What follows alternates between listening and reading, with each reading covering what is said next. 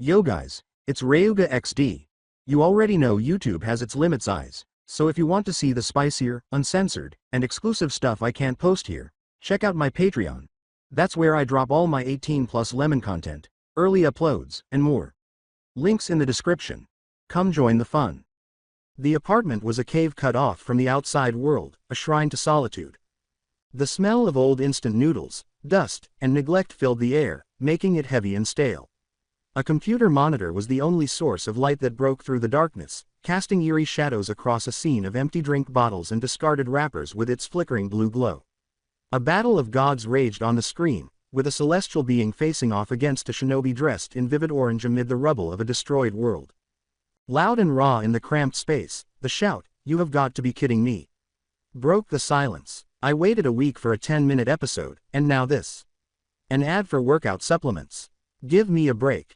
The young man dragged a hand through his disheveled black hair as he sagged back in his battered chair. Ren was his name, a name that even he did not recognize now. His skin had the pale, wan tone of someone who hadn't experienced true sunlight in years, and his body was slender, almost gaunt. His eyes were hollow and tired, and the only thing that seemed to light them up was the glow from the monitor. There had once been a different life, one with friends, family, and a promising future. Ren was left with a void and a sizable, blood money bank account, while the driver who erased it all on one rainy night took off with a fine and a court date. The outside world had turned into a cacophony of suffering, but he could drown out the silence here in the digital glow of games and anime. He might forget. As the advertisement concluded and the battle recommenced, Ren whispered, "Just look at that power," his frustration resolving into enthralled awe. Naruto, using all of his resources to gain that power. To never be helpless again, to be able to defend what's important at all costs. His world narrowed to the epic battle on the screen as he leaned forward, totally engrossed. He was blind to the deathly stillness of the air in the room, the swirling and deepening of the darkness in the room's corner. A voice slithered straight into his head, cold as the void and smooth as oil. "Are you craving it? That supreme authority, to be superior to everyone else, to crush any danger, to make sure you never become a victim again?" Ren muttered, not yet recognizing that the words weren't coming from his speakers. Who wouldn't? His gaze was fixed on the screen. "It's all I've ever wanted. After that, it will be yours." There was a terrifying finality in the voice. Ren's head twitched. He whirled his chair around and demanded, "Who said that?" There was nobody in the room. A sharpened, icy fear shot down his spine. "Hello, is someone there? Show yourself." There was a deep silence in response to his demands. Then he was completely engulfed in darkness, as if he were being unmade from the inside out, rather than having his eyes closed. The Uchiha crest, spinning endlessly on his monitor, was his final conscious thought. Days later, a young man was discovered dead in his apartment. This tragic case was attributed to his isolation and poor health, but he was unaware of the news report. Unaware that one soul had been stolen and that a new journey was about to start, the world continued on. In sharp contrast to the gloomy tomb Ren had left behind, Kanahagakure, the village hidden in the leaves, flourished with lively vitality. A different kind of tension, one of nervous joy and eager anticipation, hummed in the air within the compound of its most powerful clan, the Uchiha. Clan head Fugaku Uchiha's house was a flurry of silent activity. Makoto Uchiha, the matriarch, was giving birth to a child today. With his arms folded inside the broad sleeves of his formal robes, Fugaku Uchiha stood in his characteristic imposing stillness. His expression was the epitome of an unflinching leader, a master class in stoic control. However, the subtle, steady tapping of his finger on his arm revealed the underlying anxiety. The midwife is the most skilled in the clan, Fugaku-sama, an elder tried to reassure him. Makoto-sama is in excellent hands. All will be well. "I do not doubt it," Fugaku said in a calm, low baritone. But the tight line of his mouth said otherwise. At his side, a tiny, serene presence appeared. "Father." Fugaku's severe face softened slightly. He glanced down at Uchiha Itachi, his firstborn son. Itachi was only 5 years old, but the insightful weight in his dark eyes belied his young age. He was the genius of the clan and a ray of hope for the future. "You have returned early, Itachi." Itachi's voice was quiet, but there was a hint of sincere worry in it. "My lessons concluded. How is mother?" Fugaku put a firm hand on his son's shoulder and remarked, "She is persevering. Soon you will have a new duty. You will be an older brother." At last, A flicker of pure, unadulterated wonder took the place of Itachi's flawlessly composed expression. A brother. A healthy, piercing cry came from behind the closed shoji doors before Fugaku could reply. The gathered clansmen's hushed congratulations and wave of relieved smiles replaced the tension. A midwife was seen holding a small, swaddled bundle as the door slid open. Fugaku-sama, Itachi-kun. Congratulations. Makoto-sama is weary but well. Finally, Fugaku lost his cool, and for a brief moment, a sincere, proud smile lit up his face. The midwife's smile expanded as she asked, and the child? Children, Fugaku-sama, twins, 2 strong, healthy boys. A chuckle of ecstatic surprise went through the audience. A rare and fortunate blessing were twins. Fugaku's brows lifted in surprise and then settled into a look of intense, profound contentment. Twins. Itachi said, "May I see them? May I see mother?" with an eager urgency that replaced his typical reserve. The midwife nodded, and Fugaku and Itachi entered the room. It smelled faintly of antiseptic and clean linen, and it was warm. Makoto lay on a futon, a radiant, weary smile lighting up her face, which was pale and glistening with sweat. Each of her arms had a small, wrapped bundle in the crook. Her voice was weak but full of joy as she whispered, "Fugaku. Look at your sons." Itachi silently walked over, staring at his new brothers with wide, dark eyes. The fine down of their jet-black hair was the same for both of them. However, they already had very different personalities. One had his little face scrunched up, fussing softly. But the other was awake and incredibly composed. Still unable to focus, his dark eyes appeared to gaze up with an odd, unnerving awareness. Makoto caressed the quieter baby's head tenderly. "This one barely cried," she remarked in an adoring tone. "He's so serene." With a pride that was both strategically clan-oriented and intensely personal, Fugaku gazed down at his growing family. The Uchiha family has 2 new descendants. 2 new sons who will influence the future. He was unaware that a confused consciousness was reeling inside the quiet baby's skull, trying to make sense of a deluge of new sensory information and one unnaturally thrilling and frightening thought. What the heck is this? I don't have this room. These individuals, Uchiha, Itachi. The system has finished initializing. Greetings, host. There is a path to power ahead. The quiet infant, soon to be called Sasuke's twin brother, whimpered a little, bewildered. He had started a new life. The return of consciousness came slowly and disorientingly through a dense fog, rather than in a flash. The first thing he felt was a deep, bone-deep tiredness. It was difficult to move, much less come up with a coherent thought. What's the matter with me? Why am I unable to open my eyes? The burden of his new reality was too much for the mind that had once been Ren's. His mind was slow and syrupy. Then he heard voices. The language was a melodic stream of sounds, entirely alien, and they were muffled, as if they were coming from underwater. Not a single word made sense to him. What location am I? I don't have this room. I was just the voice, the ghost, wasn't I? A chilling fear gripped him. Am I dead? Is this the underworld? An adrenaline rush from the panic made his eyelids flutter open with a Herculean effort. The world was a blur of color and light. A fresh wave of fear swept over him as his vision gradually came into focus. He could see a big, white hand reaching down at him. What is that? Leave. He made a feeble, pitiful sound as he attempted to scream and swat the hand away. Wah. The hand did not strike out. It caressed his head with a soft, gentle touch. Although the gesture was soothing, Ren's fear only intensified. My voice is not that. His world swung on its axis as he succeeded in raising his own arm. It was a small, plump, completely useless limb that waved awkwardly in the air. It was a baby's hand. This is my hand, right? I'm a baby. The truth of his predicament descended upon him. The voice, the darkness, the ghost, he was still alive. He had been born again. Reborn. A dizzying current of wild, incredulous excitement washed away the initial panic. I went over. In fact, I did it. His thoughts were racing. All right, all right. Remain composed. Determine the solution. What location am I? Who are these individuals? Let it be Naruto, please. Let it be that world, please. In a clumsy, challenging motion, he turned his head to follow the gentle hand's origin. A woman caught his eye. She had long, raven hair that framed a pale, weary face, and her eyes were dark and kind.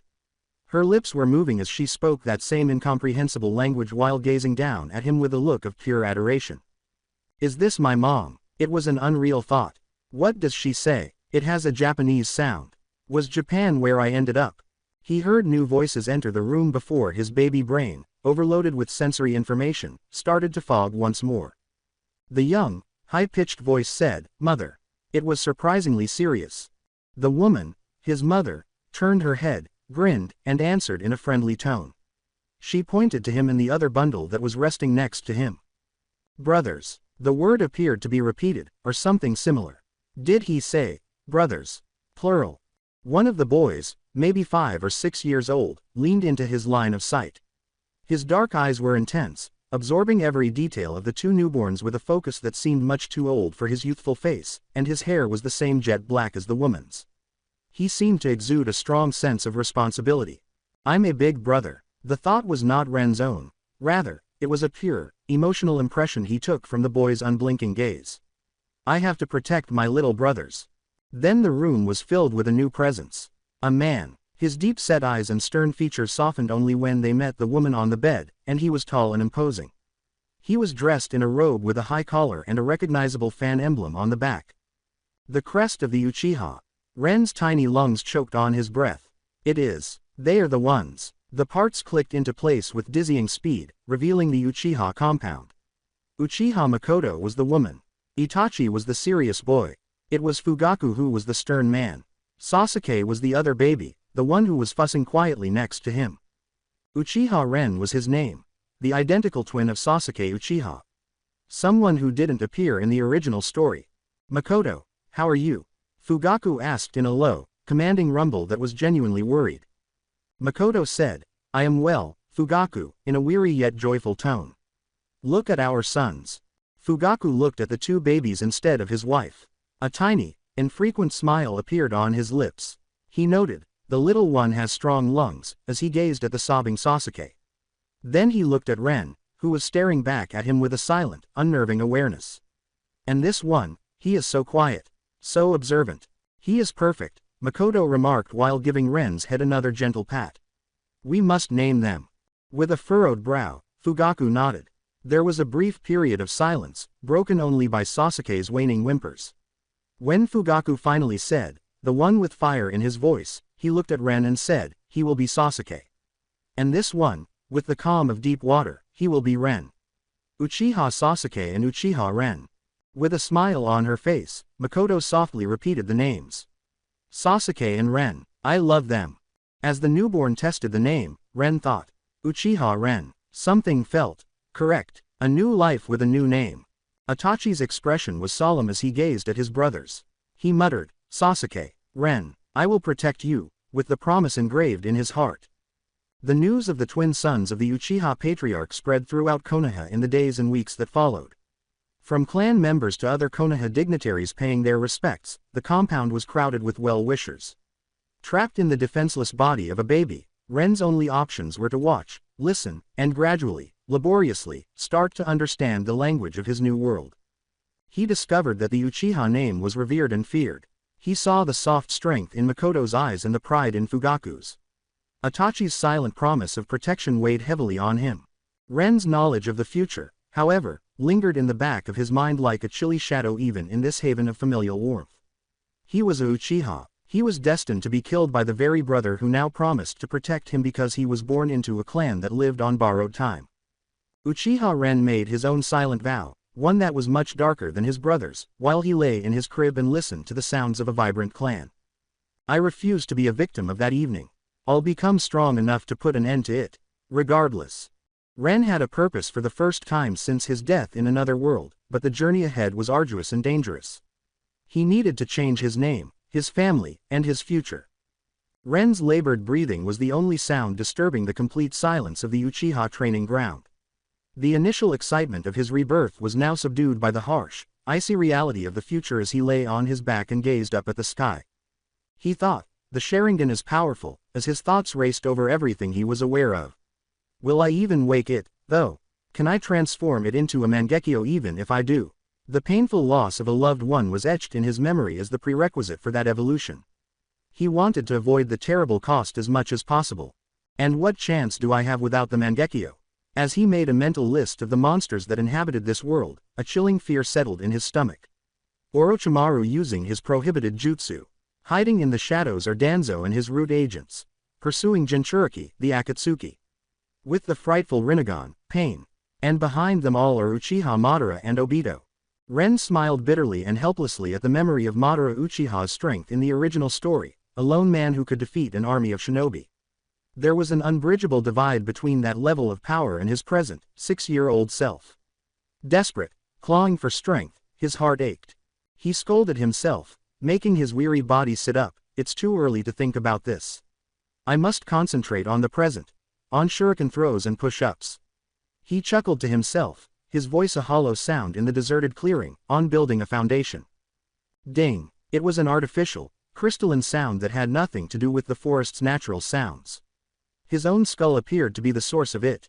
The powerhouse system has been triggered because of the host's intense need for power. Binding is underway. Ren stopped. Every muscle in his body stiffened. The pain from his workout was entirely forgotten as he sat bolt upright. What was that? Who was speaking? He looked around the training area, trying to find the source, but he was completely by himself. Ding! Binding worked. Uchiha Ren is the host. Examining the host's present environment. Ding! The scan is finished. The present world is Naruto. His spirit, his very soul, seemed to vibrate with sudden, electrifying comprehension of this situation. He had read innumerable tales of transmigration as an otaku of the 21st century. A common feature of the genre was the protagonist's golden finger, also known as the cheat or the system. Is this it? With a live wire in his chest from excitement, he thought. Is a transmigrator benefiting from this? Is my golden finger here at last? Ding! Since the current strength of the host is deemed insufficient, the system is offering one lottery draw at no cost. Does the host agree? A lottery? Ren's thoughts cried out. I agree. Of course I agree. Start the lottery, he uttered in a shaky, thrilled voice. In his vision, a phantom wheel appeared that was only visible to him. Segments flashed with glimpses of amazing items and abilities before grinding to a slow stop as it spun in a blur of brilliant light. Ding! The host deserves congratulations for creating the Rokushiki technique finger gun drawing. His body was overcome by a surge of warmth that felt like molten energy. His mind was burned with information, muscle memory, and unfamiliar chakra control patterns. It was the full comprehension of the finger gun technique, as though he had spent 10 years practicing it. Finger gun 1 of the Navy's Rokushiki, a method that simulates the force of a gun. A thrust with bullet-like penetrating power that can pierce steel and human flesh can be released by the user by concentrating chakra and physical strength into a single fingertip. The method seemed natural, a natural part of him. He felt a strange new potential coiling inside his index finger as he flexed it. System, Ren uttered, his voice now more steady. Explain all your functions. Answering host. The powerhouse system is made to help the host reach their peak power. An exchange interface and a mission protocol are among its main features. If the host has enough system points, they can obtain any item, bloodline, or combat skill through the exchange interface. Completing tasks assigned by the system, finding uncommon methods or treasures, or defeating formidable foes are all ways to earn points. The system also offers a 3-point daily survival stipend. One free lottery draw is awarded to those who survive for an entire year. This stipend is only available for the initial 3 years. A daily allowance. Not too bad. Ren inquired, how many points do I have now? The host's point value right now is 3. Do you want the exchange interface to open? Only 3, he complained, a hint of disappointment emerging. Couldn't you be a little more generous? I can't. The system's response was completely flat and definitive. TCH. Stingy. Fine, open the exchange interface. Over his vision, a complex, glowing holographic display appeared. It was an extensive, scrolling list of all the powers he had ever envisioned. Rinnegan exchange cost. 1 million points. Item level, SSS. Item level, SSS. Exchange cost. 1 million points. Senju Hashirama's cell graft would release compatible. Item level, SS. Exchange cost. 500,000 points for Eternal Mangekyo Sharingan. Ren's breath caught in his throat as his eyes grew wide. As he continued to scroll, he saw Kekkei Genkei of unfathomable power, legendary weapons, and ultimate jutsu. His mind was spinning with possibilities, and he was drooling. He then reviewed his point total, which was 3. It was absurd how wildly out of proportion his desires were to his current means. He was on the verge of experiencing a deep sense of hopelessness. I'd have to save for centuries if I were to earn 3 points every day. Ding! A mission to enroll in the Konoha Ninja Academy within 10 days has been issued by the system. 300 points are the mission reward. 10 days is the time limit. There is no penalty for failure. Is it accepted by the host? An expedition. 300 points. A fortune. Enter the Ninja Academy. I'm the right age. Accept, he exclaimed without thinking twice. The user interface disappeared. His sore muscles came back to life. He muttered to himself, right. First, I need to tell my parents, and stood up. And then food. I'm starving. With his mind racing with systems, points, and the technique now ingrained in his very being, he started the slow, exhausting walk back towards the main compound. Ren said, I'm back, and he slid his house door open. Soft evening light filled the main room, which was warm. There were 3 people present. With his eyes closed in thought, his father, Uchiha Fugaku, sat in his usual chair. On the floor was his 10-year-old brother, Uchiha Itachi, a seasoned genin. Along with him was Sasuke, Ren's twin and mirror image, who was attempting to free a practice kunai from Itachi's hold at the moment. They all looked up at Ren's voice. Father, brother. Ren nodded respectfully at Fugaku and Itachi. Ren, Itachi said in a soothing, gentle tone. Where did you go today? Just training within the compound grounds, Ren said calmly. Sasuke let out a sound of disgust. He glared at Ren, his face a mixture of childish hurt and frustration. HMPH. Brother, don't mind him.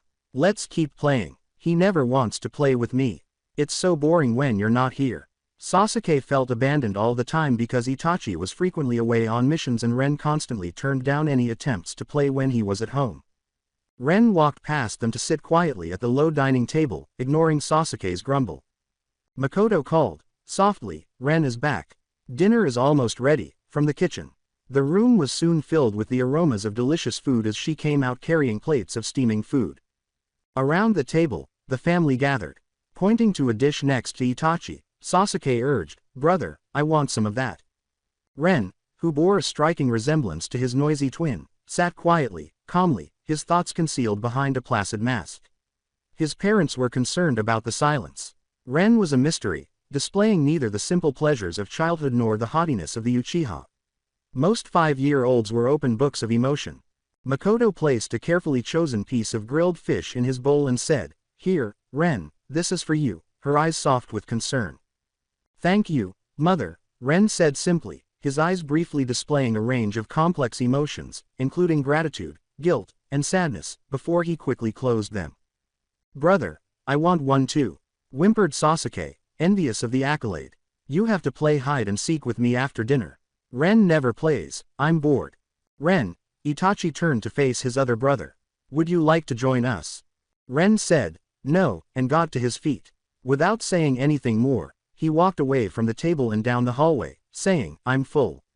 I'll be in my room.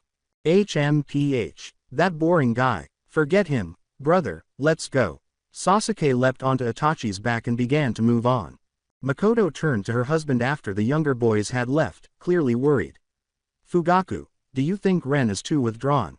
With a rare expression of uncertainty on his stern face, Uchiha Fugaku sighed. I cannot read that child.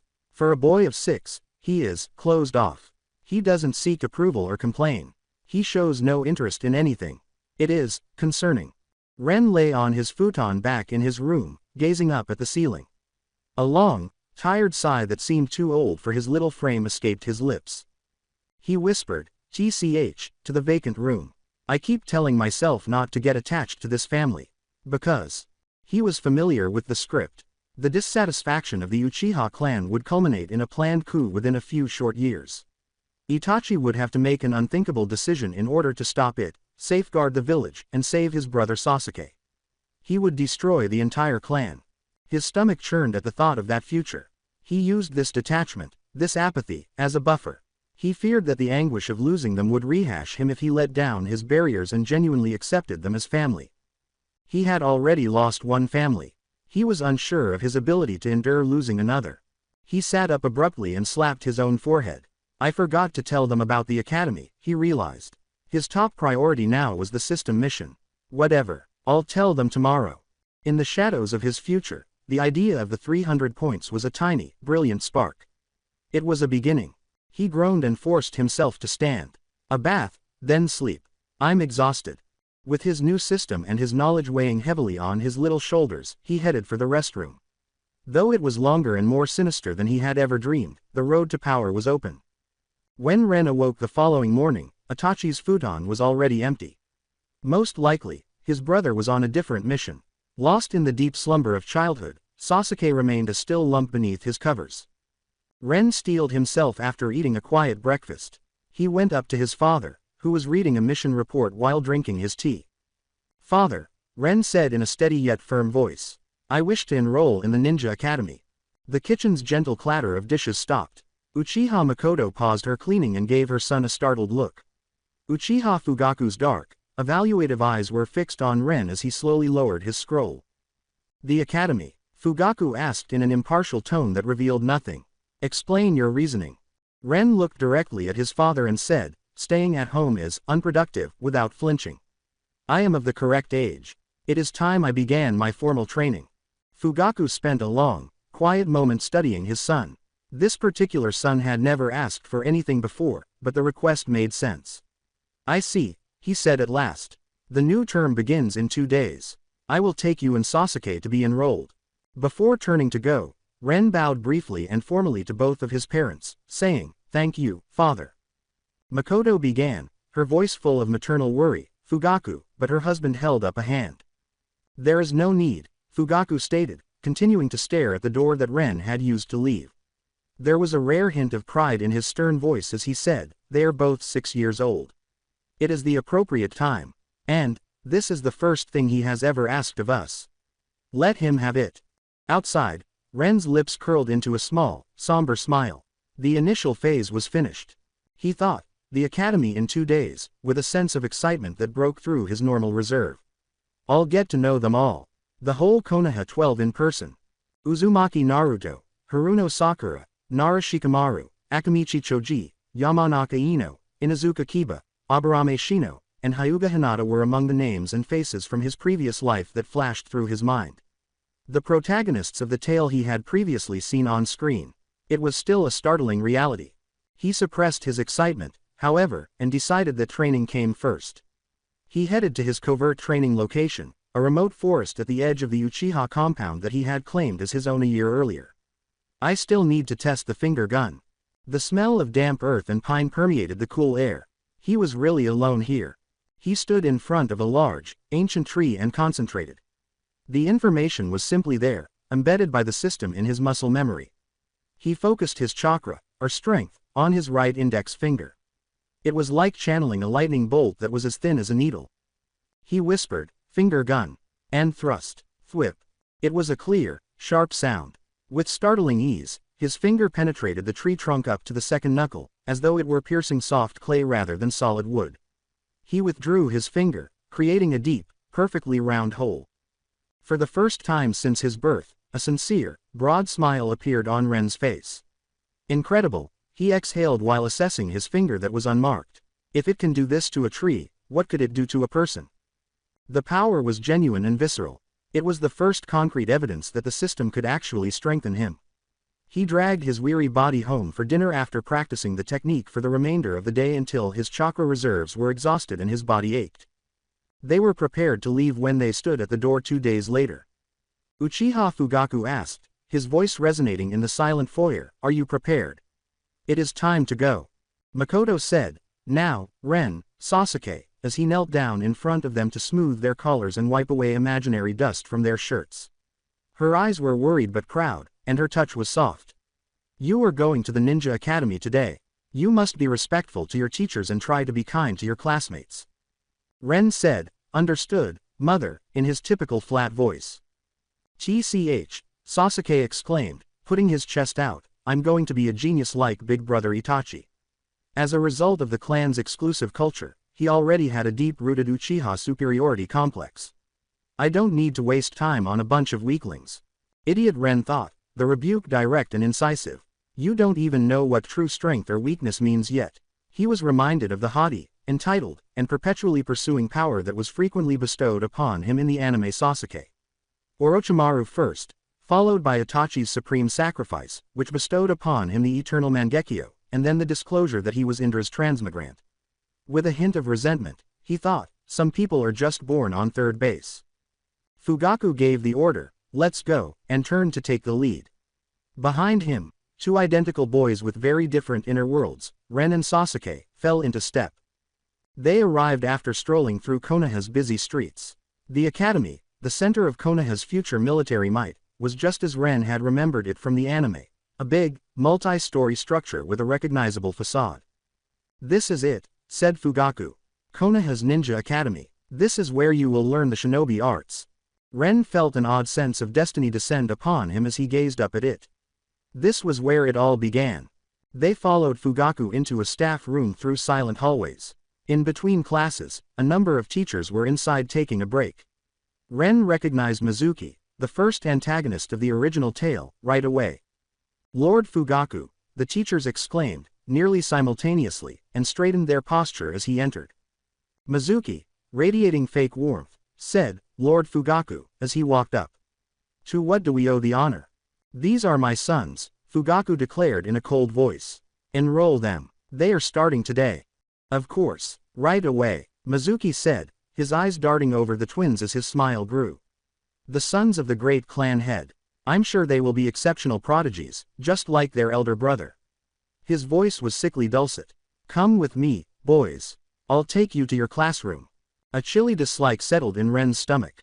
He was aware that the helpful, kind demeanor was a front for a cunning and envious man. Go with him, said Fugaku. Ren and Sasuke gave one last bow and followed Mizuki out. Mizuki chirped, you're a little late, you know, as they strolled. The other students have already begun their lessons. Okay, said Ren, completely uninterested. Sasuke walked in arrogant silence, not even giving him that much.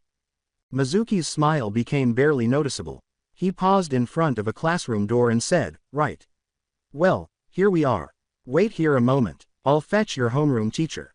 Mizuki entered the classroom covertly. Ren heard a lecture taking place inside. A young man with a gentle face and a scar across his nose emerged a moment later. Mr. Iruka, said Mizuki. These two are new transfers. Uchiha Ren and Uchiha Sasuke. A warm, sincere smile that was the complete opposite of Mizuki's appeared on Iruka Yumino's face. With an open and amiable expression, he glanced between them and said, new students. Welcome, I'm Iruka Yumino, and I'll be your teacher. It's a pleasure to meet you, Iruka-sensei, Ren said, bowing courteously. He had a sincere regard for this man. He had admired Iruka in a past life, a man of average strength but extraordinary heart whose faith in Naruto had positively impacted the boy's future. At that moment, the classroom erupted in loud laughter. Immediately, Iruka's smile turned into a frustrated frown. Sorry about that, Iruka sighed. He turned to face the twins and said, those little. I have to get back in there. Mizuki-sensei, thank you. Alright, you two, come with me. Let's get you introduced. Ren crossed the threshold into a new chapter of his life as Iruka strode back into the classroom. The source of the disturbance was instantly visible to him. A flash of vivid yellow hair at the blackboard, where a boy was frantically sketching a cartoonish monkey in a Hokage's hat. Naruto, you idiot, get back to your seat this instant. Iruka screamed. Naruto Uzumaki, the boy, leapt and dropped the chalk. TCH, so boring, he muttered as he crept back to his seat amid the class's laughter. Iruka wiped a hand across his face and inhaled deeply. He turned to the doorway and said, everyone, calm down. We have a minor interruption. We have two new students joining us today. Please, come in. Curious and evaluating, every eye in the classroom swiveled to focus on the two identical Uchiha boys standing in the doorway. Iruka called out from the doorway, all right, you two, come in. As Ren and Sasuke entered the classroom, every student's gaze followed them as they moved to the front and stood next to Iruka's podium. Ren said, Iruka-sensei, and made another courteous bow. Standing next to him, Sasuke simply raised his chin while stuffing his hands into his pockets and exuding a calm indifference. Immediately, the room was filled with whispers. Wow, they're so handsome. Are they twins? They look exactly the same. Uchiha, that's the Uchiha clan. There were already a number of girls staring with hearts in their eyes, including a blonde and a girl with pink hair. Iruka commanded, "Quiet, everyone." But his expression was more amused than irate. "Why don't you two introduce yourselves to the class?" Ren gave a nod. His voice was cool and collected as he said, "My name is Uchiha Ren.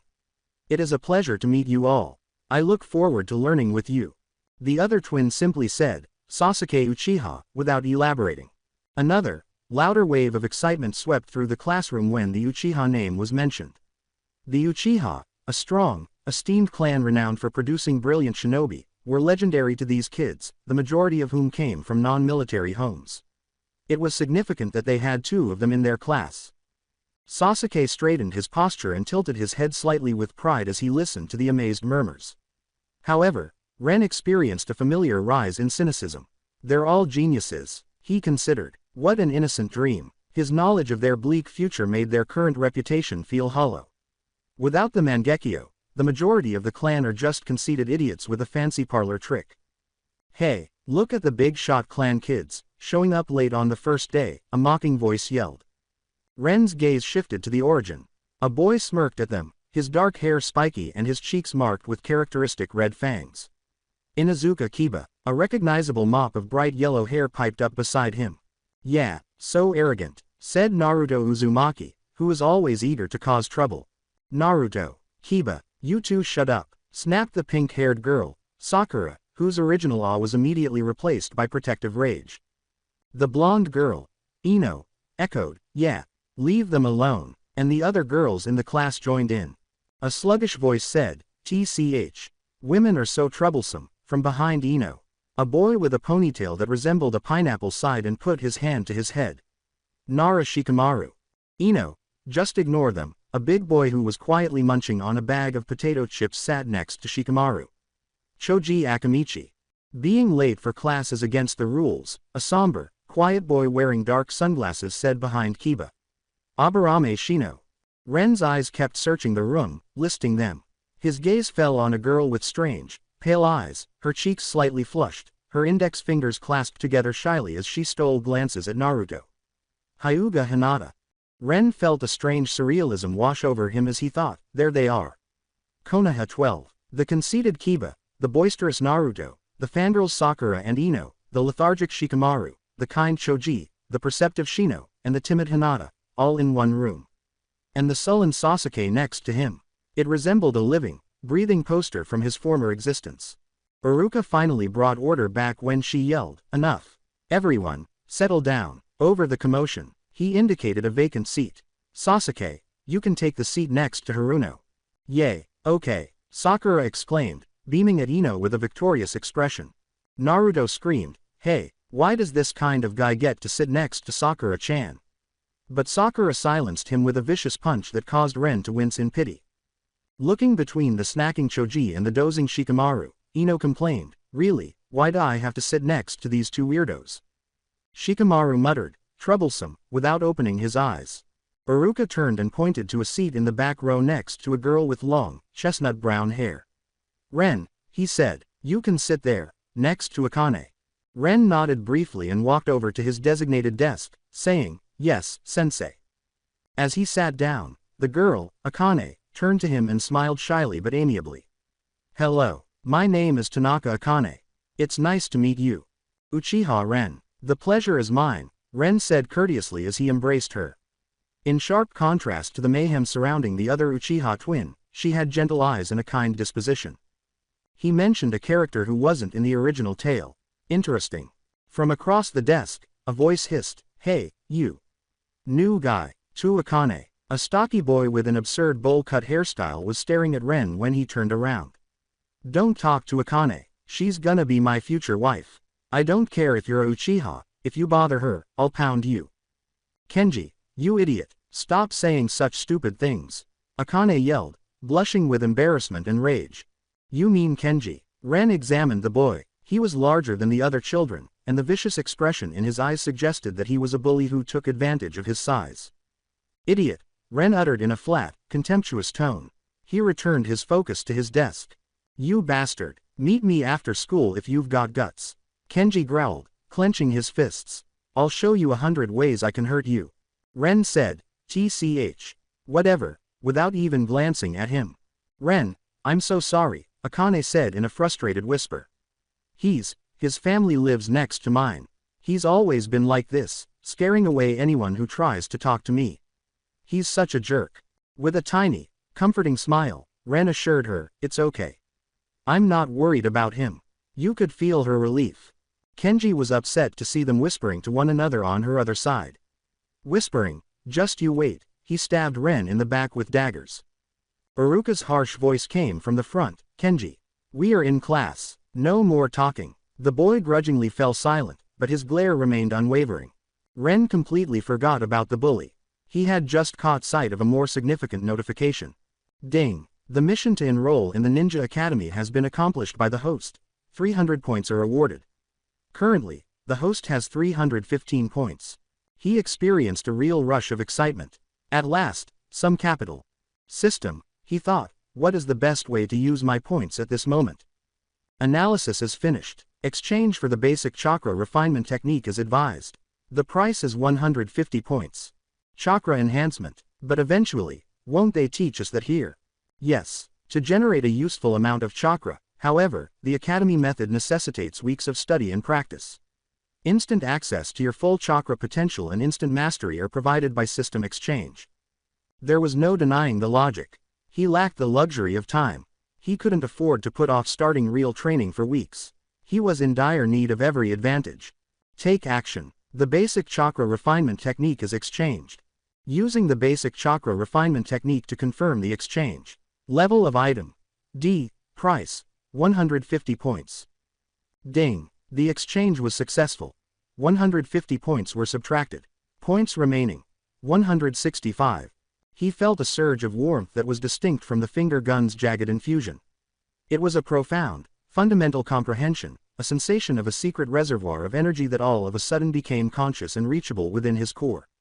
It was now as natural to him as breathing to know how to use it, cycle it, and draw upon it. For a moment, he closed his eyes and concentrated on himself. It was there. There was a tiny but noticeable energy pool churning in his stomach. Chakra.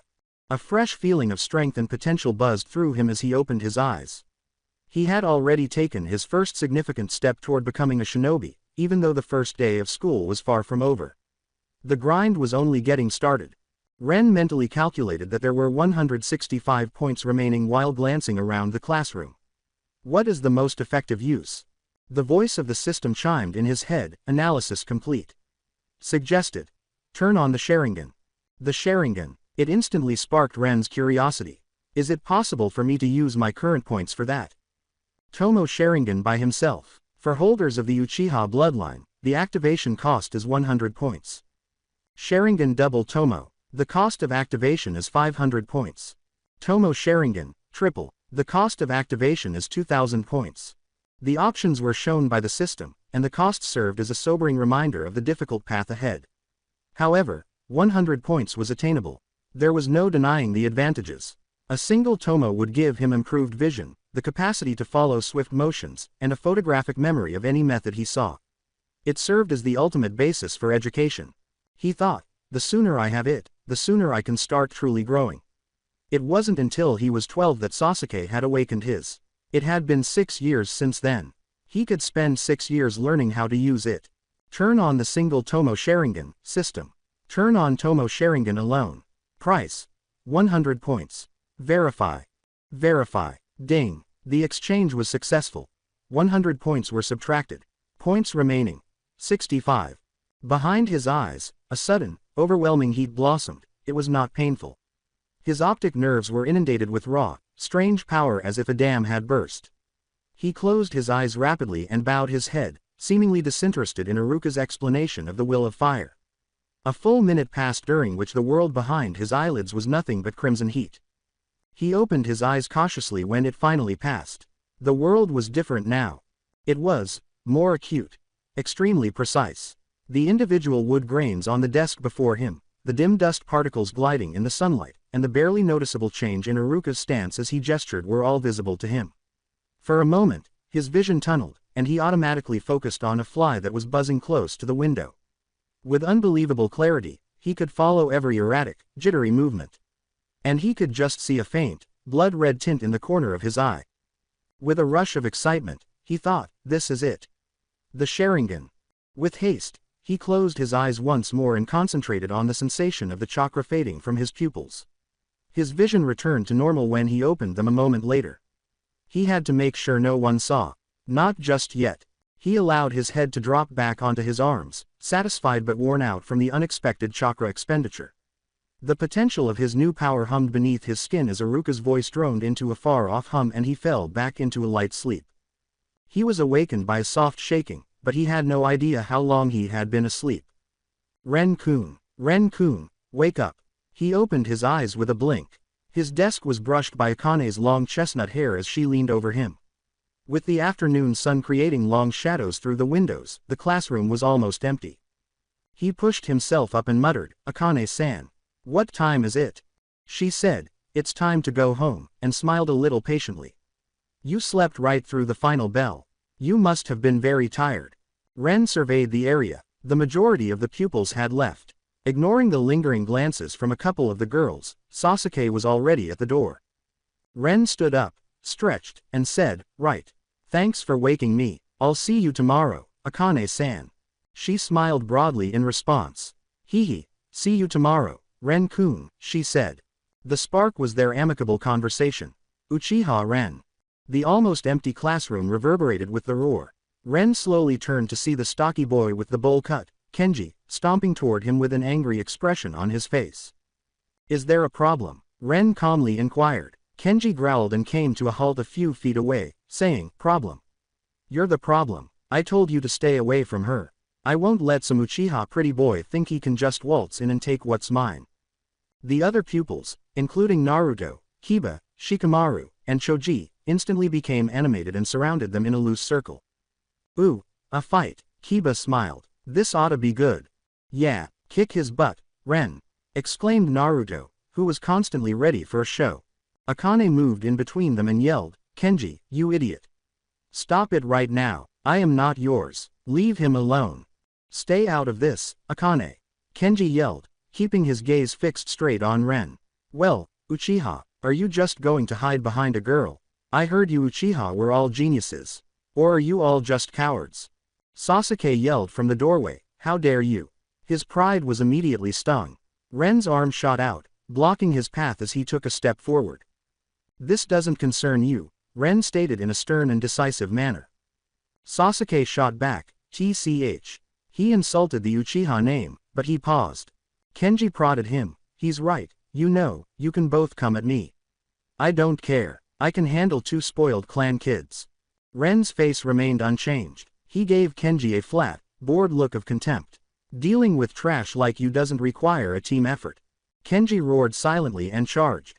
He was larger, and he made use of it by launching a vicious, forceful blow directly at Ren's face. "Watch out, Ren-kun," exclaimed Akane. Ren did not recoil. Time seemed to slow as the fist flew in his direction. In a flash, his right hand raised. Kenji's fist came within inches of his nose, but his palm snapped shut around it. There was a sharp smack of impact. Kenji's eyes went wide with surprise. He attempted to remove his hand, but Ren's hold was unbreakable. "Wah, let go of me," he moaned, blushing. "Pathetic," Ren said. He gave Kenji a vicious yank that knocked him off balance. Ren drove his knee deep into the bigger boy's stomach as he stumbled forward. Oof! Kenji's lungs burst with air. He rolled over and gripped his stomach. He crashed onto the hard floor as Ren's foot swept his legs out from under him before he could regain consciousness. It had taken less than 3 seconds to complete the exchange. With the exception of Kenji's ragged, wheezing breaths, the classroom was completely silent. Everyone's mouths were open as they stared. Ren glanced down at the boy who was moaning. "Stay down." Kenji was furious and humiliated, but he wasn't finished. In a desperate, awkward tackle, he gritted his teeth, pushed himself up, and launched himself at Ren's legs. "I'll kill you." Ren just turned, allowing the boy to sprint past him. Ren's left hand sprang out and clamped around Kenji's neck as he stumbled past. He pinned Kenji to the ground by slamming him face down using his own momentum. A low, menacing whisper, Ren asked, still looking for a fight. With ease, he restrained Kenji. Then he clenched his middle and index fingers into a hard point with his free right hand. Chakra concentrated into the tip of his finger, a tiny quantity he had only recently learned to control. He avoided looking at Kenji. Beside the boy's terrified face, he stared at the wooden floorboards. Thwip. It was a clear, sharp sound. Ren's fingers plunged down, digging like soft clay into the solid wood floor. A perfect, tidy hole was left just inches from Kenji's eye as they sank into the second knuckle. The room became motionless. Kenji's sharp, scared breath was the only sound. Beside his face, he lay motionless, staring with wide eyes at the fingers buried in the ground. Ren spoke in a low voice that only Kenji could hear as he leaned down. "The next time you bother me, or Akane-san, this won't miss. Do you understand?" With a single tear making its way through the dust on his cheek, Kenji's only sound was a feeble, scared whimper. Without saying another word, Ren got up, grabbed his fingers off the ground, and turned away. The group of students silently parted for him as he made his way to the classroom door. He ignored their amazed, terrified, or shocked expressions. He ignored Sasuke's nuanced expression. He just picked up his bag and walked away, leaving a lasting impression of his show of strength. One clear-cut statement had set the course for a powerhouse. The murmurs of his classmates faded behind Ren as he left the academy. They had said, "Genius of a great clan." He nearly snorted with laughter at the thought. A genius, he thought as he walked steadily on the cobbles. Those who began the race earlier are simply given that label. Nothing more than a head start. He was aware of the reality. Resources, not some magical gift, were what separated a clan child from a civilian. It was having elders who corrected your shuriken form before you lost your baby teeth and taught you chakra control before you could read. While others were still searching for the path, it was starting the journey. Naturally, if you became complacent, a head start was meaningless. It is always possible to close the gap and even outperform natural talent with hard work. A natural genius did not exist, only a diligent genius did. Ignoring the lingering looks, he headed home, already thinking about his next training session. Ren said, "I'm home," and he opened the door. The soft, late afternoon light filled the main room, which was quiet. There was only Uchiha Makoto, his mother, setting flowers in a vase by the window. "Ren, you're back," she exclaimed, a warm smile spreading across her face. He couldn't comprehend the mother's intuition that allowed her to instantly distinguish between him and Sasuke. Didn't Sasuke come back with you?" Ren said, "He's on his way. He'll be here soon," in a softer voice than usual. It was a minor compromise he made to himself during these personal times. He could keep a chilly distance from his brother and father, but Makoto's tender, unwavering love made the facade excruciating. Throughout his 6 years in this world, she had supported him at every turn, her love a steady, comforting presence. He was not indestructible. He had an intense, painful affection for this family, a bond created by the straightforward, everyday routines of life. However, that relationship was risky. It was a source of excruciating pain to come. A sealed scroll was the Uchiha's fate. What could a 6-year-old with a developing system like him do, even with his knowledge? Reveal the coup and the subsequent massacre by marching up to Fugaku. He would be imprisoned, labeled a traitor or a madman, and the tragic wheels would still turn. Itachi's own efforts were a drop in a tsunami if the third Hokage and he were unable to stop it. The clan's fate was sealed. To ensure his own survival on the night of blood, he had no choice but to strengthen himself. He had to wall off his heart to keep himself safe. Since he had already lost one family in a previous life, losing them again would completely destroy him, so he couldn't afford to love them too much. His only defense was his calculated indifference, which his family mistook for brooding autism. The door slid open once more at that moment. Saying, "I'm back," Sasuke's voice was softer than usual. Makoto said, "Sasuke, welcome home," her smile unwavering. "How was your first day at the academy?" For a brief moment, Sasuke's eyes flickered toward Ren, displaying a complicated, unintelligible emotion. He abruptly shifted the topic, saying, "It was fine. Didn't learn much. Where's brother Itachi? Is he home?" "Not yet, dear. He's on a mission. He probably won't be back until tomorrow." "Another mission," Sasuke complained, his tone tinged with a familiar disappointment. Makoto extended his hand and tousled his hair. She stood and smoothed her apron, saying, "He can't help it. He's a shinobi now. You will be, too, one day. All right, you two go play. I'll start dinner." Ren turned to go as soon as she entered the kitchen. "I'm going out for a bit." Sasuke asked abruptly and strangely, "Where are you going?" Ren hesitated, taken aback. Sasuke seldom struck up a conversation. "Nowhere special, just going for a walk." "Then, I'll come with you," Sasuke said as he stood up. Ren looked at him for a while. What is his viewpoint? He pondered. It was obvious that his brother was upset about what had happened that day. "Suit yourself," he shrugged at last. They strolled silently through the Uchiha compound and into Konoha's larger streets. Long shadows were cast by the waning sun as the village came to a close. There was a thick, uncomfortable silence between them. Sasuke broke it at last. "Is this all you do when you go out?" "Just walk," the cool Ren said. "Got a problem with that?" "No, it's just," Sasuke stammered out, clearly frustrated. "How are you so strong? If you're just walking around, how did you get so strong?" Ren nearly grinned. That was it. His competitive nature had been stimulated by the classroom display. "I train," he said plainly. "By yourself?" Sasuke's incredulity was evident. "But I train with brother Itachi, and I'm not that strong." "How can you do it by yourself?" Ren stated. "That's your problem, not mine," in a decisive manner. He didn't falter. Sasuke clenched his fists at his sides and stopped moving. He exclaimed, "Tch. Fine, I won't lose to you," before pirouetting back toward their house and running, most likely toward the training grounds. Ren let out a small sigh as he watched him leave. Excellent. Give him time to train. Perhaps something will change as a result. Perhaps it won't. He strolled on by himself, the silence enabling him to finally appreciate the village he had only seen in chapters and episodes. He smelled the aroma of grilled fish and dango from street vendors as he strolled past stores that were closing for the day. He watched as the civilians made their way home and the ninja moved purposefully. Everything was so vividly real. "Hey, Ren-kun, is that you?" From his left came a voice he knew, a happy one. He turned and saw a girl with blonde hair pulled back in a high ponytail, covered by a plain apron. She was holding a watering can as she stood in the doorway of a flower shop. Yamanaka Ino was the one. Ren approached with a look of mild interest. "Hello, you're from my class, right?" "Ino, Yamanaka Ino," she exclaimed with a smile. The woman pointed proudly to the lush, vibrant displays behind her and said, "Yeah, Iruka-sensei's class. This is my family's shop." Ren said, "Ah, right. Ino, it's nice to see you," with a slight smile that contrasted sharply with his demeanor in the classroom.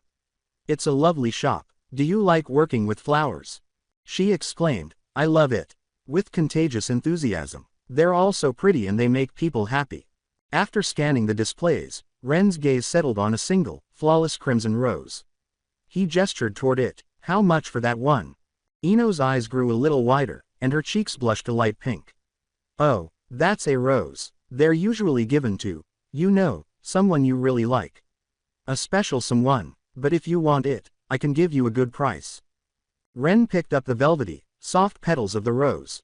His smile became slightly more playful as he turned it to her. "You'd give me a special price? For a flower for a special someone? Does that mean you're my special someone, Ino-chan?" Ino's face turned a rich scarlet. She stammered, utterly agitated. "Wah, I didn't mean. That's not." Ren gave a quiet, sincere laugh. "I'm just teasing. How much is it? I'd like to buy it." "10 ryo," Ino stammered out, looking relieved and disappointed at the same time. After retrieving the coins from his pocket, Ren put them in her hand. He then extended the rose to her. "Here." Completely bewildered, Ino gazed at the flower and then at him. For me, but you just bought it." "I did," he said with a soft smile. "And now I'm giving it to you. You said you like them, and they make you happy. So, it's for you. Unless you don't want it." He attempted to retract it. She nearly yelled, "No," and quickly grabbed the rose out of his hand, surprising them both. She held it with caution, as though it were glass. "I mean, thank you. I love it." "Good," Ren said in a kind voice. "I'm glad. I'll see you in class tomorrow, Ino-chan." As he turned and resumed his stroll, she called after him, "Why yeah. See you tomorrow, Ren-kun." Clutching the lone red rose to her chest, she stood in the Yamanaka flower shop doorway and watched him retreat until he vanished around a corner. Her face lit up with a broad, astonished smile. Her heart gave a funny little flip as she thought, "He gave me a rose. I received a rose from Uchiha Ren." Ren grinned slightly as he left the academy gates, thinking, hey, Ino really was cute at this age. The air around him was still buzzing with the chaotic energy of the first day of school. Where to now? The entire afternoon was in front of him. Then it dawned on him. Obviously, Ichiraku Ramen. In the Naruto universe, Ichiraku Ramen was more than just a dining establishment, it was a cultural institution. The protagonist of the series found emotional support in a small, comfortable noodle shop. It was where lessons were learned, relationships were formed over steaming bowls of broth and noodles, and a lonely boy found some semblance of family. Any fan would be guilty of the cardinal sin of visiting Konoha without dining there. Additionally, Ren thought, with a glimmer of laughter, I must find out if Old Man Tuki is indeed the secret final boss as those fan theories once claimed. He had no idea where to go, but Ichiraku was so well known in Konoha that he could find the way by asking a passing merchant. He was halfway there when a narrow side alley echoed with the sounds of a scuffle. The thud of impacts was interspersed with harsh, mocking laughter. What's happening? Intrigued, Ren changed direction and entered the dimly lit alley. He was met with a scene that was both familiar and frustrating. Another child was cornered by 3 older boys. Ren could see the defiance in the victim's posture even from a distance, even though he was curled up on the ground. He wasn't in tears. He wasn't pleading. One of the bullies sneered and kicked dirt at the boy on the ground, saying, haha, you loser. Think you're tough now. Another person added, yeah, a piece of trash like you shouldn't even be in the academy. Freak. The boy on the ground pushed himself up and used the back of his hand to wipe a trickle of blood from his split lip. Grime matted his shock of bright yellow hair. I'm not trash, he retorted, his voice breaking with a blend of anguish and pure determination. I'm Uzumaki Naruto, and I'm gonna be Hokage someday. Ren was physically struck by the name. Naruto. His mind was filled with memories that were both completely and partially his own. Naruto Uzumaki. The main character. The village's collective punching bag, the 4th Hokage's orphaned son, and the 9-tailed fox's living prison. A boy who experienced extreme loneliness as a child and used practical jokes to get attention because any attention was preferable to none at all. A boy whose unwavering dreams sprang from a desperate need for recognition, the very thing that was denied to him. That was how lonely Ren had been. In his past life, he had shut down and withdrawn into a virtual world following the deaths of his parents. The tale of Naruto Uzumaki, his tenacity, his foolish, unyielding optimism in the face of complete rejection, was what had, inexplicably, gradually pulled him back from the precipice. This character had been a lifeline, not just a drawing on a screen. In an alley, that lifeline was now being kicked. The bullies laughed heartily. Hokage, that's the funniest thing I've ever heard. If you're Hokage, I'm the daimyo himself. Let's teach him another lesson. They stepped in to give him another kick. Get away from him. Ren spoke in a low, colder tone than he meant to. Like a knife, it sliced through the bullies' laughter. They all 3 froze and spun around. One said, who said, and then his eyes widened in fear and recognition. It's Uchiha. The boy from class was there. The one who had easily vanquished Kenji. The one whose finger had pierced the wooden floor cleanly. The Uchiha. Pure, instinctual fear took the place of their bluster. They recalled his icy gaze and his violence's complete lack of effort. Ren reiterated, I said get out, and moved forward. Although they were at his sides, his hands were balled into fists. Or would you prefer to stay and play with me? A second invitation wasn't necessary for them. They yelled in terror as they scrambled over one another to escape the alley, vanishing around the corner without looking back. Ren's rage gradually subsided as he watched them leave. Then he turned and approached the boy who was still sitting in the dirt. Ren held out a hand and said, are you okay? Naruto's blue eyes widened in surprise and bewilderment as he looked up. With a painfully transparent bravado, he brushed off his orange jumpsuit and pushed himself to his feet, ignoring the hand. Hey, I'm Uzumaki Naruto, future Hokage. I don't need any help. This is nothing. I'll be fine by tomorrow. Ren nearly grinned. All right. Jinchuriki recovery. Naruto's facial bruises were already turning from a furious purple to a light yellow. Ren lowered a hand and said, I know who you are, I'm Uchiha Ren. Naruto muttered, Uchiha Ren, as recognition began to dawn. With his shoulders slightly hunched, he turned to leave, anticipating that the conversation would end. From class. Yeah, well, thanks, I guess. I'm gonna go now. It was always that way. The voice said, Hey, Naruto, Ren. With suspicion in his eyes, Naruto paused and peered over his shoulder. Huh, what else do you want? Ren inhaled deeply. This seemed significant. Let's be friends. The impact was immediate. Naruto's whole body stiffened. He completely turned around, looking as though Ren had just spoken in a language from another dimension. What? You want to be friends with me? He stammered out, his words tinged with a heartbreakingly brittle hope. Yeah, Ren replied, and this time he grinned. Really? Is that so strange? In complete panic, Naruto stumbled, and no. I mean, just. Then his sentence was interrupted by a loud, embarrassing gurgle that came from his stomach. A deep red flush came over his face. That.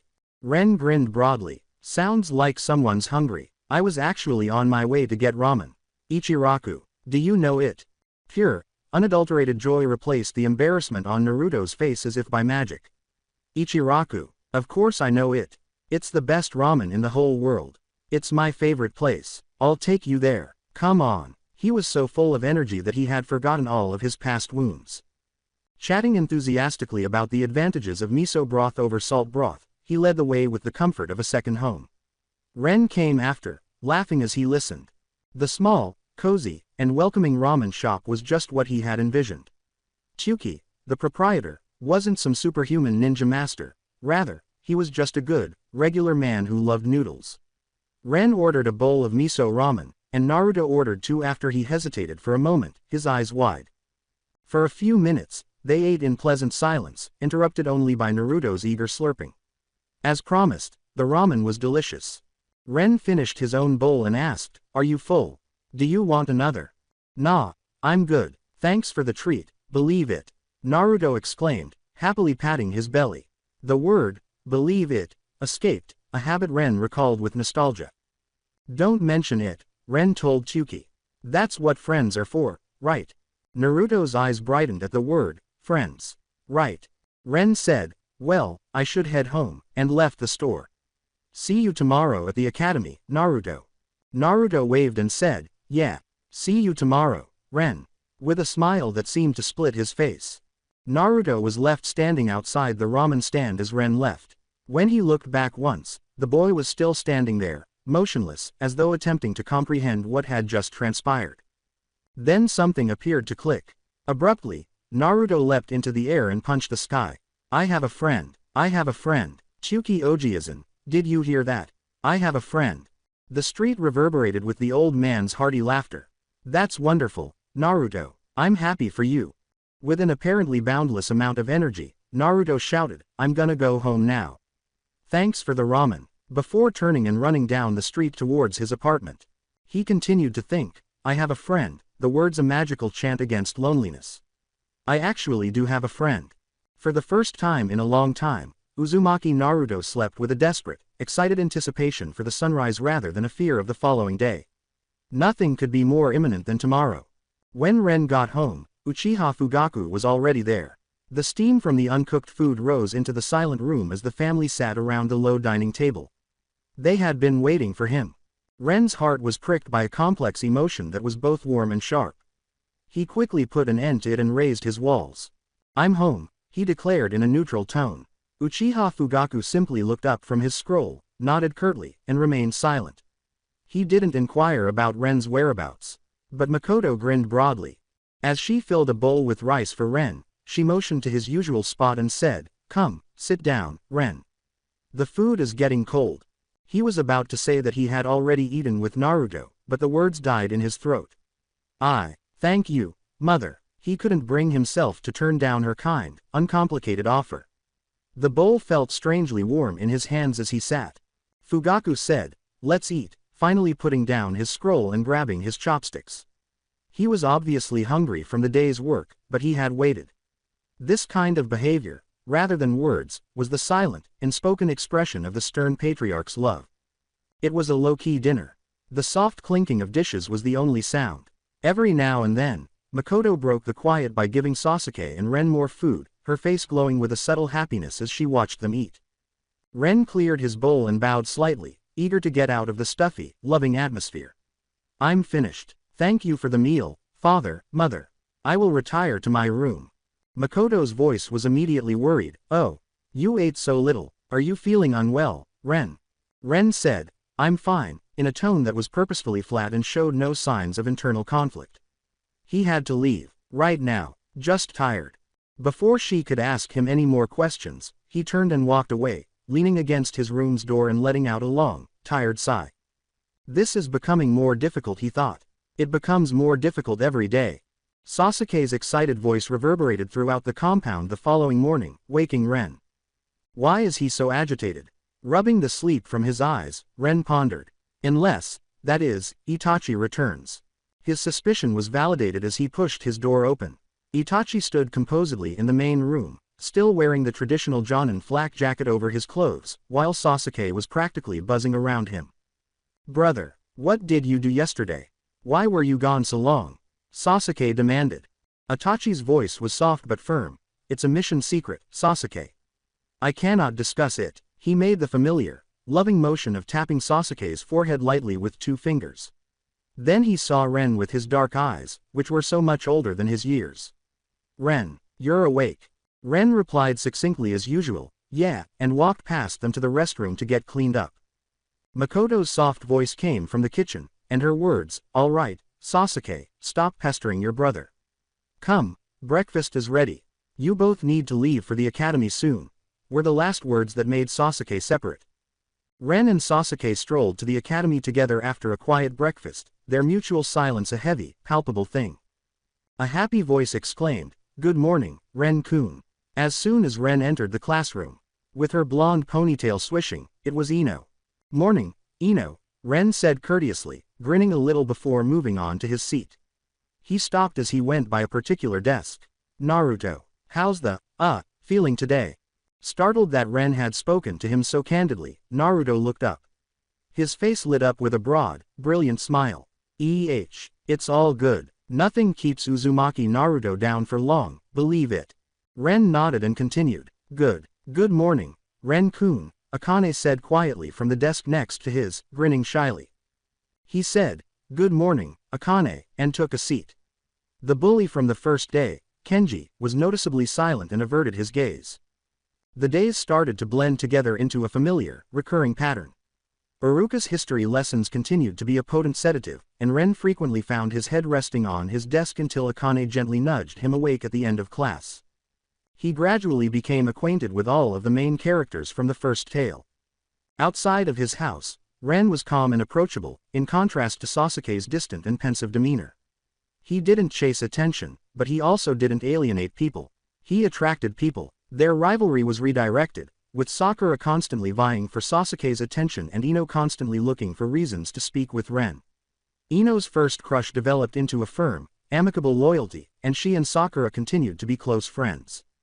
Following a week of introductory classes, Iruka finally started the actual ninja curriculum, which covered the nature of chakra, its fundamental characteristics, and how to refine it. Ren had already figured out how to do this through the system, so it was just another excuse to take a nap.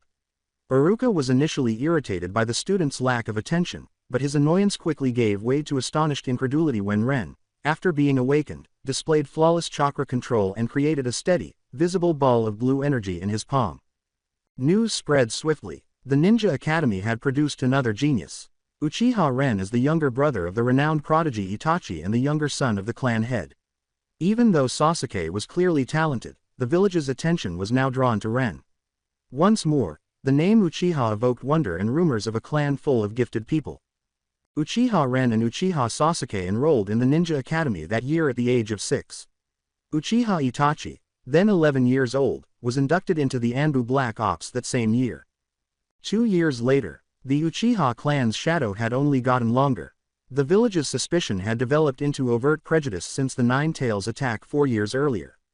The clan had been compelled to move to the remote and watched over outskirts of Konoha. A long-standing resentment was stoked by this humiliation. Inside the clan's walls, a revolt started to brew. Uchiha Fugaku reluctantly took over as its leader after being coerced by his clansmen and sharing their wounded pride. Using his son's position, he made Itachi work as a spy for the Anbu in order to obtain information about the village's leadership. Itachi led a tortuous double life for 2 years. Knowing that Konoha loved peace, his elders reversed the situation and made him keep an eye on his own family. Trapped in the political divide between the family he loved and the village he vowed to defend, he turned into a pawn. In a covert, underground meeting room, the tension reached a breaking point. A clan's destiny was determined by 3 individuals. In front of Hiruzen Sarutobi, the third Hokage, Uchiha Itachi was on his hands and knees. Shimura Danzo stood beside the Hokage, leaning on his cane, his lone eye icy and calculating. Danzo said, "Have you reached your decision, Itachi?" In a gravelly voice. "If the Uchiha are allowed to proceed with their coup, we will have no choice but to send Konoha's ninja to stop them. The bloodshed will be immense. And it will include your younger brothers." Danzo, wait, the third Hokage interrupted, his face etched with sorrow. "There must still be a path of negotiation. We cannot." "Negotiation?" Danzo interrupted in a contemptuous tone. "Their conspiracy has run for years, Hiruzen. They are too far gone for talk. It is a cancer that must be cut out." Itachi's head was bent and he was still. His voice was emotionless and hollow when he spoke. If I am the one to do it, will you truly spare my brothers?" "Of course," Danzo smoothly replied. For many, the Root organization, Danzo's personal Black Ops division, was a fate worse than death, a place where children were brainwashed, stripped of their identities and made into emotionless tools. However, one of them must be inducted into the foundation. "No," Itachi's head jerked up, his lifeless eyes glimmering. "They cannot go to Root." "You have no choice," Danzo insisted, his tone becoming more stern. "The alternative is that they both share the clan's fate. It is one life for the other. Or none at all." With his authority wavering, the third Hokage yelled, "Danzo, this is too far." Danzo, however, disregarded him and kept his one eye fixed on Itachi. "Well, what is your answer?" Itachi shut his eyes. His hands were white-knuckled and clenched at his sides, blood was being drawn from his palms by his nails. His thin shoulders were crushed under the weight of the entire world. The future he saw was a river of blood, with his mother, father, aunts, uncles, and father all dead at his hands. He witnessed Sasuke's traumatized future. And he saw Root's darkness engulfing his quiet, mysterious brother, Ren. There was nothing to do. For the 2 people he cared about the most, there was only a path of unspeakable suffering that led to a glimmer of hope. His eyes opened. The fire had vanished, replaced by a cold, bottomless resolve. He muttered, "I will do it," his words tasting like ash. "I will carry the sin. I will become the villain. And I will leave Konoha. But you will keep your word. You will protect them both." "Do not worry," Danzo said, his voice full of triumph. "I only require one Uchiha for the foundation. The other will be left untouched."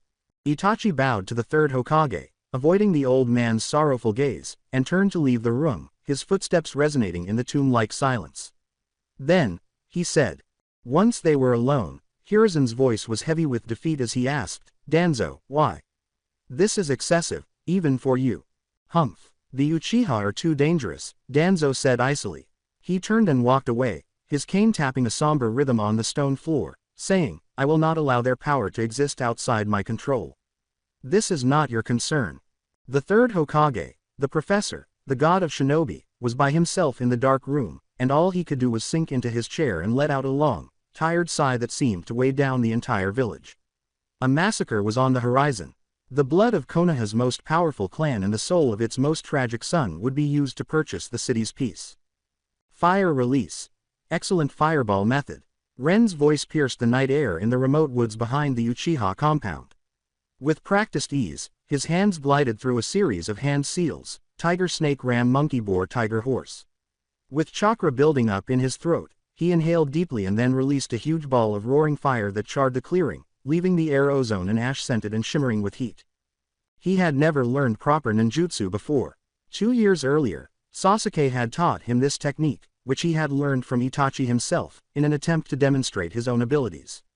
Only the 3 basic jutsu were taught at the academy, all other knowledge was acquired through clan training or, in Ren's case, a desperate desire to gain strength.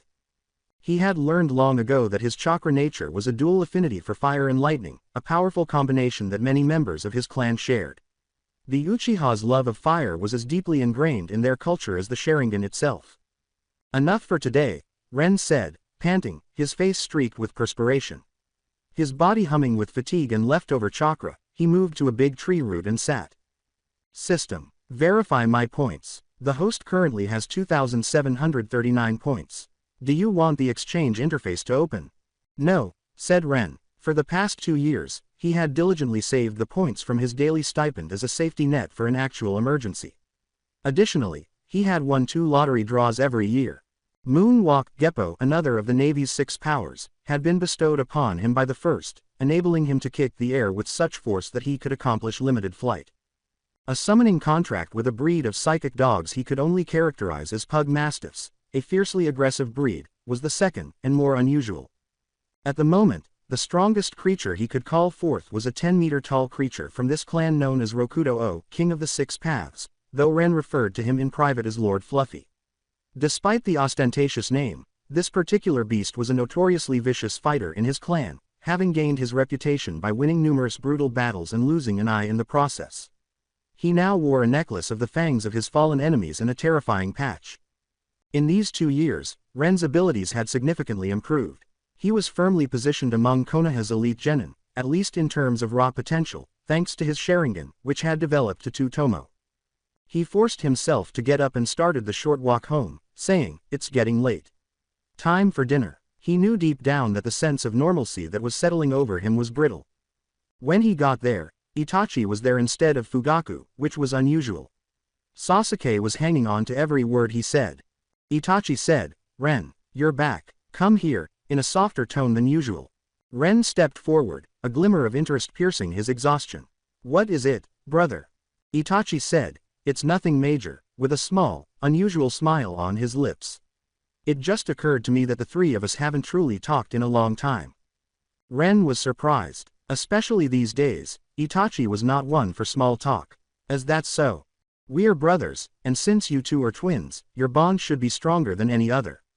"Yes, Sasuke," Itachi said, turning to his younger brother, "you and Ren have always been distant.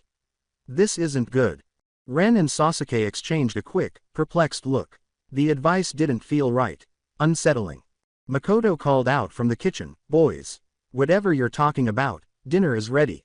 In a reassuring and cozy tone. Itachi remarked, "It's nothing," as the odd moment vanished as swiftly as it had appeared.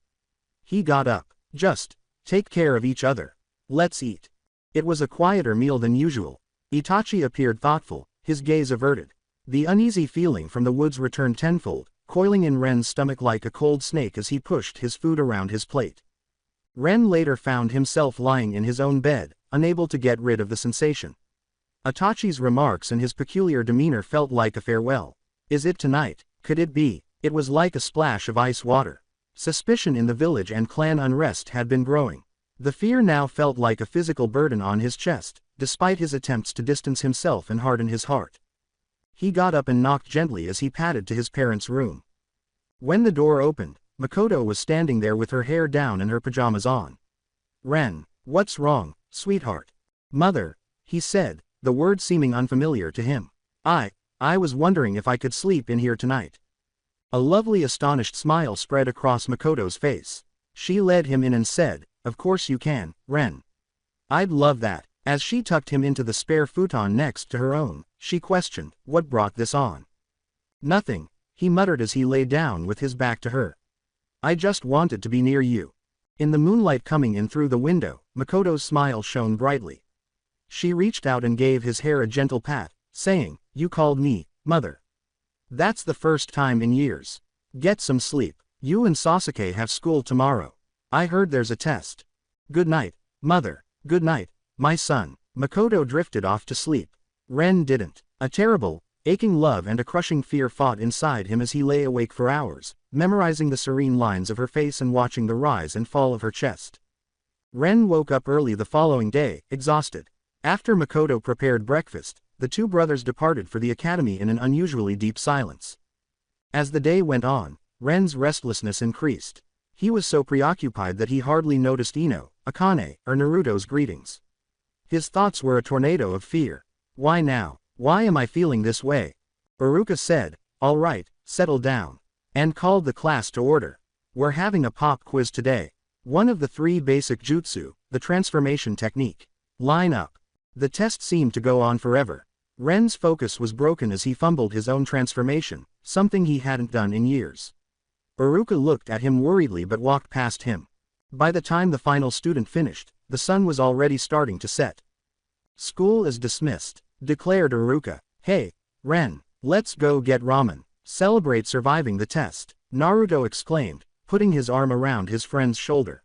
Ren muttered, "Sorry, Naruto. Not today, I have to go," and dismissed him without turning around. His heart pounded against his ribs as he started to run. Sasuke was startled by his own fear when he saw the unadulterated panic on his twin's face, an emotion he had never witnessed there before. He started running after him without knowing why. The familiar route to their compound felt strange and dangerous as they dashed through the streets. The first wrongness hit them as they arrived at the main gate. It was quiet. There was never any quiet in the compound. The sounds of life, training, and conversation were constantly audible. There was nothing now. The district as a whole was enveloped in a deafening silence. After exchanging a terrified look, the brothers slowed to a walk, their footsteps sounding abnormally loud in the silence. Then they noticed them. Dark pools stained the ground around two crumpled figures near the walkway. On their way to school, they were always greeted by an elderly couple. Sasuke fell to his knees and shook the man's shoulder, yelling, "Oba-san. Oji-san," in a shaky voice. No answer was given. The skin was already chilly. "How? What happened?" Sasuke's horrified eyes widened as he looked up at Ren. Ren remained silent. His face was pale, and he was frozen. "Mom," he said in a whisper. Then, with a louder, desperate mantra, "Mom, Mom," as if he had just been electrocuted, he started running frantically in the direction of their home while Sasuke scrambled to keep up. With each step, the horror intensified. More people, women and men, collapsing in the street, lying in doorways. The Uchiha compound was now a cemetery. At last, they skidded to a stop in front of their house. It was gloomy. There were no lights on. No aroma of cooking dinner. With a thin, reedy voice full of childish fear, Sasuke yelled, "Dad! Mom!" There was a slight noise coming from inside the house. A scrape. A step. Too scared to open the door, they slipped to the living room door with their hearts in their throats. All they could do was look at one another and see the reflection of their own fear. At last, Ren reached out and pushed the door with a trembling hand. Silently, it swung open. They would never forget the scene inside. A large, deep crimson stain seeped into the tatami mats, encircling Uchiha Makoto and Fugaku as they lay together in the middle of the space. Their eyes were closed. If it weren't for the harsh, final silence of death, they might have been asleep. "Dad, Mom," Sasuke cried out, stumbling ahead. In the room's corner, a figure broke free from the shadows. He went unnoticed by Ren. Ignoring everything else, he staggered forward and collapsed to his knees next to his mother's body. He pulled her lifeless, icy body into his arms and held her close. His internal dam burst, his world crashing into complete, total grief. He buried his face in her hair while silent, wrenching sobs shook his body.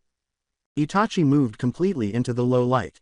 His porcelain mask was pushed to the top of his head, and he was fully armored in Anbu.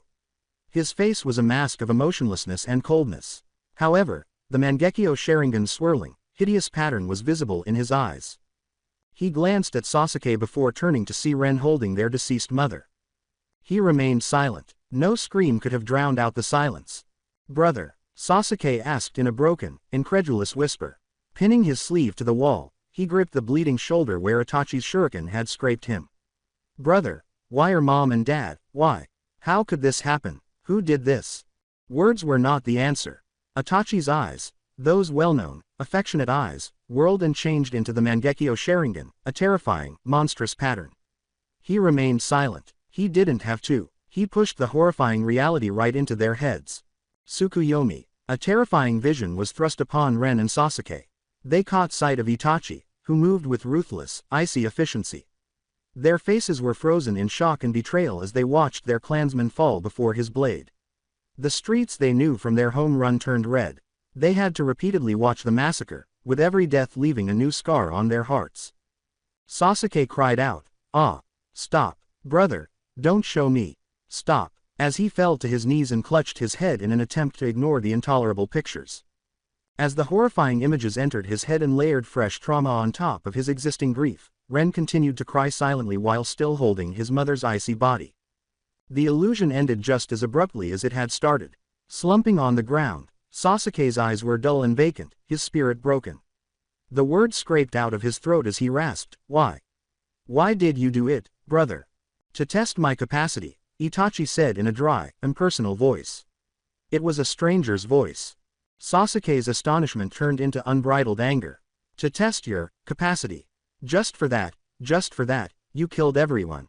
His little frame shook as he forced himself to stand. "This is very important," Itachi said, briefly closing his eyes as though the discussion were a tiresome chore. Sasuke yelled, "What? Stop joking," and lunged forward, raising his fist. Itachi moved more quickly than he could see. Sasuke collapsed back to the ground, gasping and vomiting, after a single, accurate blow to his solar plexus forced the air from his lungs. Still attempting to deny the truth in front of him, Sasuke whimpered, "It's not you, it can't be you, brother, because..." Itachi said, "I have always acted the part of the perfect brother for a single purpose, to measure your potential," as if he were reciting a script. "You possess the possibility of becoming my worthy opponent. That is the only reason you are still alive. To open your eyes, as I have, you must fulfill a special condition. You must kill your closest friend. Just as I did." "Really, brother, you killed Shisui?" Itachi looked at him resolutely and said, "Yes. That is how I obtained this power." In the main hall of the Naka shrine, beneath the 7th tatami mat from the right, lies the clan's secret meeting place. There, you will find the Uchiha tablet. It holds the original records of our clan's ocular jutsu, and the true secret of our existence. If you open your eyes, there will be 4 of us who have mastered the Mangekyo. Only then will your life have meaning. He glanced down at his shattered brothers. "But now, you are not even worth killing. Foolish little brother, if you wish to kill me, then hate me, despise me, and run away, and cling to your pathetic life. Then someday, when you have the same eyes as I do, come before me." His Mangekyo Sharingan activated again, but this time with a more straightforward, powerful genjutsu rather than the drawn-out torture of Tsukuyomi. For both Ren and Sasuke, the world swam and darkened. On the blood-stained floor, they passed out. The air in the room trembled and warped as they went unconscious. Beside Itachi, a figure with a swirling orange mask and a black cloak appeared out of nowhere. The man in the mask asked in a muffled, strangely hollow voice, "Finished?" Itachi remained silent. For a single, heartbreaking moment, his icy exterior broke as he gazed down at his brothers, an ocean of intolerable love and suffering filling his eyes. He followed his gaze, but the man in the mask remained silent. All he did was put his hand on Itachi's shoulder. Only the icy silence and the smell of rain and blood remained as the area around them twisted into a spiral vortex, sucking them both inward until they disappeared without a trace. Konoha Hospital. Ren, wake up." It was a familiar, soft voice. A salve to his broken spirit. "Mother." Ren opened his eyes a little. He was in a soft light field. Uchiha Makoto stood nearby, grinning at him tenderly. "Ren, you must take care of yourself from now on. Mother is leaving." "Leaving?" Panic took hold of him. "Where are you going?" "Don't go." Without responding to his query, she said, "Hee. Take care of yourself. And take care of Sasuke." Her smile never left her face as she simply reiterated her kind warning. Then she turned and started to leave. Ren attempted to run after her, but his legs were leaden. Mother, wait." Despite his best efforts, he was unable to bridge the gap. Her form shrank until she vanished into the light, and all he could do was watch helplessly. "Mother." Ren opened his eyes. His heart pounded against his ribs as he lay in a sterile white bed, his body soaked in icy perspiration. His nostrils were filled with the crisp, clean scent of antiseptic. His eyes were bloodshot and wide, and his Sharingan's 3 tomo spun wildly without his conscious control before he backed away. A dream. Was it only a dream? It was dizzying how strong the relief was.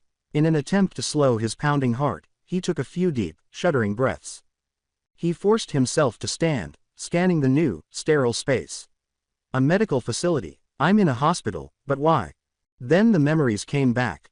It was a violent, physical attack, not a dream. The quiet compound, the bodies, the living area, the blood. In his arms, his mother was lifeless and frigid. "Ah!" Ren cried out, gripping his head as the memories, agony pierced his brain. "No, it's not real. It can't be real. Mother. He scurried out of bed, his limbs weak and uncoordinated, ignoring the blinding pain. He staggered into a white hallway after leaving the room. Then, farther down the hallway, he saw Sasuke leaning against a wall, his face pale, his fists clenched so tightly that his knuckles were white. He was being spoken to by two nurses in quiet, worried voices. Ren didn't think about it. He was indifferent. He needed to leave. He needed to return home. All of this was an error. His bare feet slapped the chilly linoleum floor as he ran, pushing past orderlies. Sasuke's voice was among the voices he heard calling after him, but they were just sounds. He burst into the late afternoon air through the main doors of the hospital. He took off running. With the last of his remaining strength, he ran, hoping desperately that it had all been a nightmare. Makoto would be there, grinning, when he stormed through the door of his home. "Ren, you're back. Dinner is almost ready." At the entrance to the Uchiha compound, he skidded to a stop. His final glimmer of hope was destroyed. The colorful, busy streets were eerily quiet and deserted, and the gate was marked with thick yellow warning tape that said, "Crime scene, do not enter." The air itself was heavy, dense with absence and sorrow. Ren's hands scraped the damp pavement as he dropped to his knees. Even though he closed his eyes tightly, the tears continued to flow down his face in a silent, depressing torrent. "It hurts. Why is it so painful?" His thoughts were racing. I was aware that this day would arrive. I was aware of the result. To avoid feeling this, I constructed walls. Why, then, why does it feel like someone is tearing out my heart? His mind was filled with pictures of Makoto. Her grin. When she looked at him, her eyes wrinkled. Every day, her soft voice greets him. Despite his icy indifference, she continued to show concern. With a pain more intense than any physical injury, he recognized that he had been deceiving himself. He wasn't cold. He was totally reliant on her affection. More than air, he had needed it. He cried out, "Ag!" with a sound that came straight from the core of his being. He was drowned by thick, suffocating regret. He detested himself. He felt remorse for each time he had dismissed her love, each time he had responded to her generosity with a word that was emotionless and flat, each time he had opted for seclusion rather than the love she so freely gave. His body trembled as he thought, "How I wish you were here now. I would bow down and ask for your pardon. I would apologize to you. I would declare my love for you." However, it was too late. The opportunity was lost forever. "Mother, I'm sorry. I'm sorry. Forgive me. I was wrong. I know I was wrong. Forgive me, Mother," he cried out in remorse to the gray, indifferent sky. The sky parted, seemingly mocking his suffering. In a matter of seconds, he was completely soaked by the bitterly cold, torrential rain. Ren remained motionless. His cries of agony blended with the sound of the rain as he knelt in the pouring rain, his tears indistinguishable from the drops running down his face. When he finally pitched forward, he collapsed into a puddle on the rain-soaked street, exhausted, hollowed out, and broken. From the shadows of a nearby building, Sasuke, who had followed him from the hospital, observed his twin's catastrophic breakdown. Even though his own heart was a knot of grief and rage, witnessing Ren's total breakdown added even more desolation. They were brothers in spite of their rivalry. Together with a mutual, raging hatred for the person who had stolen everything from them, they were all that each other had left in the world. Sasuke gritted his teeth and ventured outside into the downpour. He dropped to his knees and laboriously pulled Ren's unconscious body onto his back. With a vow of vengeance that was now the only thing keeping him upright, he started the long, slow, miserable walk back to the hospital through the rain while straining under the weight. Ren was left in the care of the confused nurses after Sasuke successfully carried his unconscious body back to the hospital. Then, drawn like a ghost to the place that was no longer home, he turned and walked back into the rain by himself. The Uchiha compound's streets were empty, and the quiet was oppressive. He hardly noticed the chilly rain seeping through his clothing. Every well-known corner and shuttered storefront seemed to reverberate with ghostly noises, such as neighbors' happy greetings and the noise of training from the premises. It was a memorial cemetery. The door to their home, was pushed open. There was a deafening emptiness inside. He noticed Fugaku's incomplete scroll on a low table and Makoto's apron hanging by the kitchen.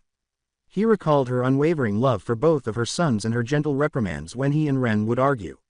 He recalled his father's severe pride, which was a cover for a quiet, profound concern. His lips formed a small, bittersweet smile, which was quickly erased by a harsher, colder reality. The Naka Shrine's main hall. Below the 7th tatami on the right. His mind replayed Itachi's icy, scripted words. A gloomy resolve took the place of the smile. Now he had a mission. A path for his obsession with hatred. He traveled to the Naka Shrine, which is now just another tomb but served as the Uchiha clan's spiritual center. After locating the tatami and moving it, he found the secret door. It was like going down into the clan's grave as the steps descended into the darkness. It was still and chilly in the hidden meeting room. The stone tablet was located on the distant wall. As he got closer, his Sharingan automatically activated, reading the ancient Uchiha script that was obscured from view. Is that all? Is this the key? As his eyes scanned the cryptic messages about the curse of hatred, the evolution of the eyes, and the ultimate power that demanded the ultimate price, he muttered to himself. It was a history etched in insanity and blood. His determination was unwavering when he eventually came out. His route was obvious. Sasuke attended the academy the following day. There were a lot of whispers during the walk through Konoha. The voices of the civilians were quiet but powerful as they gestured to the Uchiha fan on his back. Look, that symbol. Did you hear? The whole Uchiha clan. Wiped out by one of their own. A boy named Itachi. A genius, they said. The clan head's son. Ignoring them all, Sasuke kept his head down and his hands clenched in his pockets. He was followed to his seat in the classroom by the weight of stairs. Sakura instantly hovered over him, a worried expression on her face. Sasuke-kun, are you all right? He avoided her gaze. He put his head on his desk and muttered, I'm fine, cutting her off. Sasuke-kun, she attempted once more. She recoiled when he raised his head because of the icy, dark, and unfathomable expression in his eyes. Shut up, you're annoying me. Sakura flinched as though she had been hit, her eyes brimming with pain and bewilderment. Akane and Ino soon came over, their expressions as concerned. With her voice softer than normal, Ino said, Sasuke, where's Ren? Is he okay? Why isn't he here? Sasuke yelled, I don't know. Stop bothering me, without looking back. With genuine concern in her voice, Akane pressed, but, you live together, don't you? Is something wrong with Ren-kun? Sasuke yelled, I said I don't know, and slammed his hand on the desk, causing them to flinch. Who cares about him? Just leave me alone. After exchanging a helpless, anxious look, the girls fell silent and withdrew to whisper among themselves, deciding to locate Ren after school. Iruka started the lesson, his own eyes constantly straying to Ren's empty desk and Sasuke's empty one. He remained silent. Some wounds were too recent to describe. Ren was awake in Konoha Hospital. His mind was a blank, numb emptiness as he gazed at the same crack in the ceiling for hours. A nurse had entered and used soft, pointless language to try to get him to eat. None of it had reached him. He merely gazed. A new, fiercer emotion was gradually burning away the numbness, a cold, calculated rage. I will get my retribution. The thought became as hard and sharp as a diamond in his mind. I'll exact my retribution. He was aware of the truth that Itachi had given up everything to conceal. The planned coup by the Uchiha. Because of Danzo's paranoid betrayal in taking Shisui's eye, the good-hearted shinobi was forced to commit suicide in order to save his friend and his remaining eye. Negotiation was a pipe dream due to the fear and prejudice of the village elders. Instead of being the antagonist, Itachi had been the ultimate sacrifice, a lone wolf bearing the sins of his village and clan in order to save his brother and avert a civil war. Itachi was not the object of his hatred. It was for the people who planned this catastrophe. For the elders of Konoha. For Shimura Danzo, above all. Danzo, I'll force you to pay. He vowed, I will make you all pay in blood, the vow leaving a lasting impression on his heart. But power was necessary for vengeance. Overpowering force. He needed points for that. System. Verify my points. The host currently has 2,748 points. Do you want the exchange interface to open? Show me Chidori, he commanded. A screen flickered in his vision. Chidori. Type. Ninjutsu. Rank. A. Exchange cost. 5,000 points. Insufficient points. 5,000. His current arsenal. The basic Academy 3, the finger gun, the great fireball, was pitiful against the enemies he would face. His daily stipend was a pittance. In a year, he'd have maybe 3,800 points. It wasn't enough. He needed to leave Konoha, to find missions, to hunt enemies, to discover treasures. Staying in this gilded cage, playing the traumatized orphan, was a path to stagnation and weakness. I must escape Konoha, soon. Ding. Host is under surveillance. Transmit surveillance image. The system's cold voice was a bucket of ice water. Surveillance. Now. Who? Transmit the image. A new image superimposed over his vision, a thermal outline of a human figure, perfectly camouflaged against the trunk of a tree outside his hospital window. An Anbu operative, but the pattern of the chakra, it felt wrong. Colder, more constrained. Hokage's Anbu wouldn't be so sloppy as to let the system detect them so easily, Ren thought, his mind racing. And the third has no reason to watch me this closely. Not like this. There was only one other possibility. The organization that operated in even deeper shadows than Anbu. Root, Danzo. The name was a curse in his mind. Why is he watching me? To kill me. He dismissed the thought. If Danzo wanted him dead, he'd already be dead. Then why? A chilling possibility dawned on him. Itachi's deal. Danzo's promise to spare both brothers. But Danzo never made deals he didn't profit from. He had promised not to harm them. He had said nothing about not recruiting them. He wasn't being watched as a threat. He was being watched as an asset. A spare Uchiha, a container for a powerful bloodline. A future tool for Root. Ren's hand clenched into a fist under the thin hospital sheet, his nails digging into his palm. The game had just become infinitely more dangerous. He was no longer just a victim grieving in a hospital bed. He was prey, being circled by a predator.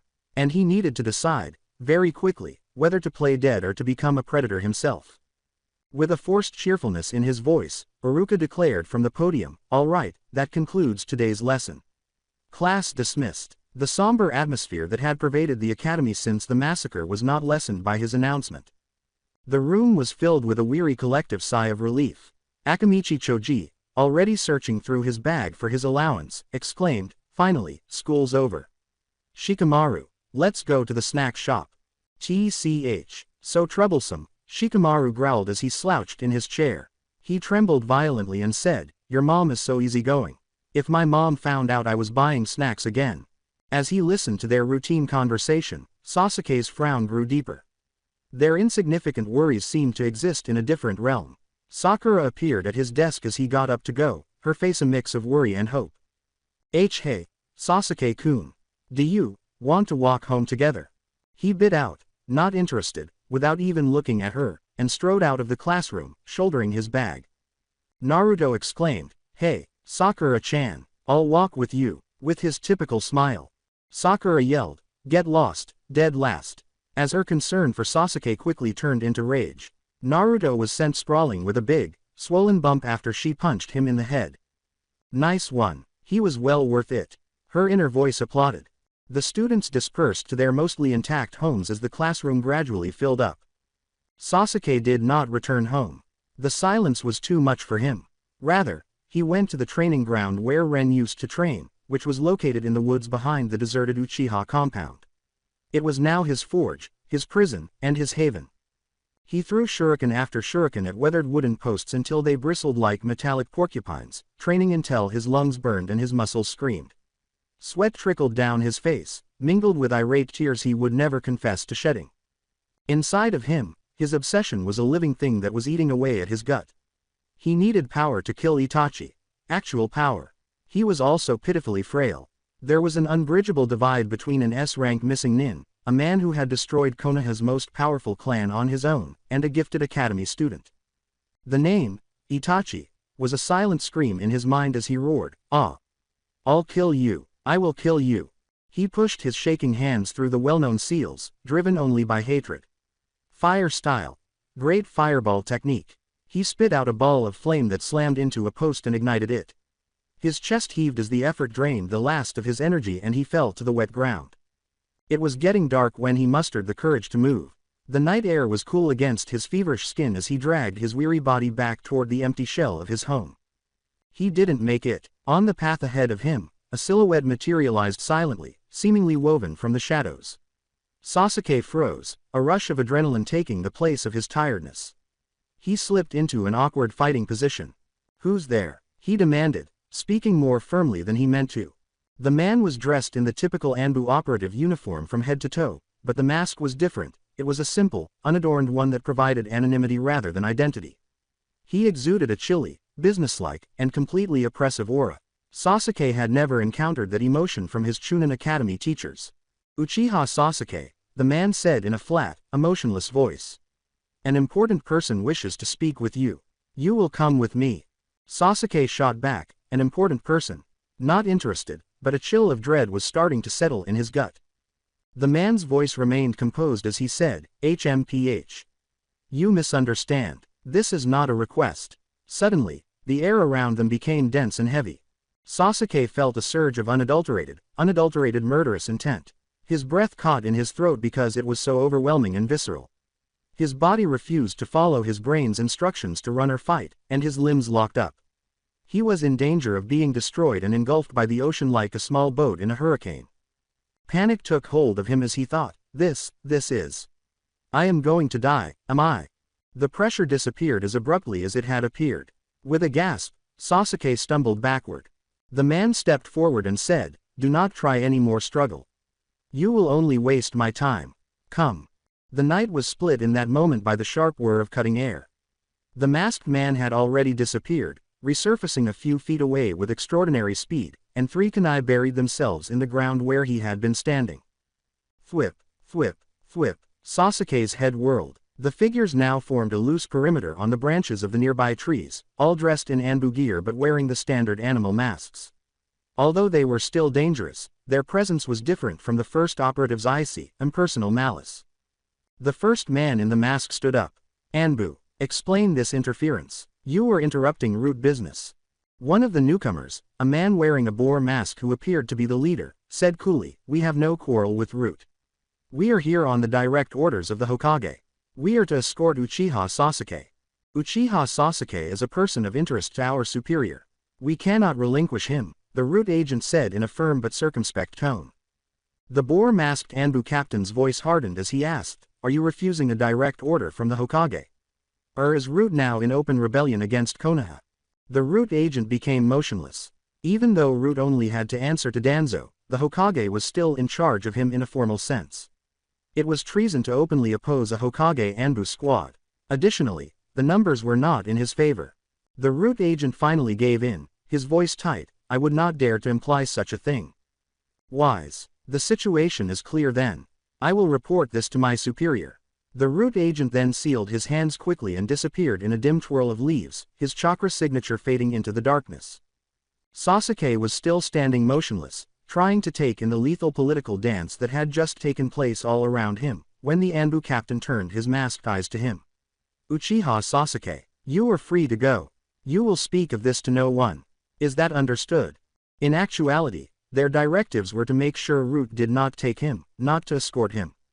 The captain of the Anbu gestured sharply, mission accomplished. His team flickered and vanished in unison, vanishing as quietly as they had come, blending back into the darkness.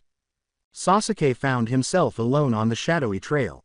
No explosion could compare to the quiet they left behind. He was struck by the reality of what had just transpired. He had been helpless. Without hesitation, that Root agent could have taken him or killed him. It was a rival faction's intervention, not his own talent, that had saved him. He was a pawn, a prize that invisible forces would battle for.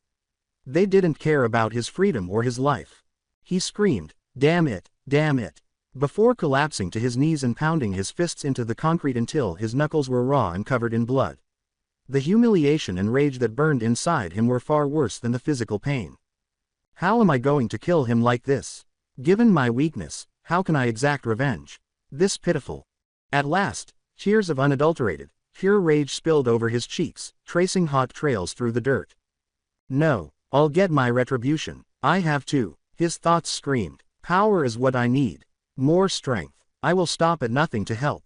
Anything. I would sell my soul to the devil. Uchiha Sasuke's thirst for power transformed into something desperate, all-consuming, and perilously dark when he was by himself in the dark. Before him lay the road of hatred, more barren and perilous than before. After retreating from the forest, the Root agent reached a secret underground base, the center of Danzo's activities, where Konoha's sunlight never reached. Lord Danzo, the agent said, bowing his head as he knelt in front of a large desk. The mission was a failure. Shimura Danzo, the man behind the desk, was reading an intelligence report and did not look up. His voice sounded like dry leaves scraping against stone when he said, a failure.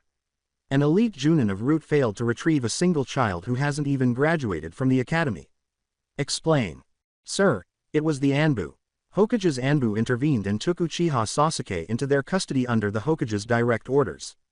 Danzo lowered the scroll slowly. His one visible eye was fixed on the ninja who was kneeling. The stolen power was concealed by the thick bandages covering his right eye and the right side of his face. Anbu, I see, you are dismissed. The agent bowed lower and disappeared as quietly as he had appeared, saying, yes, my lord. Danzo sat in the silence that followed. HMPH, Sarutobi, you still seek to protect the Uchiha remnants. It seems I must deal with this personally. In the Hokage Tower, a similar debriefing was taking place. While kneeling with his team, the Anbu captain wearing the boar mask declared, Lord Hokage, the mission is complete. Uchiha Sasuke is safe and secure. Hiruzen Sarutobi, the third Hokage, glanced up from the pile of documents piled on his desk. Well done. You are dismissed.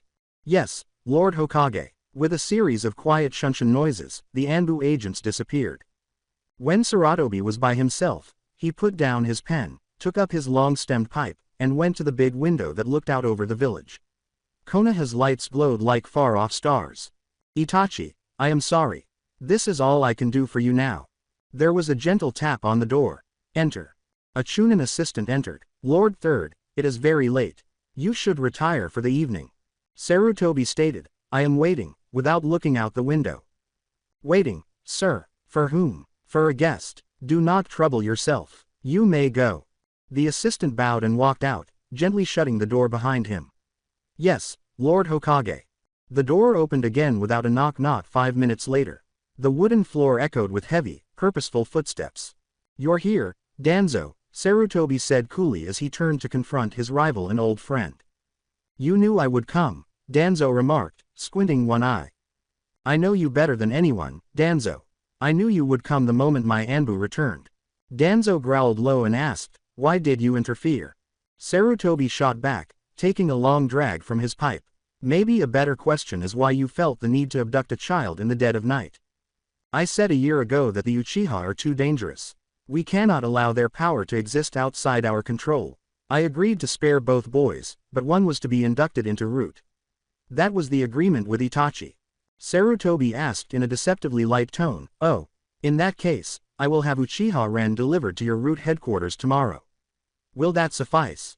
Enough, Sarutobi, yelled Danzo. You know who I want. Uchiha Sasuke, not that imbecile, Ren.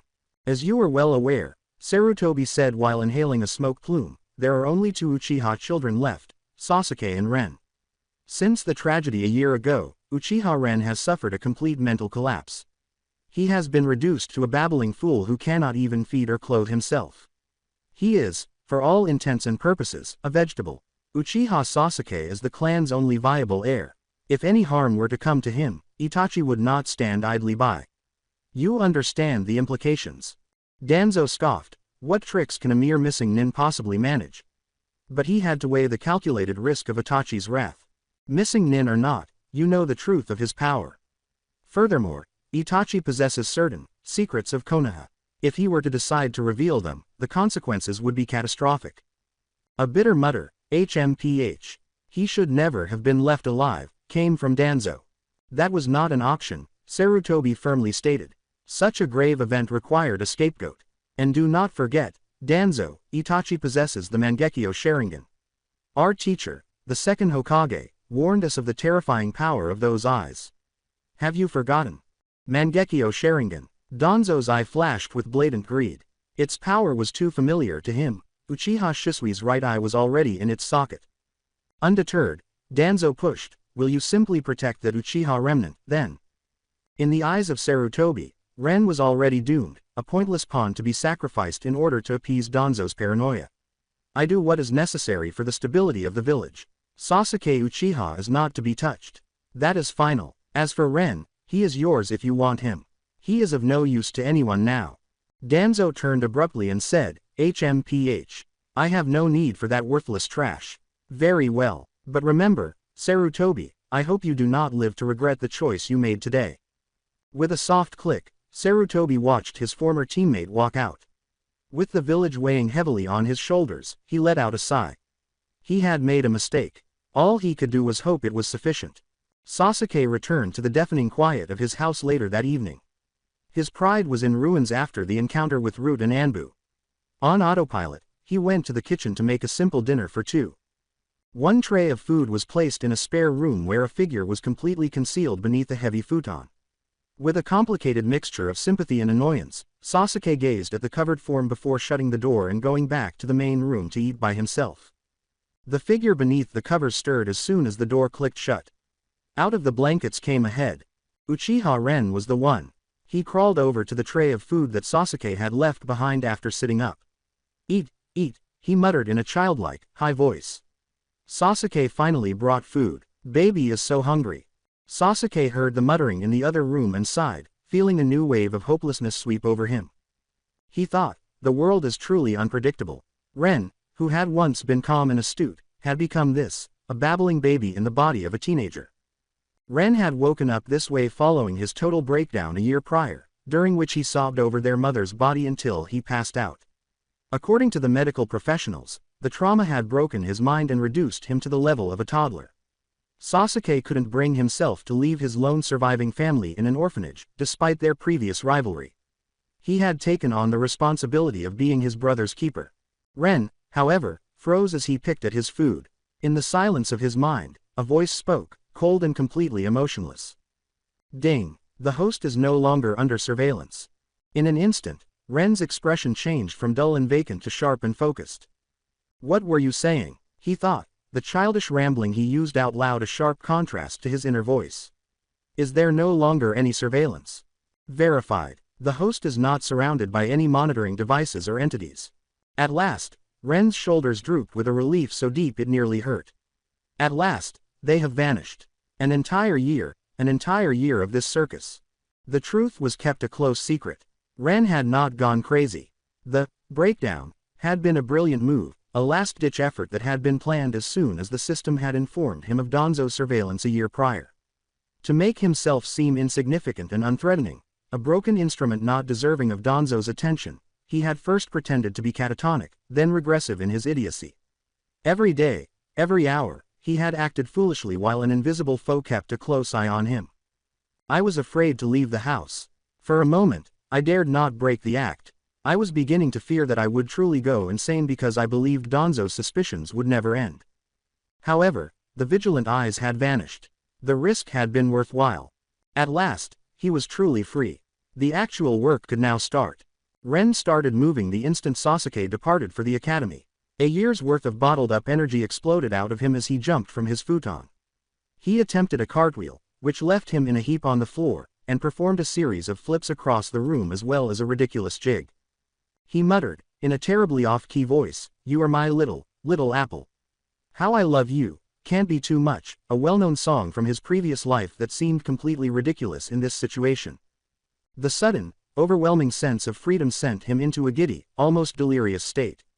It had been exhausting to act like a helpless baby, to play the fool, and to repress every sensible thought for a full year. This strange outburst served as an essential pressure valve. At last, he chastised himself and forced his breathing to stabilize. "All right, okay, grab hold, there's no time to lose it." Feeling the strange softness in his limbs, he stretched. "It's been a year since I last trained. My body has gotten worse." He grimaced and prodded a soft spot on his belly, saying, "I've actually gotten flabby." Despite keeping him alive, Sasuke's treatment had been similar to that of a pet. Lots of food and little exercise.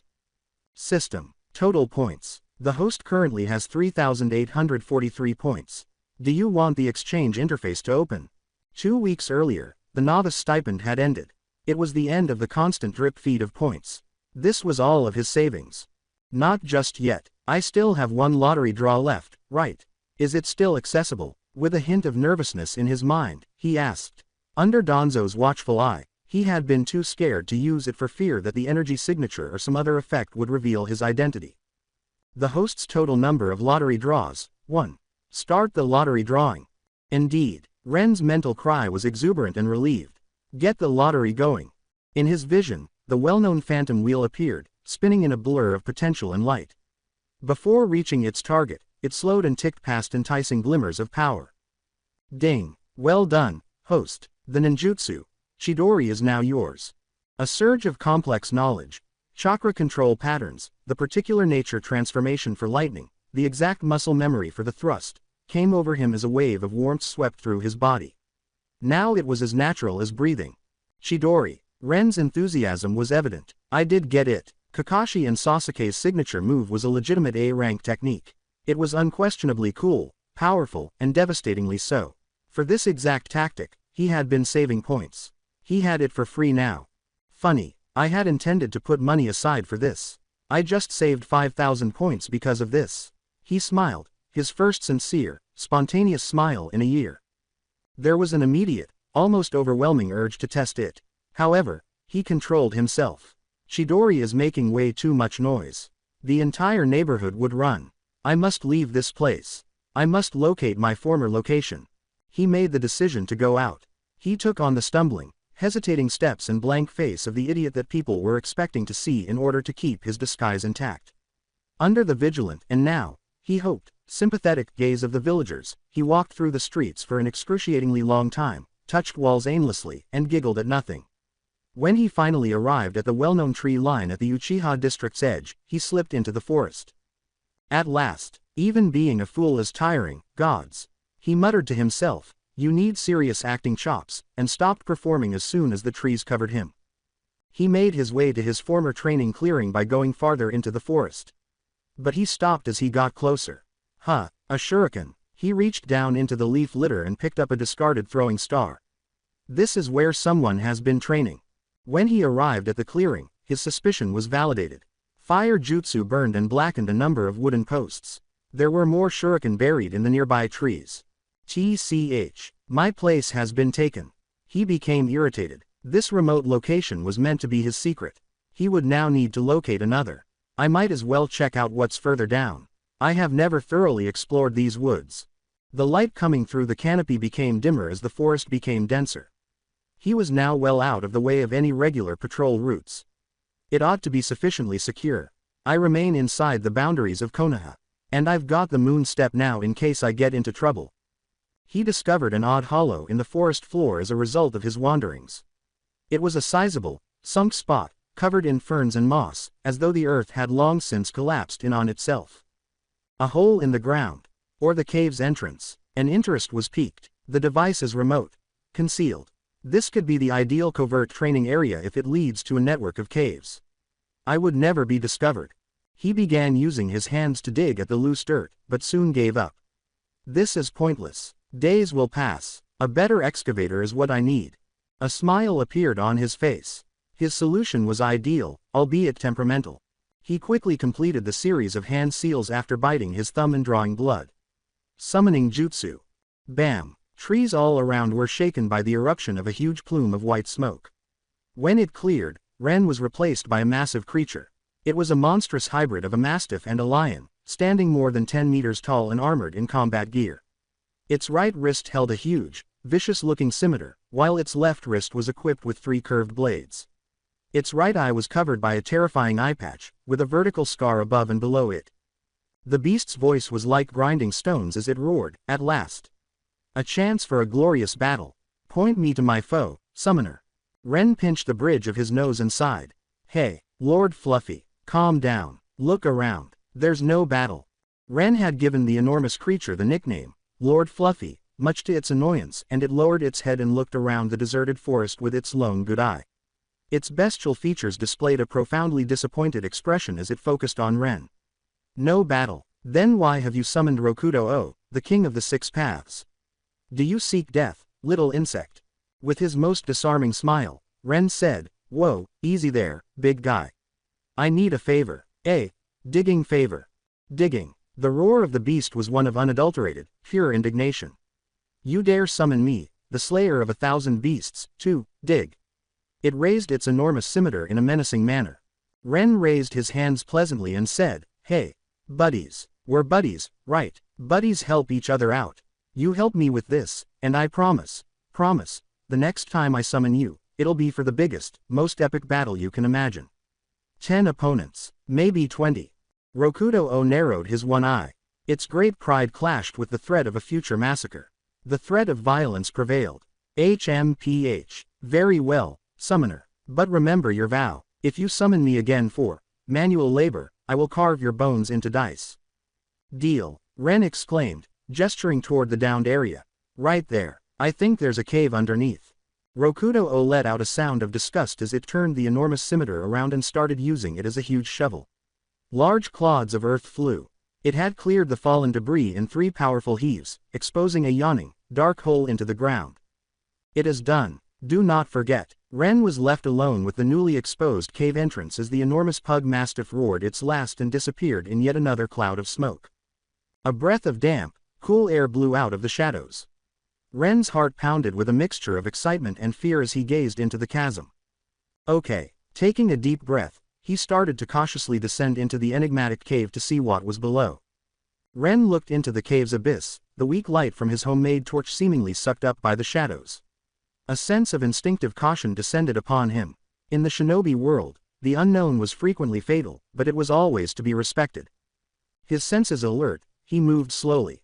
The tunnel, which was roughly 3 meters high and wide enough for 3 people to walk side by side, was remarkably homogeneous. The walls were too smooth to be organic. This was unquestionably created by humans. But why? A fallout shelter for Konoha. It was too far from the village and showed no signs of recent use, so that didn't make sense. He walked carefully for a long time before coming to a dead end. Just a solid rock and earth wall. No way. This isn't possible. The tunnel was built too purposefully to be useless. A secret mechanism must exist. A hidden door. He recalled the innumerable tales from his previous existence. The heroes who, by tapping on walls or stepping on particular stones, discovered hidden doors. He started tapping his knuckles against the tunnel walls in an attempt to find a hollow echo, feeling a little silly. He didn't find anything. He kicked hard at the solid wall in front of him, frustrated. In frustration, he muttered, "Open up, damn it." He was shocked to hear a deep grinding sound in response. Perfectly concealed, a portion of the wall silently opened to either side. There was a steep stone staircase beyond it that led to further darkness. His jaw dropped as he thought, "You must be kidding me. A secret door that can be activated by voice. That is incredibly handy, and completely nonsensical." However, he wasn't going to criticize a gift. He tightened his hold on his torch and started down. The stairway was short. They opened into a huge, pitch-black room. Ren could barely make out the shapes of big, cylindrical objects against the glassware-clogged shelves and walls. His hand touched a smooth, cool protrusion on the wall. He pressed it out of instinct. A stark white light filled the room as panels on the ceiling flickered to life with a soft hum. Ren blinked as his eyes adjusted to the brightness. He was in a lab. It was a well-planned chaos. On one wall were 2 enormous, transparent tanks big enough to accommodate a person. Jars filled with pale, unidentifiable specimens floating in yellowish preservative lined the shelves. Beakers, test tubes, and stray papers covered a central table. There was a subtle dust and chemical odor in the air. What is this location? Ren picked up a few loose notes and went to the main table. Chakra flow diagrams, intricate chemical formulas, and anatomical drawings abound in the pages. He couldn't understand the sophisticated terminology. He put them down and took a heavy leather-bound notebook. He opened it. It was a journal that described experiments. Chakra conductivity and stamina enhancement were the rather uninteresting early entries. However, the subject matter became more sinister as he turned the pages. Immortality techniques, prohibited research on jutsu. When he got to the later parts, his blood ran cold. Human experimentation. And then, with terrifying certainty, a name came to mind. Orochimaru. This must have been one of Sanin's first labs. The only person in Konoha who was crazy enough to carry out this kind of study. Danzo was a possibility, but this place felt like a relic, abandoned. The notes did not reflect the sophisticated, monstrous research he would later be known for, but rather a scientist just starting down the path to madness. Ren thought, his mind racing, this must be from before he teamed up with Danzo to study Hashirama's cells. Once his experiments got out of hand, he must have relocated his operations to a safer, Danzo-funded location. He simply left this location. I forgot about it after sealing it up. Additionally, Danzo wouldn't give a damn about an abandoned, antiquated lab. He felt an exhilaration of macabre excitement. Orochimaru's laboratory, something of value must have been left behind. He started a desperate search, opening cabinets and drawers. The majority only included out-of-date information, failed blueprints, and more pointless notes. His fingers touched a cylindrical object at the back of a drawer just as he was starting to give up. He took it out. Older than the others, the sealed scroll had a small crack in the leather from age. What is this? His interest aroused, he untied the cord. Ding. Learned recyclable skills. Start recycling. The voice of the system intoned. Skills that can be recycled. A scroll of jutsu. His heart leapt into his throat. He fully unfolded the scroll. His eyes grew wide. There was more than one method. It was a compilation, a record of some standard jutsu that Orochimaru had probably been studying, along with some of his early, personal inventions. Shadow Snake Hand Hidden. The hand of a hidden shadow many snakes. The mutual demise of twin snakes. Modification of the soft physique. Rashomon is summoned. Wind style. Outstanding innovation. Numerous hidden shadow snake hands. The snake sword. These were likely insignificant, juvenile experiments that Orochimaru saw as stepping stones to bigger, more horrible things. However, Ren saw them as a veritable gold mine. A complete windfall. He shouted, "I'm rich. I'm rich." As his voice reverberated throughout the deserted lab, his face was split into a wide, manic grin, and he was practically drooling. Note: skills that the host has already mastered cannot be recycled. The only methods that can be recycled for points are those that are unknown. Yes, I assumed Ren thought, still feeling very happy. No complimentary lunch. Let's see what I can learn and what I should profit from now. His gaze swept over the list. Wind style. Great breakthrough in effective C-rank method. However, he lacked a wind chakra nature. He could get one from the system, but it would cost an incredible 10,000 points. It wasn't important. What is wind style? Great breakthroughs recycle value, system. Wind style. A significant advancement. Ninjutsu is the type. Exchange cost. 500 points. Rank. C. Value of system recycle. 250 points. 250. Ren moaned in his head. You accept a 50% cut. Highway robbery, that is. You're a merciless businessman. However, 250 points were 250 points. It was preferable to nothing. The other methods were invaluable, particularly the notorious Rashomon summoning and Orochimaru's special snake-based jutsu. They gave him a much-needed boost in power and versatility. With a fresh arsenal at his disposal, he gripped the scroll firmly. The monster's abandoned lab had recently turned into his greatest refuge. All of a sudden, the road to power was much shorter. Ren's mind was buzzing with potential as he skimmed the scroll's list of techniques. The shadow snake hand is hidden. I will definitely be learning this. It was a B-rank technique that was ideal for distraction, capture, and mid-range combat. Even better was its more sophisticated variant, Hidden Shadow Many Snakes Hand, which could overwhelm an opponent by calling forth an actual nest of serpents. Both met his need for adaptable, non-lethal options and were sensible. The Earth release techniques he saw were Earth Clone, Earth Dragon Projectile, Earth Style Wall. They were helpful, but he lacked an Earth Chakra nature. Getting one was prohibitively expensive. It would be wise to cash them in. Then he noticed it, the scroll's defensive strategy's crown jewel. Rashomon is summoned. He gasped for air. That's it. He recalled the enormous gates from the anime, where Orochimaru summoned a triple-layered defense to fend off a four-tails Naruto's tailed beast bomb. A 5-layered version had been called forth by the first Hokage himself to battle Madara's Kurama. It would be a profound misinterpretation of the sheer, catastrophic power that this technique was intended to block to write it off as weak because it was ultimately destroyed. It was a defensive barrier of S rank. Just what he didn't have. With finger gun, fireball, Chidori, and soon the snake techniques, I have offense covered for the time being. However, defense, I have nothing. Learning Rashomon is essential. There was little interest in the remaining jutsu on the scroll. They were either unnecessary or required chakra natures that he lacked. Points were there, just waiting to be claimed. He located a still-working pen in the lab and meticulously wrote down the 3 methods he wished to retain: summoning, Rashomon, Hidden Shadow Snake Hand, and Hidden Shadow Many Snakes Hand. He then spoke to the system. System, recycle all the ninjutsu recorded on this original scroll. Ding. 2A rank, 3B rank, and 2C rank ninjutsu were discovered. Verify recycling. Ren said. Confirm. With firmness. Ding. Recycling is effective. 8,500 points have been earned by the host. He felt a surge of pure, unadulterated euphoria. I'm wealthy. I have a lot of money. He whooped softly and performed a brief victory dance in the middle of the deserted lab. This is luck at the protagonist level. Discover a secret laboratory, locate a lost scroll, and receive a huge payout. I might grow accustomed to this. System, total points, he commanded, his excitement barely restrained. The host currently has 12,343 points. An open exchange interface. Alright, let's think strategically, he composed himself, allowing his inner planner to take over. The offense is covered. Once I've mastered Rashomon, defense will be covered. With Moon Step, I can move around. A real trump card is what I'm lacking. A life-saving ability. One of those, oh shit, buttons. The most notorious thought that came to mind was Kamui.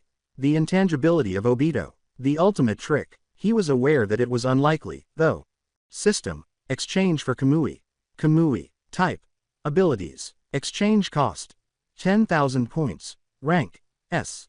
Note, the Mangekyo Sharingan is the source of this skill. The user needs to have a Mangekyo Sharingan, inadequate host conditions. Not exchangeable. Ren wasn't overly disappointed, thinking, yeah, figured as much. He had anticipated that limitation. Life-saving abilities, he frantically searched his mind. Then it dawned on him. The most well-known, adaptable, and potent space-time ninjutsu in Konoha's history. The fourth Hokage's defining technique. System, he said in a hushed, respectful, and hopeful voice. Can I exchange for the flying Raijin technique? Raijin technique in flight, type, abilities, exchange cost, 10,000 points, rank, S. Trade. Ren's heart leapt. It was successful. It really did work. Exchange. Confirm exchange. Do it now, he practically yelled. Ding. The exchange was successful. 10,000 points were subtracted. Points remaining. 2,343. An enormous, intricate flood of knowledge followed the now familiar wave of warmth that swept through his system. Spatial coordinate formulas, instantaneous transmission algorithms based on chakra conversion, the complex flying Raijin seal design, and the muscle memory required to apply it were all ingrained in his mind. Details appeared in front of his inner eye. The second Hokage created the S-rank space-time ninjutsu known as the flying Raijin technique. Enables the user to teleport to any place that has a unique seal on it. Marking a target means writing a recipe for their destruction on them. Flying Raijin / second step, throw a kunai that has been marked with the seal before engaging in combat. While moving, instantly teleport to the kunai to hit the enemy before they can react from an unexpected angle. Flying Thunder God. Guiding Thunder, 3-step process makes use of both shadow clones and marked kunai. The user uses high-speed taijutsu to simultaneously attack the enemy from multiple directions while teleporting between several kunai within a predetermined area. Space-time barrier and application for defense. The flying Raijin matrix allows the user to create a barrier with pre-placed seals that teleports any incoming attack to a different location. An almost perfect defense. Flying Raijin perception is a sensory technique that doesn't require hand seals.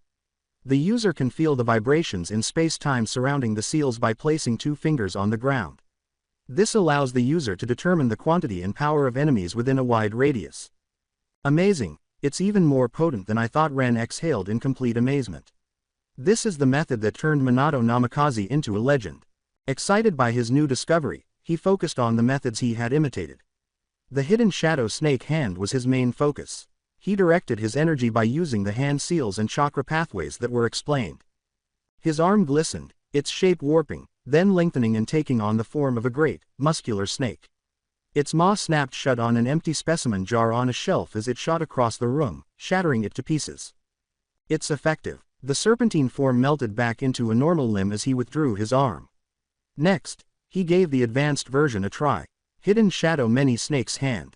His arm divided into 5 separate serpentine protuberances this time, each of which struck several jars at once. Fantastic. The versatility is amazing, but the control is challenging. Inwardly, he gave praise. The main event is about to begin. He inhaled steadily. The big one was this one. His hand sped blindingly through the hand seals. He shaped and compressed his right hand by focusing a tremendous amount of chakra into it. Bright, white-blue lightning gathered in his palm, causing a chorus of chirping that sounded like 1,000 screaming birds. His whole arm shook violently from the intensity of the energy. Using his left hand, he steadied his right wrist.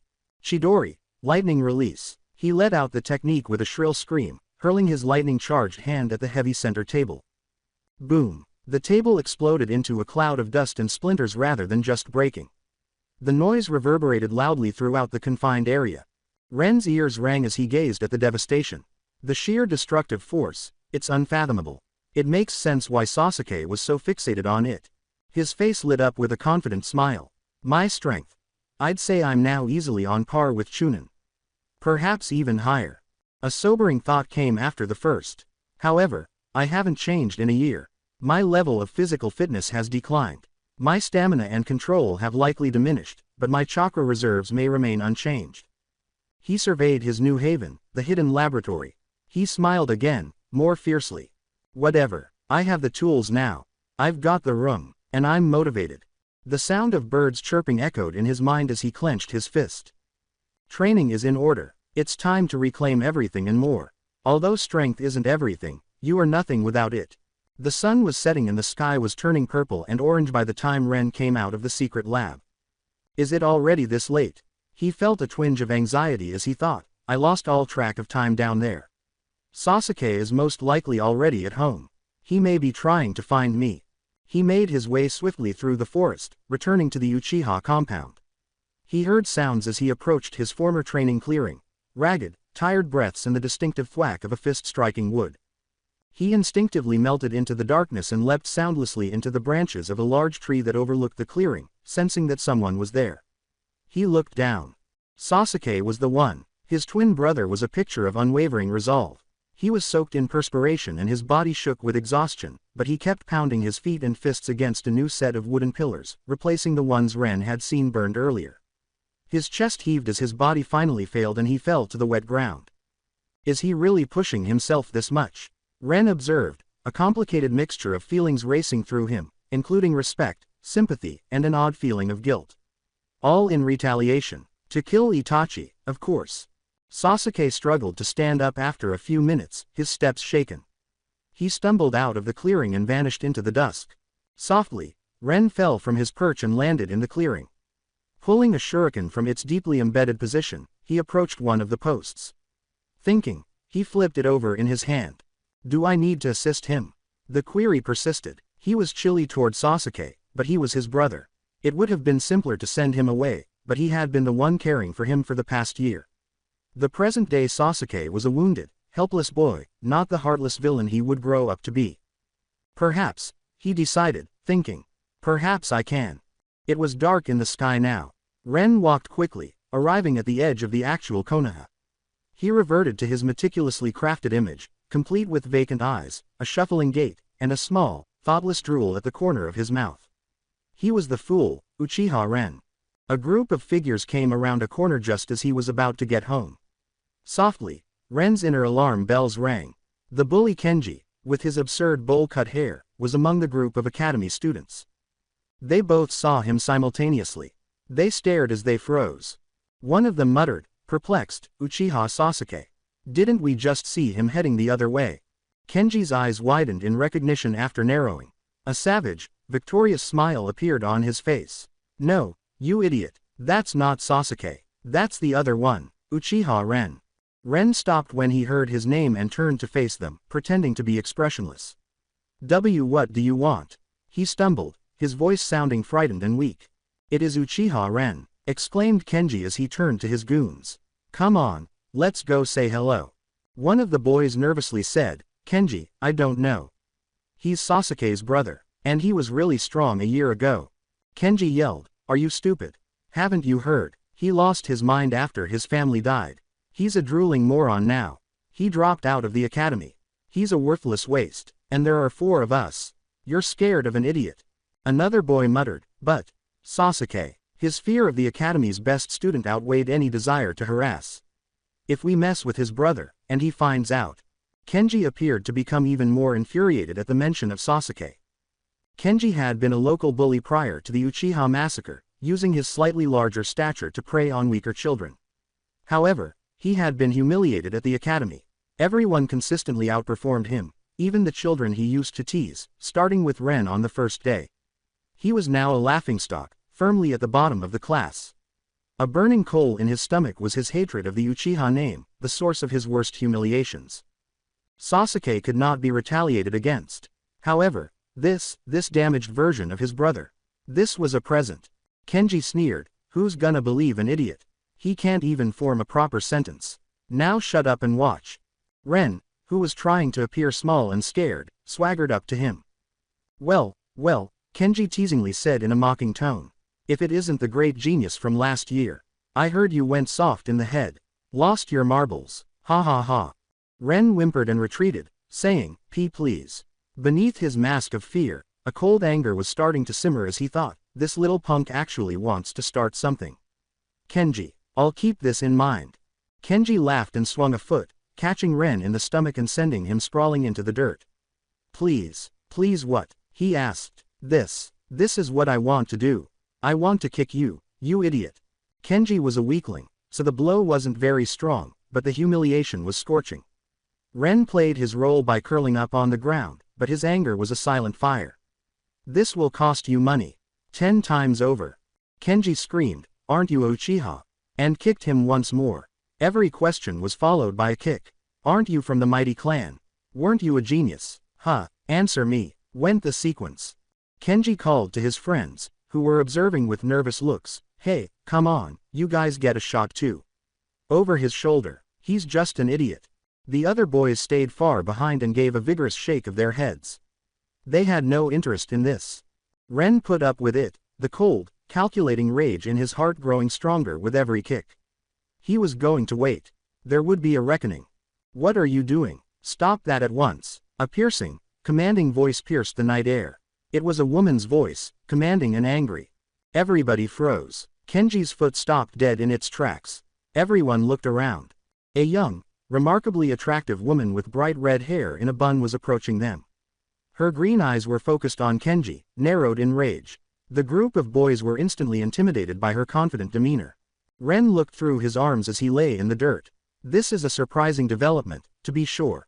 Yuhi Kurenai was feeling upbeat. She was headed to her favorite izakaya to celebrate with a few cups of sake after completing a successful B-rank mission. The mission was no longer a burden on her, and the evening was pleasant. The moment she turned a corner and saw what was happening down the street, that positive attitude vanished. A smaller boy curled up on the ground, surrounded by a group of older boys. With a harsh, loud voice, one of them was kicking him. Aren't you Uchiha? Aren't you from the mighty clan? Weren't you a genius? Ha ha ha, say something. Why aren't you saying anything now? Kurenai's blood ran hot with rage, then cold. She accelerated. What are you doing? Stop that at once, she said in a firm, authoritative voice that sliced like a knife through the evening air. The boys recoiled as they turned to see a mature kunoichi wearing a jonin vest, her face filled with rage. Their faces lit up with panic. One yelled, "Ah, it's an adult, run!" Into the air. They dispersed like cockroaches and vanished down nearby alleyways without needing to be reminded twice. Kurenai made no attempt to pursue. The boy on the ground worried her. Her voice became much softer as she knelt next to him. She gently brushed the dirt from his clothes and helped him sit up, saying, "Hey, little guy. Are you all right?" Thank goodness I showed up, Ren thought, maintaining a terrified and stunned expression. He raised his gaze to his rescuer. This was unquestionably Yuhi Kurenai, with her shoulder-length black hair and bright red eyes. A chance meeting. He muttered, I'm okay, miss," and shook his head. With worried eyes, she asked, "Can you get home by yourself?" "You know what, I'll take you, just in case those brats decide to come back. Which way is your house?" After helping him stand, she let him take the lead. They hadn't gone very far when a figure ran out of the main gate of the Uchiha compound. Sasuke was there, a mask of panicked anxiety covering his face. When he saw them, his eyes widened and he skidded to a stop. Immediately, the concern on his face turned to rage. He yelled, "You idiot!" as he rushed up to Ren, utterly disregarding Kurenai. "Where have you been?" There was a thread of pure, unadulterated fear beneath the raw anger. Ren put on his best scared little brother act and stammered, I was waiting, and you didn't come back. I wanted to find you." Sasuke's shoulders sagged a little with relief, but the rage persisted. "You moron. No one told you to come looking for me. You'd just get lost or cause trouble for someone. You're nothing but a burden." Kurenai softly said, "Hey," and put a hand on Sasuke's shoulder. Your name is Sasuke, right? Don't be too hard on him. He was just worried about you. Everything's fine now. Despite the feeble protest, Sasuke yelled, who's worried about him? I just don't want him wandering around making the Uchiha name look worse than it already does. Kurenai smiled slightly and said, well, since he's home safely, I'll be on my way. With an inflexible, formal bow, Sasuke muttered, thank you for bringing him back. Sorry for the trouble. Kurenai nodded one last time and turned to leave, her red eyes reflective. Don't mention it. After observing her departure, Sasuke turned on Ren once more. His voice was rough, but instead of dragging Ren through the gate, he herded him carefully. Get inside, now. After entering, Sasuke was able to see his brother clearly in the brighter light. Due to Ren's previous torch-making, his clothes were a little ripped and unkempt. What happened to you? He inquired, his tone softening. It was Kenji, Ren remarked, glancing down at his feet. He hit me. Kenji. Sasuke's eyes narrowed as the name evoked immediate anger and recognition. The icy rage in his voice was evident as he asked, that piece of trash dared to lay a hand on Uchiha. Tomorrow, he will receive what is due to him. Before retiring to their separate rooms, they had a tense, silent dinner, which is unusual for the two of them. With a storm cloud over his head, Sasuke marched to the academy the following morning. He was a young man on a quest. As soon as he stepped into the classroom, Sakura chirped, Sasuke-kun. Good morning, and bounded to his desk. Without a word or a glance, Sasuke brushed past her, sagging into his chair and glaring at the empty spot where Kenji usually sat. Sakura's grin faded, her shoulders slumped as she muttered, he ignored me again. Ino slid up next to her friend and put an arm around her, saying, hee, shot down again, huh. Don't worry about it, forehead girl. You'll get him one day. Sakura forced a smile and replied, yeah, I'm used to it, and I'll keep trying. I will make Sasuke-kun notice me. Ino yelled, that's the spirit. You can do it. You too, Ino pig. Sakura exclaimed, playfully nudging her friend. Ino tilted her head and said, me. What about me? Sakura leaned in and whispered, you have to work hard too.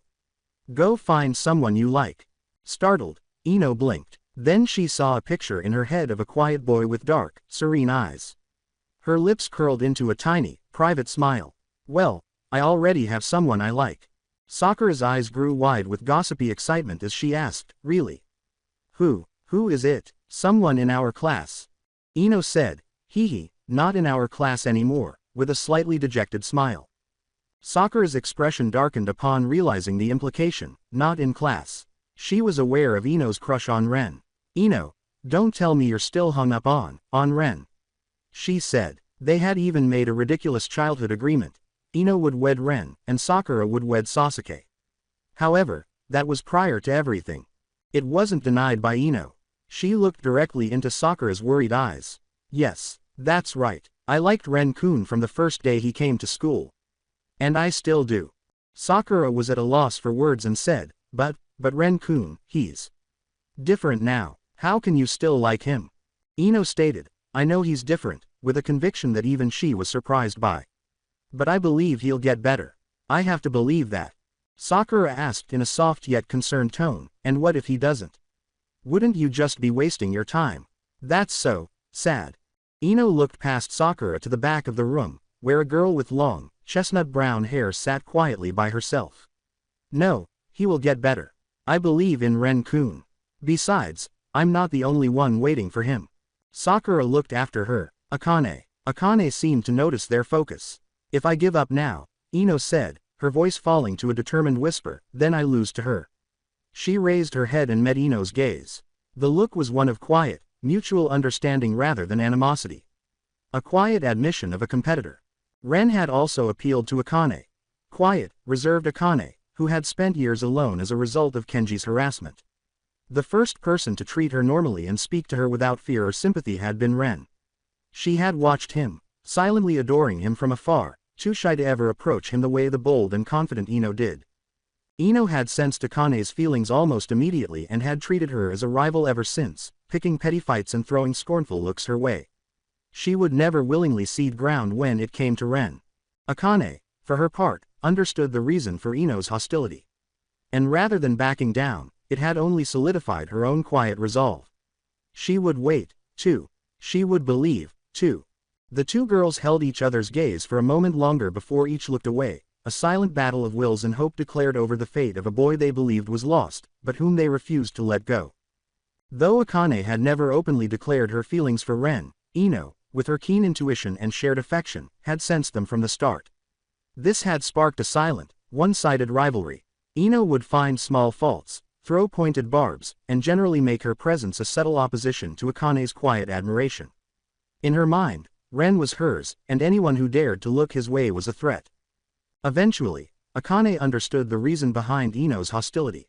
Rather than cowering, a spark of defiance ignited within the shy girl.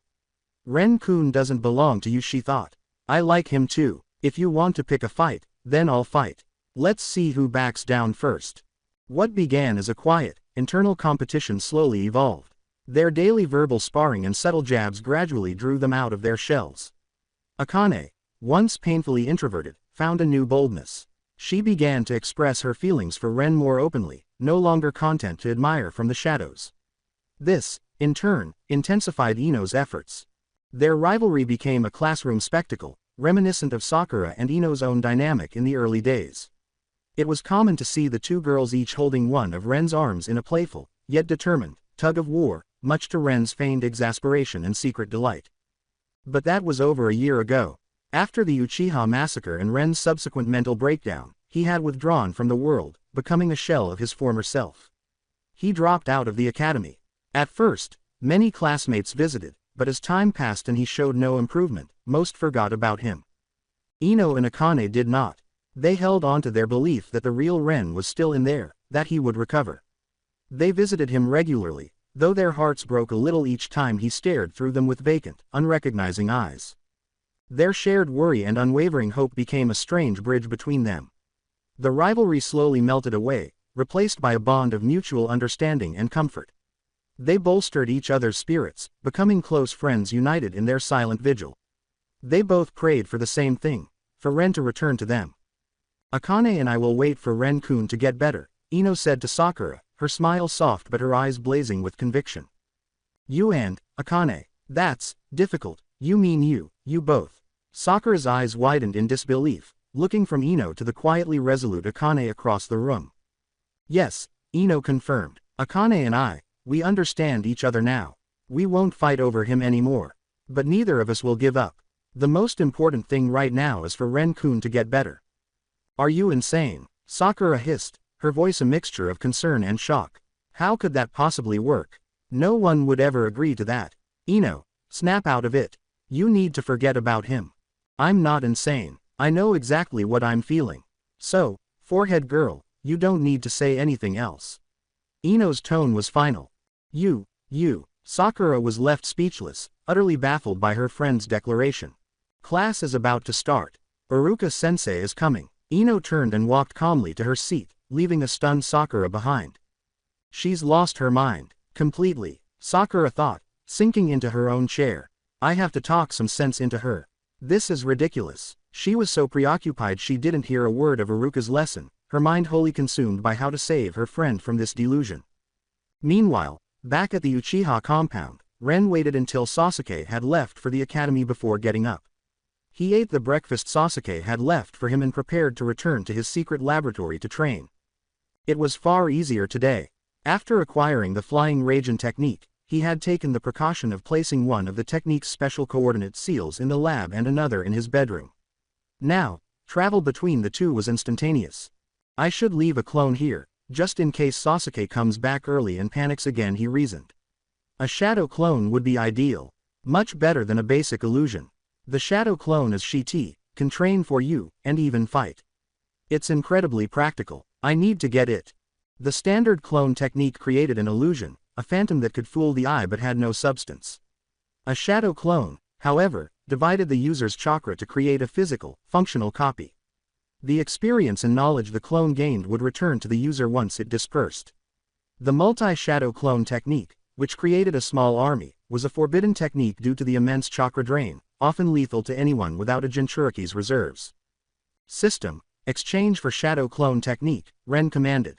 Shadow clone technique, type, skill, Rank B. Exchange cost 2,000 points. Host's points are insufficient. Cannot exchange. Not enough points. TCH. He was still 1,657 points short. Fine. The basic clone technique will have to do for now. Sasuke's just a genin. He shouldn't be able to see through it. Especially since Danzo's surveillance is gone. He performed the hand seals for the basic clone technique. A puff of smoke, and an identical copy of himself appeared, looking as vacant and listless as he was supposed to. Stay here. Lie down and sleep, Ren instructed the illusionary clone. It nodded dumbly and lay on the futon. Good. This should keep Sasuke from worrying if he checks on me. With a thought, Ren activated the flying Raijin. The world seemed to warp around him for a split second, and he vanished from his room, reappearing instantly in the cool, silent air of the underground laboratory. Time to work on the fundamentals, he decided. Chakra control, the most important, and most often overlooked, skill. He planned to start with the foundational exercises Kakashi had taught Team 7, water walking and tree climbing. Ding! The system has issued a mission. Master the tree climbing exercise within 2 days. Mission reward: 300 points. Failure penalty: none. Accept. A mission. Finally, Ren's spirits lifted. It had been so long he'd almost forgotten the system could assign tasks. Accept. Of course, I accept. He knew this wouldn't be easy. Chakra was the energy blend of physical stamina and spiritual energy that every ninja used. Extracting it was one thing, controlling it with precision was another. Most ninjas refined chakra on the fly during battle, making fine control incredibly difficult. The tree climbing exercise was designed to teach exactly that. The goal wasn't to climb with hands and feet, but to focus a precise amount of chakra into the soles of the feet, allowing them to adhere to vertical surfaces. The soles were one of the hardest places to channel chakra effectively. Mastering this meant a ninja could, in theory, learn to control chakra for any jutsu with extreme efficiency. It was also crucial for maintaining chakra over extended periods, preventing waste and fatigue.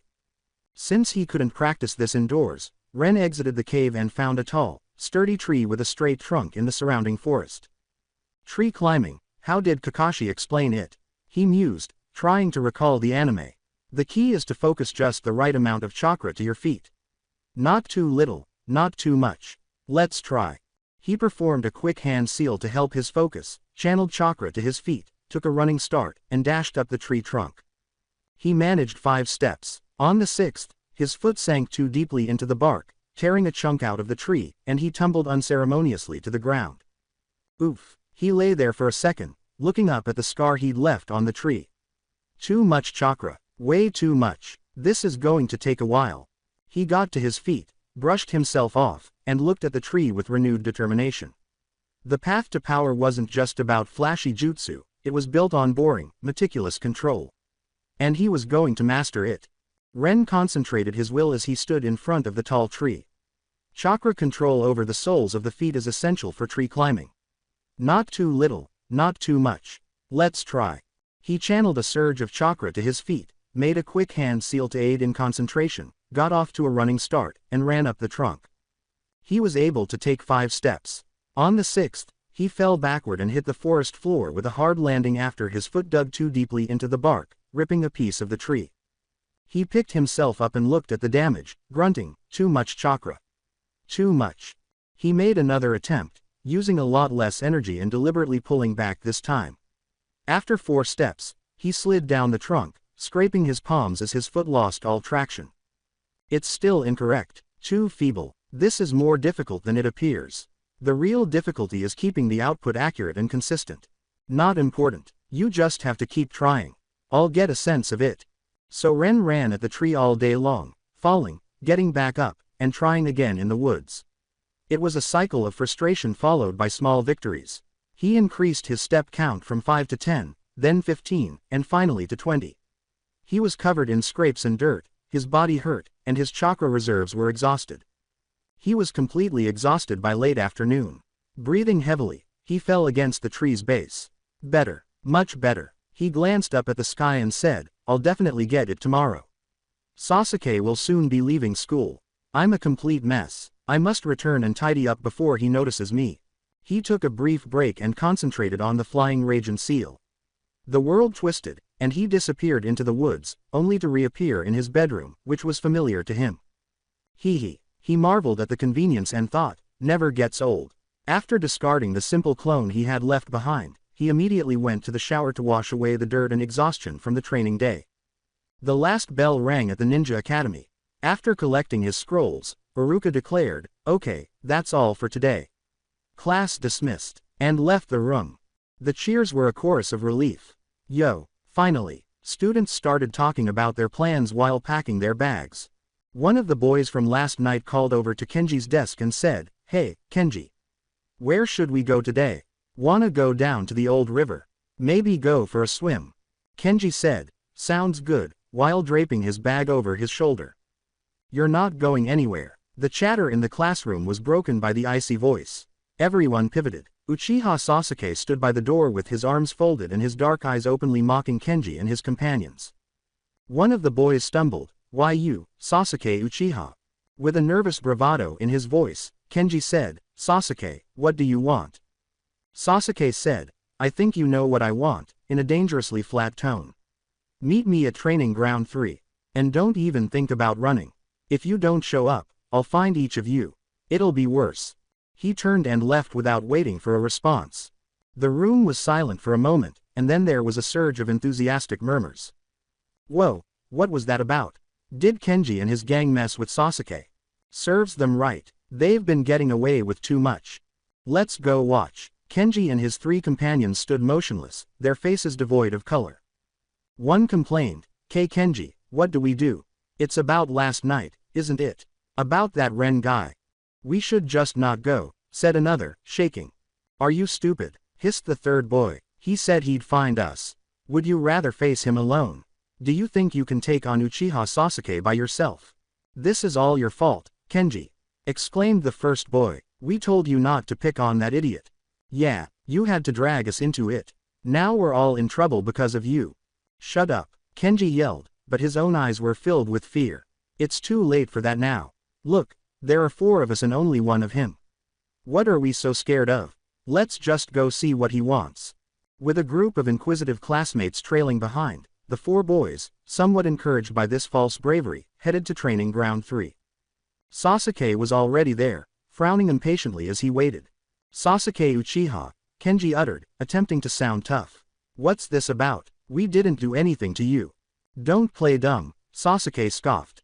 I'm talking about last night. What you did to my brother. The audience let out a gasp. With an angry expression on her face, Ino, who was in the crowd, abruptly pushed her way to the front. She yelled, "You did what to Ren-kun?" As if she were about to throw herself at them. Sakura said, "Ino, wait," and took hold of her arm. "Let Sasuke-kun handle it." A more subdued voice said, "Ren-kun, is he okay?" Akane was there, her face white with anxiety. Sasuke avoided glancing at them. Sharp enough to cut, he turned back to the 4 boys and said, "The idiot is fine. Just a few bruises. But that's not the point. The point is, you touched him.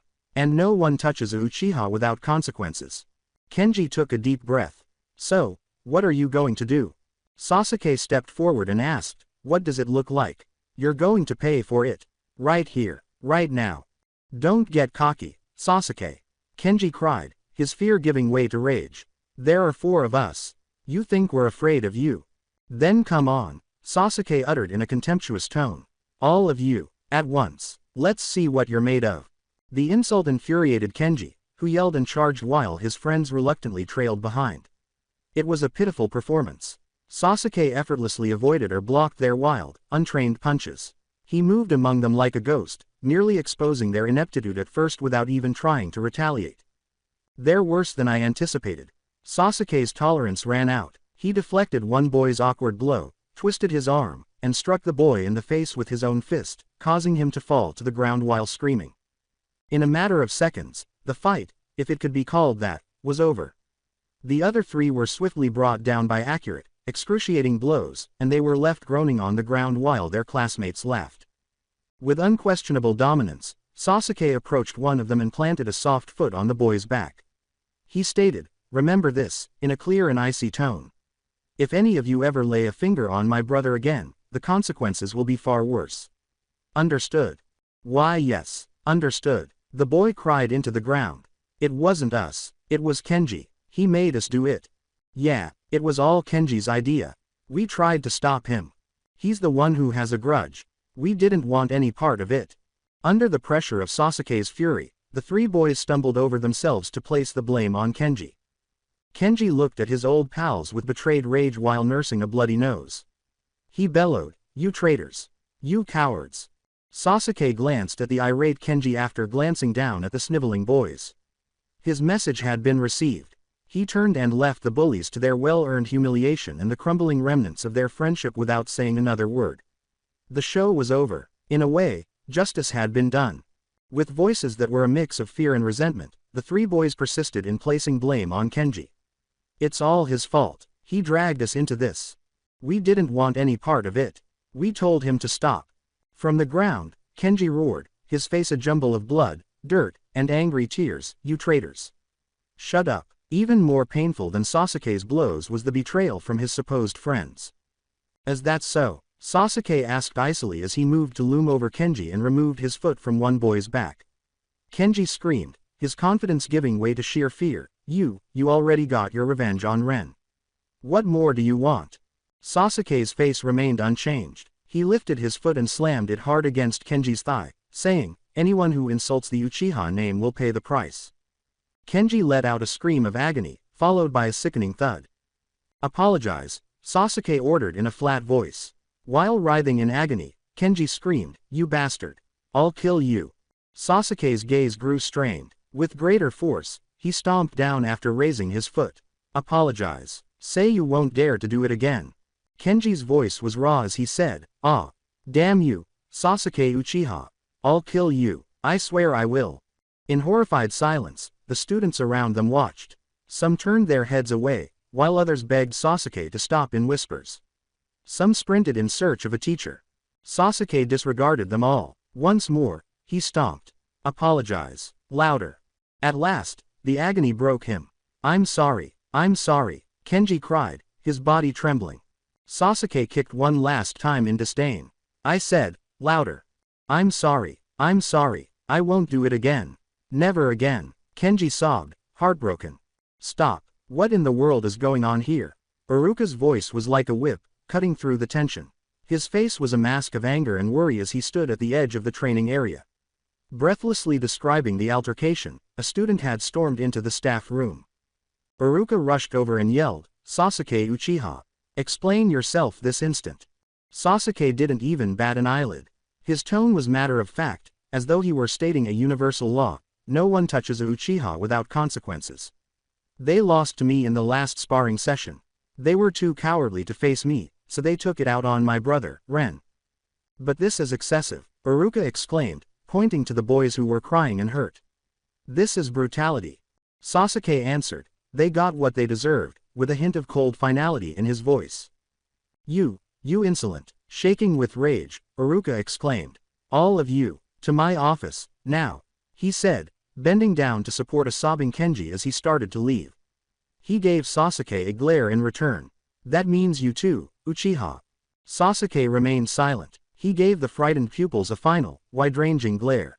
With those words, he turned and followed Iruka, leaving a field of shocked and shook classmates in his wake. Let this be a lesson. Cross a Uchiha, and you will pay. They got the message. Nobody would ever again intimidate Uchiha Ren. "Ino, let's go see Ren-kun. I need to know if he's okay," Ino exclaimed, her concern taking precedence over all other concerns. She took hold of Akane's hand. Akane instantly said, "Right. Let's go," as her face went white with worry. Sakura yelled, "Ino, where are you going?" in a bewildered tone. Pulling Akane with him, Ino called back without pausing, to check on Ren-kun.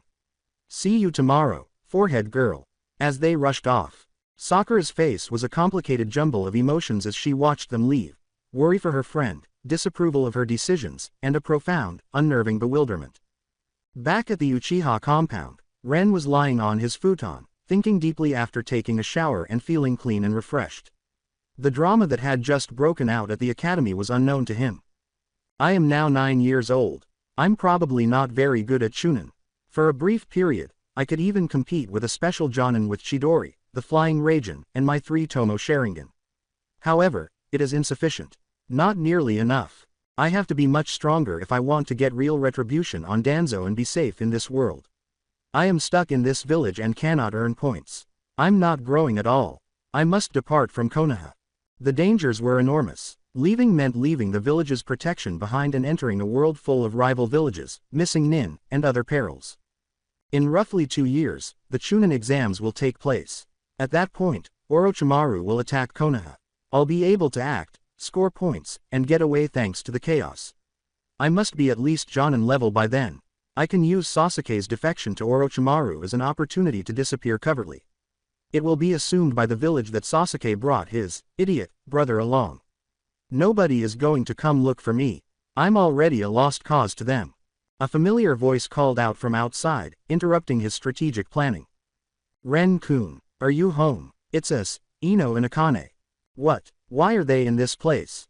The 2 girls knew Sasuke wasn't home, so they let themselves in before he could respond. Together, they knelt next to his futon and said, Ren-kun. Are you all right? With worried expressions on their faces. Ren pretended to be perplexed and said, I'm fine. Are they aware of Kenji? Thank goodness. Ino breathed a sigh of freedom.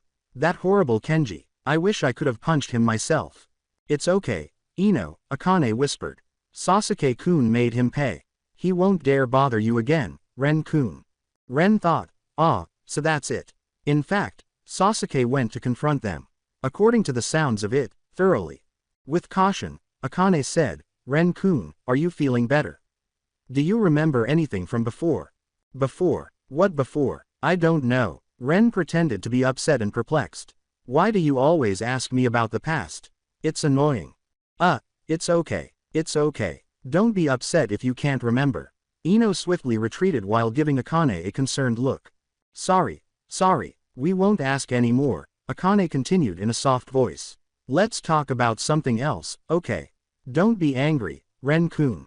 For the next hour, they talked carefully and lightly, avoiding any subject that would irritate him. They grudgingly got up to depart when the light started to go out and they heard Sasuke return. Bye, Ren-kun, we'll see you later, Ino exclaimed with a forced, bright smile. Take care, Akane whispered. Ren felt a weird, bittersweet sensation in his chest as he watched them leave. These 2 are truly unique. He let out a sigh, feeling more burdened than usual by his deceit. To the best of their knowledge, the version of him they were waiting for had vanished forever. He was also preparing for a future in which he would be far from all of them. The road ahead was paved with secrets and was lonely. Ren let out a complicated sigh as he watched Ino and Akane go. Those 2 are incredibly tenacious. Silently, the night went by. Ren used the Flying Raijin to return to his covert training area in the woods the following morning as soon as Sasuke departed for the academy. Mastering the next step was his day's objective.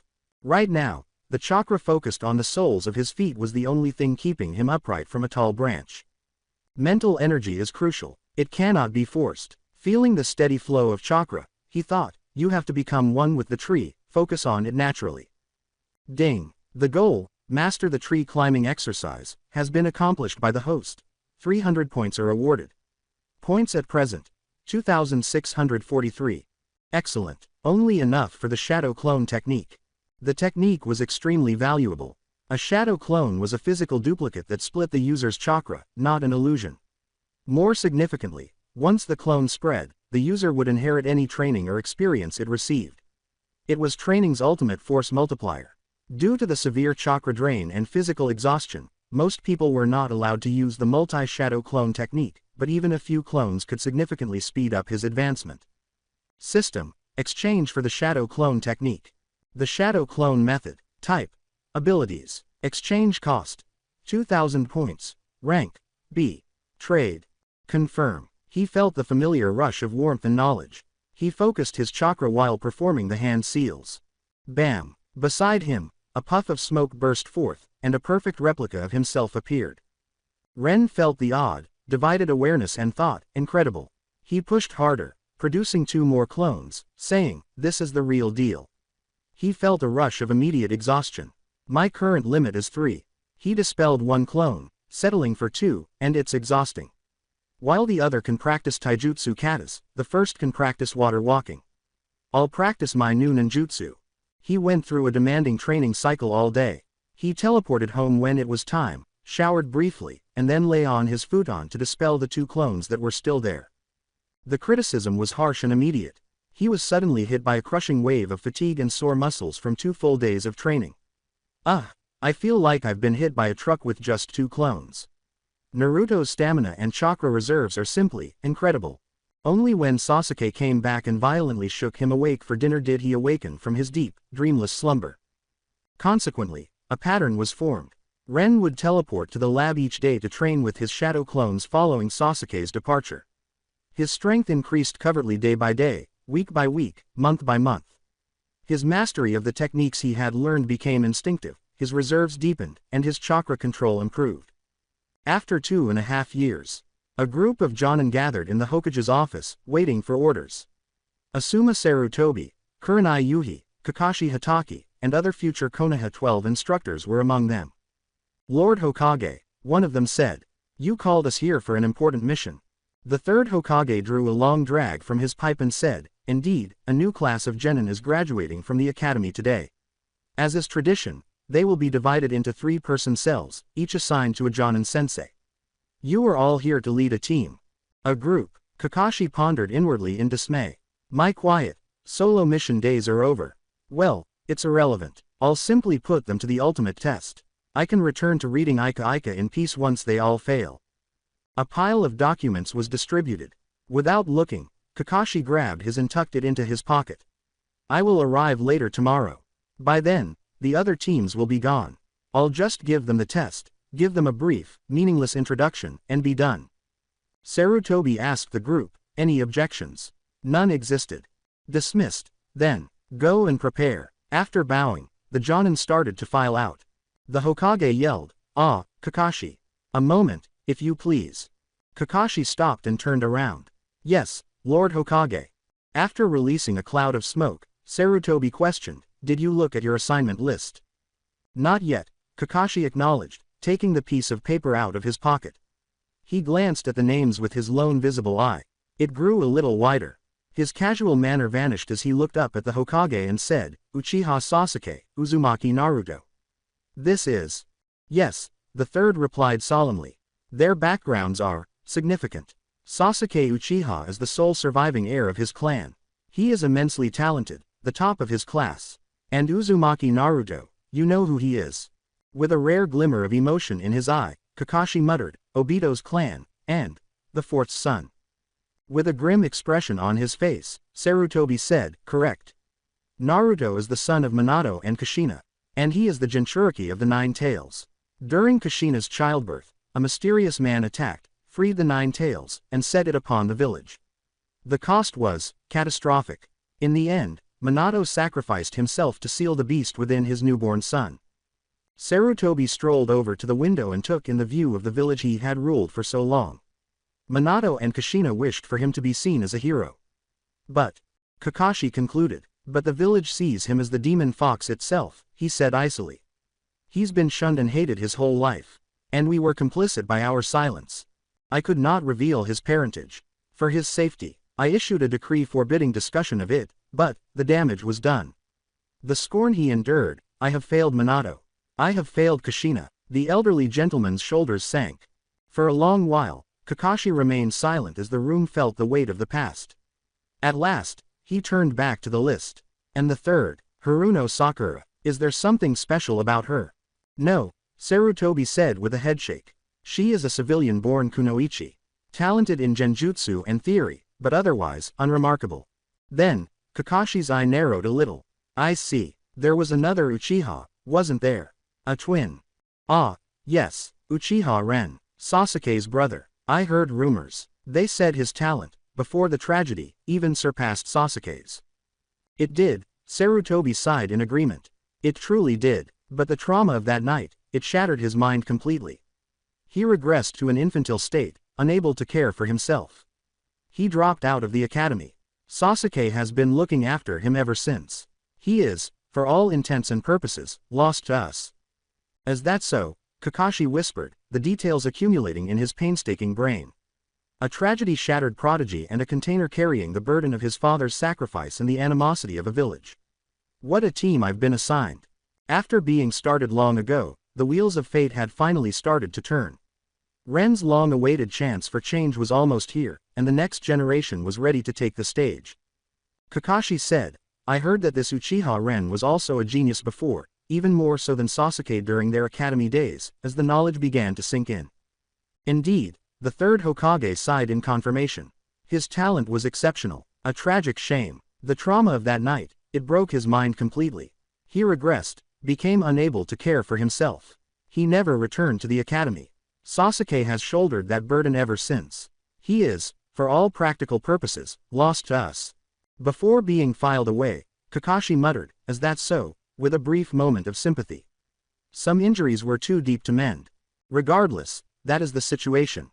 You will understand more once you meet your team tomorrow. Understood. But know this, Lord Hokage, Kakashi's tone was firm, even if they are the children of my comrade and my sensei, if they fail my test, they will not become my students. I will not lower my standards. Sarutobi uttered the words, "That test of yours," with a faint smile. I have faith that Naruto and the others will not disappoint you. With one last bow, Kakashi turned and walked out of the office, saying, "We shall see." He didn't return home. He ended up at the memorial stone instead, tracing the names engraved on the icy rock with his fingers. Obito, Sensei, Rin, I'm back. Tomorrow, I'm taking a team. Their pupils are Sensei's son and members of Obito's clan. I won't hold back, though, even for them. Those who disobey the law are scum, but those who desert their friends are even worse. I learned that from you, Obito. They would be better off remaining at the academy if they are unable to pass. On the battlefield, a ninja who lacks teamwork skills is just a corpse waiting to happen. Ren was lost in thought back in his room. He had noticed the new Konoha headband tied around Sasuke's forehead as soon as he got back from the academy that day. The headband for protection. He received his degree. The plot has formally started. The original plan was for Sasuke, Naruto, and Sakura to be assigned to a team tomorrow, meet their new sensei, Kakashi, and then take his famous bell test the following day. They would pass and become Team 7 if everything went according to plan. They would soon begin performing D-rank missions, which would ultimately result in their first C-rank mission outside the village. At last, it is beginning. It's almost time for me to leave Konoha. He felt a rush of excitement. It's actually taking place. The following day transpired precisely as Ren had anticipated. Sasuke went off to meet his group and their sensei, who was always late. The survival exercise came the next day. Ren could practically see it. Kakashi saying his famous line about rules and comrades, Sasuke and Sakura learning a hard lesson about teamwork the hard way, and Naruto tied to a post. Sasuke went back home that night to prepare a little travel bag. His voice was clipped as he said, "I'll be out of the village for a few days. I have a mission tomorrow. I've arranged with Tsuki at Ichiraku. His daughter, Ayame, will bring you ramen while I'm gone. Stay in the house. Do not leave. Do you understand me?" "Sasuke, where are you going?" "I want to go too," Ren exclaimed, putting on his most beseeching, innocent face.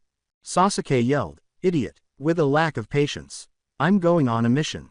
How could I bring a burden like you? Just stay here and don't cause any trouble." Ren said, "Oh," with a dejected expression on his face. "I understand. I'll wait here for you to come back. I won't go anywhere." Sasuke gave one last warning before leaving the room, saying, "HMPH. You'd better not, or you'll regret it when I get back." An expedition beyond the village. Ren's mind was already racing, so this must be the Wave Country mission, accompanying that bridge builder, Tazuna. The Chunin exams will follow their return. I can train for longer periods of time without interruption. And my opportunity will come when Orochimaru begins his invasion. There are chances to score points when there is chaos. Sasuke departed for the village gates at first light the following day. After making sure Sasuke was gone, Ren returned to his laboratory in the woods using the flying Raijin. To accept the ramen deliveries from Ayame, he kept one shadow clone at home. He even called upon one of his contract's smaller, less noticeable pug mastiffs, giving it the duty of surreptitiously keeping an eye on everything that happened in the village. His dog Scout returned a few days later. The village was evolving. Small groups of foreign shinobi from smaller villages and a larger contingent from Sunagaku, one of the 5 great shinobi villages, were starting to show up. Their treaty with Konoha stipulated that their genin had to take the chunin exams here because they were a defeated nation in the previous war. The village was turning into a melting pot of conflicting allegiances and powers. The place is becoming crowded. A true blend of players. I must exercise caution. Orochimaru is most likely already here, hiding in the shadows. Ren felt a chill go through her body. The Sharingan is the obsession of that pervert. In the original story, he desired Sasuke's body. Ren knew better than to underestimate Orochimaru's guile and reach, despite the fact that he was publicly viewed as a worthless invalid. I can't let him set his sights on me. Ren stopped his outdoor training because he believed that discretion was the better part of valor. He withdrew to the security of his room and spent his days pretending to be lethargic while carefully considering his next course of action. Team 7 returned from their mission a few days later. They encountered the Suna siblings, Gaara, Kankuro, and Tamari, and were informed of the upcoming Chunin exams, just as in the original tale. The Hokage received formal recommendations for their teams to participate from their Jonin sensei, Kurenai, Asuma, Might Guy, and Kakashi. Ren evaluated, lying on his futon, my strength should be at Jonin level now. I have a window of opportunity to act when the invasion starts, to accrue points. I should be able to survive the chaos with my current power. 2 years of unrelenting, covert training had paid off. He had even created new techniques based on his existing arsenal through hard work and natural talent, learning more complex applications of the Rokushiki techniques and deriving Chidori Senbon and Chidori Sharp Spear from the original Chidori. In the solitude of his empty room, a sharp, ambitious smile spread across his face as he thought, it's really getting exciting. On the board were the pieces. The game was going to start. Ren's 2 years of unrelenting, covert training had paid off handsomely. He had become exponentially stronger. He had even created new skills, such as Chidori Senbon and Chidori Sharp Spear, which were lethal variants of his original lightning release, by using memories from his previous life. His proficiency with the Rokushiki had also progressed, transforming the finger gun into the ultimate Rokushiki's ultimate secret, Rokuogen, and the more potent 10-finger gun. These weren't system exchanges, rather, they were his own inventions refined via hard work and insight. There was no denying his natural talent. With a sardonic smile, he thought, it's really getting exciting. A group of Chunin and Jonin sensei waited for their leader's word in the Hokage's office. The third Hokage took a long drag from his pipe and said, I assume you all know the time has come based on the looks on your faces. With a cigarette hanging from his lips, Asuma Sarutobi observed, this matter has been announced to the other nations. Shinobi from many other villages are already within our walls. Indeed. When does it begin? Kurenai Yuhi silently questioned. In 1 week, Kakashi said, looking around the room with his only visible eye, so soon. The room was filled with the third Hokage as he rose to his feet. Now, I officially announce that the Chunin selection exams will commence 1 week from today, on the 1st of July. This meeting is adjourned. The shinobi scattered to notify their genin teams with a chorus of, yes. For the young genin of Konoha, the next week was a flurry of anxious preparation. The day finally came. A written exam was administered in a designated classroom during the first phase. Sasuke and Rock Lee got into a fight after Team 7 ran into Might Guy's team, just like in the original timeline. But the result was different. Sasuke had trained with even greater ferocity, motivated by the humiliating recollection of his helplessness against the Root and Anbu agents years earlier. He was more skilled than he had been before. Although both were holding back, the battle with Lee ended in a standoff rather than a defeat. When Might Guy arrived on time, Lee warned Sasuke that he hadn't used all of his strength and that his main test target, a genin, was even stronger than him. The Konoha 9 got back together in the examination room. Kabuto Yakushi, the spy, appeared, displaying his fake data cards and managing a group of hostile Otogaker shinobi with ease. The test was then declared to have begun when the menacing Proctor, Ibiki Morino, and his team arrived. Candidates used clever, desperate techniques to cheat. Ibiki used the notorious 10th question, a psychological trick meant to weed out people who lacked resolve, at the last minute. Many candidates gave in to the intense pressure and decided to step down. The remaining examinees' nerves were hardened by Naruto's bold, heart-pounding statement. Ibiki then disclosed that the test's actual goal was to assess their ability to gather intelligence and, more crucially, their capacity for perseverance under duress. Everyone who was left died. arrogantly declaring that more than half of them would be eliminated in the next phase and to wait for information from their guides. Anko Mitarashi, the second proctor, made a grand entrance. The following day, the genin gathered at the Forest of Death, the entrance to the 44th training ground. They entered the perilous forest after Anko gave them an explanation of the harsh regulations and they signed liability waivers. They had no idea that Orochimaru, the fabled Sannin turned S-class rogue, was a monster walking among them. Orochimaru pursued Team 7 shortly after they entered the forest. Sasuke's killing intent caused him to become so terrified that he was unable to move at all. Just as he was ready to give up their scroll in order to save his life, Naruto appeared out of nowhere and persisted. Despite being outmatched, Sasuke was inspired by Naruto's bold and nimble battle against overwhelming odds. He retaliated, seemingly scoring a hit with a deft combination of a wire-guided Fuma Shuriken and fire release. Orochimaru was pleased with Sasuke's potential and gave him the Cursed Seal of Heaven as a reward. Sasuke was rendered unconscious by the excruciating pain. Orochimaru warned Sakura that Sasuke would eventually pursue him for power before departing. A group of sound ninjas sent by Orochimaru to complete the task attacked Sakura as she attended to the unconscious Sasuke and Naruto. Sakura put up a valiant fight, chopping off her own hair as a symbolic show of determination, but she and the recently arrived Team 10 were defeated. Sasuke awoke, the black patterns of the cursed seal crawling across his skin, just as Team Guy came to help. He viciously attacked the sound ninja, easily breaking one's arm, consumed by its wrath and dark power. When Sakura realized he had lost control, she hurried forward and gave him a hug, pleading with him to stop killing them all. He was calmed by her action, which overcame the curse. The sound ninja left their scroll behind as they ran away in fear. The second exam was passed by Team 7. Before revealing the third test, preliminary matches to lower their numbers for the final tournament, the third Hokage spoke to the survivors and explained the rationale behind the Chunin exams. Sasuke's first opponent was a sound ninja who used chakra absorption techniques. He had been cautioned by Kakashi not to use the cursed seal. Sasuke was tested to the limit because he could not rely on it and his chakra was depleted.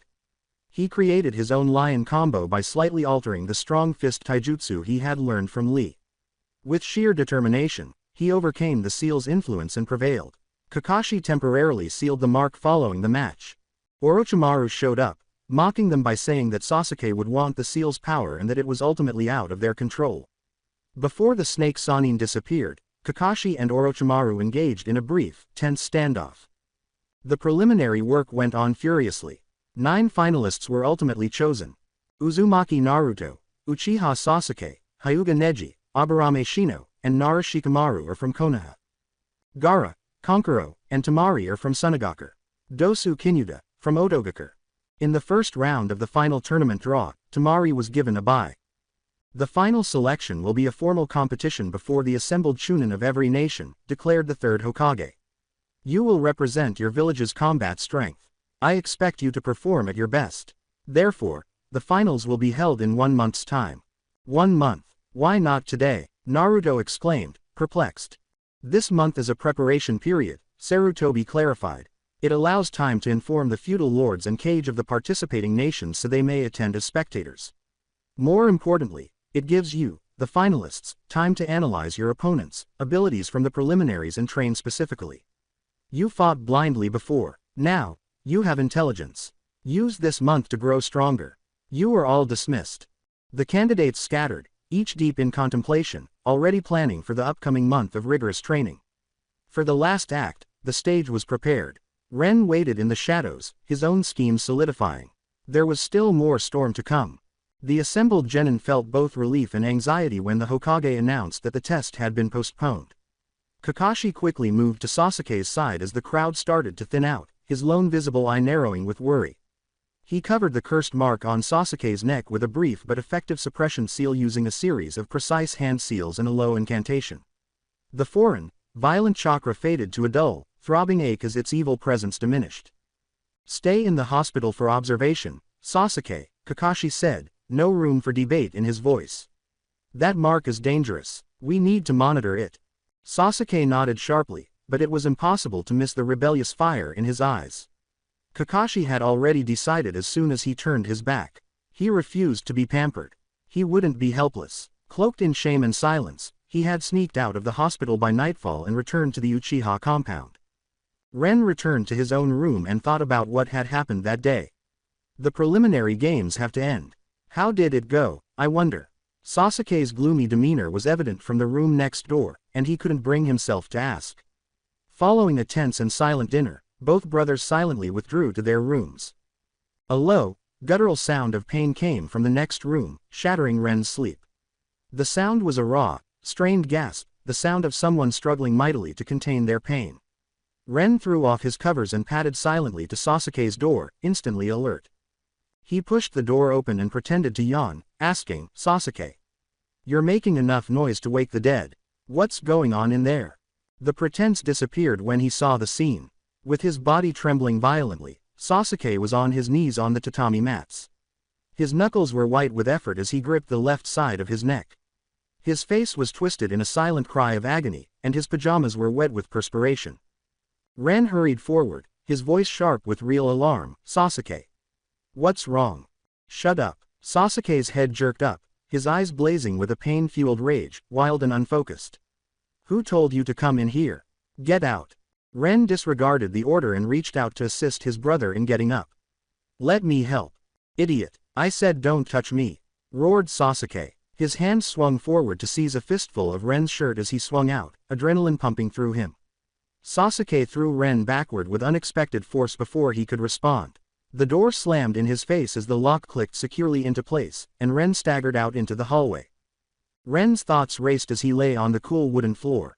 He had seen it clearly in that fleeting moment of contact, the dark energy pulsing from the black, tri-pronged pattern carved into Sasuke's neck. His blood ran cold as he recognized the cursed seal of heaven. Today, Orochimaru branded him. The preliminary work is therefore finished. 1 month from now is the finals. The chronology was settling in.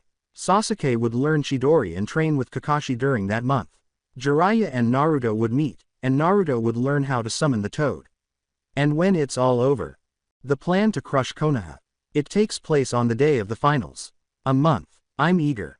A somber grin appeared on his face. It was almost time to end the wait. Sasuke left before dawn the following day, probably in search of Kakashi for the rigorous training that would take up the following month. Ren kept up his own solitary routine, constantly motivated by the thought of his brother's suffering. He developed the finger gun technique, exerted more physical force, and felt his chakra reserves increase daily. The points on the system gradually increased, serving as a continual reminder of the power that was just out of reach. The day of the Chunin exam finals came around a month later. Konoha was full of vitality. Tourists from all over the continent were crammed into the streets. Eager to see the spectacle, nobles, merchants, and shinobi from both rival and allied villages poured into the village. Anticipation hummed in the air itself. The mood was tense in the central arena. On the floor covered in sand, 7 of the 8 finalists stood poised. Uchiha Sasuke was the only one absent. Hiruzen Sarutobi, the 3rd Hokage, scowled high in the cage's booth. His voice was low as he asked the Anbu agent behind him, "Has there been any sign of Uchiha Sasuke?" "None, Hokage-sama. Multiple search teams have found nothing. It is possible he has fallen into Orochimaru's hands. If that is the case, finding him will be impossible." Hiruzen muttered, "I see," as his old eyes scanned the throng. He felt a heavy sense of dread. With his 2 stoic guards at his sides, the 4th Kazekage decided to show up at that time. Hiruzen said, "Lord Kazekage. A rare honor. Please, be seated," as his diplomatic mask fell into place flawlessly. The Kazekage said, "The honor is mine," in a raspy, dry voice. The journey was not long. It is fortunate the exams are held here in Konoha. At your age, Lord Hokage, a long trip might have been taxing. I trust you have already considered a candidate for the 5th Hokage. The subtle remark was accompanied by an icy grin. Hiruzen laughed, a familiar, cozy sound. "Please, don't write me off as an old man just yet. I believe I can serve for another 5 years. Now, if you'll excuse me, it is time to begin." Raising his hands to calm the boisterous crowd, he moved to the front of the balcony. "Honored guests, I thank you for coming to Konoha to witness the culmination of our Chunin exams. The shinobi you see before you represent the brightest hopes of our future. I promise you a display of spectacular skill. Let the matches begin." Below, Genma Shiranui, the proctor, clenched a Senbon needle between his teeth as he explained the rules. The rules are simple. The fight continues until one combatant is dead, incapacitated, or concedes. However, I will stop the match the instant I determine a winner has been decided. Understood. The matchups were announced by him. In the first fight, Naruto Uzumaki stunned everyone by defeating the incredible Hyuga Neji by using the Nine Tails' tremendous power to get past the Hyuga's impenetrable defense. The audience erupted. Kankuro of the Sand and Shino Abarame's next match ended before it started. With his focus on the upcoming operation, Kankuro instantly gave up to save his strength. Next was Tamari of the Sand vs Shikamaru Nara. Shikamaru's seemingly indolent and pathetic attempt turned out to be a brilliant display of tactical skill.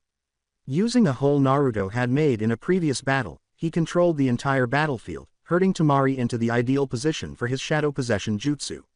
He shocked everyone by giving up just as victory appeared certain, claiming fatigue and a dislike of injuring women. However, the judges were aware of his clever tactic. The matches ended one by one. The arena was fixed. The sun rose higher. Sasuke has yet to arrive. Genma was ready to make a forfeiture declaration. However, amidst a flurry of motion and a whirl of foliage, Kakashi emerged on the arena wall, accompanied by a composed Sasuke. "Sorry we're late," Kakashi said, grinning. "We got lost on the road of life." The audience erupted. A stunning demonstration of power and speed ensued. Because of Kakashi's training, Sasuke was able to move more quickly than any genin could. He used sheer speed to overcome Gaara's absolute defense before piercing the sand shell with the Chidori, a screeching thrust coated in lightning. There was a moment of stunned silence after the stadium reverberated with the sound of 1,000 birds wailing. Then the air was broken by Gaara's scream of pain and anger. The psychological damage was severe, but the wound on his shoulder wasn't very deep. His composure cracked and his sand trembled. And one white feather fell from the sky as Gaara started to fall apart. Then one more, and yet another. Like a soft wave, the Genjutsu, Temple of Nirvana, swept across the stadium. Genin, Chunin, and spectators all sagged in their seats and dozed off in a profound, enchanted slumber. The crowd's roar gave way in a matter of seconds to a profoundly unsettling silence. Only a few specially trained people and a small group of Junin, including Kakashi, Might Guy, and Kurenai, were still conscious. One of the cage's guards lifted his hand from the cage's box and sent one red flare skyward. The signal was that the Konoha Crush plan was underway. The scene played out on the stadium roof at a terrifyingly fast pace. The true figure beneath the shimmering and melting form of the fourth cage was Orochimaru, his pale face stretched into a terrifying grin. He touched Hiruzen's throat with a kunai. At the same moment, 4 sound ninja burst out of the darkness at the roof's corners and slammed their hands against the wooden beams. They all chanted, "Barrier Method, 4 Purple Flame Formation." Together, they were surrounded by a violet, shimmering cube of energy that sealed the third Hokage and his former pupil inside.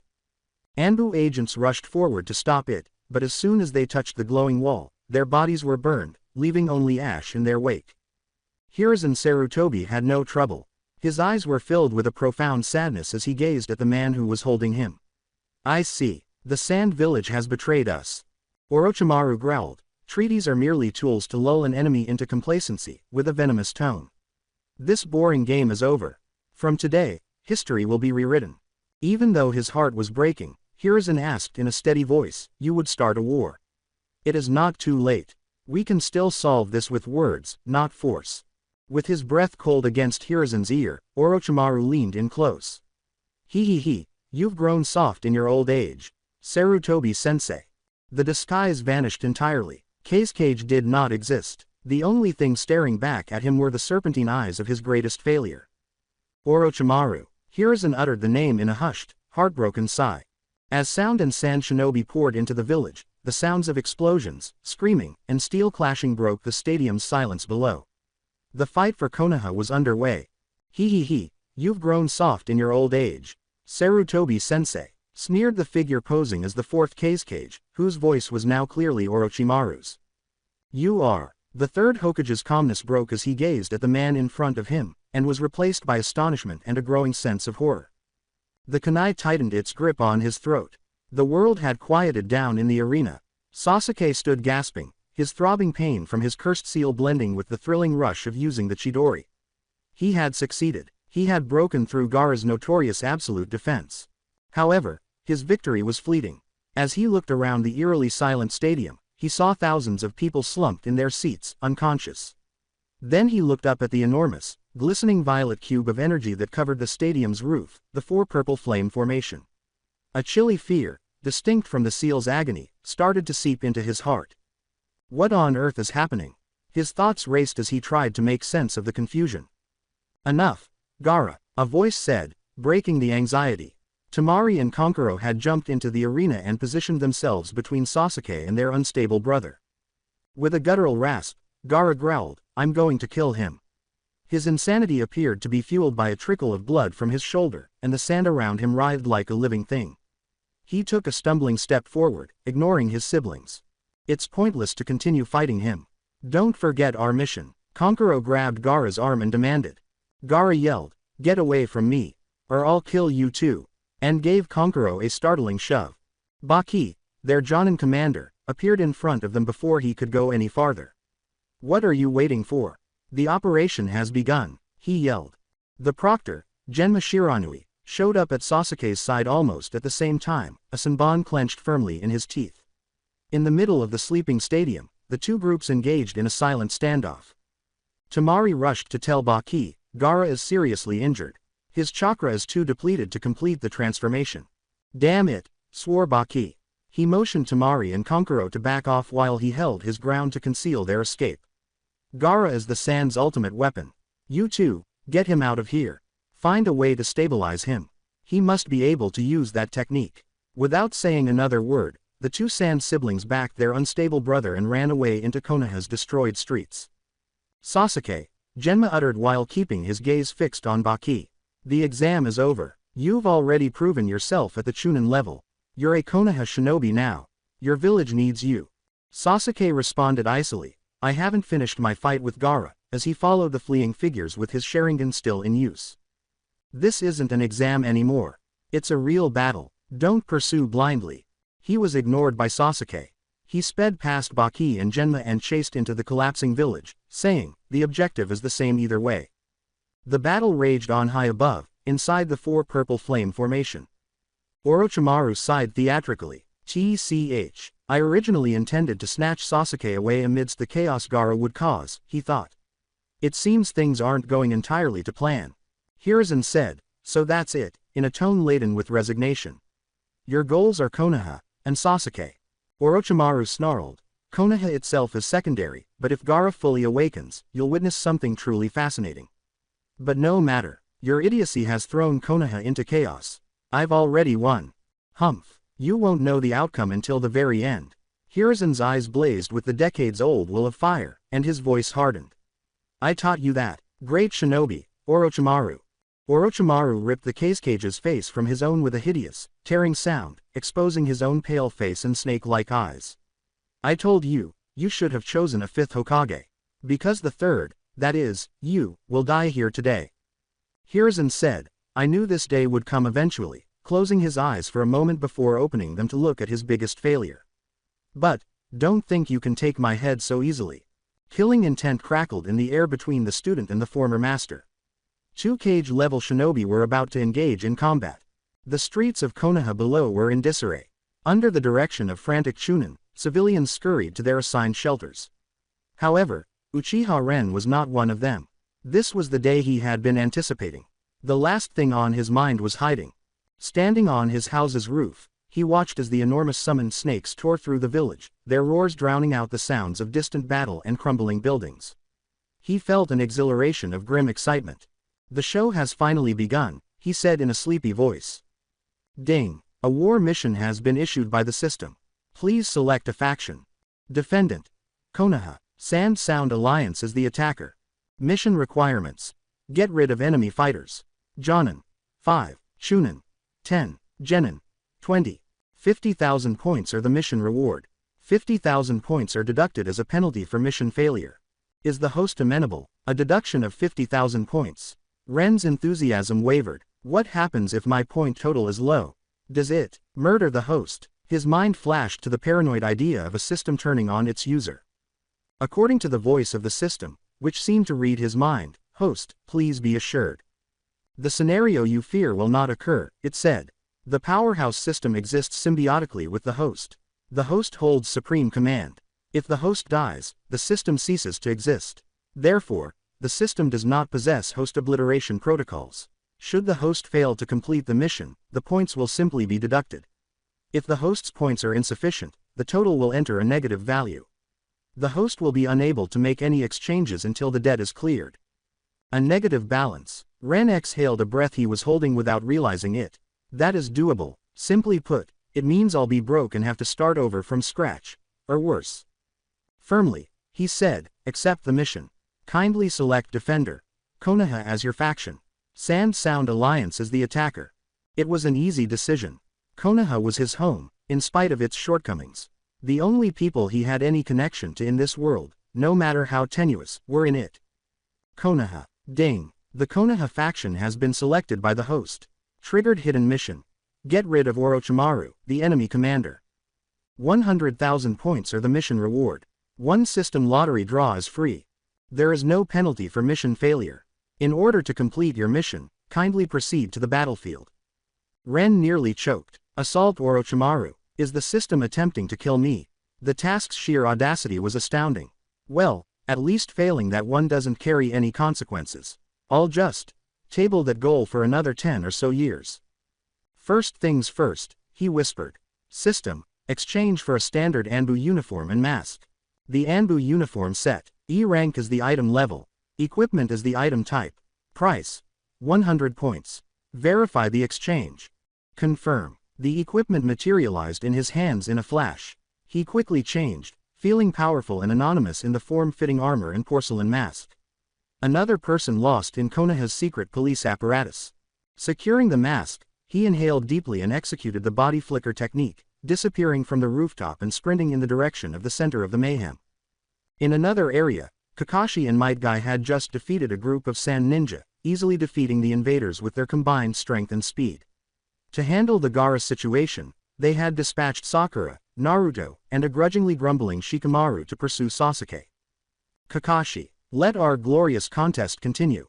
Guy exclaimed, his usual zeal unabated by the conflict all around. The score is 17-18. My springtime of youth will not be defeated. A cold blur rushed past them before Kakashi could respond with his customary dry retort.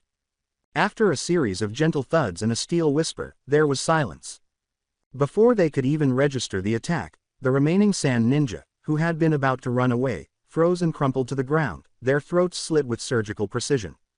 One small figure in an Anbu uniform stood among the falling bodies, sheathing a standard-issue Tonto calmly.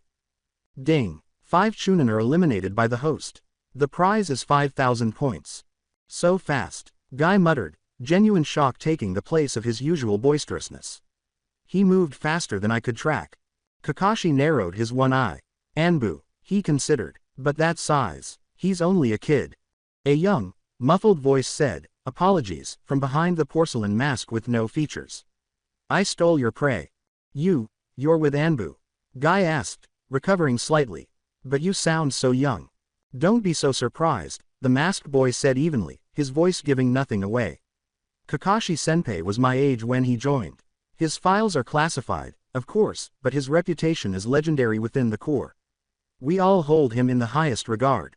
Compared to him, I am nothing. The words were delivered with a flat, practiced neutrality that was utterly convincing. We don't have time for chatter. The battle is elsewhere. Without another word, the small Anbu operative performed another body flicker and vanished, leaving the two legendary Jonin staring at the empty space where he'd stood. Kakashi. Guy began, uncharacteristically solemn. He's right, Kakashi interrupted, his voice low. Underestimating an opponent based on their age is a fatal mistake for a shinobi. Come on, Guy, our match isn't over. But his mind was racing, trying to place the young voice behind that mask. An Uchiha.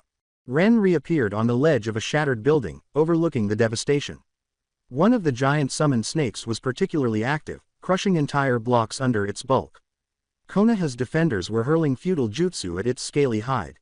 Perfect, Ren thought, a plan forming. Time to see what this new power can really do. He leapt from the ledge, biting his thumb as he fell through the air. He flashed through a sequence of hand seals, slamming his palm downward as he neared the ground. Summoning jutsu. Ren bit his thumb as he fell after jumping off the building's ledge.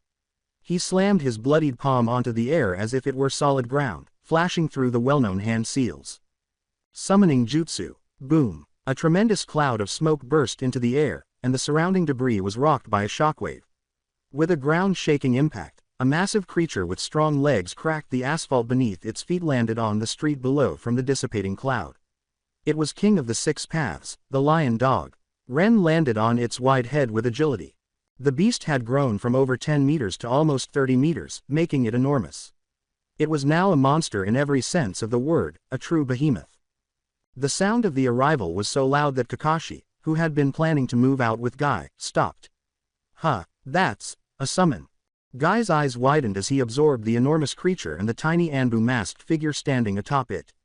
As that, the kid from before. He summoned that, he cried. Kakashi grimly remarked, Guy, we're needed over there. Our forces can't stop it, as he observed one of the enormous snakes wreaking havoc, the Konoha ninja defenseless against its scaled hide. With renewed vigor, Guy exclaimed, right. Let's go, and they both bounded toward the mayhem. Ren could only look in shock at the Six Paths King's head. This is Erha. It's been 3 years since I called him. Has he really grown this much? A psychic beast grows at an absurd rate. When it first appeared, the Six Paths King's trademark, absurd battle cry was, protect your tiny blossom. As its 3 heads scanned the tumultuous battlefield. Little brat, why have you summoned this great one again? If it's more digging, you're a dead man. Yo, Erha, long time no see, Ren remarked, giving the beast's head a pat. I didn't expect you to get so big. I called you for a good reason. There's a war on. Konoha is under attack by the Sand and Sound. I need to kill their ninja, and I need your help. The beast's voice rumbled with sudden, savage excitement. Oh, a war, so I can cut loose today. He, my blood is already boiling. You've finally done something right, brat. Leave those scumbags to me. Roar. Tonight, we hunt, roared the Six Paths King, its body stiffening in preparation for a charge into battle. Wait, Erha, listen first. Ren interrupted him. You were only to attack Sand and Sound ninja. Do not harm anyone from Konoha. I don't want to make an enemy of my own village, understand? It would be troublesome. At least for now, I can't afford to provoke them. If you can't follow that rule, there will be no more fights in the future. I won't call you. Understood, understood. Such a nagging brat, was the beast's impatient response. Ren was about to give the order to attack when there was a final, sickening crunch and a terrified scream coming from a nearby street.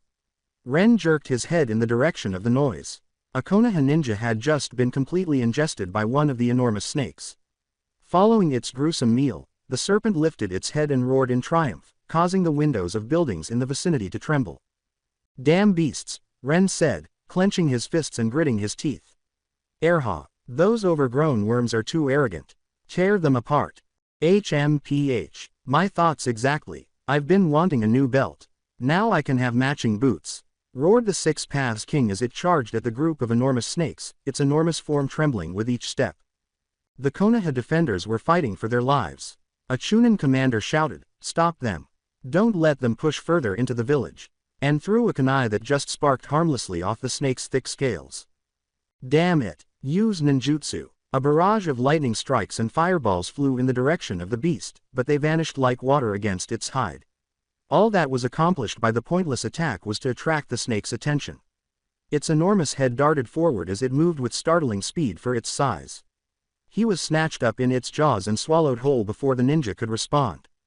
Miyagi, no, damn you, I'll kill you. Another ninja broke formation and rashly charged the serpent, overcome with grief and fury over his friend's passing. His allies cried out, Akita, fall back. It's a suicide run. But their pleas were ignored. Akita, the furious ninja, was able to jump on top of the snake's head and use all of his strength to drive his kunai down. He wasn't a hero from a storybook, though. The blade did little more than irritate the enormous creature as it sparked against the impenetrable scales. The snake threw him off with a forceful shake of its head. Dazed and broken, he crashed through the wall of an already damaged building and landed in a pile of broken plaster and wood. Akita looked up as the dust had settled and saw the snake's wide-open mouth blotting out the sky as it descended toward him. Is this, where does it end? Accepting his fate, he closed his eyes. Boom, crunch. The air was filled with the terrible sound of impact and ripping flesh, then a hiss of pain and death. But the anticipated pain did not materialize. Akita opened his eyes slowly. Stunned, he whispered, I'm not dead. A voice said, hey, you're not dead yet, to him. But if you stay there, you might be. Akita raised her gaze. Now, with its back to him, a huge creature stood between him and the snake. The three enormous, curved blades at the end of the monster's left arm were now buried deep within the skull of the enormous snake that was going to devour him. Dark blood dripped from the tips of the blades that protruded from the opposite side. As his eyes moved up the monster's body, he noticed a masked Anbu agent standing composedly atop its head. Incredible, the Chunin stumbled. Are you reinforcements? And the Anbu called back, that's right. Akita's voice broke as he saw his friend's image. But, damn it, he said. If you had been sooner, Miyagi wouldn't have. The Anbu said, I'm sorry, but it was a flat, unapologetic statement of a straightforward truth.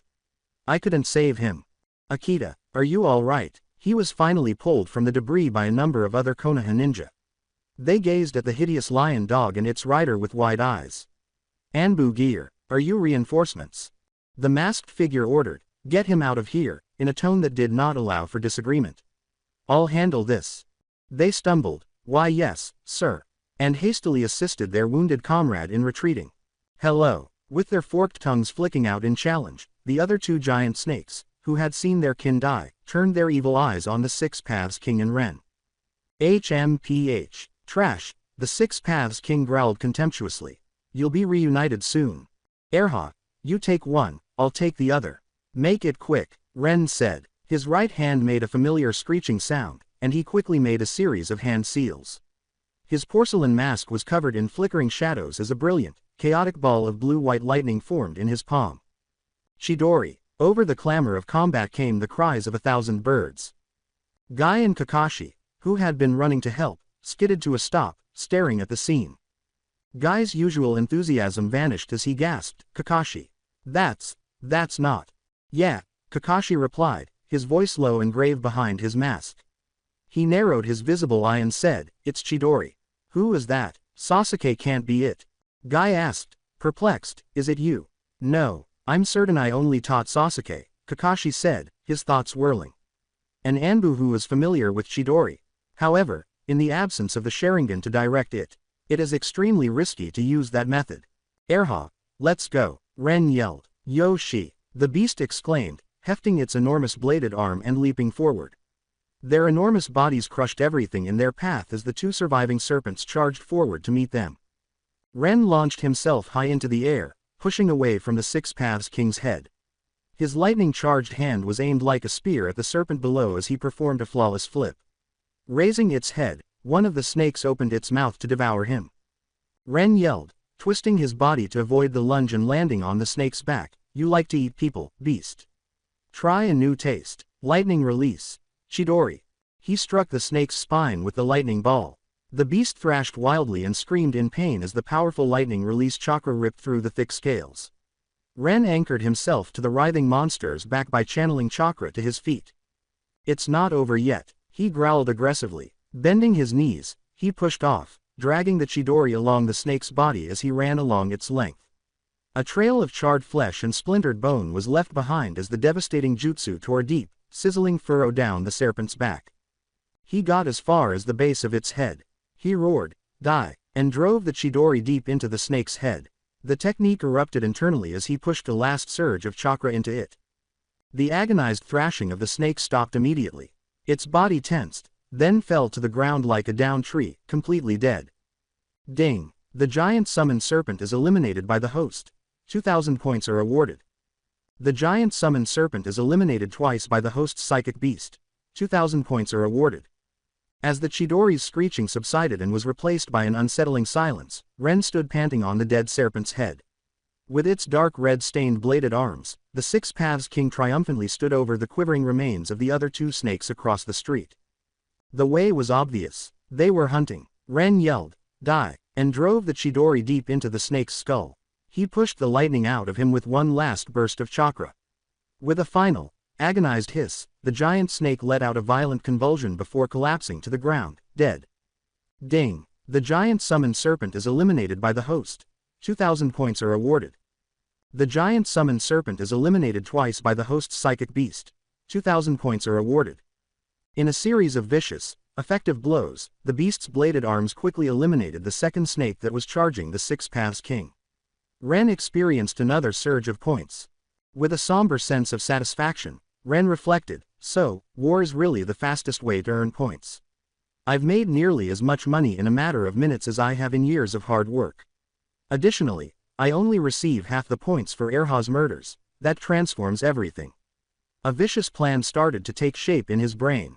Ren exclaimed, not bad, Erha. All that size isn't just for show. With a note of sincere admiration. The beast growled back, HMPH. Shut up, brat, before continuing.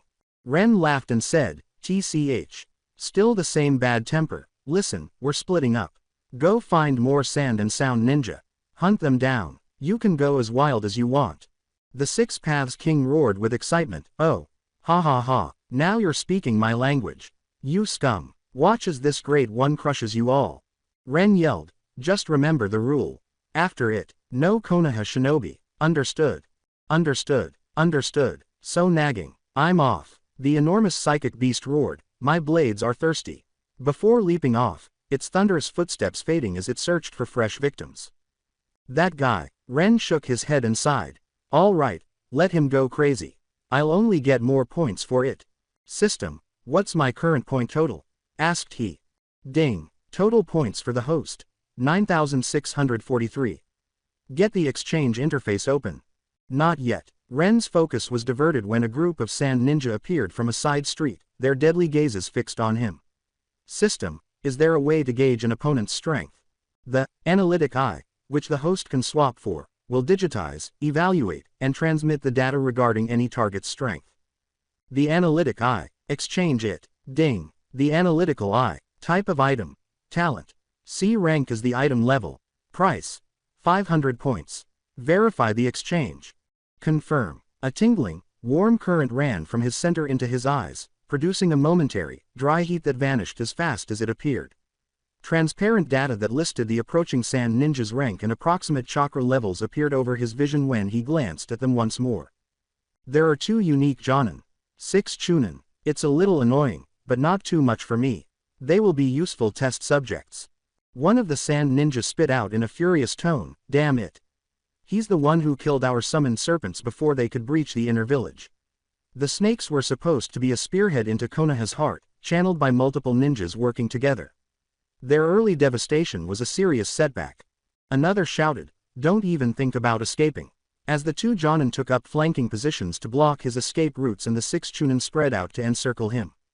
Kakashi and Might Guy, who had opted to watch rather than get involved, watched the scene play out from a nearby rooftop. Guy's body tensed as he said, that boy is in trouble. Should we go support him, Kakashi? Kakashi answered, not yet. Wait. His lone eye focused intently on the masked Anbu below. There was a mystery surrounding the use of his Chidori that needed to be explained. Hee. Attempting to encircle me, perfect. A chilly grin appeared behind Ren's mask. He brought his hands together in a single, quick seal as all 6 Chunin lunged at him at once, their kunai shining. You want to besiege me? I was hoping you would. He yelled. Then he opened his arms wide, the kunai just inches from his body. Lightning release. Chidori stream. His whole body erupted in a crackling dome of blue-white energy, a torrent of electricity. As the current grabbed their muscles and froze them, the 6 Chunin screamed, their bodies smoking and seizing. Ren's arms changed into 6 enormous, spectral serpents that shot out of the electrical field before the paralysis could wear off. Each one clamped its fanged maw around the neck of a paralyzed Chunin as they struck with viper-like speed. A succession of nauseating crunches occurred. The field of electricity disappeared. The arms of the serpent withdrew. 6 corpses fell to the floor. Ding. 6 Chunin are eliminated by the host. 12,000 points are awarded. It had only taken a few seconds. The sudden, vicious slaughter of their entire squad left the 2 Sand Jonin in complete shock and unable to process it. With his normal volume reduced to a startled whisper, Guy exclaimed, Kakashi.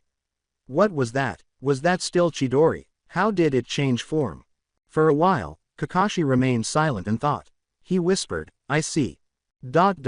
So that's it, in a low voice. He distributed the chakra across his entire body, using the Chidori's principles to electrify himself. He traded the technique's piercing power for a wider area of effect. It can function as both an offensive shock and a unique form of absolute defense. To understand and adapt Chidori to this degree, his talent is frightening. His gaze widened still more. And the technique that finished them, that was Orochimaru's hidden shadow snake hand. He's mastered my technique and one of Orochimaru's secret jutsu. Just who is he? One of the Sand Jonin at last found the courage to say, you bastard. How dare you, while gesturing at Ren with a quivering finger. Ren laughed mockingly and icily. HMPH, if you come to kill, you must be prepared to be killed.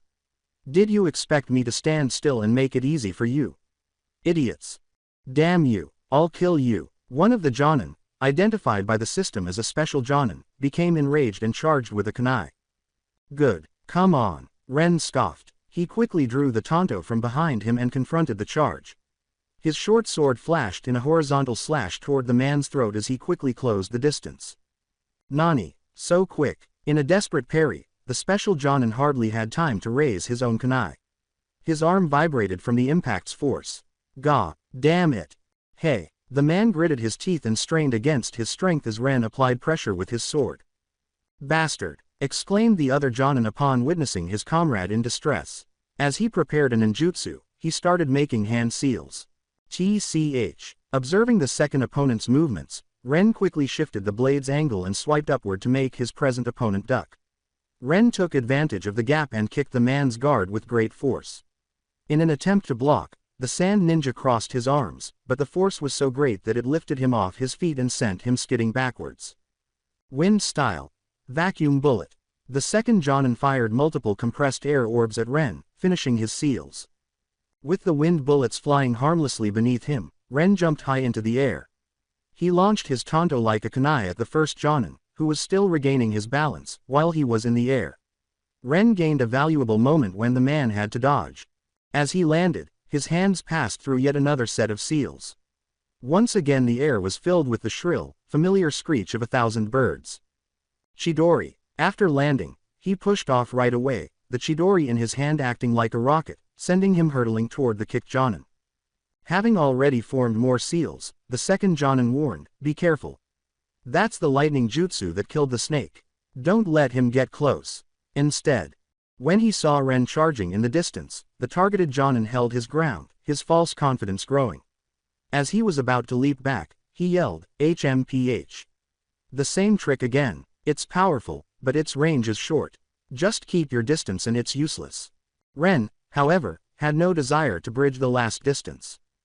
Behind the mask, a ruthless smile twisted his lips. Lightning style. Chidori sharp spear. In his hand, the brilliant ball of lightning grew violently longer, changing into a crackling, blinding lance of pure energy that soared forward, far beyond its usual range. A spear of inevitable death, it pierced the remaining distance in a split second, aiming straight for the overconfident Sand Jonin's heart. Still projecting confidence, the Sand Ninja never anticipated it. Ren's Chidori changed, growing into a lance of pure lightning that crackled and resembled a spear. Before the man could even twitch, it swiftly traveled the distance and punctured his chest. As he stared in shock at the deadly wound in his torso, the impaled ninja exclaimed, K. Nani, it can extend. TCH. That's what you get for showing off, Ren said icily. Ding. One special Jonin is eliminated by the host. The prize is 3,000 points. 16,343 points in total. Yosuke. Damn you. Die. Roared the last of the Sand Ninja, who had just finished his seals, and let loose his jutsu. Wind style. Vacuum wave. Ren's body was struck squarely by dozens of revolving, razor-sharp compressed air blades. He was flung backward by the force of the impact, the wind blades apparently tearing his form. The Sand Ninja gasped as she saw Ren's lifeless body fall to the ground. Did I get him? It's impossible to survive a direct hit from that technique, she said. He felt a surge of grim satisfaction. It was really close. The voice was right behind his ear. A single, chakra-charged, hardened finger punched through the back of the Sand Ninja's skull before he could comprehend the sound. His eyes grew wide, and as he lost consciousness, his vision became blurry. However, I hit him was his last, bewildered thought. Bang! The Ren that was on the ground vanished into a cloud of smoke and a log that was used in its place. The ninja exhaled his final breath and collapsed to the ground, saying, Suoga, so that's it, a substitution jutsu. When did he have time to substitute? The doubt in his eyes persisted. Ding! One special Jonin is eliminated by the host. The prize is 3,000 points. 19,343 points in total. Luckily, he was merely a special Jonin. After cleaning his finger, Ren reflected, a true Jonin wouldn't have been so easily tricked. He had been keeping a close eye on the second ninja. He had already used the substitution technique, leaving a log in his place, as soon as he had killed the first with the Chidori sharp spear. All that had been struck by the vacuum wave was wood. Ren had used the body flicker to appear behind the sand ninja for the deadly finger gun strike while he was enjoying his fictitious victory. It had only taken a few seconds to complete the conversation. Might Guy was staring in complete amazement from the high rooftop. Kakashi, how can the Chidori do all that? After mastering the Chidori's essence, he adapted it, Kakashi said in a low murmur that conveyed both intense personal curiosity and expert analysis. A variation that electrifies the whole body for offense and defense. Another that extends its range into a projectile spear. The talent of this boy, it's the greatest I've ever seen in someone his age. His eyes widened. Who is he? Kakashi, look, Guy said abruptly, gesturing up at the sky. A hawk was circling over Konoha, making a particular, sharp cry. It's the signal, Kakashi declared, abruptly changing from an observer to a commander. It's finally begun. Let's go. He glanced down at the masked Anbu one last time before shining off, Guy trailing closely behind. At the same time, the battle on the roof came to a gruesome conclusion. The Kusanagi sword, which was buried deep in Hiruzen's own chest, was the price of the third Hokage's desperate, last-ditch hold on Orochimaru. The Shinigami itself, summoned by the dead demon consuming seal, was a huge, ethereal specter behind the third Hokage. Hiruzen's body had already been penetrated by one of the death god's arms, which then grabbed Orochimaru's soul and started the painful process of extracting it. My hands. I can't form seals, Orochimaru thought as he fought the iron grip of the Hokage. His laugh was rasping and wet. You can let go now, can't you? With a mask of pain and resolve on his face, the third Hokage hung on. Your ambition, to harm Konoha, ends here. My ambition will not be stopped, Orochimaru growled. You will die here soon. As you breathe your last, do you still dream of saving Konoha as its Hokage? Have you grasped the situation? My forces and the sand have attacked together. Your ninja, your women and children, they will all be slaughtered. The Konoha Crush plan is a success. Ha ha ha ha. Hiruzen gasped. You probably don't know, Orochimaru, his voice faltering but his spirit unwavering. Don't underestimate the ninja of this village. They will fight with their lives to protect their home. The true power in this world, it isn't about learning all techniques. I taught you that once before. A ninja's true power emerges when they are protecting someone precious to them. All Orochimaru could do was glare, a glimmer of something in his snake-like eyes, annoyance, rage, maybe even a remnant of lost respect. In other places, groups of sand and sound ninja had scouted homes deep within Konoha's residential areas. Nothing in here, none here either. This one's empty too. Confusion and annoyance grew as they regrouped in the street. One sand ninja kicked at the door of an empty house and screamed, "What's going on? We're in the heart of the village. Where are the civilians? The children?" Their commander commanded, "They must be hiding in shelters. Find them. Move out." The group started to go farther. Swish, swish, thud, thud. From the shadows came a volley of shuriken. Before they could respond, a number of sand ninja screamed and fell. The rest of the invaders gazed up at a tall wall. A group of Konoha Anbu stood there, observing them with a predatory, icy silence. A woman with long purple hair spoke in a steel-like voice, "From this point on, we will not allow you to advance a single step further." The counterattack by Konoha had started. The tide shifted across the village. The actual core of Konoha's military power, the specialized clan ninja, charged into the streets. I can't move my body," exclaimed a sand ninja, confined to a long, shadowy pool on the ground. Shikamaru's father, Nara Shikaku, relaxedly leaned against a building and asked, "Is this your first time seeing Konoha's secret shadow imitation technique? Then let me show you the next one, shadow neck bind." The shadows narrowed, snapping the immobile adversaries' necks. Akamichi Choza used his multi-size technique to crush others under his enormous fist, while Yamanaka Inoichi used his clan's mind-body switch technique to turn sand ninja against one another. The heads of the three clans came together. "This takes me back," Inoichi remarked, chuckling grimly. Choza exclaimed. The Inoshika Cho trio assembled once more. The three yelled, "Osu!" simultaneously, sending a surge of well-coordinated, destructive force through the invaders. Ren hesitated as he heard the sounds of Konoha's comeback coming from everywhere in the crescendo of battle cries. Konoha is now retaliating in earnest. It's becoming lively. However, I must move more quickly. I will fail the mission if the sand and sound are destroyed before I reach my quota. He sped in the direction of the fiercest fighting. He arrived at a height with a view of the central plaza. There was a ferocious battle going on below. The blurred shapes of shinobi darted and weaved, kunai sparked as they clashed, and shuriken flew like enraged insects. There was a cry of pain or a grunt of effort at each collision. The battle is really fierce. Ren grinned menacingly behind his mask as he thought, "It's making my blood boil." Even though the fighters were moving quickly, Ren's recently awakened Sharingan could clearly see every move they made and knew what they would do. "I've already used Chidori 3 times. I've nearly exhausted my chakra.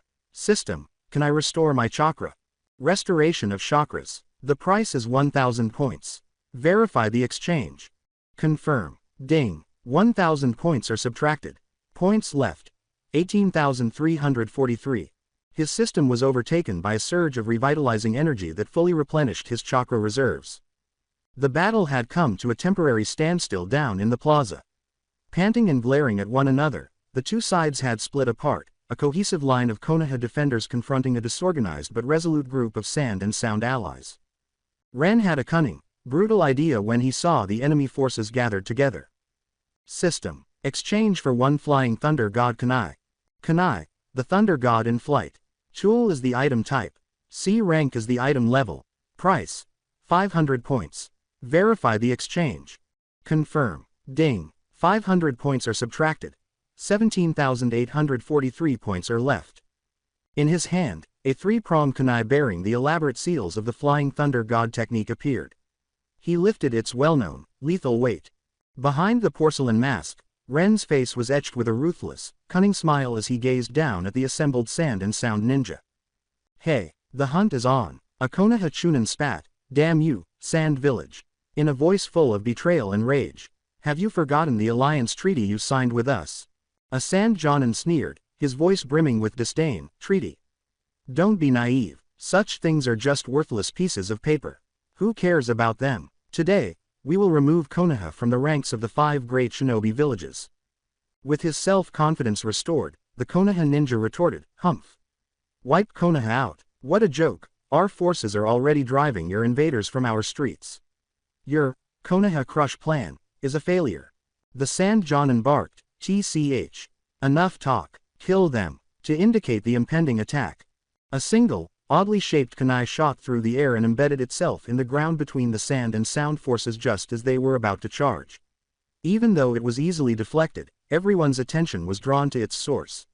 A lone figure wearing an Anbu mask stood on a high ledge above them, watching them in eerie silence. "Konoha Anbu, another one come to die," spoke a sound ninja in a mocking tone.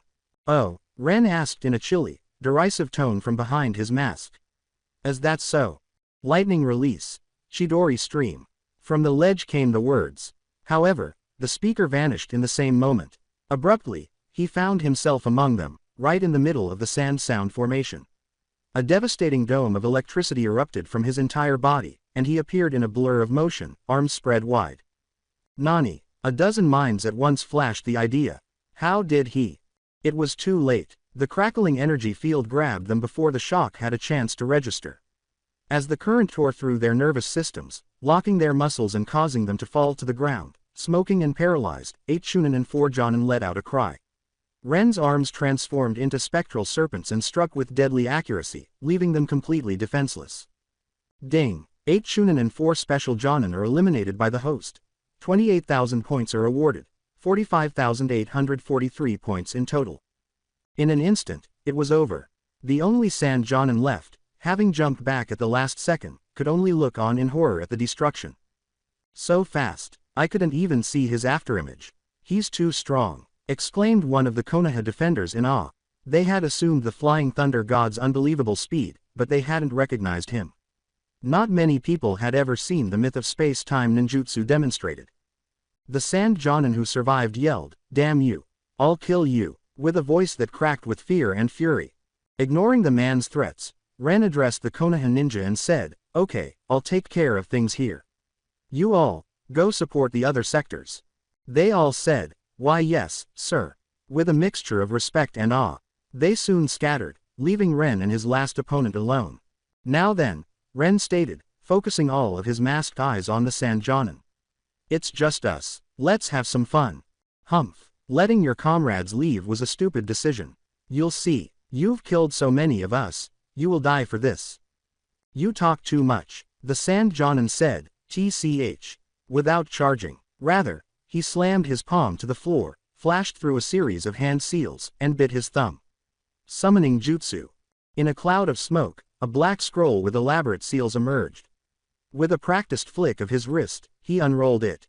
Bang, bang, bang. The scroll released 3 more plumes of smoke, which resolved into 3 puppets that resembled humans. One had small, short claws that were razor sharp. Another was bigger, with spikes on its arms and a head like a bull. The third's arms were unusually long and multi-jointed. A master of puppets. Additionally, he has simultaneous control over 3. Ren's expression changed to one of extreme caution as he thought, this guy is no ordinary sand shinobi. Sunagakur was the only place where puppet masters could control their lethal creations with chakra strings. The number of puppets they could control simultaneously served as a gauge of their skill. The Sand Elder Chiyo and her grandson Sasori of the Red Sand, who had turned against Akatsuki, were the legends. The puppet master exclaimed, "You should feel honored to witness my black secret technique, trio of amusement." With a hint of pride in spite of the circumstances. The measure of a puppet master is the number they can control. Our elder, Lady Chiyo, is the strongest, famed for her white secret technique, the 10 human companions. She once destroyed a castle single-handedly and was known as the 1,000-handed machine. While my trio is far from her legendary skill, my puppets are no ordinary constructs. They are the work of the genius master, Sasori of the Red Sand. As both a creator and a user, his talent was unmatched. It is the highest honor for a puppet master to wield his creations. I was fortunate enough to acquire these 3. I may not have achievements like Lady Chiyo's, but with them, I have slaughtered entire bands of mountain bandits. Ren's thoughts were racing. Poison is the specialty of puppet masters. These items are undoubtedly covered in it. System, is there a way to counter poison? One scratch could be lethal. An antidote pill can be exchanged for the host. For an hour after consumption, it will provide protection against all but the most severe toxins. Antidote pill, exchange it. Antidote medication. B rank is the item level. The price is 1,000 points. Verify the exchange. Confirm. Ding. 1,000 points are subtracted. Points left. 44,843. In his hand, a tiny, dark pill materialized. Just as the puppet master finished his boast, he shoved it into his mouth and swallowed it. Every shinobi who has faced my trio of amusement has died. This time will be no exception. The man's fingers released thin, almost undetectable chakra lines that connected to the 3 puppets. A series of menacing clicks and clacks brought them to life. He yelled, "Behold, black secret technique, trio of amusement," and the puppets charged forward. Oh no, Ren responded to the charge, tracking the movements of all 3 constructs at once as his Sharingan came to life. The big, bull-headed puppet swung its spiked arms at him with unexpected vigor. Like a ferocious insect, the smaller, clawed puppet scurried around, searching for a chance to attack. In order to trap or divert him, the long-armed puppet hung back, launching volleys of Senbon and occasionally striking out with its extendable limbs. The coordination is flawless. The small one waits for the ideal blow, the long arm suppresses and controls at a distance, and the bullhead applies frontal pressure. It's an impeccable team. Ren examined, swerving and avoiding their attacks, and concluded that Sasori's work is truly brilliant. It's useless to attack the puppets unless I can completely destroy them. I must defeat them and remove the master. The puppet master mockingly said, "Haha, you're good at dodging. Let's see how long you can keep it up." From his safe haven. "Hey, you think a few puppets make you invincible? Do you mistake a tiger for a house cat because it hasn't yet roared? Ren replied, System, exchange for the strength of 100 technique. Taijutsu, 100 strengths. Type of item, talent. A- rank is the item level. Price, 5,000 points. Verify the exchange. Confirm. Ding. 5k points are subtracted. 39,843 points are left. The familiar wave of warmth swept over him, and then he instantly understood the technique, the exact chakra control required to collect energy in any limb and release it in a devastating burst of physical force. At that precise moment, the assassin puppet decided to launch another attack, aiming for his blind spot. Ren didn't dodge this time. His right fist, which was glowing faintly with concentrated chakra, shot out as he turned. Get lost. Crunch. His fist made contact. The small, bulky puppet didn't simply shatter, it shattered, exploding into a cloud of metal parts, splintered wood, and poison. Nani. The puppet master's haughty grin disappeared as his eyes widened. How is that possible? He didn't have time to think about it because of Ren. Already he was in motion, a blur directed directly at the chakra string's origin. With a hint of panic in his voice, the man screamed, Damn it! Trying to get to me. It won't work. He sent a desperate wave of Senbon from the long-armed puppet to block Ren's path, and he pulled the bull-headed puppet back to protect himself.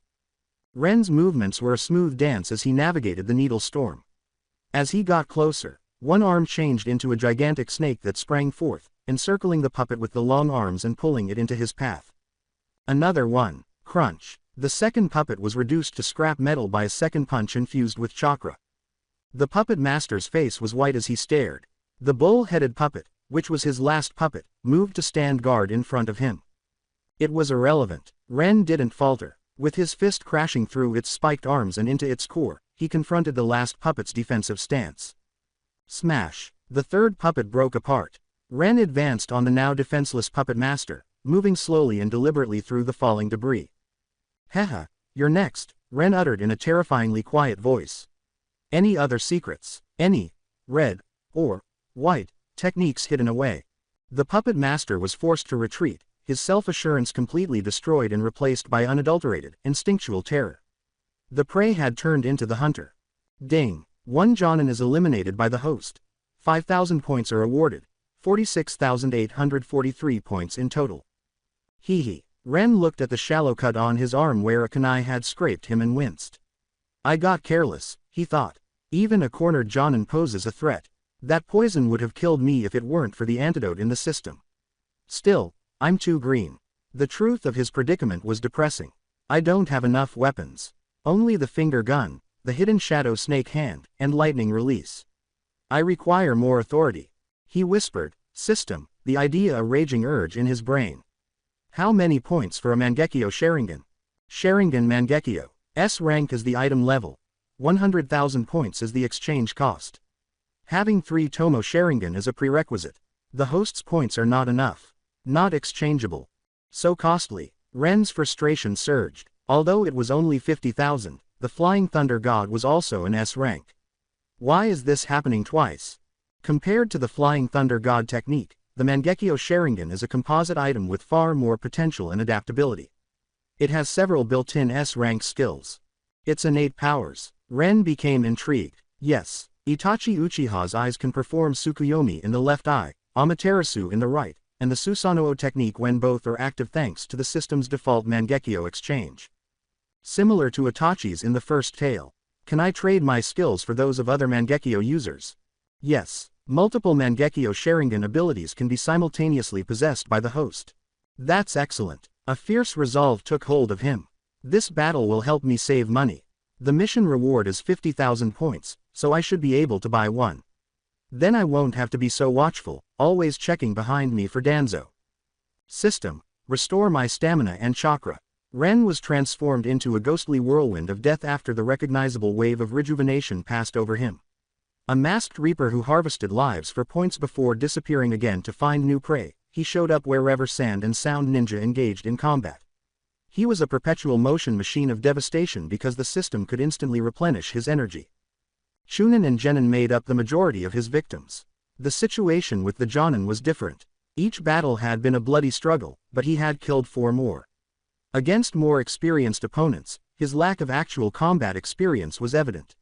His body was now covered in wounds, including a burn on his shoulder and a cut on his thigh, which were the result of Jonin, who had retaliated with last-ditch defiance. At last, he stopped and sat on the body of a sound ninja he had just killed. The dead were scattered all around him. A deep, bone-weary fatigue was replacing the waning adrenaline. System, check my points. 86,043 points in total. Get the exchange interface open. Not yet. Restore my chakra and stamina. Ding. The exchange was successful. 2,000 points are taken away. 84,043 points are left. Relief and vitality surged through his body. He stretched and said, "Ah, refreshing." His body felt as though it had just woken up from a full night's sleep. Just one more Jonin to complete the main mission.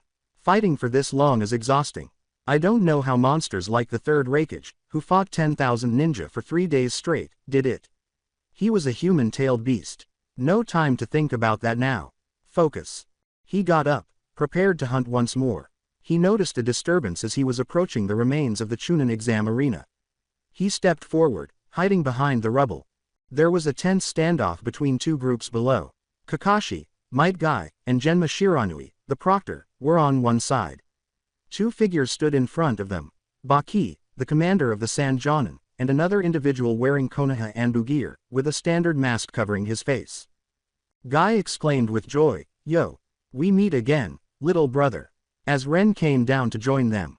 Ren just nodded curtly, keeping his eyes on the two opponents. His analytical eye glowed brightly. Baki Sand Jonin? Jonin level chakra. Identity. Not known. The masked Anbu said, TCH. TCH. Another one has arrived, in a strangely carefree and light tone. Even in front of 4 Konoha Jonin, he sounded completely at ease as he said, "It seems a retreat is in order." A change took place behind them before Kakashi could react. Around the stadium roof, the enormous 4 purple flame formation dissolved and flickered. A clearly weakened Orochimaru was being assisted by 2 sound ninja, who were joined by 2 more. The Konoha trio stiffened to follow, but the remaining sound ninja below launched a thick, sticky web that briefly ensnared them. Struggling against the restraints, Genma said, "Kakashi, they're moving. Do we pursue?" "No, wait," Kakashi commanded, keeping his gaze on the fleeing figures. The masked Anbu continued, "Indeed. Charging blindly into an unknown situation is a good way to fall into a trap," in an almost educational tone. Guy shot back, "We don't need you to tell us that. But we can't just let the enemy escape. We are Konoha's ninja." Ren didn't wait for an answer before saying, "I'll handle them. They're mine." He recognized his opportunity, a weaker Orochimaru that might be worth a huge bounty of points. He sped past the web and pursued. After he left, Kakashi moved forward, staring at the masked figure with his single eye. "Well then, shall we continue?" Kabuto. The man in the mask remained motionless for a while before chuckling softly. As expected of Kakashi-senpai. "You saw through me." He lifted the mask to reveal Yakushi Kabuto's smiling, bespectacled face. Baki urgently whispered to his unlikely ally, "Hey, what's the plan now?" "It's time for us to make our exit," Kabuto skillfully answered. Kakashi said in a low, menacing voice, "Trying to run away from me again?" "Perhaps, but if I make a move, you'll just copy my techniques. And you don't seem to be able to use the Sharingan to its full potential like a true Uchiha," Kabuto said while maintaining a constant smile. "Well then, farewell." Kabuto and Baki flashed through a series of hand seals together. Oh no, oh no. When the 2 clouds of smoke dissipated, neither man was left. Guy slammed a fist into his palm in exasperation, saying, "Damn it. They got away." Kakashi said, "Don't worry about them," as he looked out at the now empty rooftop. The 3 Konoha Jonin disappeared, making their way to the roof. "The barrier is down. Orochimaru has retreated. We need to find the 3rd Hokage. Now," they said. Leaping through the trees in pursuit, Ren abruptly came to a stop on a thick branch. "The Reaper Death Seal weakens Orochimaru. I may not have another opportunity to take him out. It would have astronomical points. And that covert mission." The temptation was overwhelming. However, a calmer, more circumspect voice in his mind countered. "Orochimaru's ability to survive is legendary. He continues to slither on while everyone else got a finale. He has a contingency plan. The second state of the curse mark is available to all 4 of those with him. The fight would not be short. And if Kabuto appears, it would be disastrous. For no assurance of profit, I would paint a huge target on my back. The risk is not worth it. Right now, I can't afford to make such a significant change to the plot. Having made up his mind, he abandoned the chase. The sand and sound forces will also be withdrawing if Orochimaru is. I must quickly locate that final Jonin. A figure smashed through the brush beneath him as if on cue. It was a sound Jonin, with his right hand clamped over a bloody wound and his left arm dangling uselessly at his side. He was breathing raggedly and in a panic, constantly glancing over his shoulder as though he was being pursued. He didn't raise his head. A Jonin. Got it delivered to me. Ren was astounded by his good fortune. This is just too handy. However, I'm not the type to scrutinize a gift. Using a basic academy jutsu that any vigilant chunin could see through, he melted into the tree's bark. However, this ninja was scared, tired, and injured. Nothing caught his attention. The branch where Ren was hiding was the spot where the sound ninja jumped up and landed. A hand emerged from the tree trunk and locked around his injured wrist as soon as his feet touched the bark. Nani? The man's eyes widened in surprise as his head snapped around. All he saw was a fist flying toward his face, glowing a little with concentrated chakra. Crunch. It was an unbearably loud sound of bone and cartilage breaking. Not only did the blow break his nose, but it also cleanly and brutally snapped his neck. Before his body was hurled from the branch and crashed through the roof of a small shed below, the Jonin was already dead. Ding. 1 Jonin is eliminated by the host. 5,000 points are awarded. 89,043 points in total. Ding. Final goal. Get rid of 5 Jonin. 50,000 points are the reward. 139,043 points in total. Ren collapsed next to the body. The man's neck was twisted at an impossible angle, and his face was a wrecked mess. It's brutal, he whispered to himself, 1 punch from the strength of 100. Abruptly, a second Anbu, a woman whose long purple hair cascaded from the back of her mask, fell silently next to the body. It was obvious that she had been pursuing the sound ninja. With her voice muffled by her mask, she noted, he's already dead. Killed by a single, powerful blow to the head. Necks broken. Impressive force. Subsequently, she looked at him with her blank porcelain face. You're Anbu too. Which squad? Code name. Oh no. Azuki Yugo. Ren recognized her and thought. The person who cherished Hayate. He said it out loud, surprised. Yugo. The woman became rigid. You, how do you know that name? Report your squad and code name. Now. This. Ren's thoughts were racing to find a way out. Then, behind her, he pointed sharply. Look, a plane. A what? Yugo asked, turning his head involuntarily to look up into the empty sky. It was all the diversion he required. He used the body flicker technique and disappeared as soon as her focus changed.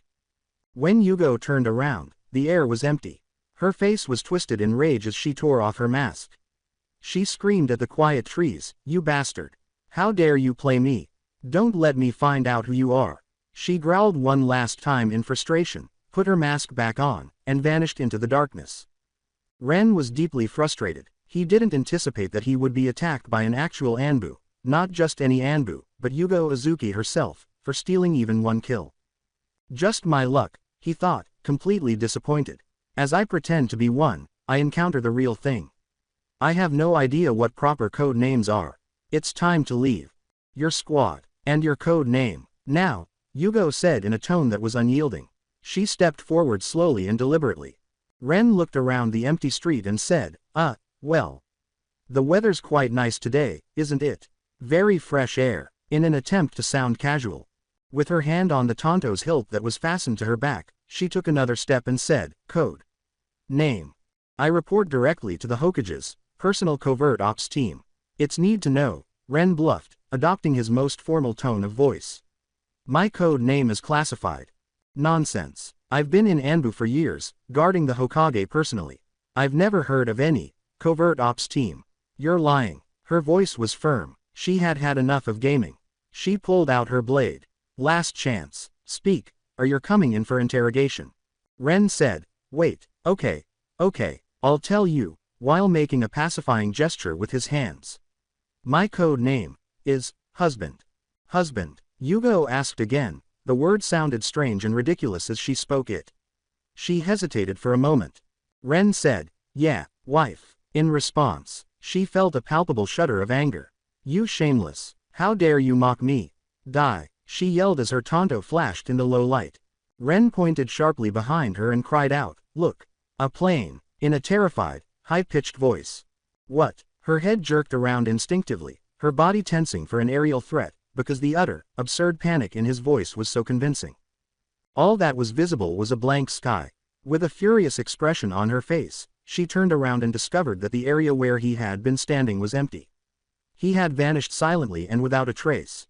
Her voice reverberated off the wrecked buildings as she yelled, You bastard. Into the emptiness. You tricked me. Again. Don't let me find out who you are. You will pay for this." 3 more Anbu agents descended next to her a moment later. One of them said, "Hey." Took care of it quick, and pushed the deceased sound ninja with his foot. "Shut up." Yugo growled as he turned to face him. She turned and disappeared in a whirl of leaves without saying another word, leaving her bewildered fellows in her wake. With genuine perplexity, the operative asked his teammates, what did I say?" "Who knows what you did to set her off," another shrugged in response. The group shunned away when someone said, "Come on. The barrier's down. We need to find the third Hokage. Now." Ren breathed a deep sigh of relief as he returned to the security of his own room. The flying thunder god kunai he had left there served as a means of escape. Ding. The war mission has been finished by the host. 50,000 points are the reward. 139,043 points in total. Get the exchange interface open.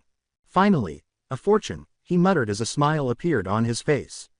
Now I can get it. Open the S-rank exchange page.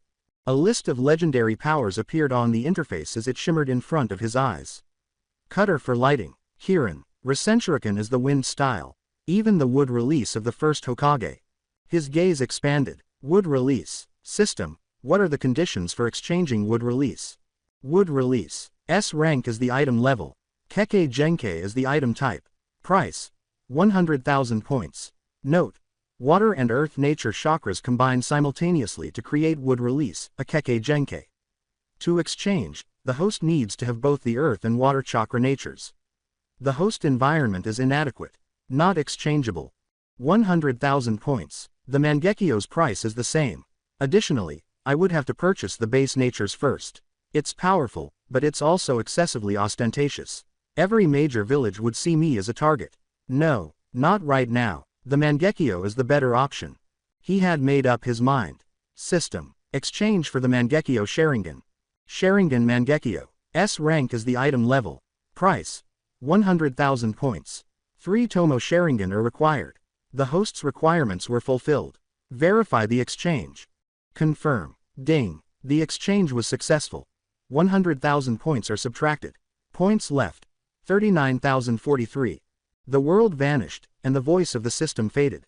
There he was, the massacre knight. His nostrils were filled with the smell of rain and blood. He felt the icy, oppressive horror of it all when he saw Makoto's lifeless body. A burning, all-consuming rage followed a wave of grief so deep it felt like his chest was collapsing. His eyes blazed in the real world. His Sharingan's 3 Tomo spun erratically, getting faster and faster until they bled together, changing and solidifying into a new, complex pattern that resembled a 6-pointed star.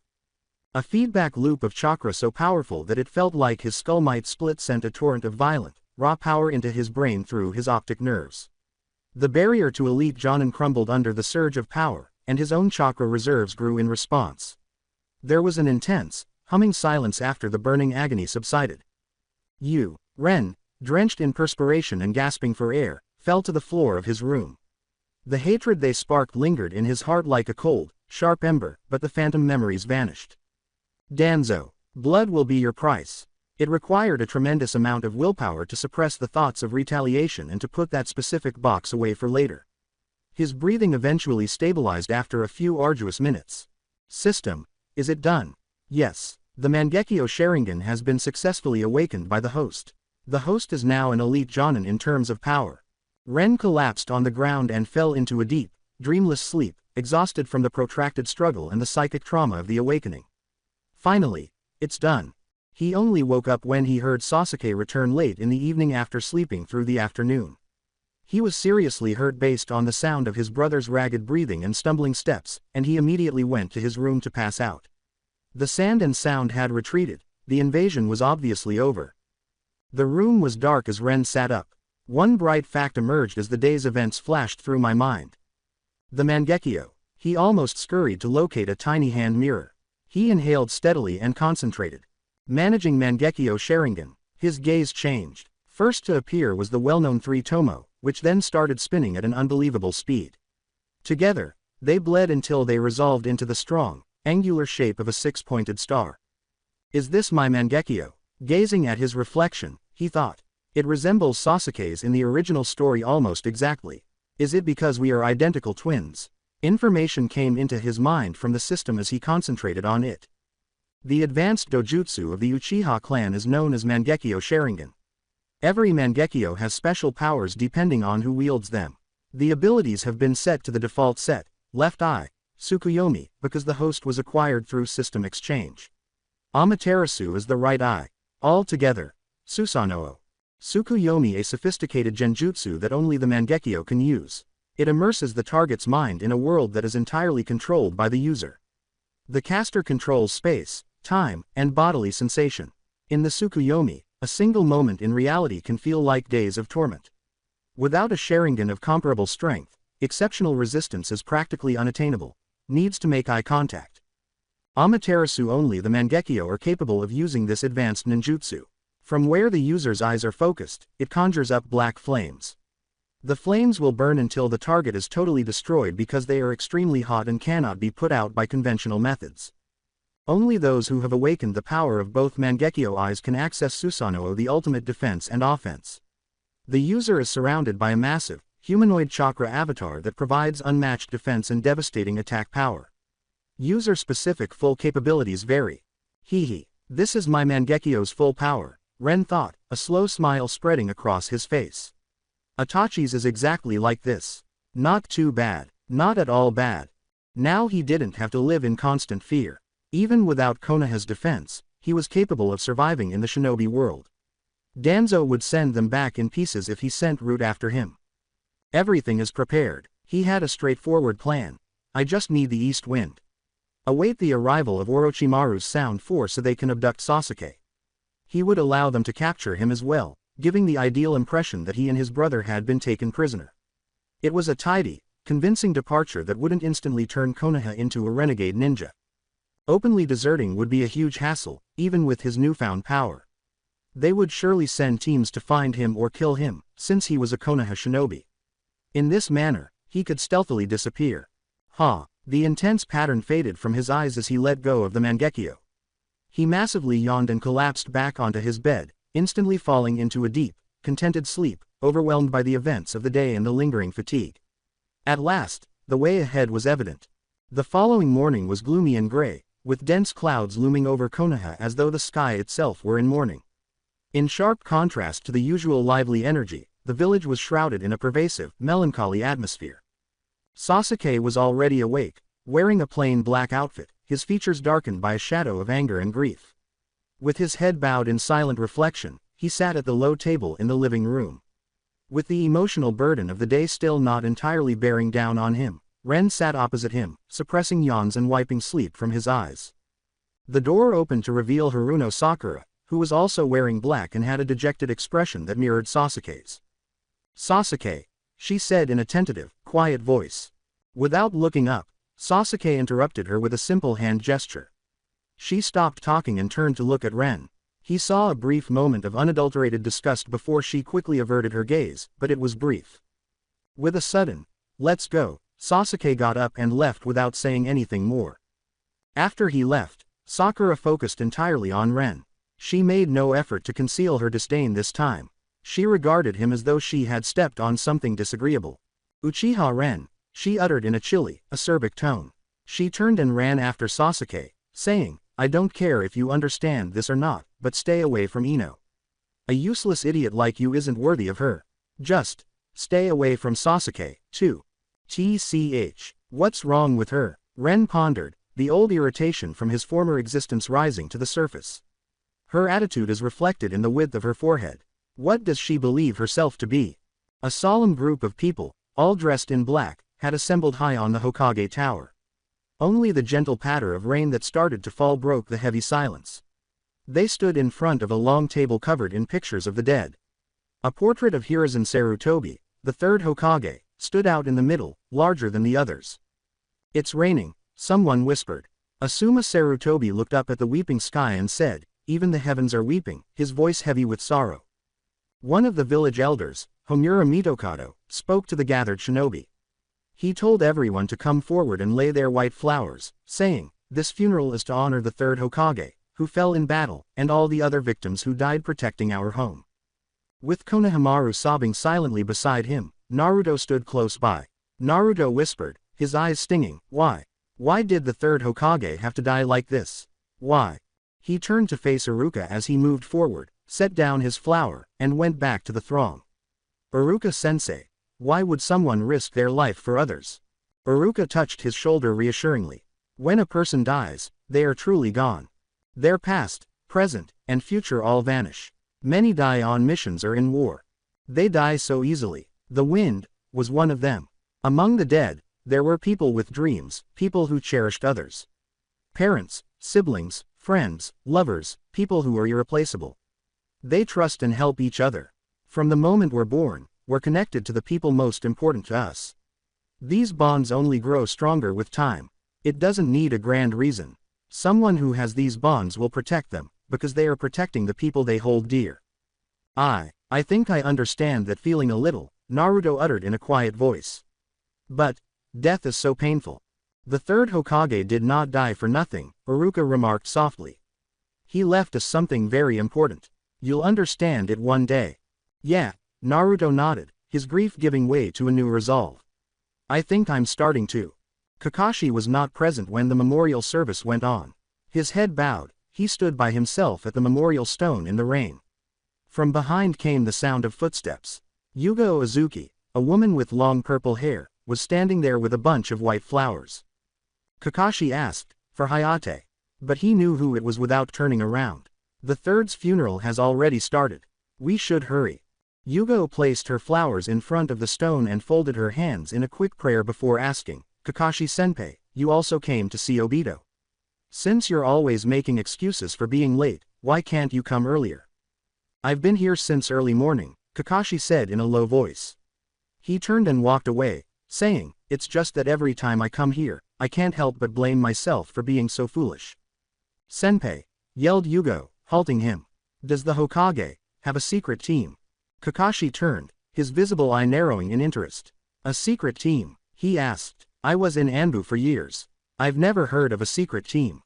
"Oh, why do you ask? I encountered a strange Anbu operative yesterday while pursuing an enemy. He claimed to be from the Hokage's secret unit.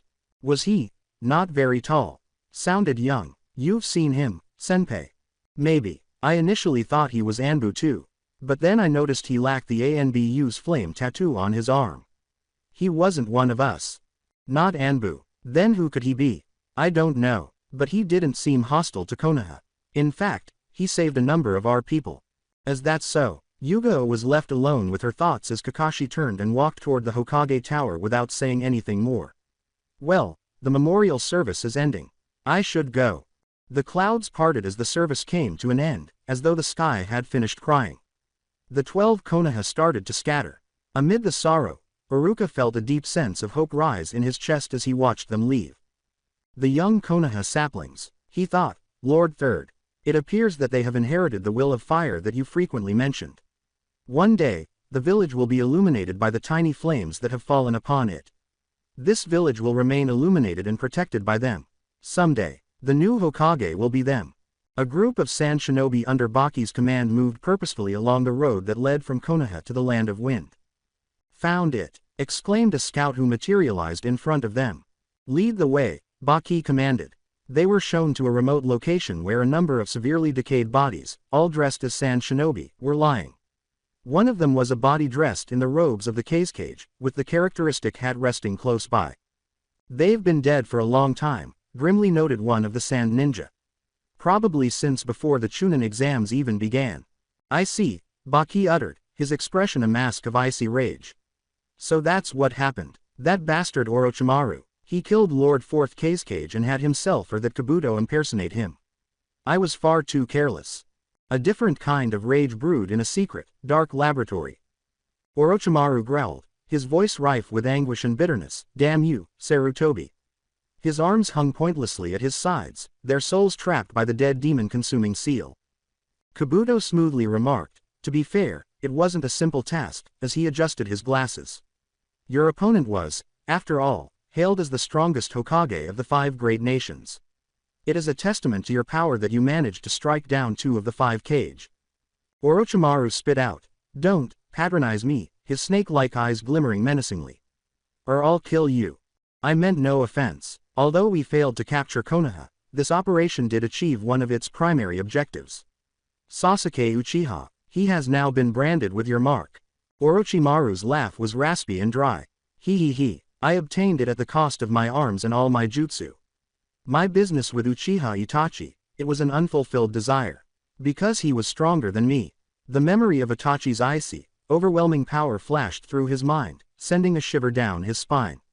That is why I left that organization. A gigantic stone statue stood with 10 hideous fingers extended in a cavern tucked away in the Rain Country. This served as the Akatsuki organization's main base. Holographic representations of its core members, S-rank missing nin from different villages, were projected onto the fingers. Pain, the figure on the forefinger, said, according to external intelligence, his voice resonating throughout the cavern. Black rods pierced his face, and the characteristic concentric rings of the Rinnegan were visible in his eyes. Orochimaru, a former member of our organization, allied with the Sand to attack Konoha. Though ultimately unsuccessful, he inflicted significant casualties. The 3rd Hokage was killed. When Itachi Uchiha heard this, he opened his eyes after standing silently with them closed. TCH, just a useless old man who could barely walk, sneered Deidara, another participant. This Orochimaru guy is seriously lame. Hey, Zero, let me go kill the traitor Orochimaru. I'll bring his ring back, too. We can even add a new member to the organization, Pain said, Orochimaru is not a priority for now, in a tone that made no room for debate. Konoha is rebuilding. They have not yet selected a new Hokage. They are a village without a leader. Their guard will be down. Our organization has been preparing for that plan for many years. While we are not yet at full strength, we will use this opportunity as a test. Which of you will go to the Land of Fire and retrieve the Nine-Tails Jinchuriki? Let me go. Deidara suddenly screamed. I'll bring back the Jinchuriki for sure. I'll blast anyone who gets in my way to smithereens. It'll be true art. No, this operation requires subtlety. We cannot afford a large commotion. Pain. He looked at another participant. Kakuzu. Takigakure's ancient ninja grunted. HMPH. I have money to make.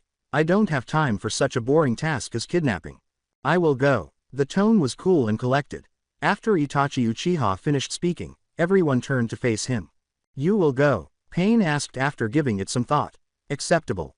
Ah, perfect. I was getting rusty just standing around here, Itachi's partner Kisame Hoshigaki remarked while brandishing Samahata, his enormous sword. I'll come with you. Then it is decided, said Pain. His projection flickered and disappeared. The other holograms vanished one by one, each member going back to their own sinister endeavors. Now the search for the Nine-Tails had begun. Oh hoo. Got it. Excellent. Konoha really is the best. The average score is very high. A figure was cackling with perverted delight on the roof of the Hokage Tower. It was Jiraiya, one of Konoha's legendary Sannin, wearing a red haori over a kimono, with long, spiky white hair and a forehead protector bearing the character for oil engraved on it. With a lecherous smile on his face, he was crouching on the railing and looking into the women's hot springs through a telescope.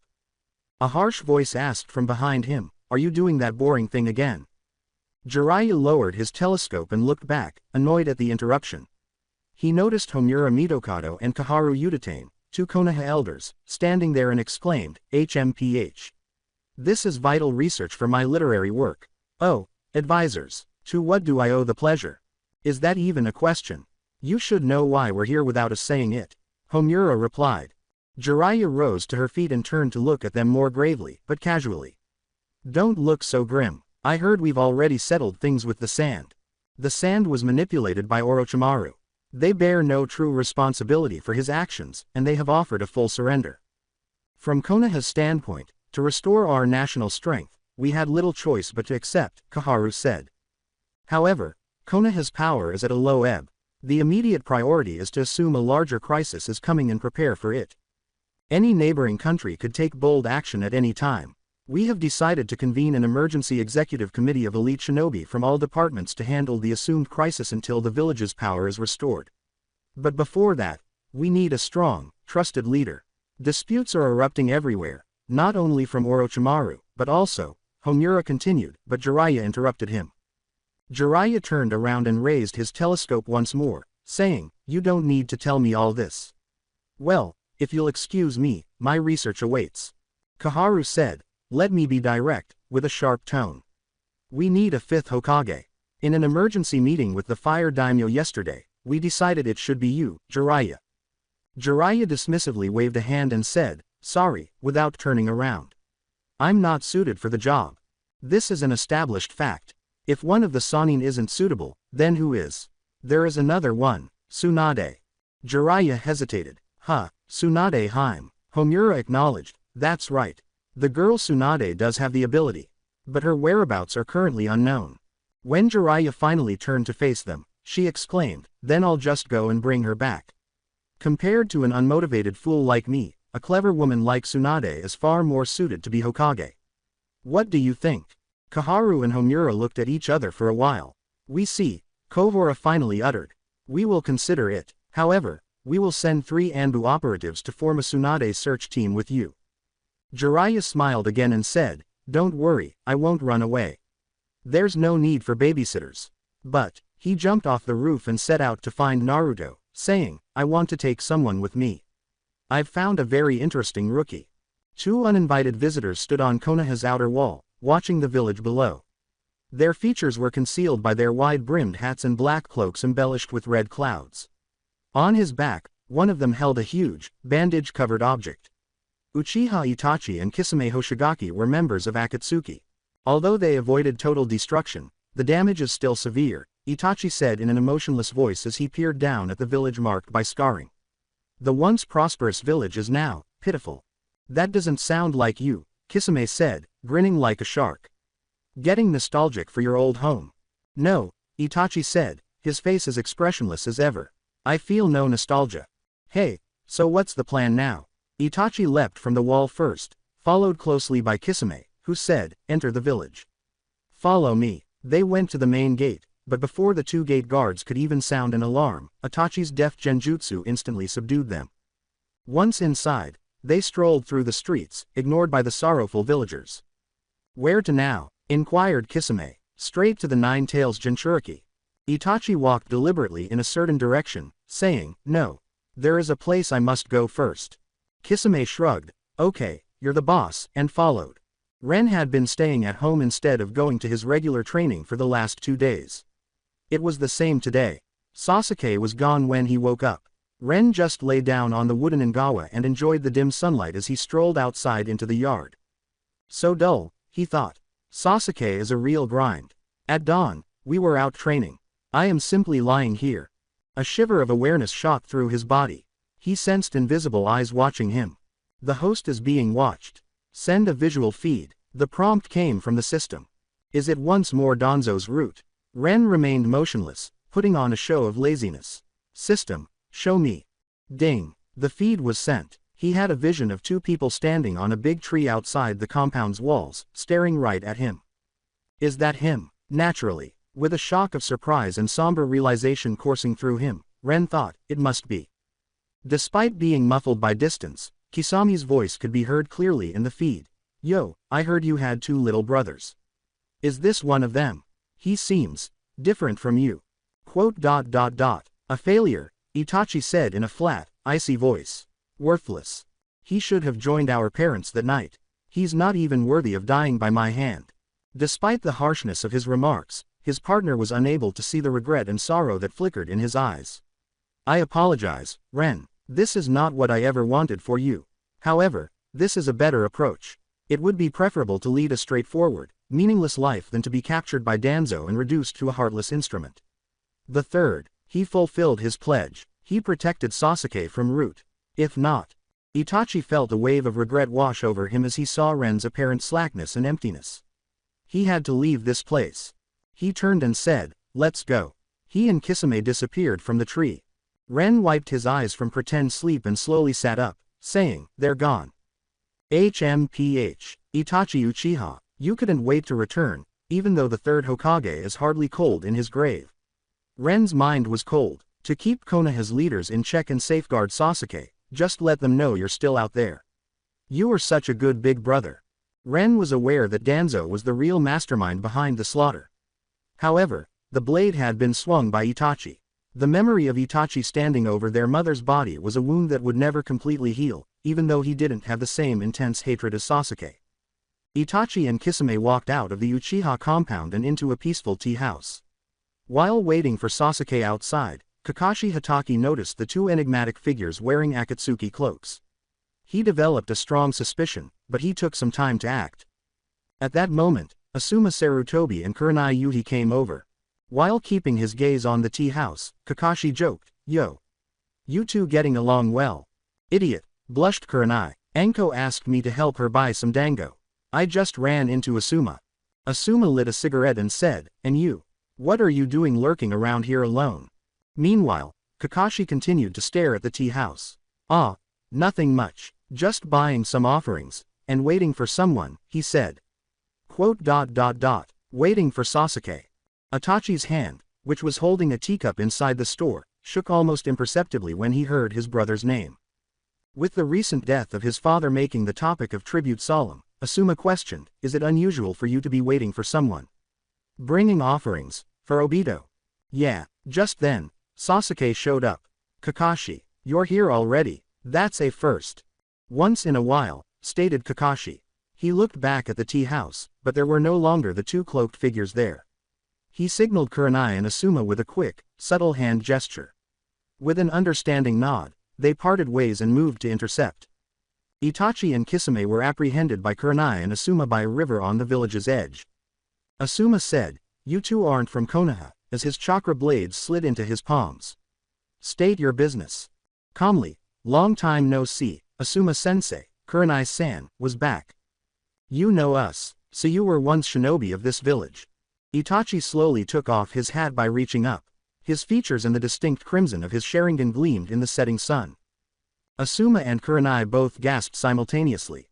Their eyes grew wide with disbelief and growing fear. "It can't be, you are." "There's no mistake," Asuma said, his hands gripping his blades more tightly. "You're Uchiha Itachi." In a low growl, Asuma Sarutobi said, "Uchiha Itachi. You, who committed such horrific crimes, dare to return to Konoha. You have some nerve." His chakra blades were already slipping into his hands. With a rough laugh, Kisame said, "So you both know Itachi," taking off his own hat to show off his characteristic shark-like features. "Allow me to introduce myself. Kisame Hoshigaki. I look forward to your instruction." His voice was threatening. "I'll be ending both of you here," Asuma shot back, his haughtiness a thin veil covering his tension. "There will be no instruction." "Itachi," Kisame thought, "it seems like the villagers hate you." Kurenai had a grim expression on her face as her eyes were fixed on Kisame. "I know who you are. Kisame Hoshigaki, former ninja of Kurigakure. Wanted as an S-class criminal for the suspected assassination of your daimyo and attempted coup. You're both S-class fugitives." Itachi said, "Asuma-sensei, Kurenai-san," in a startlingly serene tone. "Please, do not interfere. I have no wish to kill you." "Don't give me that," Asuma yelled quickly. "You, who slaughtered your own clansmen. I know you wouldn't appear here dressed like this without a purpose. What is it?" Finally, Kisame lost patience. He started to remove the bandages from the large object that was resting on his back.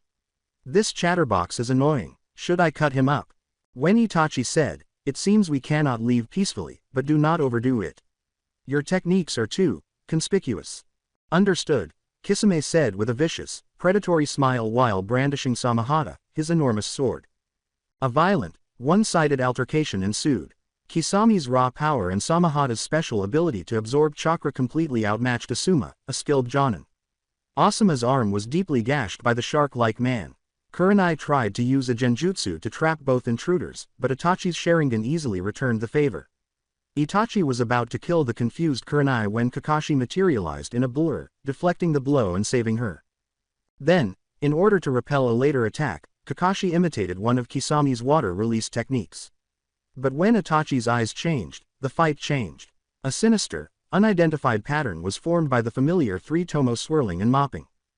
Kakashi shouted, "Don't look into his eyes." But it was too late. His own Sharingan flared in an unsuccessful attempt to resist as he met Itachi's gaze. Mangekyo Sharingan, Tsukuyomi. 72 hours of endless torture began for Kakashi in one terrible moment. He fell to the ground, his spirit crushed, completely shattered when the illusion broke. In the lopsided exchange that followed, Kakashi disclosed that he was aware of Itachi and Kisami's affiliation with Akatsuki and concluded that the nine tails within Naruto were their intended target. Both intruders were clearly taken aback by this discovery. After that, Itachi gave Kisame the order to kill Asuma and Kurenai and take Kakashi. Kisame was about to comply when a green blur appeared in the clearing. Dynamic entry. Kisame was propelled skyward by Might Guy's forceful kick. Guy struck his trademark pose and exclaimed, "I've got a way to deal with you, Itachi. I won't look at your eyes. I'll fight by reading your body's movements. And I'm the only one who can do it." Kisame was about to re-engage when Itachi intervened. "Kisame, enough. We are not here to fight. It seems we cannot proceed further. We withdraw." Kisame complained, "TCH. And I was just getting warmed up," but he obeyed. The battered Konoha shinobi was left behind as the two Akatsuki members disappeared into the darkness. Jiraiya had taken Naruto to look for Tsunade in the meantime. After learning of this, Itachi and Kisame set up an ambush at an inn. Itachi separated Jiraiya with a cunning diversion before moving to seize Naruto. At that moment, Sasuke showed up. He had followed furiously after hearing Jonin talk about Itachi's return and his interest in Naruto. Enraged, he used a shrieking Chidori to attack Itachi. There was a huge gap in their power. With disdainful ease, Itachi broke his wrist and disarmed him.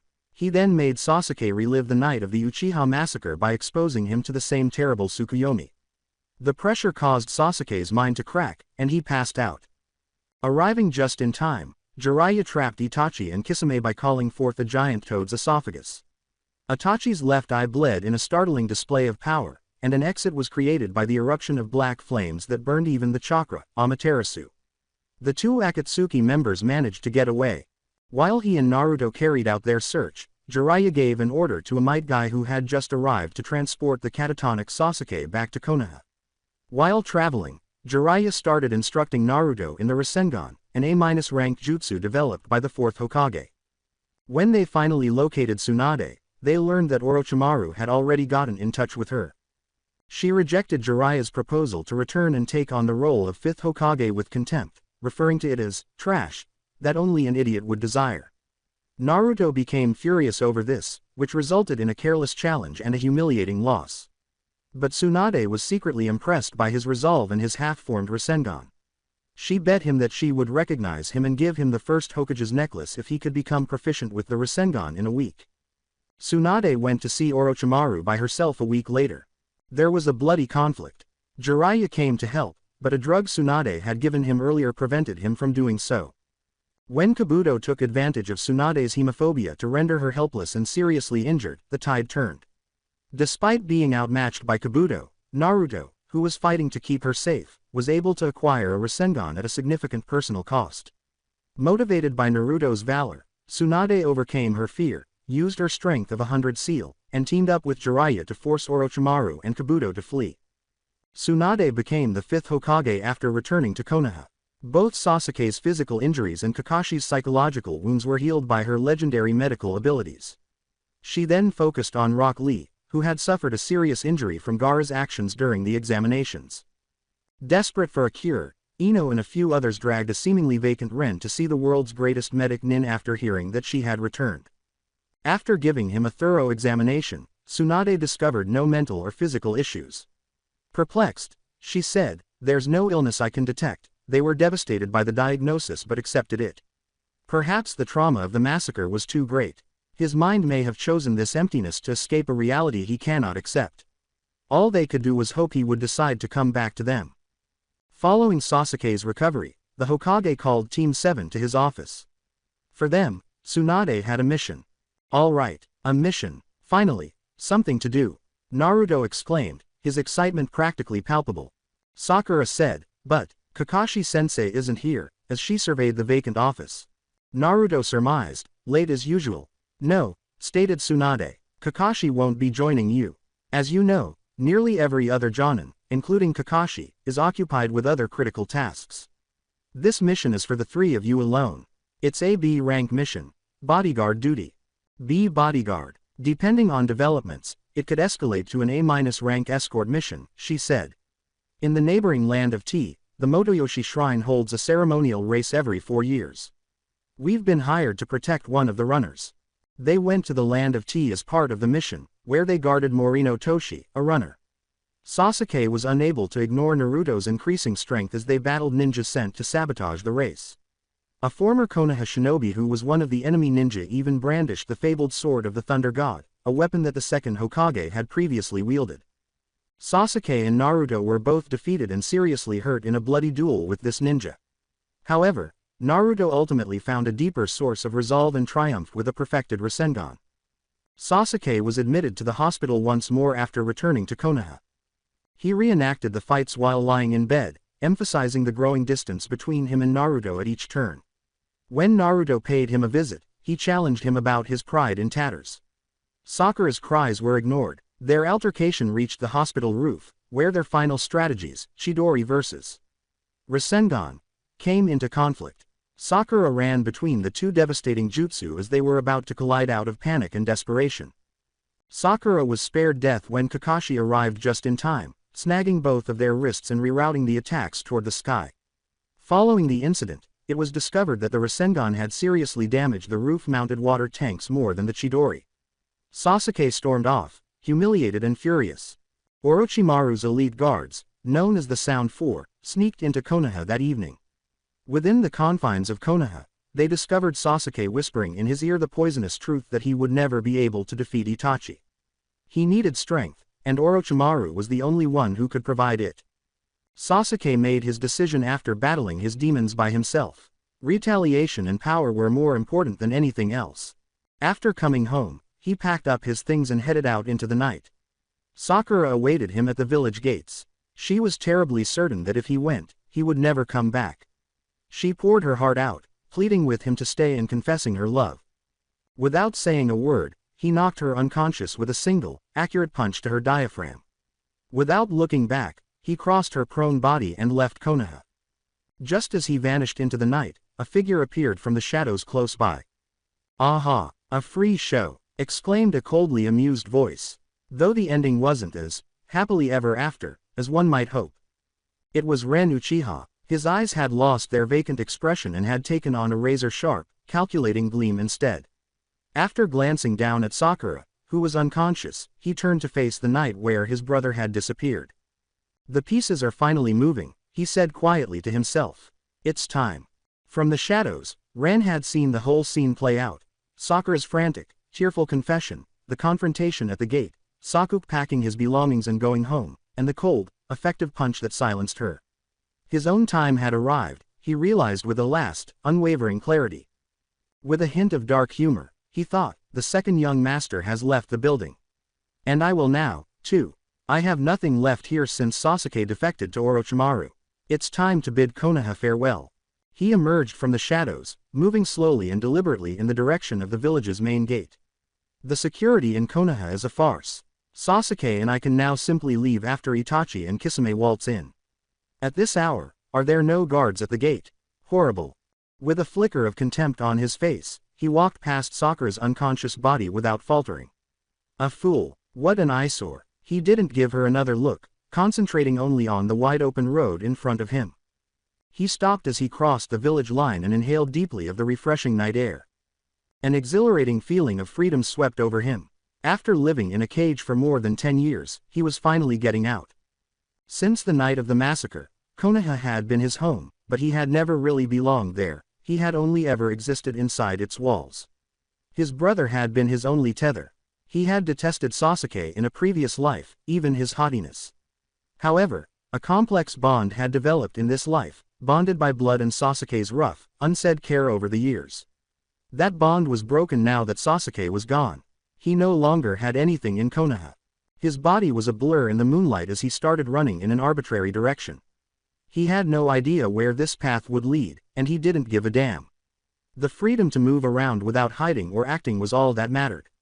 For the first time in years, he let out a wild, uncontrollable shout into the night as he ran through the silent forests with the wind whipping past his face. I'm free. I'm finally free. He ran for hours until the sky was tinted with the first signs of dawn. After a while, he came out of the forest onto a busy road beside a big pipeline. He found no one, and the night was still deep. I spent the entire night running. Now I should be well away from Konoha. I'll take a nap here. There will be caravans in the morning because this is a major road. I can move on with one then. He found a big, cozy tree next to the road, jumped up into its branches, found a safe corner, and fell asleep exhausted. Sakura was discovered unconscious at the gate the following morning. The Hokage Tower was informed of Sasuke's defection as it quickly spread throughout the village. The newly appointed 5th Hokage, Tsunade, gave Shikamaru Nara the order to organize a retrieval team right away. But to Ren, these incidents were far-off echoes that no longer worried him. He was aware of the plot from his previous existence: Sasuke would avoid capture. That basic plot had not changed by his own presence. It was a sharp, raging hunger in his stomach that woke Ren, not the sun. He opened his eyes, expecting to see his room, but was momentarily confused. He was startled completely awake by the sight of strange tree branches, and then he experienced a surge of pure joy. It's not home here. It's not Konoha. I'm leaving. I'm completely out. It's not a dream. The sound of his laughter reverberated a little in the still morning air. His stomach rumbled insistently once more. All right. Food. I haven't eaten since yesterday. He hurriedly gathered supplies for a small, covert fire after descending from the tree. Time for a hunt. Summoning jutsu. The lion dog, the Six Paths King, materialized as a tiny puff of smoke, but it had shrunk to a more manageable, large dog size for travel. Erha, I'm hungry. Find us breakfast, Ren ordered. The beast sniffed the air, moaned softly, perhaps in agreement, and sprang into the brush. It came back a few moments later, its jaws clenched around a big, rabbit-like creature. Ren skillfully skinned and gutted it, skewered it on a stick, and roasted it over his fire. The meat was satisfying and filling, but it was bland without seasoning. He considered his next course of action while he ate. I have no money. Getting money is the top priority.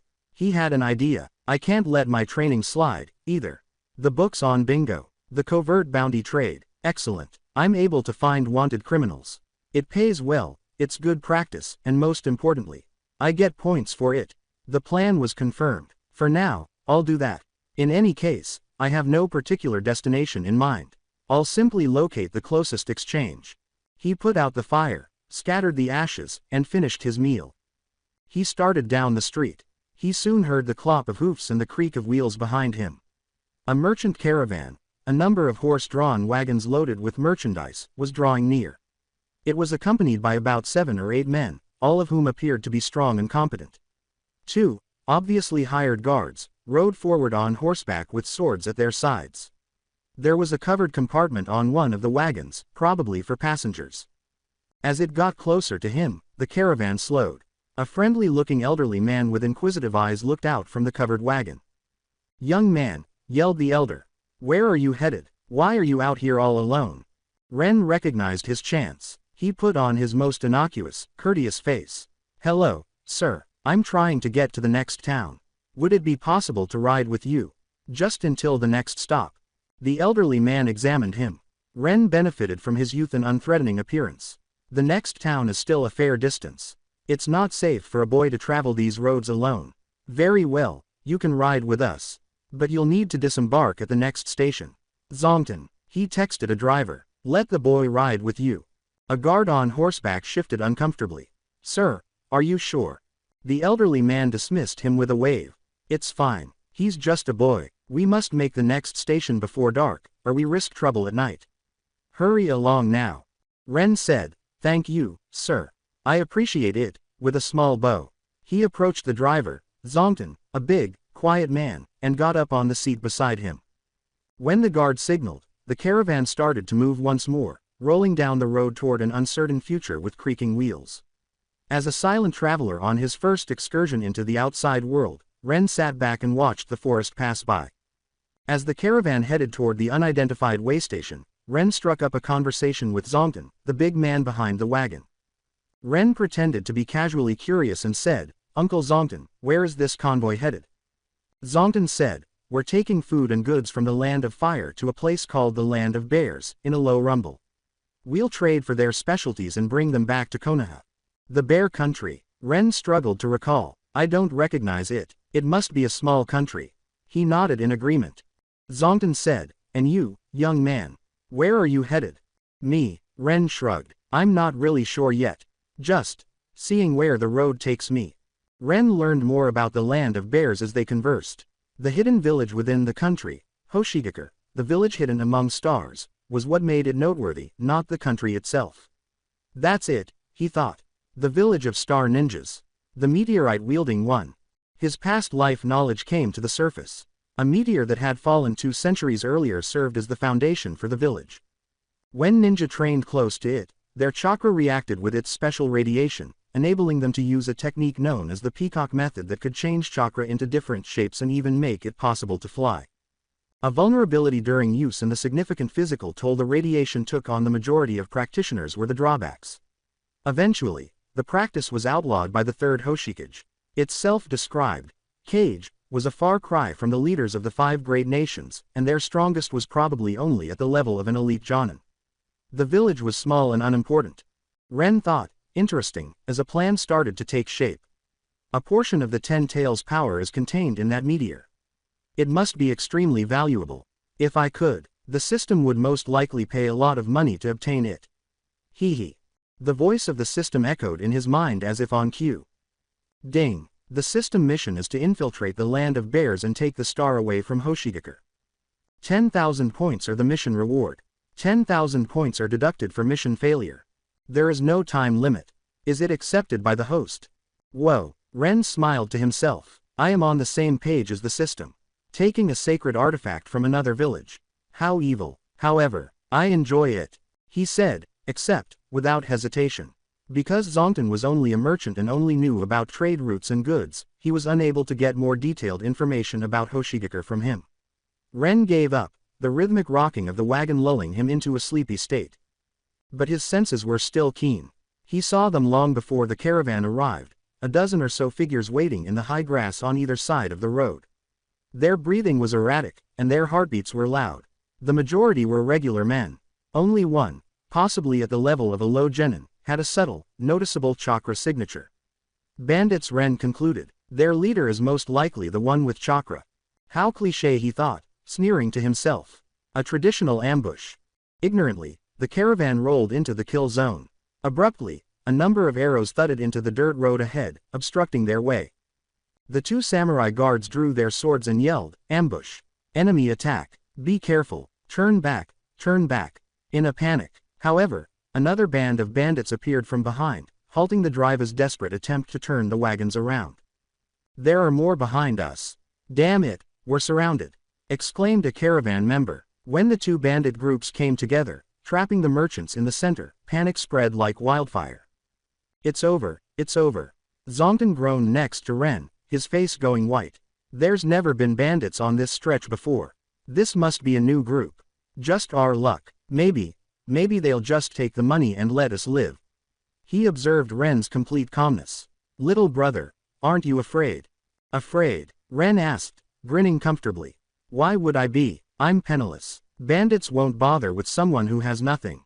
"Won't bother. They're bandits. If you have no money, they'll kill you out of spite." "Then they'll kill me," Ren said with a shrug. "I'm not afraid to die." You, I've never seen anyone so casual about dying." Zongton stammered as he returned his focus to the approaching catastrophe. Swaggering to the front was the bandit leader, a burly man with a scar across his cheek. "Ha ha ha, waited all day, and finally we catch a fat sheep," he exclaimed, glancing avariciously at the loaded wagons. With his sword trembling in his hand, one of the samurai guards stumbled, What do you want?" The leader chuckled, "Ha ha. What do I want? You even have to ask. Boys, tell this fool what uncle wants to do." One bandit proposed, "Boss, stop wasting time with them. Let's just kill them all and be done with it." But his leader kicked him to the ground. "Idiot, you want to bring disaster on us. If we slaughter them, it becomes a big deal. Other caravans will hire ninja to hunt us down. We'll be running for the rest of our lives." The leader returned to the caravan. "You all know the drill. We want the money and the goods. Leave everything, and you can walk away. Otherwise, don't blame me for being cruel." The elder from the covered wagon came out at that point. There was a sense of haughty confidence about him as he confronted the many bandits. He took a bulky money pouch out of his robe and threw it at the bandit leader's feet, saying, "HMPH. I despise bandits like you the most. No class whatsoever." He turned to return to his wagon, saying, "Consider this a reward. Now, scurry off, otherwise, you'll regret it." Ren looked on, curious. This elderly man is quite the performer. What is his play, though? Is he depending on these two worthless samurai? Not possible. I could sneeze them to death. What does he have to rely on? As his patience wore thin, the bandit leader growled, "Hey, old man, you looking to die? Seems you didn't understand me."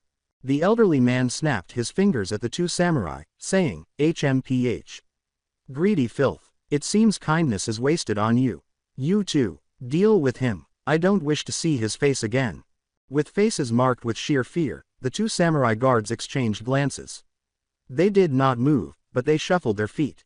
And the old man yelled, "Did you not hear me? Now." The bandit leader drew a big, cleaver-like sword from his back and snarled, "Are you finished?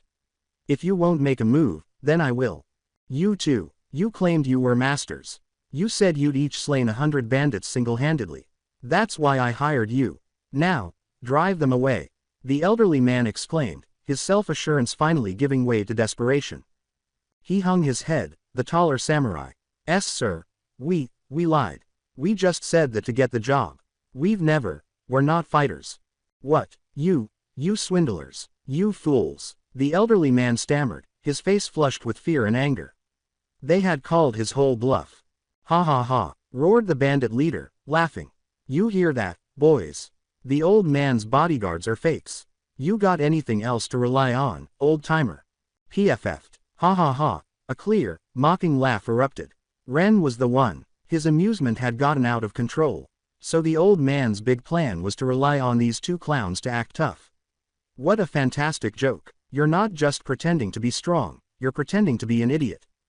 The bandit leader yelled, "Enough." As his laughter reverted to a threat. "I'm tired of this farce. Maybe killing you all will cause trouble, but this haul is worth the risk. Boys, kill them all.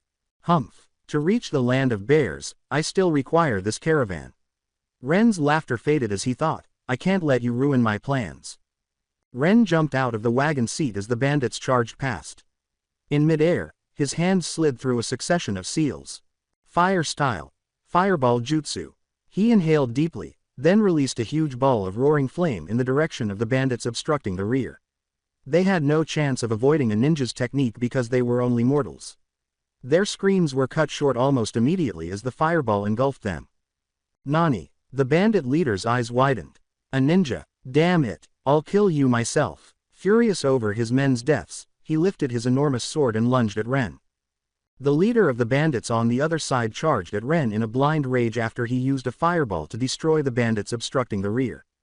The bandit chief yelled, "You bastard! Die!" and swung his heavy cleaver at Ren's head in a strong, wide arc. Ren did not recoil. His right hand snapped up to catch the blade between his index and middle fingers, stopping it dead in its tracks as he moved with blinding speed. He snapped a piece of the blade off with a quick flick of his wrist. The shard of metal flew back at the bandit leader. The man yelled, "Damn it," as he twisted to dodge the projectile. However, Ren had already gotten closer in that brief moment. He delivered a straightforward, devastating blow to the man's chest by driving his fist forward. Desperately, the bandit leader folded his arms in a block across his torso. Crunch. The leader's agonized scream came right after the sickeningly loud sound of shattering bone.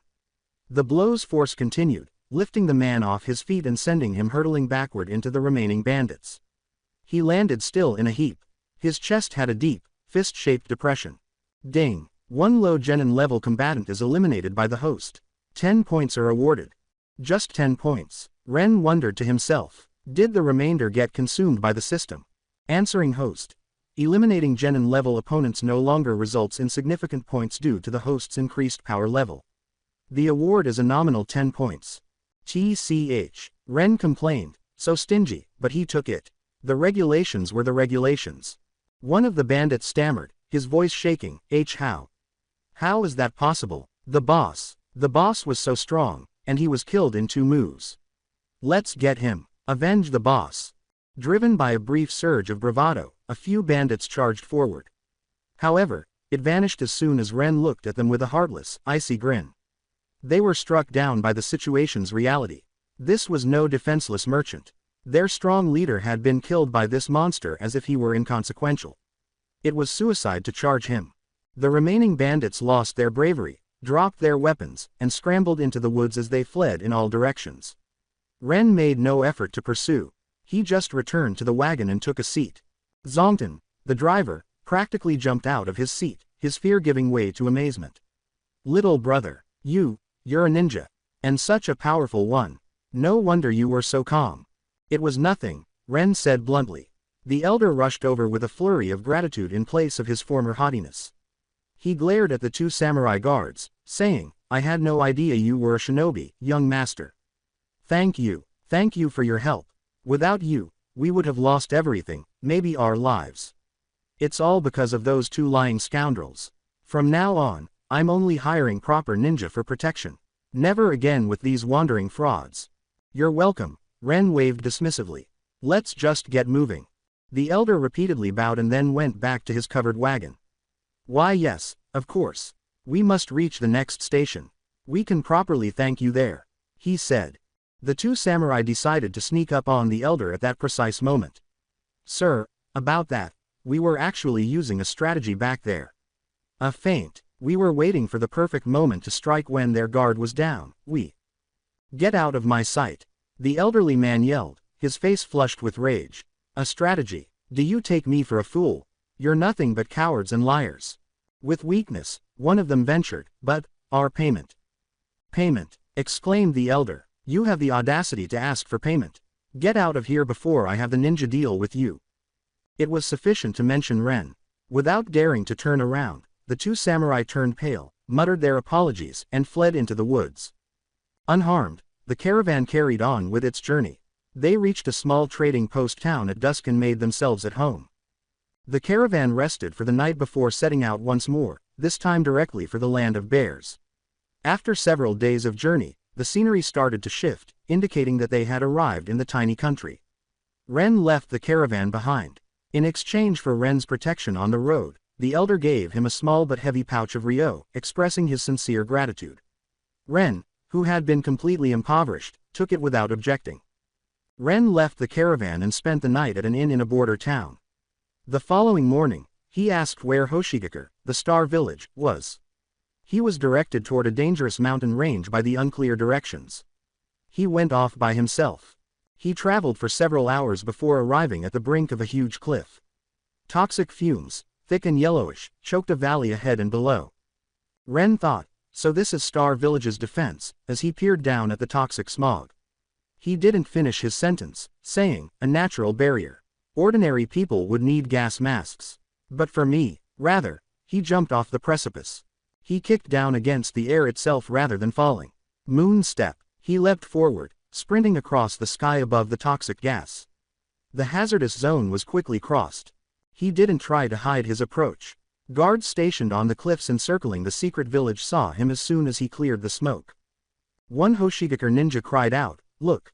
In the sky, what is that? By the stars, it's a person.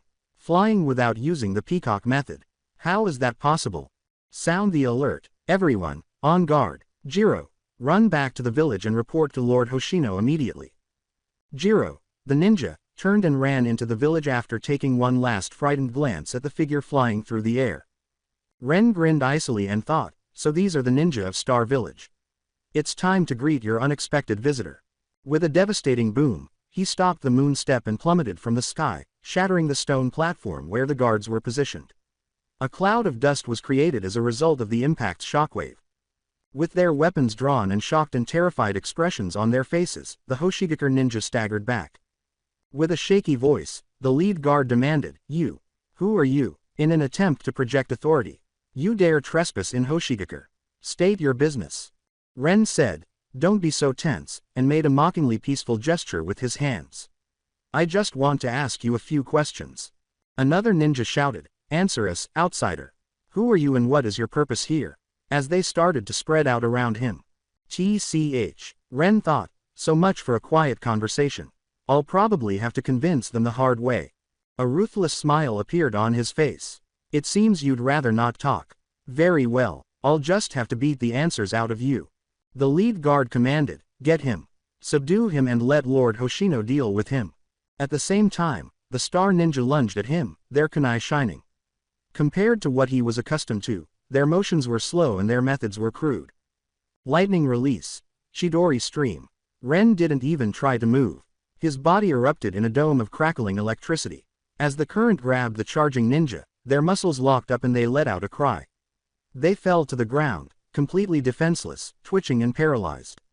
They were inferior to those from the larger villages and were merely genin. They were totally incapacitated by his Chidori stream. He allowed the electricity to go out. Ozone and fear filled the air. He approached a paralyzed ninja with composure and knelt down next to him. "Now then," Ren said in a falsely quiet voice. "Shall we try this again? Where do you keep your star?" The ninja's eyes widened in comprehension and horror. What? Your target is our sacred star. That's none of your concern. Just tell me where it is." The ninja spat, "Humph. I'll never tell you," but his trembling ruined the effect. Ren's hand shot out. "Oh. In that case." A final, sharp snap was heard. The ninja lost consciousness. Ren got up and went on to the next. "Tell me." With a look of fear in his eyes, the second ninja screamed, "Go to hell. Lord Hoshino will make you pay for this." A quick, vicious gesture again. "A pity you won't be around to see it." One more snap. His expression was completely icy as he turned to face the third guard. They were stubborn. "How about you?" Ren advanced on the third star ninja after killing the other two, his hand snatching out to seize the man by the throat and raise him off the ground. "How about you?" Ren asked in a toneless, emotionless voice. "Will you tell me?" The ninja exclaimed, I don't know." With fear in his eyes. He refused to respond even though he had witnessed the fate of his allies and dared not be overtly disobedient. "If that's the case, then you can join your friends." "Stop." Ren was about to tighten his hold when a sharp order came from behind him. After a moment of hesitation, Ren casually let the choking ninja fall to the ground. He turned to see a man standing far away who appeared slender and serious. There were more than a dozen Hoshigakure shinobi behind him. Although the majority of their chakra levels were low chunin, the slender man exuded jonin strength. "I am Hoshino, the acting leader of Hoshigakure," the man exclaimed, his voice tense with rage as he observed his fallen guards. "Who are you? You dare trespass into our village and harm my people. If you do not provide a satisfactory explanation, you will not be leaving here alive." Ren repeated, his tone brimming with contempt. "Leader. A small village nobody propped up by a handful of weaklings dares to call himself a cage and make threats. You bastard. What did you say? How dare you insult our village? I'll teach you a lesson." Peacock method. A number of the gathered star ninja started to form hand seals as they erupted in rage. The acting leader, Hoshino, stopped them with a raised hand. "Hold your positions. First, we determine his purpose." HMPH. Hoshino glared back at Ren. "While Hoshigakure may not compare to the villages of the 5 great nations, we are not to be trifled with. State your business here." HMPH. Isn't it obvious? What else in this pathetic village is worth anything besides that thing? "Lord Hoshino," exclaimed the ninja. Ren had fallen to the ground. He came for our sacred star. He killed Kazama and Sonda. "Lord Hoshino, you can't let him get away with this." "What? Your target is the star?" Hoshino exclaimed, his eyes widening as a shadow of darkness moved across his face. Behind him, the ninja were uncontrollable. "You monster. You killed our comrades and now you covet our village's holy relic. Your audacity knows no bounds." The star ninja yelled as they charged forward, flashing shuriken and kunai. "Regardless of your reasons," Hoshino growled, at last abandoning diplomacy, "for killing the shinobi of Hoshigakure, you will not leave here alive." He chose to watch from a distance rather than participate in the charge itself. After launching a barrage of shuriken, the star ninja used kunai to close in. Pathetic, Ren sneered. He met their charge after drawing a single kunai. There was a huge gap in their skill levels. These were not 5 great nations shinobi, their movements were predictable and their taijutsu was slow. Ren was not even interested in ninjutsu. With his kunai strikes and strength of 100 enhanced fists, he moved among them like a ghost, brutally eliminating each one of them one by one. Damn it, peacock method. Slash. 2 Chunin-level ninja finished their seals while hanging back. A strange, colorful chakra burst from their backs, spreading out like the tail of a peacock before changing into the shape of the tail of a tailed beast. Surprisingly quickly, it slashed through the air in Ren's direction. What? So this is the peacock method, Ren thought, avoiding the attack with ease as he examined it. A will-shaped, pure chakra construction. That star has given me this power. That star is merely a tiny piece of meteorite. It must contain a tiny 10 tails chakra. Nevertheless, it can elevate these ninjas to this degree. What if a real 10 tails Jinchuriki showed up? The idea made his spine tingle uncontrollably. When the peacock method ninjas' attacks failed, they screamed, "Bastard! Quit dodging! Fight us!" HMPH. Sharingan. Ren's eyes whirled, changing into the Sharingan's crimson and black design. "That's the Sharingan!" exclaimed Hoshino, who was observing from the sidelines. The bloodline limit of Konoha's Uchiha clan. Is he a Uchiha? According to Ren's analysis, the Sharingan quickly identified the technique's flow and flaws, preventing the main body from moving while controlling the chakra attack. The answer is straightforward in that scenario. Get rid of the source. Ren started to close in on one of the users, a ninja named Shibo, dodging another slashing attack with extraordinary ease. The other user, Yotaka, warned, "Damn it, he's seen through the technique's weakness. Don't let him get close," and used his own peacock method slash to cover his partner and intercept Ren. Shibo was much too slow to make a leap back. Ren had already caught up to him. Damn it, Shibo could only watch in horror as Ren's fist sped toward his face, glowing dimly with concentrated chakra. Yotaka's chakra tail swooped in just before impact, absorbing the majority of the blow and dissipating in a burst of energy. "Saved," exclaimed Shibo, scurrying back to put some distance between them. "Thanks, Yotaka. Don't mention it. Stay alert." Ren grinned again and said, "Humph. Blocked my punch, did you?" A series of seals flashed through his hands. As brilliant blue-white lightning gathered in his right hand, the familiar, piercing screech of 1,000 birds filled the air. "Chidori, let's see if you can block this." Ren became a blur of motion as he locked onto Shibo with his Sharingan, the Chidori shooting forward like a rocket. Yotaka frantically directed his peacock method attacks to intercept, shouting, "Stop him." However, Ren easily navigated through them all thanks to the Sharingan's predictive abilities. Damn it, peacock method. Soaring wings. Shibo altered his strategy as he saw Ren approaching once more. Around him, the chakra changed into 2 enormous, ethereal wings. He got off the ground with a strong beat and flew into the air, beyond Ren's grasp. "Ha. See the true power of our peacock method now," barked Shibo, full of cocky confidence, from his aerial vantage point. No typical ninja, in his experience, was able to fly. He thought he was untouchable. "You can't reach me up here," Ren exclaimed. "Ha, you can form wings to fly." Impressive, as his evil smile grew. When Ren wore this expression, it was always a sign that someone was going to have a really bad day. But that form seems purely for mobility. You can't attack while maintaining it. Which means, this is checkmate for you. He reached into his weapons pouch and drew out a single, 3-pronged kunai, a flying thunder god kunai. He didn't put much force into the throw. It was slow, almost lazy, arcing through the air toward the floating ninja. Any competent shinobi could easily dodge it. Ha, you can't reach me, so you resort to throwing a kunai. How pathetic, Shibo jeered, tilting his head slightly to let the harmless projectile sail past him. You'll have to do better than. His boast was cut short. The kunai was still sailing through the air behind him. But Ren was gone. The space where he'd been standing was empty. Then, the horrific, screeching sound of the Chidori erupted from directly behind Shibo, right in his ear. Shunshin no Jutsu. A cold voice, laced with amusement, spoke beside him. "What's so funny? Care to let me in on the joke?" Ren had thrown his flying thunder god kunai, which was no ordinary weapon.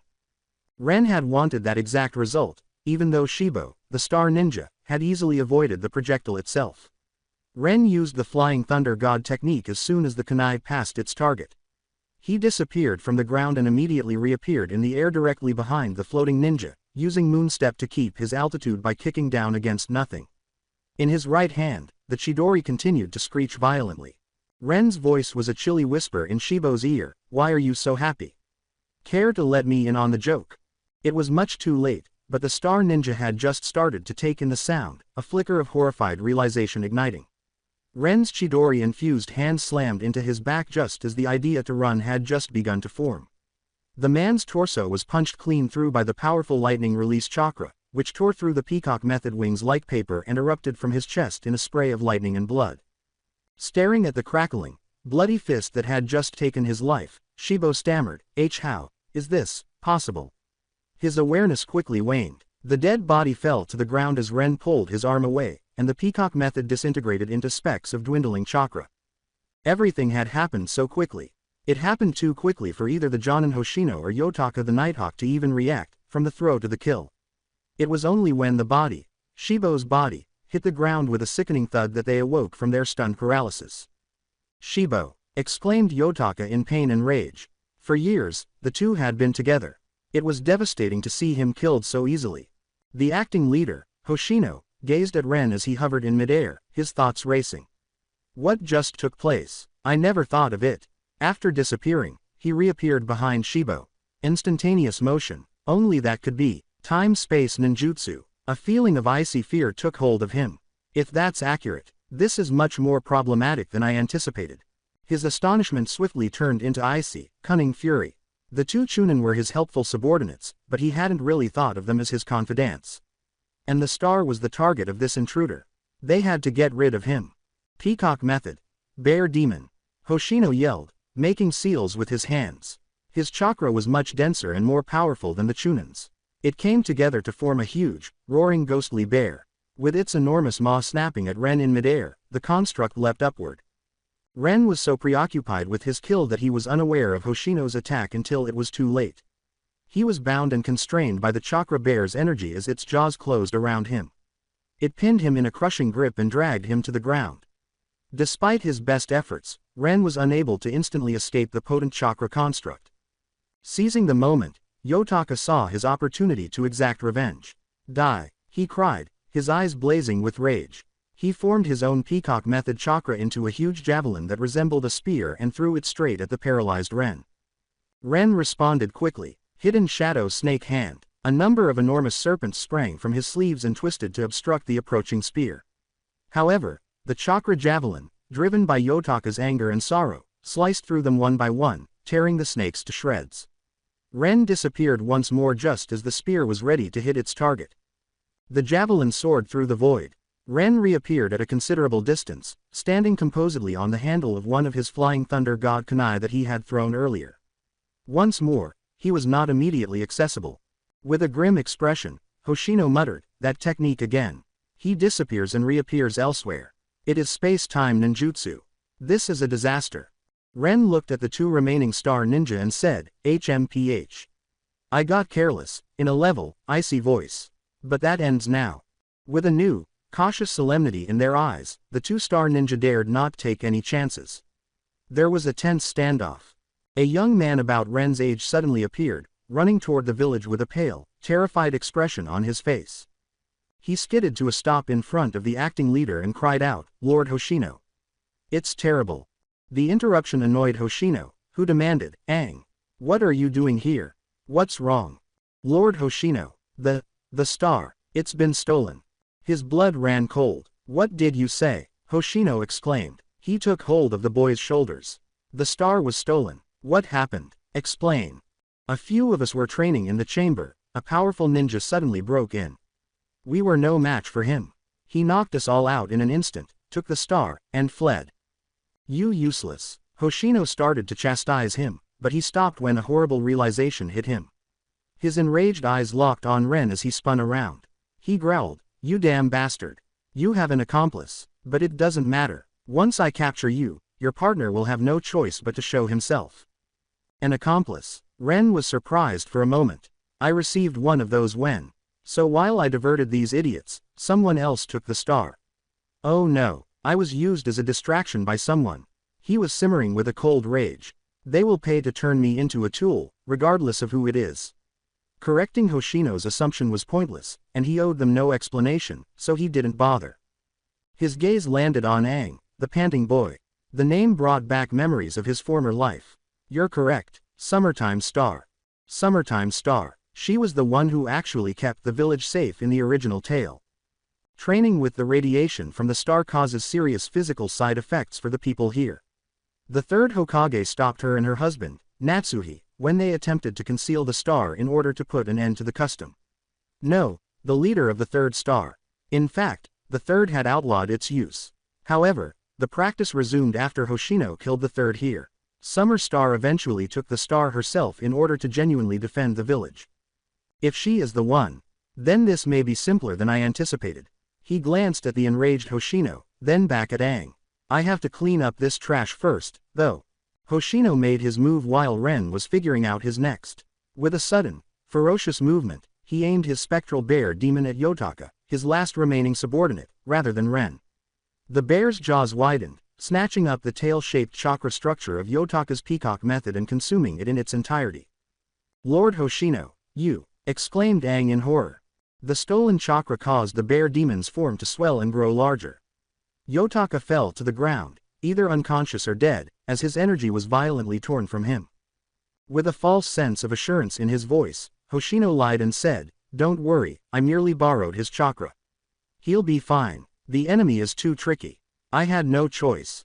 So, in order to gain power, you eat your own comrade's chakra." A new wave of disgust swept over Ren as he thought.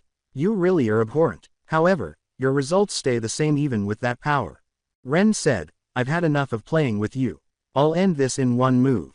HMPH. That's my line. Hoshino shot back, his arrogance returning as a result of the power he had stolen. The bear demon grew larger, and he commanded it to charge at Ren again. Die. The lumbering charge was easily sidestepped by Ren, who acknowledged inwardly that this peacock method is annoyingly versatile. It's time to tear it up. System, he said in order. Exchange for the Rasengan. Rasengan. Level of item. A rank. Type of item. Method. The price is 5,000 points. Verify the exchange. Confirm. Ding. The exchange was successful. 5k points are subtracted. 35,000 points are left. He felt the familiar surge of knowledge and warmth. The complex chakra control and spinning mechanics of the Rasengan, an A-rank technique, were instantly his. In Ren's palm, a dazzling, blue-white ball of compressed, swirling chakra appeared, humming with tremendous power. His chakra control, refined by the system and his training, was more than enough to form it without a clone. Ren declared, "No more games," in a final, flat voice. With the Rasengan in front of him acting as both a weapon and a shield, he confronted the bear demon's next attack. System. Exchange for the Great Ball Rasengan. Ren gave an internal order. Rasengan, Great Ball. Cost. 8,000 points. Item level. A. The upgrade fee is lowered to 3,000 points because the host has already mastered the basic Rasengan. Note. The user's actual body and a shadow clone must coordinate for this technique to work. Verify the exchange. Confirm. Ding. The exchange was successful. 3,000 points were subtracted. 32,000 points are left. The information washed over him. He quickly realized that massive output and sophisticated chakra control were needed. Beside him, a shadow clone poofed into existence. A dazzling, light blue ball of chakra formed and spun violently between them as they raised their hands together. Its high-pitched whine was deafening as it grew at a noticeable rate, going from baseball size to the size of a large watermelon. Hoshino yelled, "Go to hell," and sent his swollen bear demon charging. Ren did not dodge, nor did his clone. The Great Ball Rasengan was thrust straight into the chakra construct's chest as they met the charge head-on. The outcome was immediate. The bear demon, a potent chakra concentration, was completely destroyed. It was unmade, its form twisting apart and dissipating into nothingness under the destructive rotation of the Rasengan, but it did not explode. Hoshino let out a raw cry of denial, impossible. But it had no effect. Unopposed, the Rasengan crashed into his real chest. Boom. The force was disastrous. Shattered rock and dust exploded outward as the ground beneath the impact site violently cratered.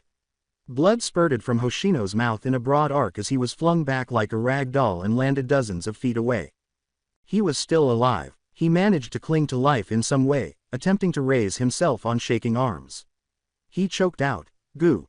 Damn, you," before passing out once more, coughing up more blood and on the verge of passing away. Ren felt the familiar drain and thought, I didn't expect the Great Ball Rasengan to drain almost all of my remaining chakra. That would have been a serious risk if there hadn't been a system to restore me. I must quickly figure out how to boost my chakra reserves. System, restore my chakra now. Restoration of chakras. The price is 1000 points. Verify. Confirm. Ding. 1000 points are subtracted. Points remaining. 31,000. His system was flooded with warmth, and his chakra reserves quickly replenished to their fullest. The weariness disappeared. Ren remarked, "You're tougher than you look," as he approached the broken Hoshino. He laughed icily as he glanced down at the acting leader. But not tough enough. With every word a struggle, Hoshino gasped, Who are you?" Ren sneered, "Who am I? Just a stray dog passing through," in response. "But that's none of your concern. You should die quietly." "Bastard, don't you dare hurt Lord Hoshino," shouted Aang, the boy, who was watching. For his peacock method, he attempted to create hand seals. Peacock Mystic. Ren's arm exploded out before he could finish. As part of the hidden shadow snake hand technique, a spectral serpent appeared from his sleeve and encircled Aang's body, restricting him and stopping the flow of his chakra. "Let me go. Damn it, let me go." Aang cried out in vain as the pressure caused his face to flush. Ren said, "Shut up," raising the pressure just enough to cause Aang to gasp for breath. "If it weren't for your use later." He returned his focus to Hoshino. "As for you, just go and apologize to your third-star leader in the afterlife." With a fervent glow in his dying eyes, Hoshino screamed, "No. I can't die. We have the unique star. With its power, we will become strong. Hoshigakure will surpass the 5 great villages. How can I die like this?" Ren sneered, "Tch. Your ambition far outstrips your strength, and that star isn't something you can control. Using it only hastens your own demise. The side effects of your training will manifest soon enough. Even if I did nothing, you'd die a slow, agonizing death." "Impossible. I won't die. I won't. I'll kill you." Hoshino attempted to create a hand seal with one last-ditch effort. Seeking death, Ren shifted. He was next to Hoshino in a flash. Glowing with the concentrated power of the strength of 100, his right fist struck the man in the stomach. Hoshino was flung backwards and lifted off the ground by the force. Ren appeared in the air above Hoshino using the body flicker technique before he could even start to fall. He slammed Hoshino back into the crater he had just made by bringing his elbow down on his head like a hammer. It had not ended. Ren landed, packed all of his increased strength into his fist, and struck Hoshino in the chest. It was disgusting to hear broken bones and crushed dirt. Webs of fissures extended from the impact site as the crater deepened. Ren withdrew his fist. Hoshino was completely still as he lay in the pit. Ding. 1 Jonin is eliminated by the host. The prize is 3,000 points. 34,000 points in total. Now that Hoshino was out of the way, Ren's thoughts turned to the star. Thus, it has been taken. Summer star, most likely. I must locate her in order to locate the star. And right here is the ideal bait. He glanced at Aang, who was still having difficulty. I am holding her son. The responsibility of a mother to safeguard her child and her community. I'll wait and see what she decides. I'll force her to approach me. The ghostly snake dragged a scared and enraged Aang behind him as he started to move in the direction of Hoshigakure. Yotaka, the Nighthawk, was unconscious when he passed him. Without pausing, a second serpent emerged, encircling the man and adding him to the hull. Struggling against his restraints, Aang choked out, "Bastard! You killed Lord Hoshino. Who are you? Why are you doing this to our village?" "Why?" Ren asked with a harsh, derisive laugh. "Your question is naive. I killed your ninja because they tried to kill me. They tried to kill me because I came for your star. It's that simple." "The star, so that was your goal. That ninja who stole it, he was your accomplice. You created a diversion while he took it. How despicable." Ren sneered, "Accomplice? Despicable? Do you truly believe someone of my strength needs such convoluted plans? That Hoshino was your village's strongest. I crushed him without effort. Is there a single soul in your pathetic village who could actually stop me?" Aang became quiet as a wave of despair, anger, and powerlessness passed over him. Oh no, he's just my age. What makes him so strong? How is this possible? Ren went on, his tone icy and instructive. Your village's mistake was possessing a treasure without the strength to defend it. Weakness is a sin. Now, enough talk. What are you going to do? Aang exclaimed in a panic when he saw that Ren was directly on his way to the village. You talk too much. Damn you. I said, shut up. Ren disregarded him and carried on with his methodical pace. Hoshigaku's modest buildings soon became visible. Abruptly, several figures emerged from the outskirts of the village, young genin, roughly Aang's age. As they saw the scene, a stranger dragging their allies, Aang and the unconscious Yotaka, bound in ominous-looking snake constructs, they skidded to a stop, their eyes wide with shock and confusion. Their young faces wore a mask of fear and resolve as their hands flew to their kunai pouches. It was almost time for the battle at the village gates. Who are you? Exclaimed a girl with freckles all over her nose, her voice quivering with a mixture of fear and rage. Damn it, what have you done to Aang? Let him go. Hokuto, don't come any closer. Aang choked out, his voice strained from the snake's hold. Run. The entire village had become aware of the disturbance by this point. As they witnessed one of their own being held captive, more Hoshigaku ninja poured into the street, their faces changing from bewilderment to rage. With kunai drawn, they swiftly formed a loose circle around Ren. An older Chunin stepped forward and demanded, Who are you? You dare trespass into Hoshigaku and take our people hostage. You have a death wish. Enough yelling, Ren uttered in a flat, completely bored tone. I have no real interest in your pathetic village. It would be in your best interest to get out of my way. Otherwise, I can't guarantee what will happen. The Chunin spit out, You bastard. You're surrounded. How dare you act so arrogant? No matter who you are, we're taking you down. Get him. Everyone, stop. Don't do anything rash. Aang screamed, his desperation evident. None of you are a match for him. You have to believe me.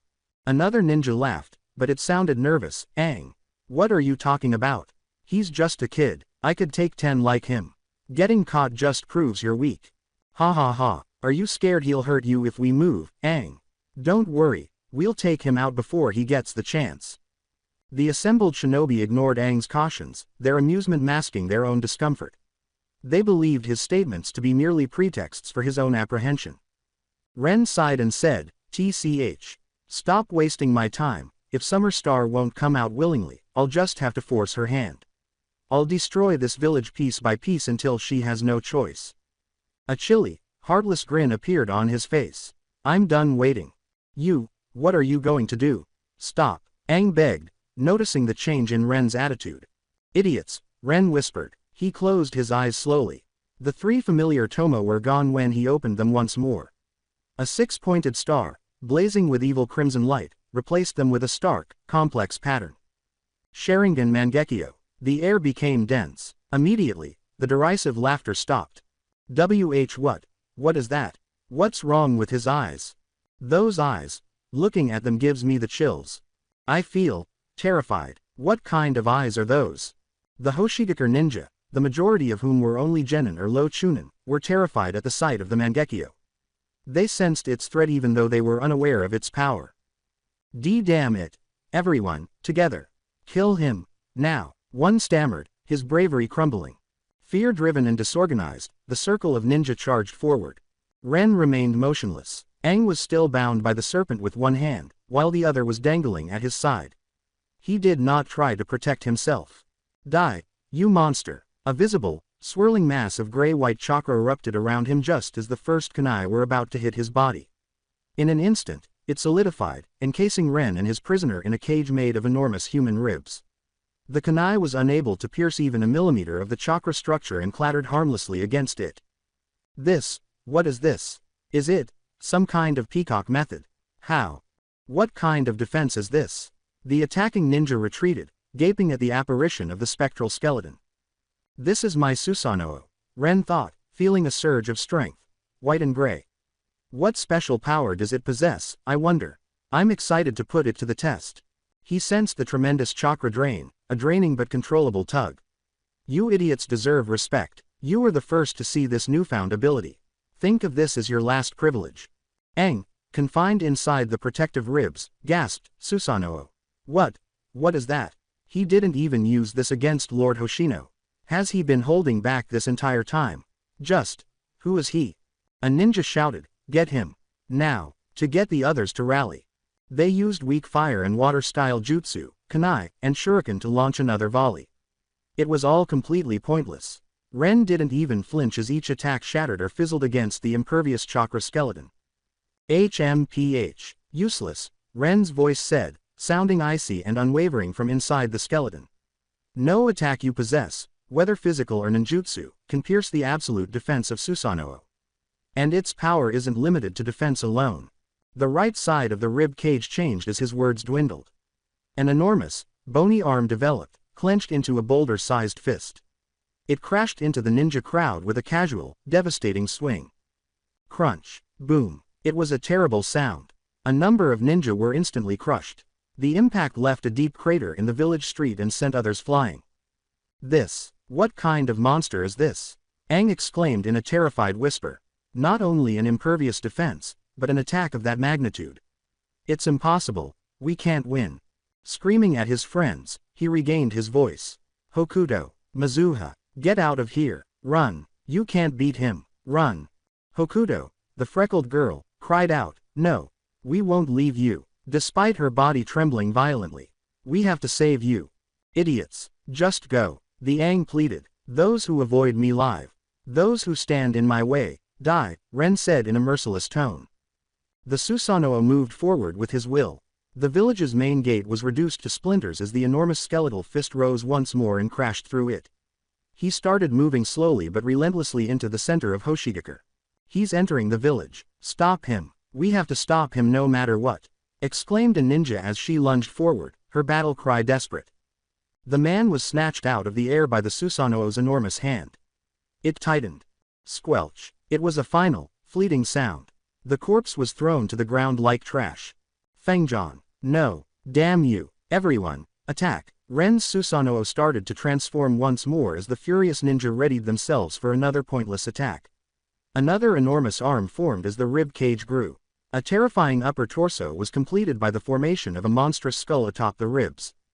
It was now a massive, spectral demon that exuded an aura of unadulterated, devastating power.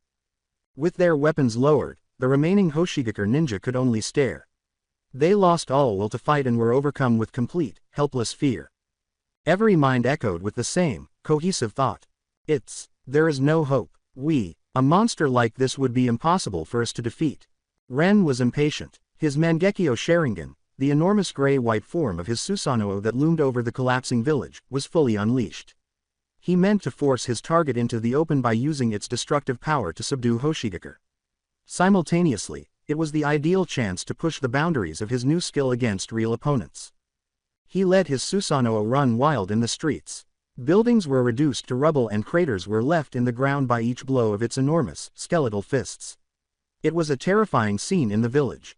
The Hoshigakure ninja had divided into two groups, one attempting to evacuate the yelling, terrified civilians while the other group attacked the unstoppable giant in a desperate and futile attempt. Aang's voice was raw with horror and heartbreak as he watched his home being destroyed. Monster! Devil! You're a demon! He screamed. Stop it! Please, stop it! I told you, Ren said in a chilly voice inside the Susanoo. Those who avoid me live.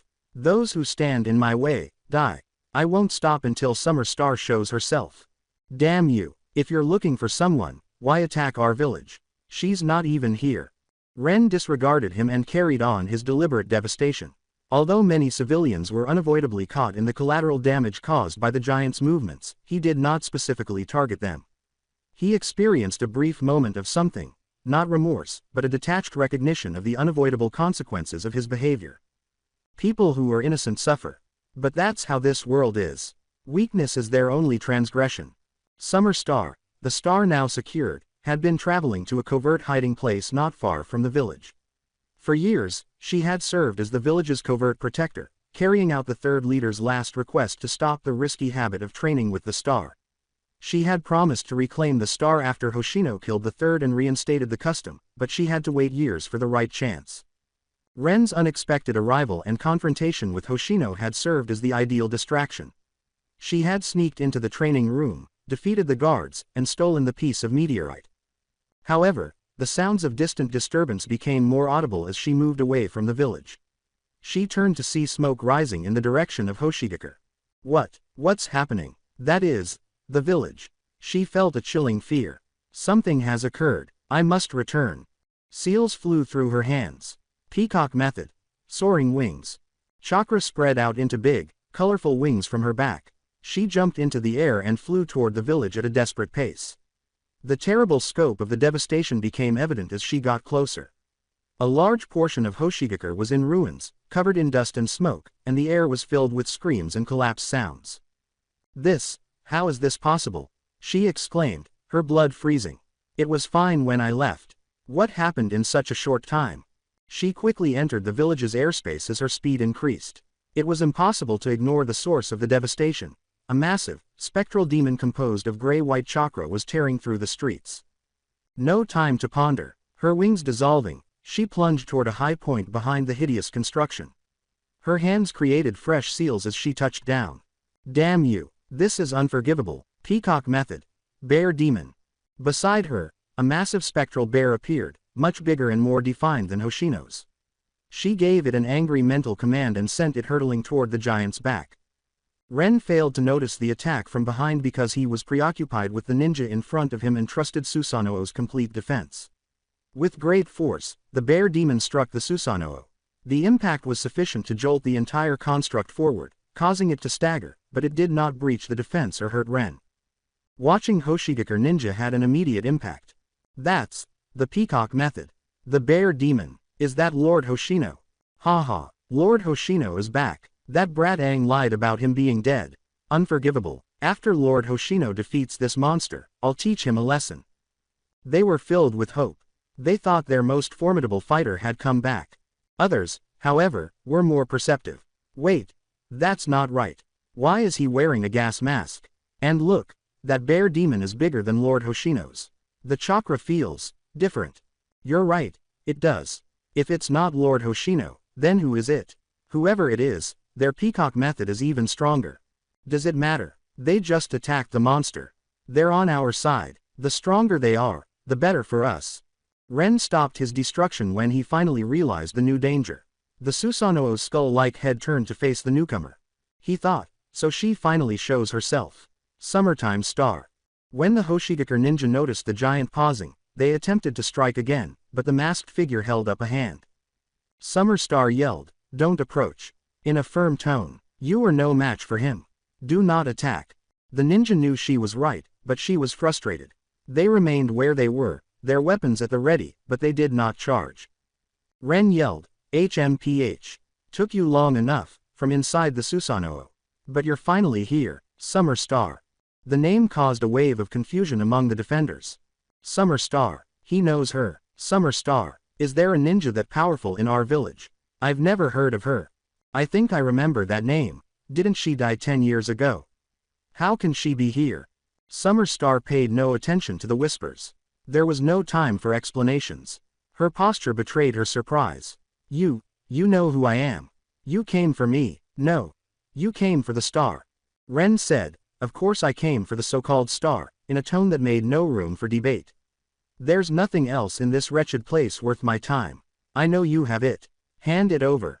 Her voice was filled with anger and incredulity as she asked, "You attacked the village, just to draw me out?" "Yes, a simple and effective strategy. I knew you, the secret guardian, would appear if the village was threatened. Now, stop wasting my time. Hand over the star."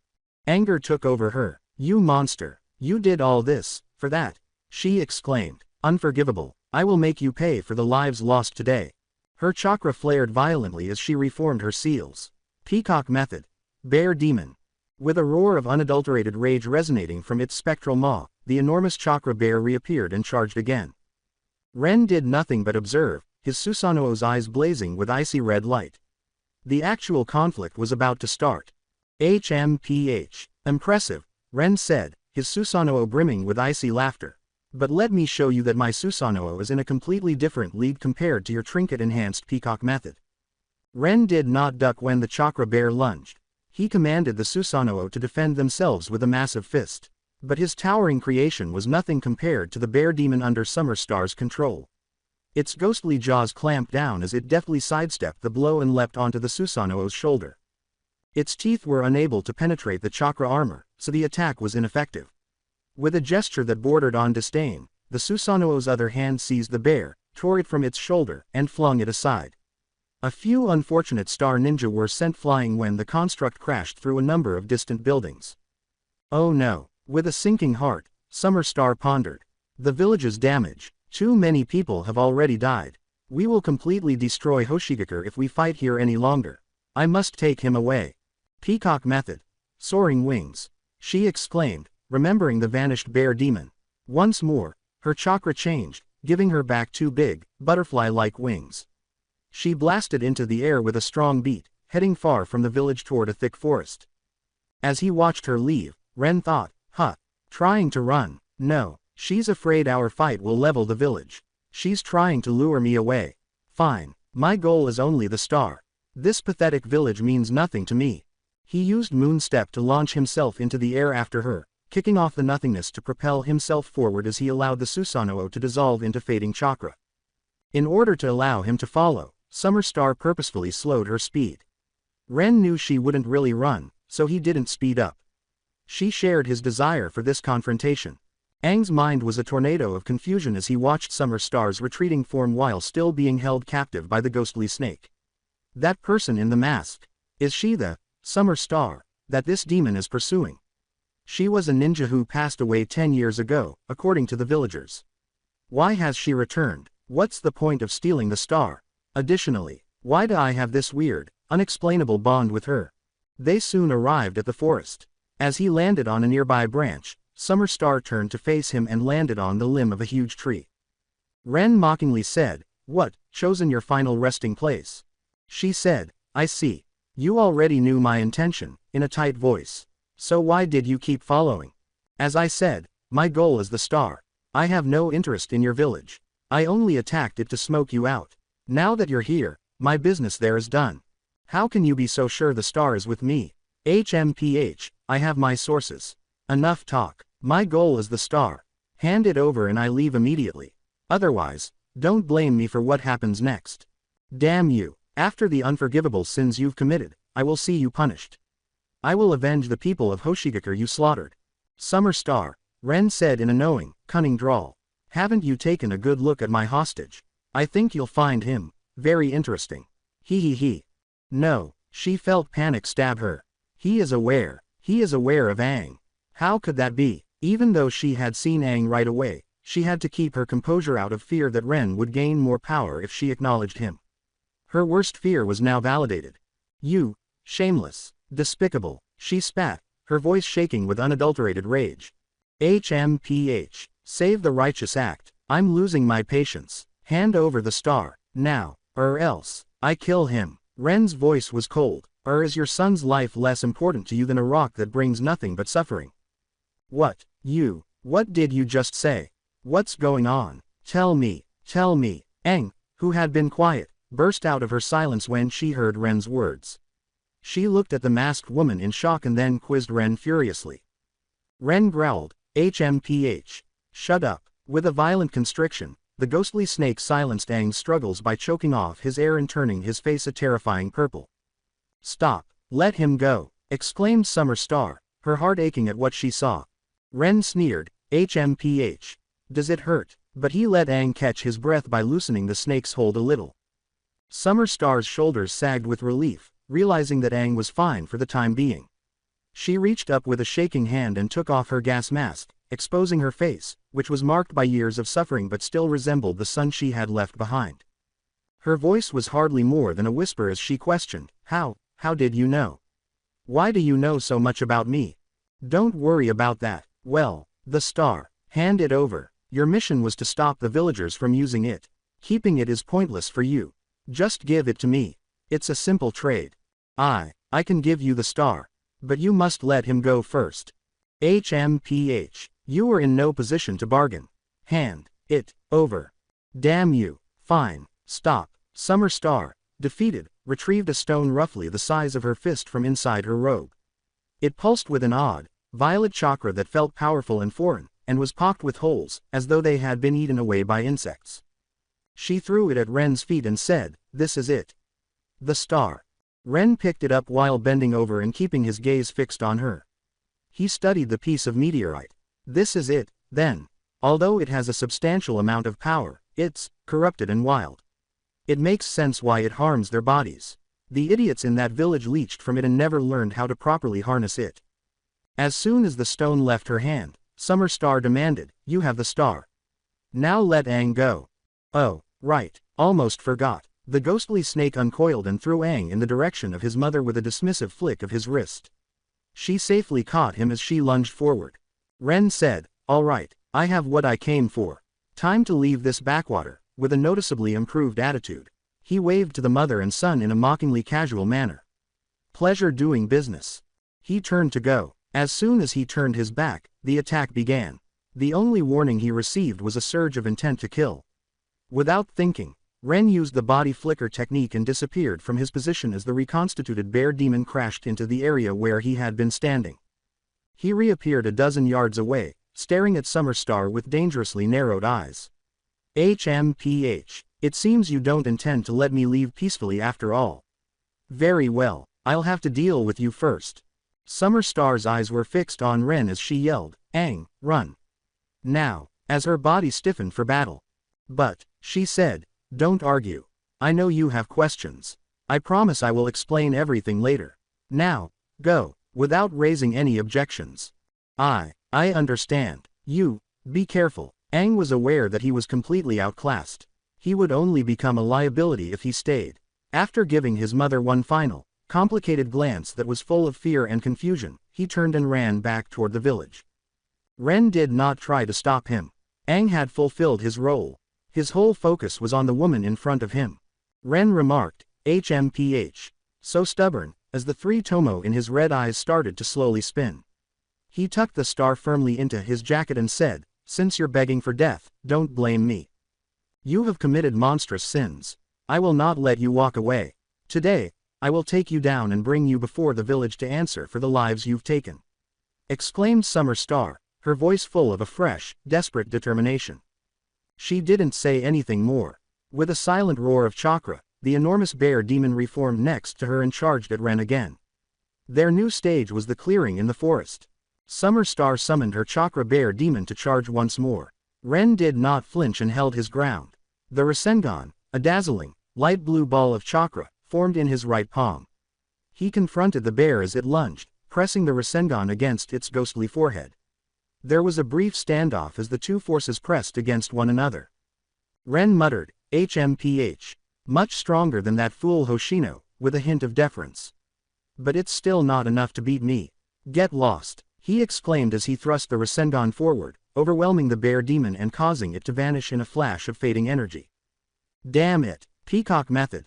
Soaring serpents." Summer Star's hands flashed through another set of seals without pausing. The Peacock Method chakra changed, dividing into 6 swift, strong serpents that quickly surrounded Ren. A little annoying. Ren, his body already moving, judged that there were too many targets. The chakra snakes persisted in their relentless pursuit of him despite his graceful weaving and dodging. One sank its teeth into his neck from a blind spot. Oh no, at the last moment, he twisted, but not quickly enough. The fangs of the serpent pierced his shoulder. Instead, they ought to have. Poof! In a puff of smoke, he was replaced by a log, the serpent's jaws gripping useless wood. A jutsu of substitution. At what time did he? The eyes of Summer Star grew wide. Recalling the 6 serpents, she gathered them into a protective circle around herself and cautiously scanned the forest. The words, "quite impressive," came from a tree branch in front of her. From behind the trunk, he emerged. "You've truly mastered the Peacock Method, far beyond that trash Hoshino. I'm curious, from the moment we started fighting here, why haven't you seen me use that giant skeleton? Is it because you think I'm out of chakra and can't maintain it?" Ren laughed and asked, "You mean the Susanoo? To be frank, your Hoshigakure is too weak. So weak that you don't even qualify to see me use my full strength, let alone force me to resort to the Susanoo again. I only used it earlier because it was a new ability I wanted to test. Your village was merely a convenient sparring partner. I was never serious." His words hurt because they were true. The military might of Hoshigakure was pitiful, consisting primarily of genin, a few chunin, and only one pseudo-jonin in Hoshino. They didn't matter. Damn you. Peacock method. Soaring serpents. Summer Star, furious at his disdain, launched her 6 chakra serpents in his direction once more. Ren's hands moved quickly as he said, "This is getting monotonous. I'm tired of it." Beside him, a shadow clone poofed into existence. A huge great ball Rasengan swelled to life between them as their hands touched. He hurled it ahead, a tiny sun of devastating power. Before Summer Star could react, it slammed into her, hurling her backward and crashing into a tree as it plowed through the snakes. With blood dripping from the corner of her mouth, she sagged to the floor and struggled to get to her feet. Ren refrained from attacking. He just stood and observed her. Her words were laced with pain as she gasped, "Why? Why? Don't you finish me?" Ren said, "Hey, I've killed enough for one day," with a shrug that was completely inconsistent with the devastation he had caused. The architect of Hoshigakure's destruction said something ridiculous. "Besides, unless necessary, I don't particularly enjoy killing. Especially women. That's all." Oh no. His hypocrisy infuriated Summer Star, who was already severely injured, to the point where she spat blood. She pointed at him with a shaking hand. "You, shameless." He waved one last time in an irritatingly casual manner and turned to leave, saying, "Hee hee. Whatever, I have what I came for. I'll be taking my leave now." On the inside, though, he had a doubt. I possess the star, so why hasn't the mission's completion been verified by the system? Is it a fraud? No, it radiates actual power. Perhaps I should be farther away from the village. He returned to a small town he had previously passed through, leaving the forest and the injured Summer Star behind. He found a small inn after the protracted battle, exhausted and hungry. He finally unwinded in his room after eating and taking a hot bath that removed the dirt and exhaustion. Ding! The mission to seize the Star of Hoshigakure has been accomplished by the host. 10,000 points are awarded, 46,000 points in total. Get the exchange interface open. Finally, mumbled Ren. He removed the pockmarked meteorite from his pocket and held it up to the light, saying, "So the mission only completes once I've left their territory with it. Annoying, but whatever, it's done. Now, let's see what's so special about you." He repeatedly turned it. He reached out to the system, frustrated, saying, "I can feel the immense power within it, but I can't discern anything else. What's its actual use? System, what is the origin of this star? What is its purpose?" Responding host. The star is a piece of meteorite that has been tainted with the chakra 10 tails. When a shinobi trains near it, its special radiation reacts with and intensifies their chakra. But most humans cannot withstand the 10 tails chakra, which is too strong and corrupting, leading to severe physical deterioration and ultimately death.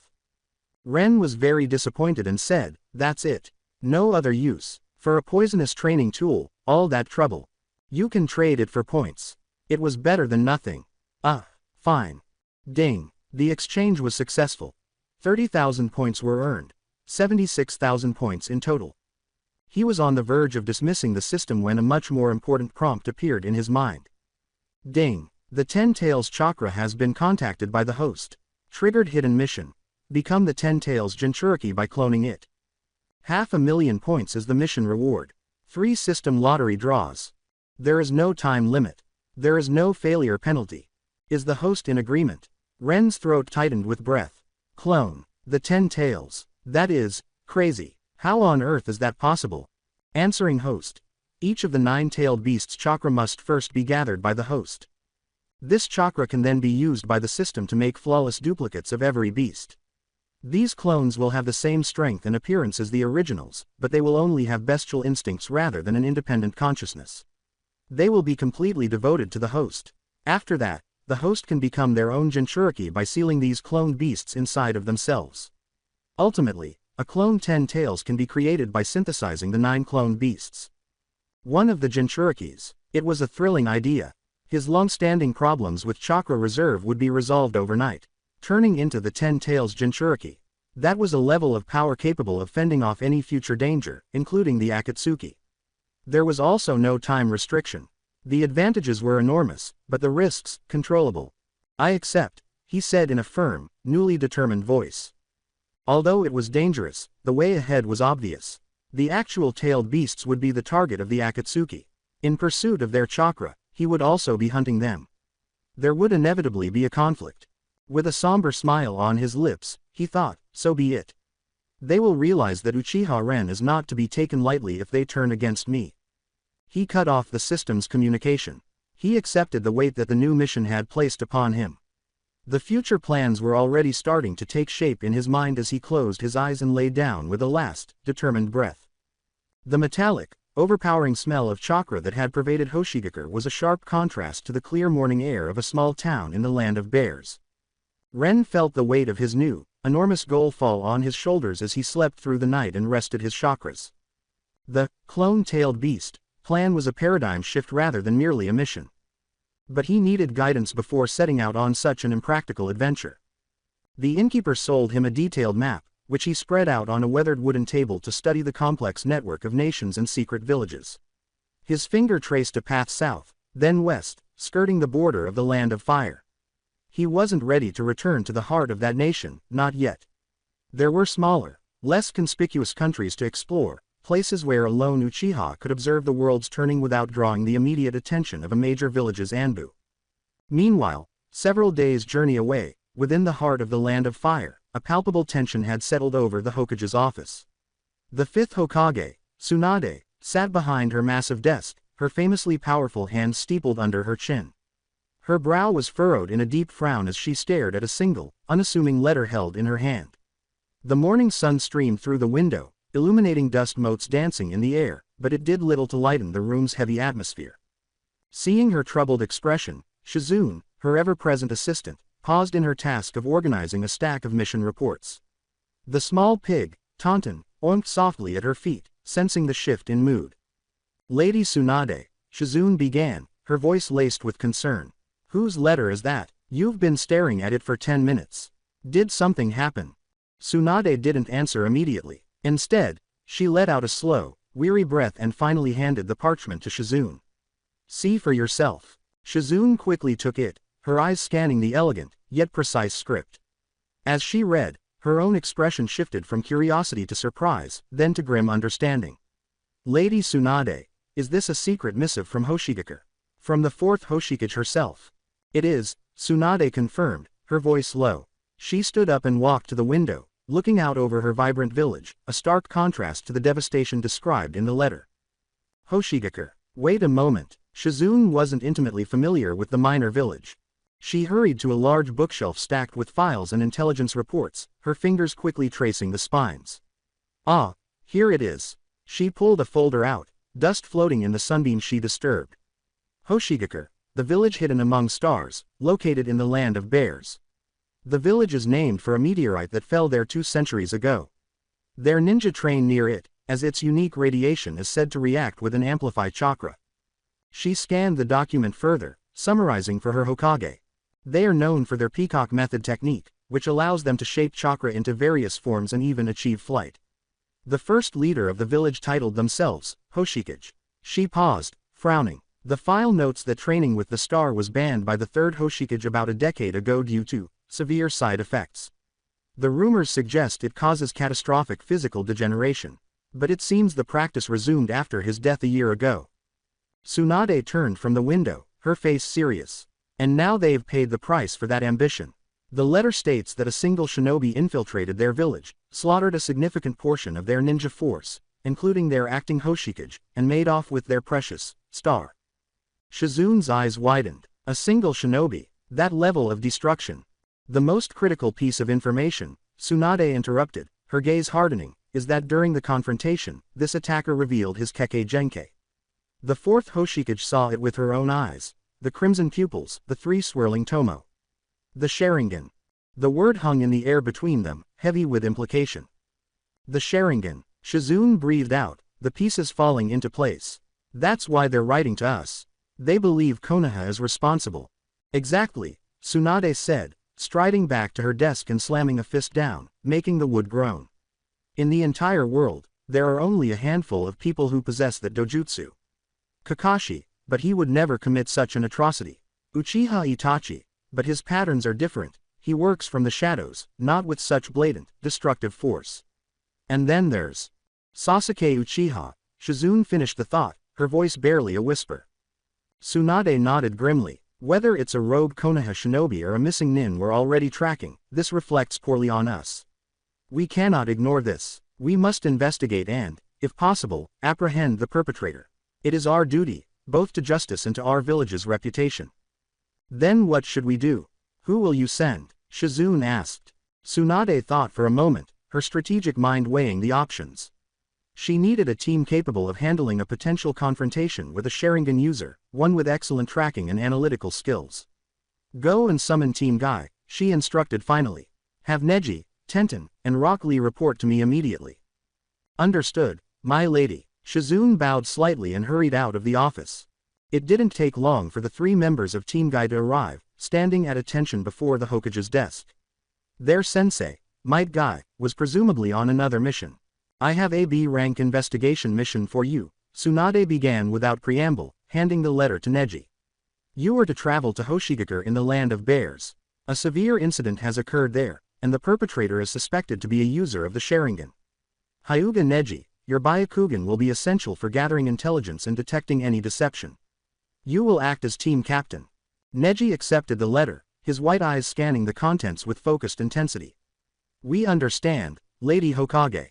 Just as Tsunade was about to dismiss them, the office door burst open.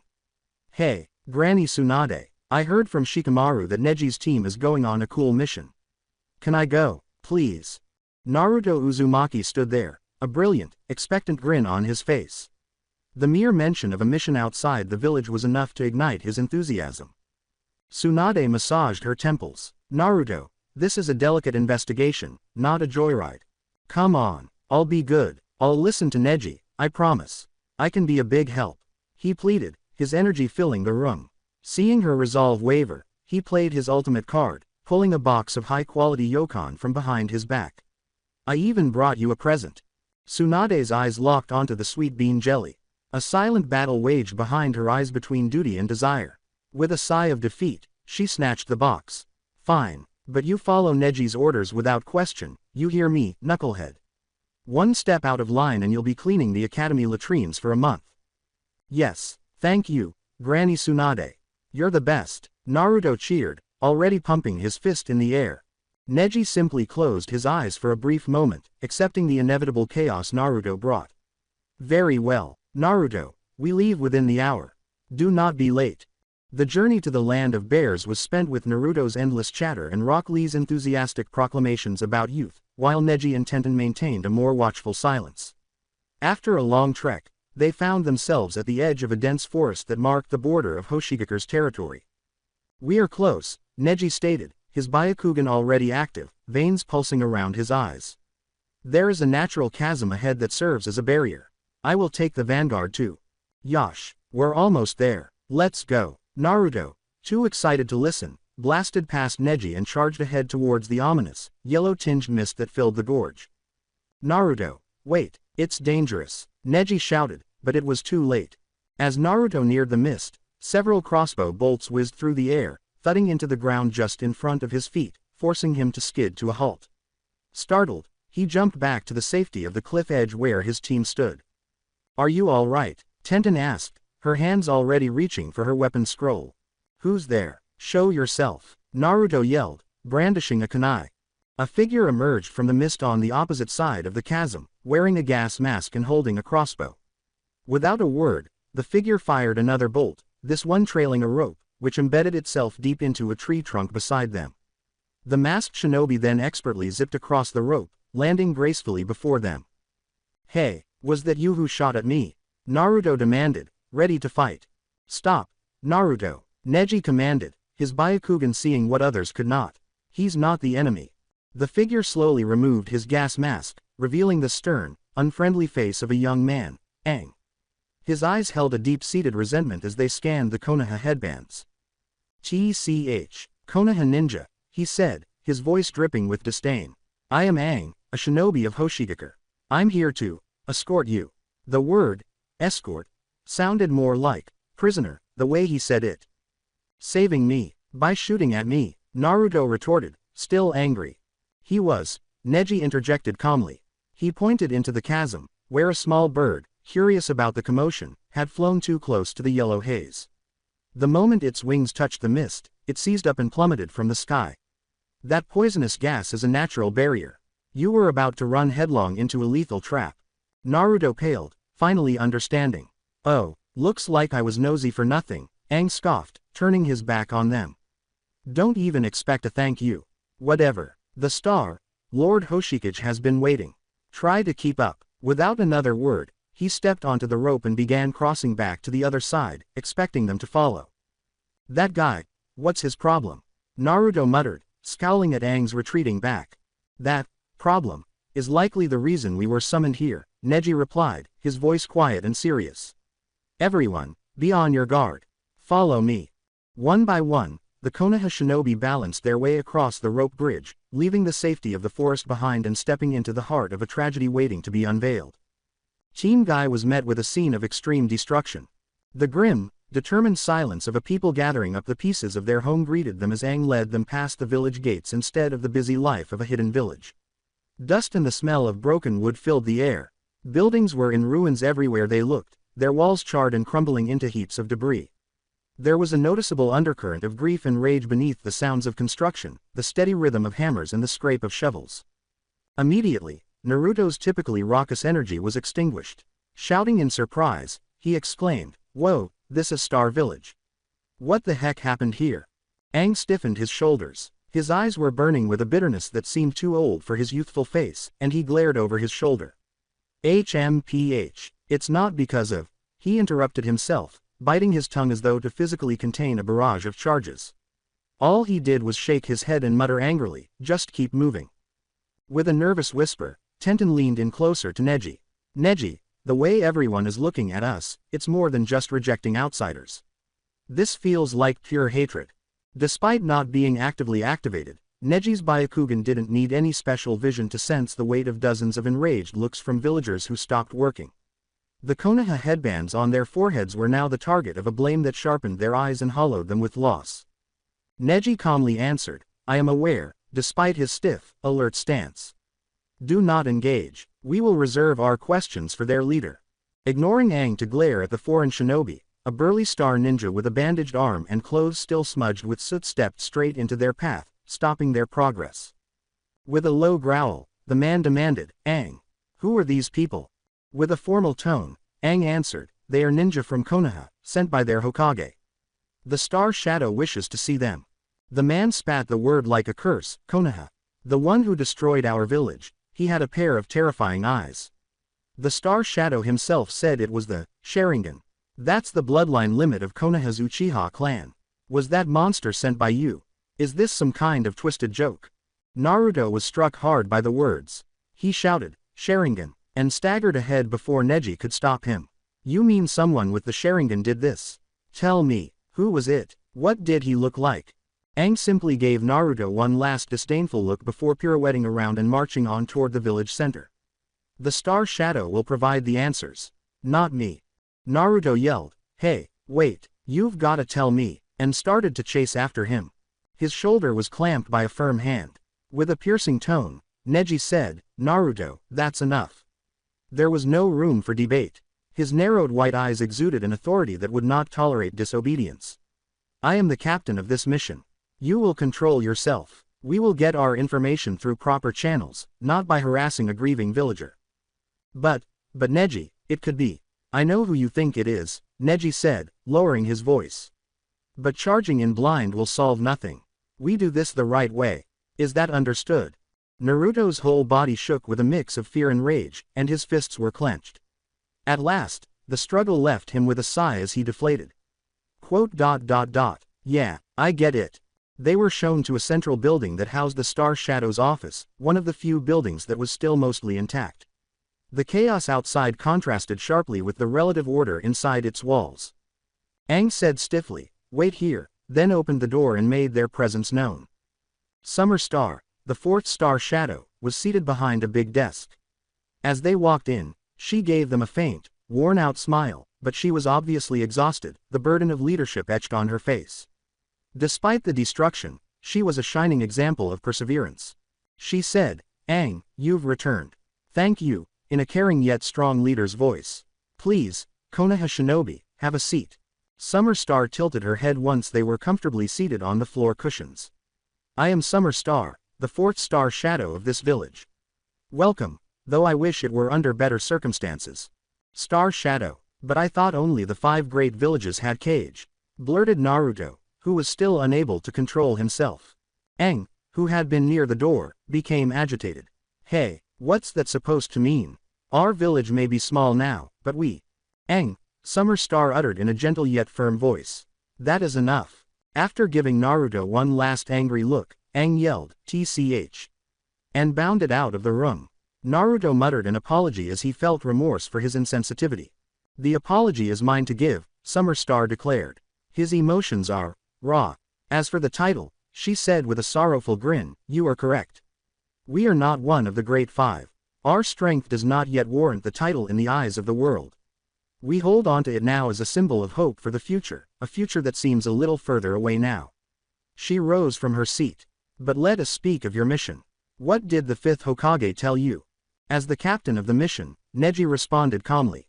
We were tasked to investigate the theft of your village's star. We were instructed to gather information on the situation upon our arrival. I see, Summer Star said with a nod. Then you have seen the truth of the situation with your own eyes. Our star was not stolen through stealth or deception. It was taken by force. She took a moment to gather her thoughts, the memory obviously hurting. The attacker came to us openly and demanded we hand over the star. We refused, of course.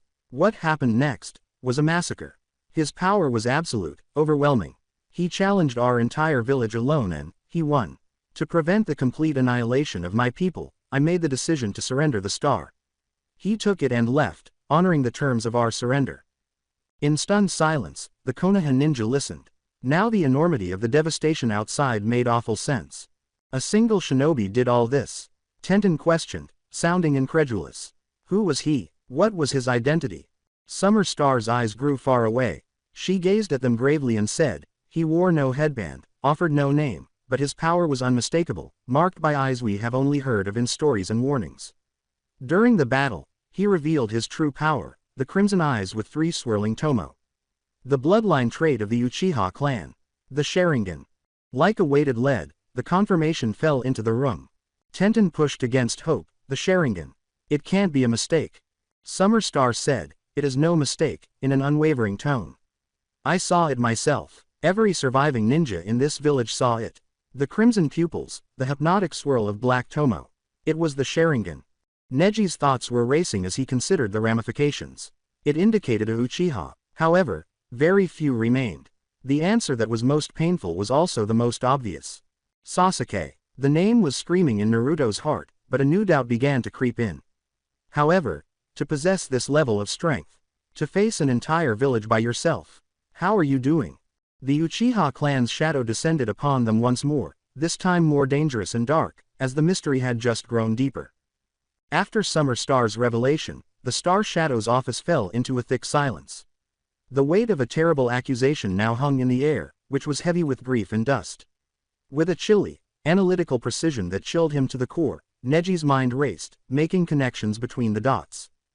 His expression remained a mask of indifference as he thought, I see. This explains why Sasuke's file was given to us by Lady Tsunade prior to our departure. The covert letter must have given her reason to suspect his involvement. She sent us here to confirm, not just to look into it. Neji said, Lord Star Shadow, in a cool, collected tone that contrasted sharply with the tension in the room. You mentioned the shinobi's Sharingan. Could you estimate his age? With a flash of shame on her face, Summer Star asked again, age? That a child had brought her village, her home, to its knees was a bitter pill to swallow.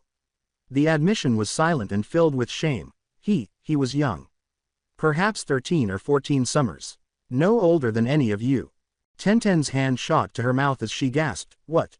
That's impossible. Someone our age couldn't possibly. Summer Star's eyes flashed with defensive rage from severe injury, and her voice grew sharper as she asked, do you think I would fabricate such a disgrace? My village lies in ruins. My people are dead. I have no reason to lie about the face of the demon who did this. Tenten stumbled. I apologize, Lord Star Shadow, and bowed her head a little. I didn't mean to imply. Neji had already made up his mind. He reached into his flak jacket and pulled out a carefully folded piece of paper with a fluid motion. When he unfolded it, an official Konoha ninja registration form was visible. Uchiha Sasuke's pale, grave face peered out from the page. Tenten's eyes grew wide as she leaned in closer.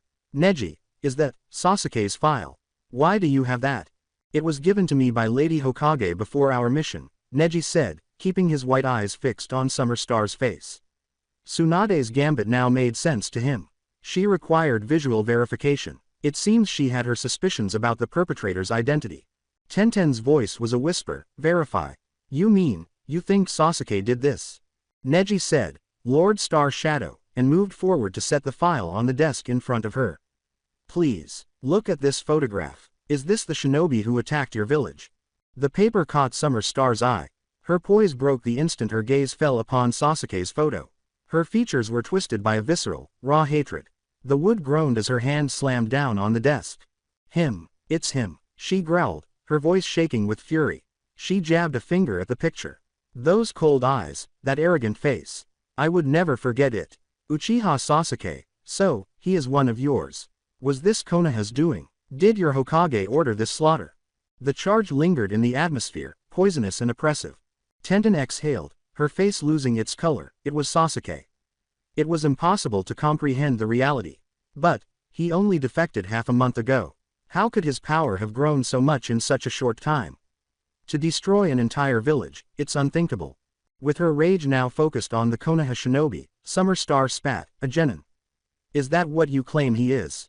The power he displayed was beyond any jonin I have ever faced. Are you calling me a liar? Or is Konoha simply trying to cover for its own monster? With a stiff stance and a composed, diplomatic voice, Neji maintained his position. Lord Star Shadow, please, calm yourself. If Konoha wished to cover this up, we would not have provided his likeness.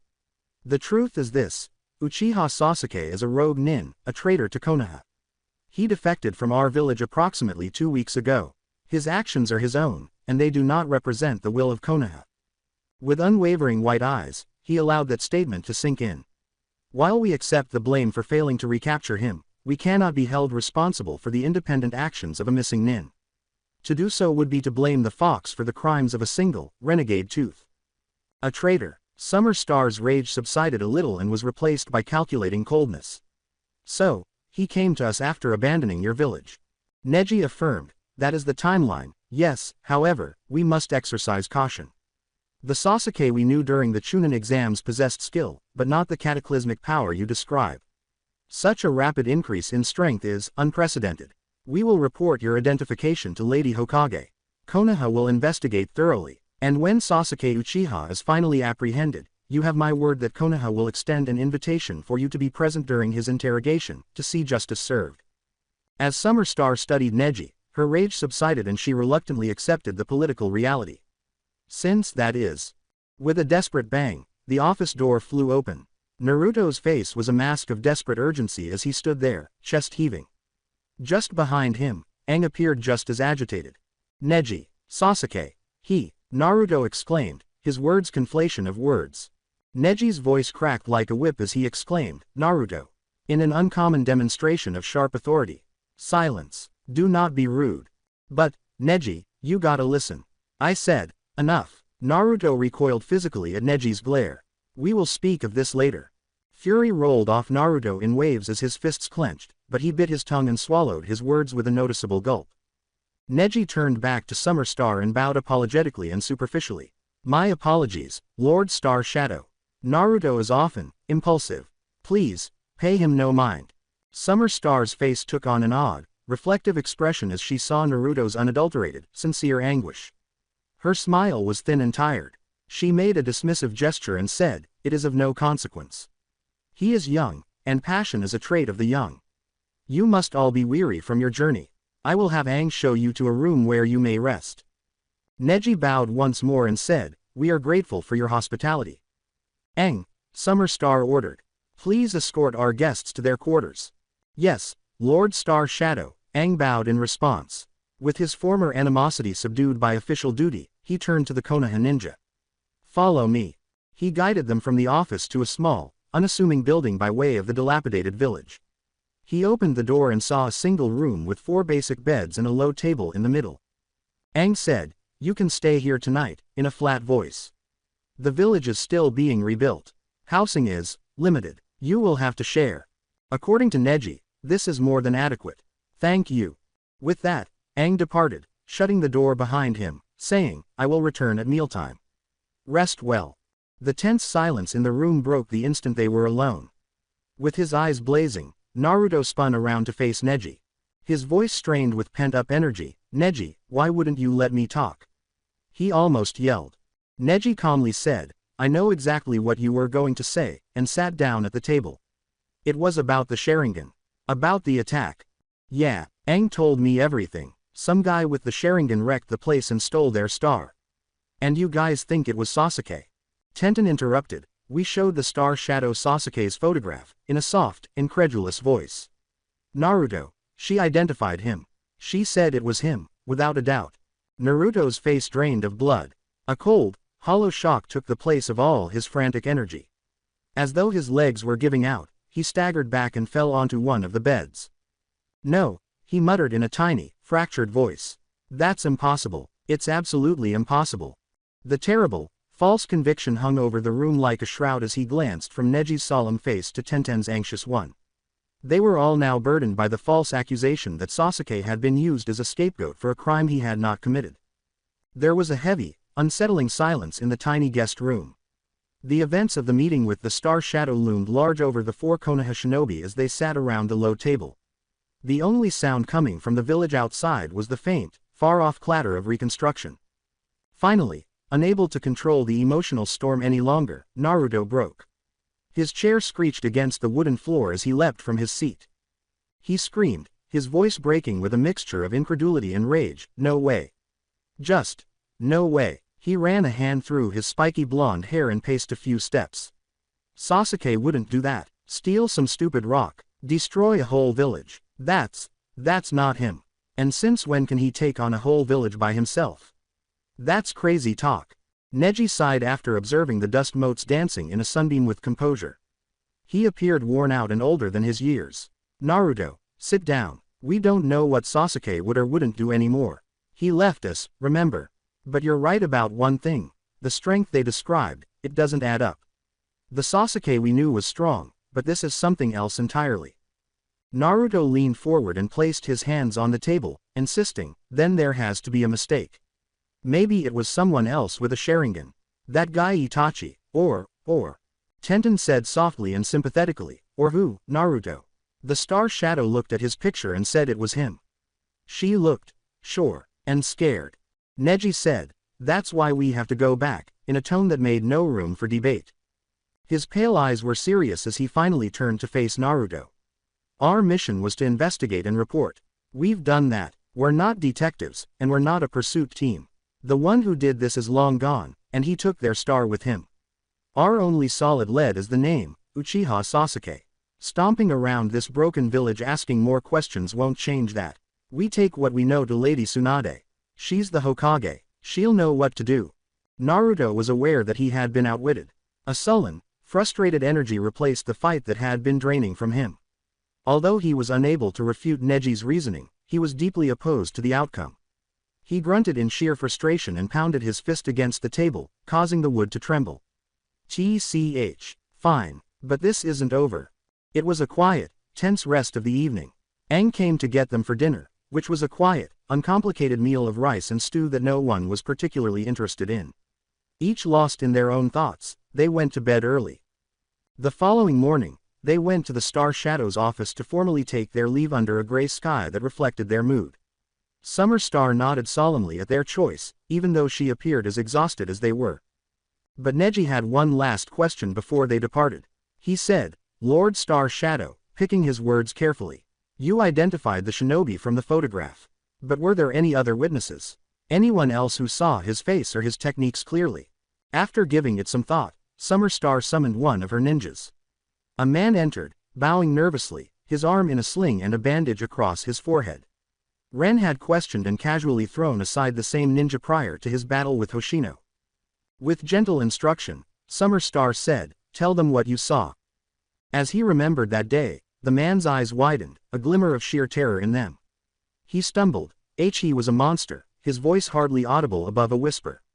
He moved like lightning. He used a lightning-style technique. It made this horrible sound, like 1,000 birds were screeching all at once. I heard him call it, Chidori. He choked on his food. And then, when Hoshino-sama confronted him, he summoned it. With a fierce tone, Neji asked, "Summoned what?" A giant skeleton made of purple chakra. It wrapped around him like armor. It was huge, taller than the buildings. Hoshino-sama's attacks, they did nothing. Nothing at all. He called it, Susanoo. It just swatted our best techniques away like they were nothing. Then it swung its arm, and half the village, just, fell. The man continued, staring at his feet, embarrassed by his dread. Despite the stoic mask covering his face, Neji's mind was racing, making the awful connections. He uttered the words, Chidori. Susanoo, more to himself than to anybody else. He gave Summer Star a bow. Thank you. This information is critical. We will take our leave now. The team finally embarked on the arduous journey back to Konoha with that last, terrifying piece of the puzzle. Each of them struggled with the thought of their former comrade using such terrible, monstrous power, and the walk was largely silent. They stood again in the brightly lit Hokage's office a few days later. As Neji presented his report with clinical accuracy, Tsunade listened without interruption, her face becoming more serious with every second that went by. And based on the positive identification from the star shadow and the corroborating witness account describing the Chidori technique, we believe there is a high probability the attacker was Uchiha Sasuke, Neji said.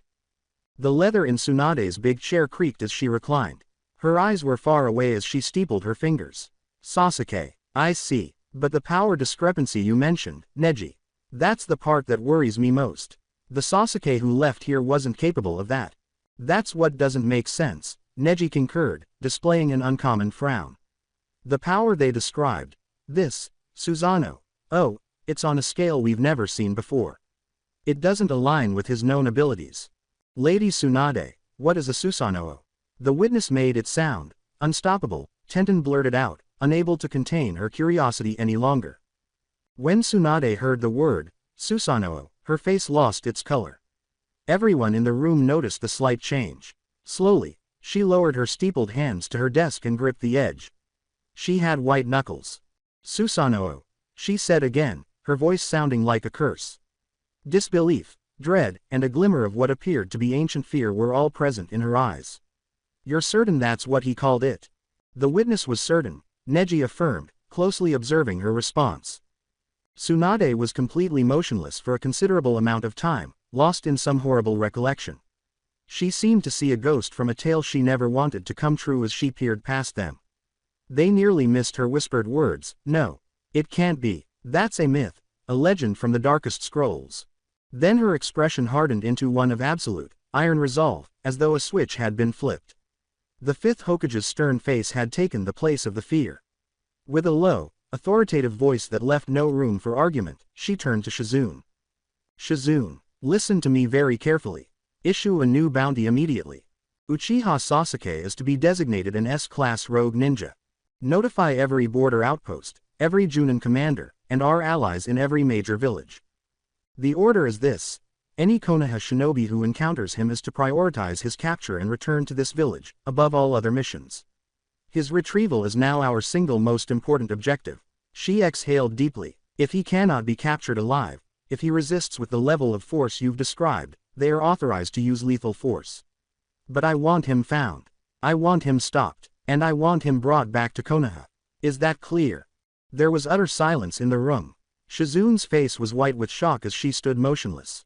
Lady Tsunade, S-class, are you sure? That's for threats to the entire village. Now, Shizune. Tsunade's voice echoed like thunder throughout the office. Shizune gave a single nod, jumped, and practically ran out of the room, with the door closing behind her. What? At last, Naruto was able to express his anguish with a raw scream. With such force that the wood splintered, he lunged forward and slammed his palms against her desk. S-class, you want to kill him? He's Sasuke. He's our friend. You can't do this. Tsunade roared, Naruto, that is enough, and rose to match his rage with her own. The room was filled with the sheer power of her presence. This is not a request. This is an order from your Hokage. You will stand down and you will follow it. But he didn't. We don't even know. I said get out, she yelled, gesturing to the door with a quivering finger. All of you, out, now. Her whole body radiated a fury that was equal parts fear and anger as she sat back down and grabbed a random scroll from her desk, violently unrolling it. She would not look at any of them, particularly the angry, heartbroken blonde boy standing in front of her. Neji hurried, realizing that the discussion was over for good. He took a struggling, still shouting Naruto by the arm. Naruto, stop, it's over, let's go. Let me go, Neji. I'm not done, Neji. However, Neji was more powerful, and they were able to drag the protesting Naruto out of the office and into the hallway with the help of a shell-shocked Lee. The door shut firmly behind them as Tsunade fell silent. The scroll in Tsunade's hands fell to the desk as soon as they left. Her shoulders slumped as she buried her face in her hands. She was reminded of the image from her grandfather's oldest and scariest stories, a huge, spectral warrior, a god of destruction brought to life through the Uchiha's eyes. With a voice full of a dread she hadn't experienced since the last Great War, she whispered, Susanoo, to the silent, empty room. If he's truly awakened that, then Orochimaru isn't just experimenting on him. He's unlocking a weapon. I can't let that snake get his hands on a power that could rival a tailed beast. No matter the cost, no matter what Naruto thinks of me, we have to get to Sasuke first. The struggle went on out in the corridor. Naruto tried to pry his arm free and yelled, let me go, Neji. I'm going back in there. I'll make her understand. With his own patience ebbing, Neji exclaimed, give it up, Naruto. When he eventually let go of him, Naruto staggered back, his chest heaving. You saw her face when I said that word. This isn't about punishing Sasuke. This is about something else. Something she's scared of, that, Susanoo. Oh, it means something terrible to her. Something we don't understand. A panicked, frantic voice reverberated down the hall before Naruto could respond with another angry retort. Naruto. Everybody turned. Sakura was running in their direction, her eyes wide with fear and her face as white as a sheet. As she skidded to a stop in front of them, she yelled, Naruto. What's happening? And grabbed his jacket. I was at the mission board. They just posted a new notice. It says Sasuke-kun is an S-class criminal. That there's a kill order. What did you find out? Is it true? Did you see him? Tell me. Naruto glanced from Sakura's tearful, frantic eyes back to the Hokage's office's massive wooden door before turning to face his gloomy teammates. Now he had answers, but they were all incorrect. They were a nightmare, and in all his life, he had never felt more powerless. Unspoken fear permeated the Konoha hallway, making the air feel still and heavy. Sakura's eyes were wide and glistening with unshed tears, and her knuckles were white where she held Naruto's jacket. She shook him and begged, tell me, in a frantic, whispery voice. Did you see him? Did you see Sasuke-kun? Naruto yelled as she attempted to gently pry her fingers loose, saying, Sakura-chan, take it easy. You're gonna stretch out the fabric. In response to Sakura's growing fear, Neji said, Sasuke was gone long before we arrived, in a cool, collected tone. We never saw him. Now, release him. She seemed to suddenly lose the will to fight. Her face was a mask of crushed disappointment as her hands dropped away and she staggered backward. Oh, I see. With a quiet sigh of relief, Naruto rubbed his aching arms. The reprieve did not last long. Sakura's features hardened with a new, terrifying resolve as her head snapped up. Once more, she lunged forward and grabbed his shoulders. Then what's this about an S-rank bounty?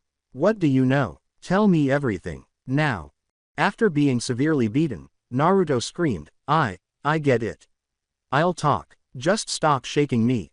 With a flash of guilt on her face, Sakura finally let go of him. I'm sorry, Naruto. I lost my head for a second. Are you okay?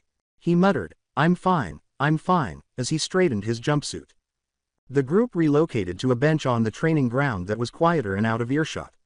There, they presented the whole story, the destroyed village, the stolen star, the leader's identification, the witness's horrifying description of the Chidori and the enormous spectral warrior, and finally, Tsunade's extreme, terrifying response, with Neji delivering the grim facts in a detached monotone and Naruto interrupting with vehement objections. And that's it, Neji concluded in a flat voice. The Hokage issued the order. There's nothing more to discuss. Sakura covered her mouth with her hands as she listened in horrified silence. Neji's pink hair whipped around her face as she violently shook her head when she was finished. No, no, that's not right. It can't be. There has to be a mistake. Sasuke-kun would never. He couldn't. Her voice cracked. I have to go talk to Lady Tsunade myself. I'll make her see. It's useless, Sakura, Neji interrupted, not in an unpleasant way but decisively. Naruto already tried. She won't listen. She won't even look at you. This isn't about justice. It's about something else. Something she's afraid of. Going to her now will only get you thrown out. Sakura lost the battle as her shoulders sagged. She appeared completely lost. Then, what are we supposed to do? Neji said, there's nothing we can do, in a harsh, icy voice. It's an order from the Hokage. Our duty is to obey. Sakura clenched her fists in her lap and whispered, damn it, with the burden of the day bearing down on them. The group disintegrated into a depressing, powerless silence, each withdrawing into their own anxious thoughts before eventually parting ways. Ren, meanwhile, was trudging through the wilderness far from the oppressive politics of Konoha, his new objective burning in his mind: locate the tailed beasts. His first stop was the Land of Wind, where the One Tail lived. He turned the map sideways and then upside down while holding it up to the sun. For all the sense they made to him, the clumsily drawn lines and symbols might as well have been a child's scribbles. He kicked a pebble in annoyance and complained to himself, did I take a wrong turn? He scowled at the paper and said, I've been walking for days. I knew I should have bartered that innkeeper down further. He looked around at the endless undulating hills. Scrub grass and the odd obstinate tree were all that were present. He sighed dramatically, folded the pointless map, and shoved it back into his pack. Forget it. I've come too far to turn back now. I just need to find a road. A real bed, a hot meal that isn't trail rations, and a bath that doesn't involve a freezing cold stream. That's the dream. I'm sick of sleeping on the ground. His perseverance paid off. His feet finally touched the crowded, well-traveled ground of a legitimate main road after an additional hour. Finally, a real road means people. People mean directions. He quickly noticed a group of travelers taking a break under the shadow of a sizable rock formation. They were civilians of various ages, including an elderly couple and a few families with kids. Their eyes were curious and cautious as they watched him approach. Out here, people were always curious and a little afraid of a lone traveler, especially if they moved with the effortless grace of a shinobi. Ren approached a middle-aged man who appeared to be the group's leader, putting on his friendliest, most innocuous smile. Excuse me, sir. Hello. The man gave him a cautious look as he looked him up and down. Hello, son. You're traveling alone. Where are you headed? Ren said, I'm trying to get to the Land of Wind, in a courteous tone. Could you tell me if I'm on the right road? And how much farther it is? The man nodded and said, the Land of Wind. He leaned in a little and said, this is the right road. We just came from there. You'll hit the border in about 2 hours if you keep a good pace. But, son, you'd be better off not taking this road. Ren gave a blink. Not take it? Why? An elderly member of the group hobbled over, his face a road map of wrinkles. His eyes were wide with real fear as he croaked, danger, young man. There's danger up ahead. 2 mighty bandits have set up in the mountains along this pass. They rob everyone who comes through. They don't just take your money, they kill, or they take captives for their twisted pleasures. He trembled. They're shinobi, they say. Powerful ones. Ren became intrigued. Shinobi bandits. The elderly man leaned in and whispered conspiratorially, One's a hulking brute they call the Mountain King. The other is a sly, cruel one named Viper. And they have a particular taste. They've no interest in women. They kill any they find. But men, handsome young men like yourself, they take them up to their mountain stronghold. It's unnatural, a disgrace. I heard they were run out of their own village for it. Ren's brows lifted. He was fully aware of the implication. I see, he said, grinning appreciatively at the men. Thank you for the warning. I'll be very careful. As he proceeded down the main road, the elderly man called after him, You remember now, boy. Don't go the wrong way. It's a fate worse than death. Without turning around, Ren acknowledged with a wave of his hand. His courteous smile turned to a look of complete disdain as soon as he was out of sight. Make a 4-hour detour. No way. He looked up at the ominous mountain pass and said, I want a real roof over my head tonight. So there are a couple of deviant shinobi bandits up there. It would be wise for them to remain hidden. I'll turn their hideout into their funeral pyre if they jump out and try anything with me. Having made up his mind, he walked confidently down the deserted official road. All other traffic had obviously fled to the longer, safer route, and it was eerily quiet. He was completely by himself. For approximately 1 hour, then his keen senses tingled. 4 presences were waiting ahead, nestled into the rocks on either side of the road. His chakra sensing was concentrated. Perhaps at the elite Chunin level, 2 of them possessed the solid, controlled energy of shinobi. The life forces of the other 2, who were merely civilians, flickered weakly.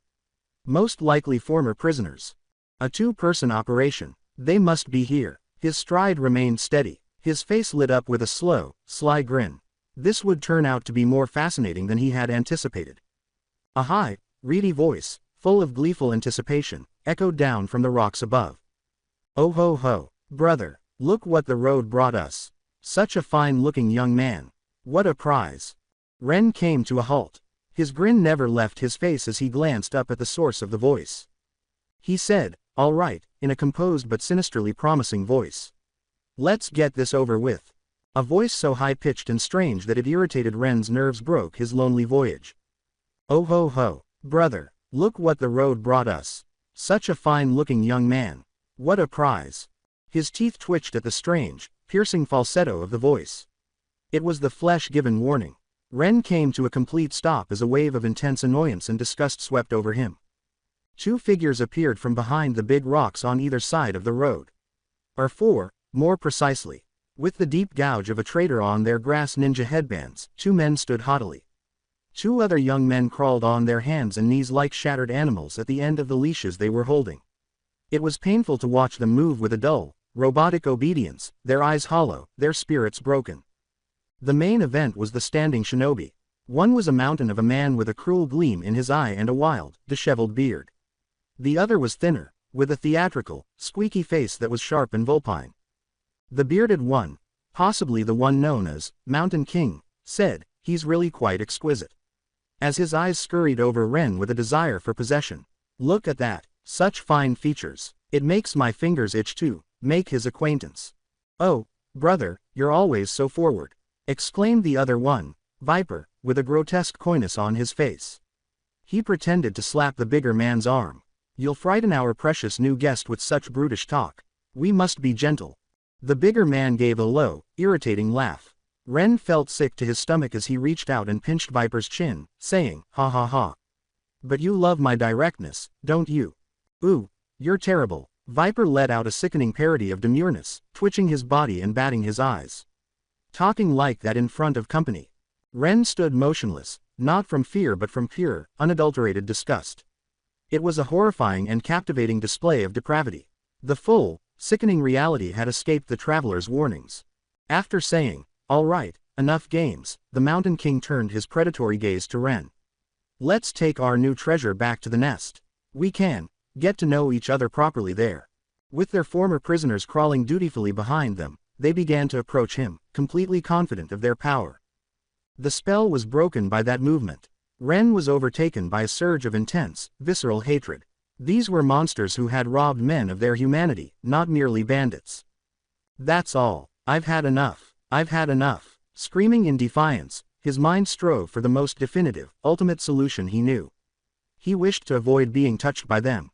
He was unwilling to approach them. He desired their erasure. Behind his eyes, a familiar, blazing heat blossomed. As his Mangekyo Sharingan's pinwheel pattern came to life, the world became hyper-focused and clear. From the corner of his right eye, a single, thick, hot line of blood traveled like a tear of pure rage. He remained silent. He made no gesture. He just stared. Reality itself appeared to tear on the bodies of the 2 shinobi who were charging. Pitch-black flames burst into existence with a silent whoosh, clinging to their skin, clothing, and very being. Amaterasu's flames, which originated from the sun itself in his eyes, started consuming everything. "Ah, what is this?" Viper cried out, feeling real panic this time. He instinctively slapped at the black fire that was eating away at his clothes as he looked down. "Get it off! Get it! Ah!" The cursed flames instantly leapt to his hand, burning with a terrifying, silent intensity, turning his cry into a scream of pure agony. When the Mountain King tried to beat out the flames on his chest, he only succeeded in spreading them. These flames, what kind of jutsu is this? He roared. Why won't they go out? It burns. Viper, help me. Viper, however, was helpless and rolled around on the ground, trying in vain to put out the black fire that engulfed him. Brother, it hurts. Make it stop. Please, make it stop. The bearded ninja's eyes met Ren's icy, Sharingan-lit eyes, wide with fear and agony. He realized the truth. You did this. You demon. Take it back now, he exclaimed, taking a wild, flaming step forward while holding out his hand in a menacing, desperate motion. Ren did not recoil. He sniffed scornfully and just pushed off with his feet, effortlessly raising himself into the air with his chakra control and body flicker skills. Like a god delivering judgment, he hovered over the road, gazing down at the two writhing figures with indifference. Even in their last moments, he refused to allow their filth to come into contact with him. Their cries were fleeting. The black fire was efficient and ruthless. The cries of agony quickly became choked gurgles before becoming quiet. Even after dying, the Amaterasu kept burning. With equal ferocity, it devoured flesh, bone, and fabric, leaving only a burned patch on the ground where two vile lives had been thoroughly and totally purified. There was no sign that they had ever been there when the final wink of black fire died out. No scrap of cloth, no ash. Just the void and the smell of ozone. Ding. 2 elite Chunin are eliminated by the host. 2,000 points are awarded. 78,000 points in total. Ren deactivated his Sharingan and gently returned to the road. He wiped the trail of blood from his cheek and muttered, disgusting, to the empty air. You got exactly what you deserved. He heard a faint, incredulous gasp behind him. Dead. They're really dead. Ren pivoted. Their dull eyes were wide with a mixture of fear and dawning, unattainable hope as the two collared men stared at the scorched, empty ground. The leashes hung limply from their necks, no longer attached to anything. One of them started crying, his whole body trembling with deep, heaving sobs of relief. After a long, dark nightmare, someone exclaimed, they're gone. The demons are gone. We're free, as they suddenly emerged into bright sunlight. The other just knelt, his fingers gripping the dirt as though to convince himself that it was real, tears silently streaming down his face. Ren was getting annoyed by their unfiltered, emotional outburst. Instead of a therapy session, he had come for a confrontation. Quiet, he yelled, his voice piercing their desperation. Control yourselves. The two men recoiled instantly, clenching their jaws and staring up at him in new terror. Even though they had been set free from their previous masters, this new one was far more terrifying because he could conjure hellfire with a single glance. Ren gave them a glare. You two, you know where their hideout is, don't you? Too scared to talk, they gave frantic nods. And I assume they had a stash. Money, valuables, things they stole. More desperate nodding. One discovered his voice, a raspy murmur.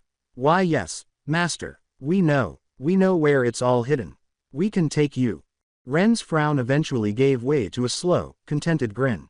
At least this disgusting interruption wouldn't be a complete waste of his time. Good, he said in a tone that made it impossible to disagree. Lead the way, and be quick about it. The two men clambered to their feet, eager to appease their frightful liberator.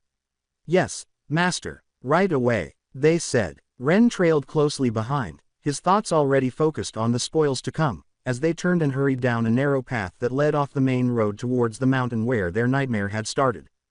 They reached their destination, a tiny, shoddy cottage tucked away in a secret clearing, after climbing for roughly 20 minutes.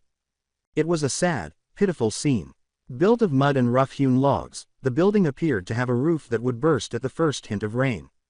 A few decaying tree stumps and small animal bones surrounded it, lending the area a sense of deterioration and hopelessness. There was a slight, disagreeable smell in the air, a combination of stale food, unwashed bodies, and something else that was unmistakably rotten. The fact that this filthy hovel had caused so much fear on the road below was difficult to comprehend. The younger man stumbled. We're here, master, bending his head nearly double. He pointed to the shack with a quivering hand. This was their den. Ren's keen, detail-oriented eyes scanned the surroundings. Years of training had sharpened his senses, which stretched out and probed the silence. With the exception of the buzz of flies near a trash midden, the area was utterly silent. With a suspicious tone, he said, "It's too quiet. Are you sure there's no one else here? Even with such pitiful opponents, there was always a chance of an ambush. With a flash of remembered horror in his eyes, the older prisoner gave a forceful shake of his head. And no, master, I swear it, those monsters. Their tastes were so vile. No one would willingly follow them. They had no subordinates, no allies. They only had us. He looked at his partner and himself. Though he was unable to complete the sentence, the meaning was evident. They used to keep more captives. But they grew bored. Or angry. Or the men would try to fight back. The hollow look in his eyes and the grim set of his jaw were etched with the fate of those who were no longer here. The last words were a barely audible whisper. It's just us now. We were the last. We were next. A new wave of disgust curled Ren's lip. The story only served to affirm that his use of Amaterasu had been more than justified. It had been a cleansing of a wound that had been festering on the world and a righteous purge. It was more mercy than they had ever shown that their demise had been swift. HMPH. Good. Then stop wasting my time with the history of this pit, he uttered in a contemptuous tone. Where is their stash? The money, the valuables. Now, I won't ask again. Why yes, master, right this way, we know exactly where it is. The two men hurried into the largest of three dilapidated wooden huts that made up the den, eager to please their powerful and fearsome savior, but also acutely aware of how easily he could decide they were more trouble than they were worth. Ren trailed behind more slowly, wrinkles appearing on his nose as he entered. Its interior was worse than its exterior. Only the daylight coming in through the open door illuminated the main room, which was dark. It had just two chairs, one of which was broken, and a rough-hewn table. The stench he had picked up outside was concentrated and permeated the air, along with the smell of moldy straw and hopelessness. A bed was made out of a stack of dirty blankets in the corner. The entire space was oppressive, a tangible representation of the brutality that had taken place there. In an attempt to be helpful, one of the men pointed a trembling finger at the other two huts and started to explain. His voice hardly raised above a whisper. That largest one was their room, he said. His face was white with the memory, and he was unable to finish, saying, the other two, they were just cells, for when they. Ren interrupted him, I don't care, his voice sounding like a whip crack in the dark hut. The vile details of this place didn't interest him at all. He wanted to get in and out as soon as possible because his stomach was already turning. It felt dehumanizing to spend even a single second in this abyss of depravity. The treasure. Where is it? Those were my only words. Answer them. Ren feared that the man's neck might break as he nodded frantically and flinched as though struck. Oh, of course. Forgive me, master. Forgive my stupidity, he exclaimed as he and his companion hurried to a shadowy corner of the room with a sudden rush of frantic energy. They strained and grunted as they pulled a heavy wooden chest with iron bands into the middle of the floor, where a glimmer of light fell on it. In stark contrast to the squalor, the chest was sturdy and well made, and it was locked with a big, strong padlock that seemed capable of withstanding a battering ram. Here it is, master, exclaimed the younger man, blotting perspiration from his forehead. He pointed helplessly at the bulky, intimidating mechanism and said, everything they stole is in here. All of it, but the lock. He looked up at Ren with a mixture of apologies and fear, concerned that this obstacle would bring their new master down. The key was always on the bearded one, on a chain around his neck. And the key is probably Ash now, he said. Ren didn't even acknowledge the issue. He saw the lock as a temporary annoyance rather than a barrier. He snorted dismissively and dropped to his knees. His fingers, which were surprisingly thin, closed around the bulky padlock. His hand experienced a brief, nearly imperceptible surge of chakra, strengthening his muscles and tendons under the careful guidance of a skilled shinobi. He applied pressure at the precise weakest point in the lock's mechanism rather than just pulling with brute force. The entire lock assembly twisted and sheared apart as if it were made of dry, rotten clay, with a sharp, metallic crack that echoed like a gunshot in the small hut and caused the two captives to jump back in alarm. Unceremoniously, he flipped the heavy lid open and tossed the useless, twisted piece of metal aside, where it skittered across the dirt floor. The interior of the chest stood in sharp, striking contrast to the hut's overpowering filth. It was brimming with the loot from innumerable robberies, a cornucopia of ill-gotten gains. In the low light, piles of silver and gold coins from different countries sparkled. Among the money sparkled a small fortune in finely wrought jewelry, including delicate silver brooches, heavy gold necklaces, and rings set with gems. The crisp, high-denomination Ryo notes were neatly bundled in several thick stacks. Beneath it all, the foundation of this portable treasure trove was visible, the dull, heavy gleam of raw silver bars. As Ren looked at the vast fortune in front of him, the last of his annoyance and disgust from the earlier encounter vanished, and a slow, sincere smile finally appeared on his face. He could understand this language. This was a measurable outcome. The cool, smooth metal of the coins felt good against his skin as he reached into his chest and picked up a large handful of gold Ryo. With a series of gratifying, melodic clinks, he allowed them to seep back into his chest through his fingers, the sound of unadulterated potential.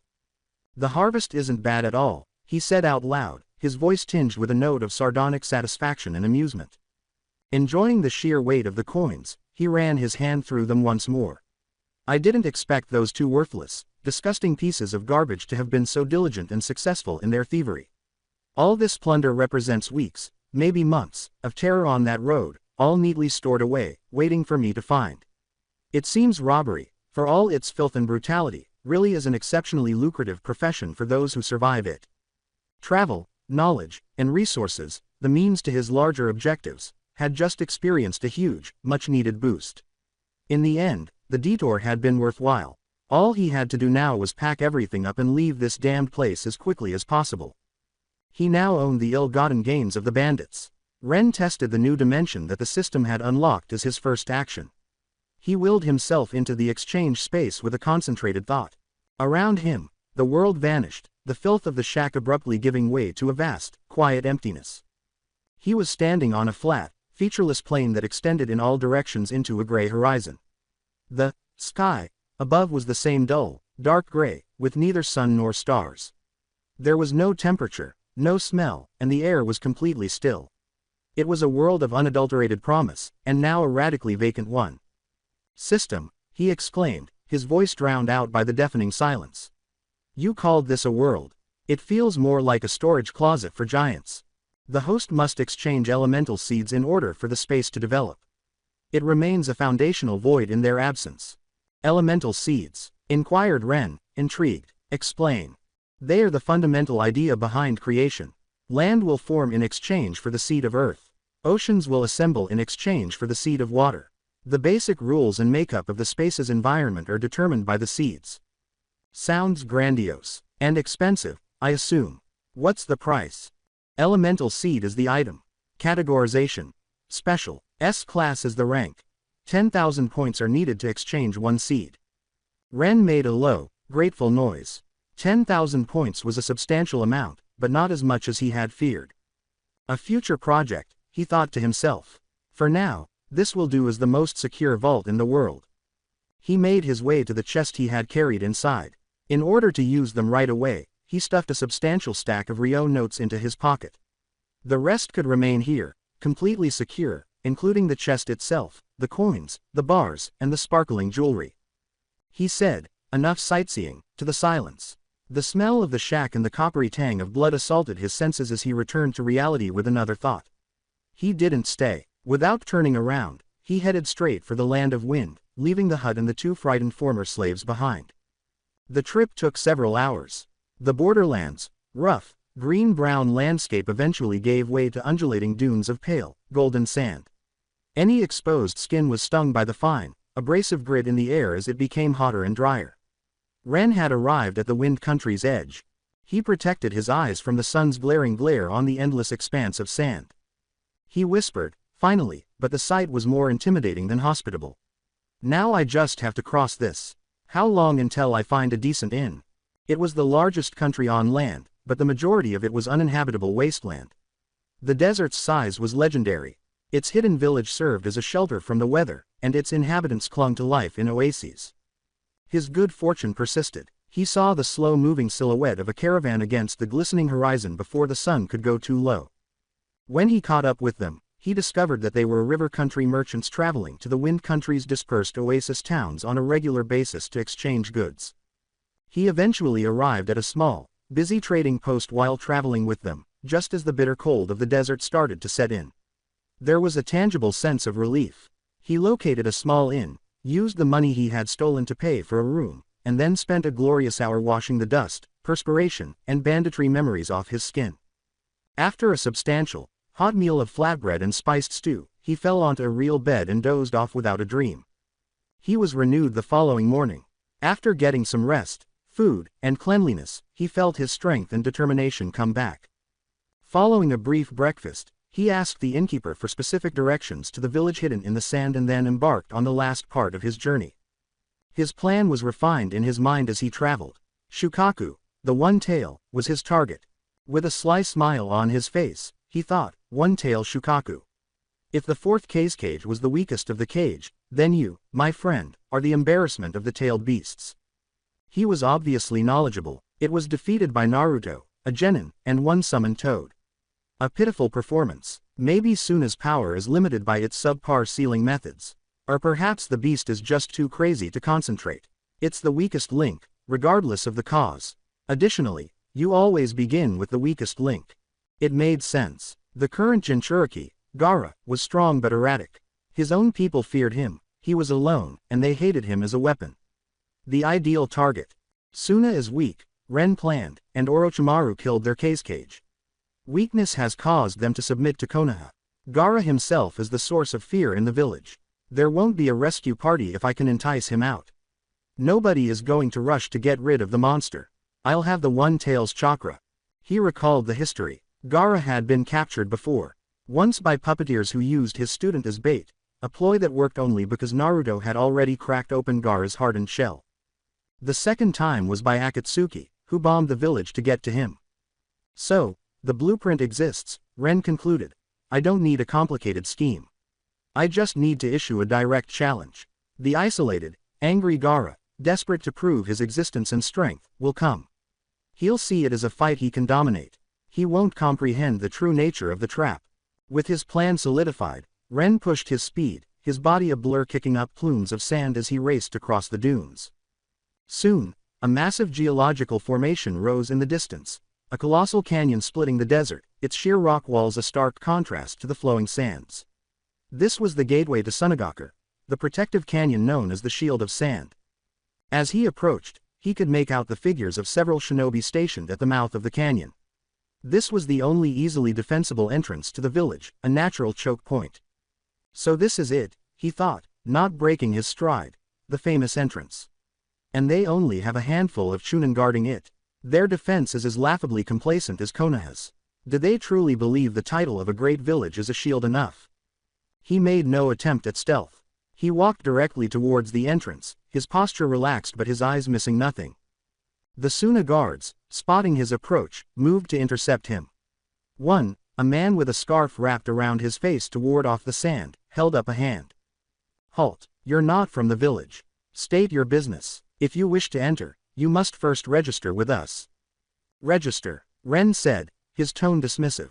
That won't be necessary. I'm not staying long. I'm just here to find someone. I'll be in and out. Everyone must register, the guard insisted, his voice firming up. Who is it you're looking for? We can have a ninja escort you to them. A cold smile touched Ren's lips. I'm here for the Sabaku no Gaara. The effect was instantaneous and electric. The casual professionalism on the guards' faces vanished, replaced by a complex mix of raw fear, deep-seated hatred, and intense vigilance. The name Gaara was a trigger that sent a jolt through the entire squad. G. Gaara, the lead guard stammered, his hand instinctively moving closer to his kunai pouch. Who are you? What business could you possibly have with Gaara? Before Ren could answer, another guard, a younger man with sharp eyes, squinted at him. His face went pale. Wait a minute, I know that face, he exclaimed, pointing a trembling finger at Ren. I've seen it on the bingo book update from Konoha. That's Uchiha Sasuke. He's an S-class rogue ninja. It's him. I'm sure of it.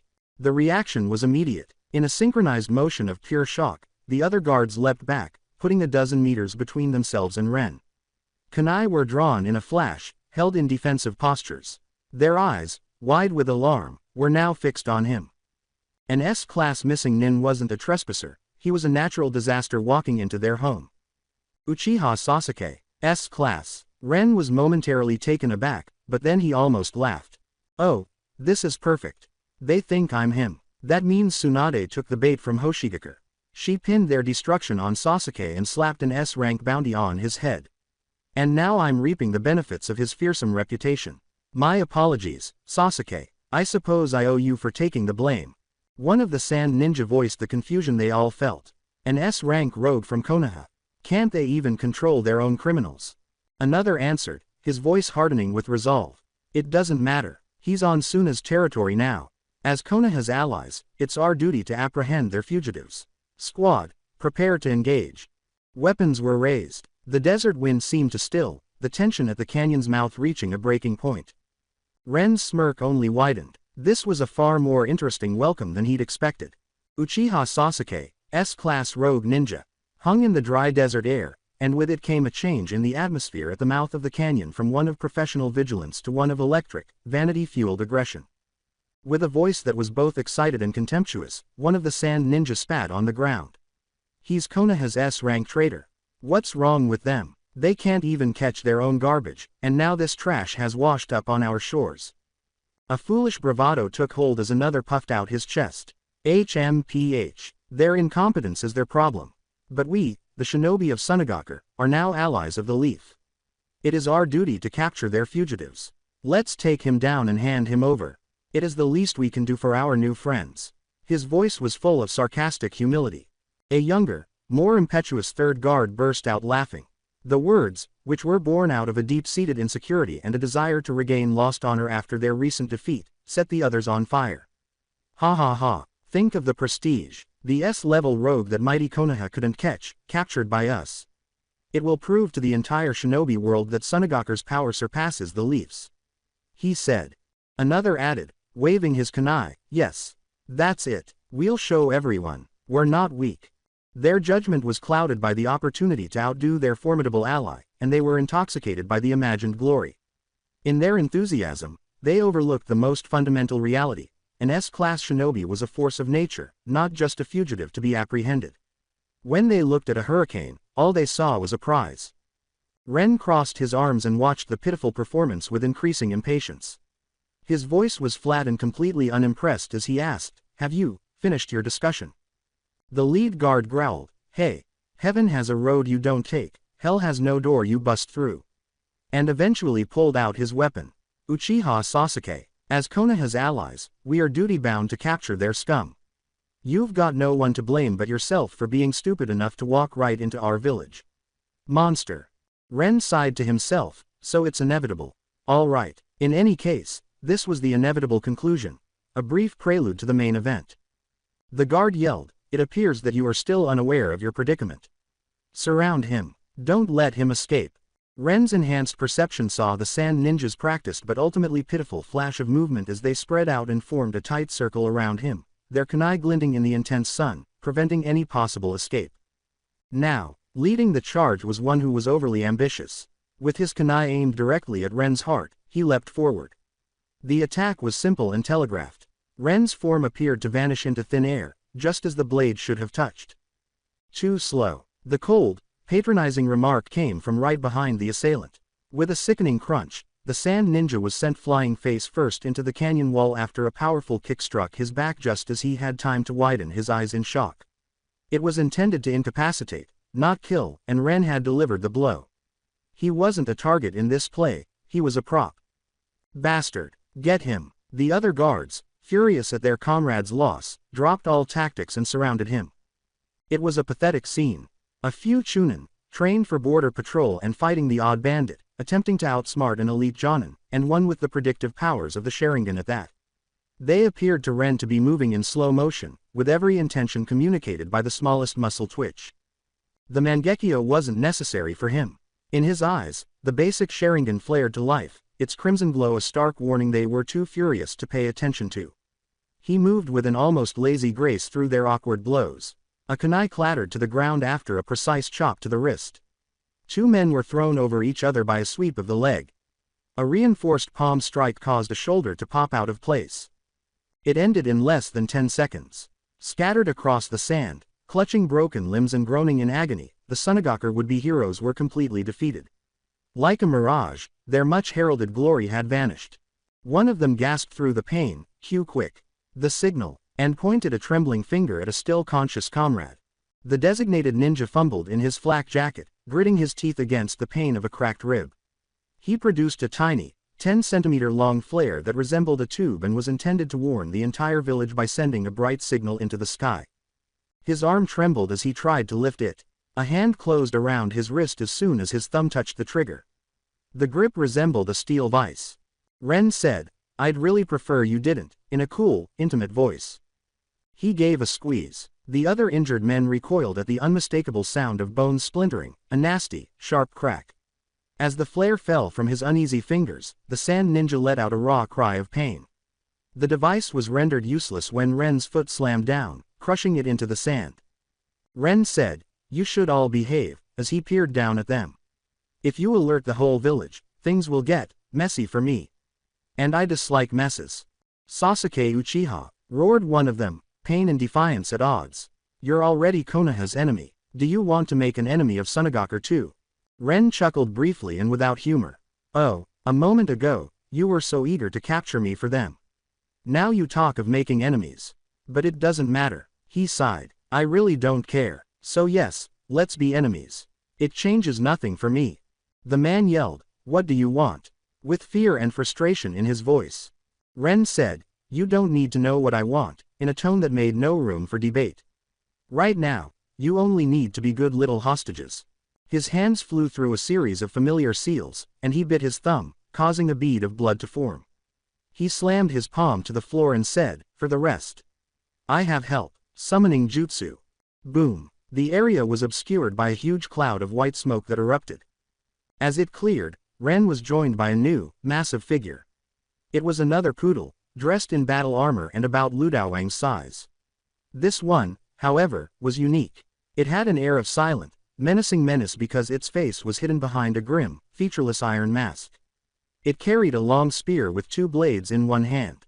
Two heavy-looking iron rings with an unidentified purpose hung from its right hip, while a bound net hung from its left. The poodle turned its masked face to Ren after surveying the scene of moaning ninja with a composed, analytical gaze.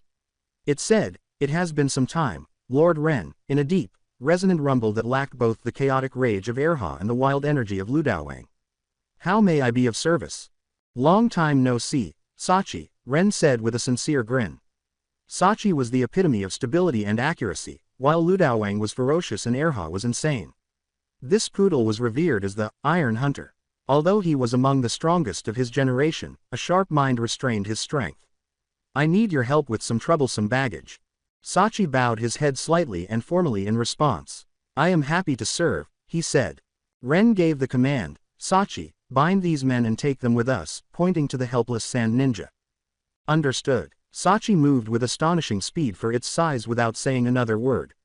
Using a series of effective, almost gentle movements, it untied the large net from its hip and collected the injured shinobi into it as though they were grain sacks. Their cries of pain went unanswered. Ren held up a hand just as Sachi was ready to pick up the last ninja still alive, the one whose wrist Ren had broken. "Wait, leave that one." He approached the frightened man, who had his eyes wide with terror and was holding his ruined hand. "Listen carefully," Ren said in a menacingly low voice. "You are going to run back to your village. You will find Sabaku no Gara. You will give him a message. Tell him if he wants his men to live, he will come alone to the woods 10 miles southeast of here before noon tomorrow. I will be waiting for him there." The man whimpered as he leaned closer, his Sharingan spinning slowly. "If he keeps me waiting, if I see a single other Suna shinobi with him, I will have no choice but to kill every last one of these men to vent my frustration. Do you understand? Now, get out of my sight." There was no need to remind the man twice. As if all the demons of hell were following him, he scrambled to his feet and ran toward the village, forgetting his broken wrist in his utter, primordial fear. After a moment of watching him leave, Ren turned and jumped onto Sachi's wide, armored shoulder with ease. "Let's go, Sachi." With its spear in one hand and the net full of moaning hostages in the other, the enormous poodle nodded. Without saying another word, it turned and started to lope out of the canyon, carrying Ren and his negotiating chips to the agreed-upon meeting place as its strong strides ate up the distance. Breathing in ragged, panicked sobs, the lone sand ninja staggered through Sunagaku's main gates. His body trembled violently as he fell to his knees. He was approached by two guards who were stationed right inside the gate. "Hey, what happened? Are you under attack?" I need Gaara, he exclaimed, his voice hardly able to form. One confused guard said, Gaara. You need to see Gaara.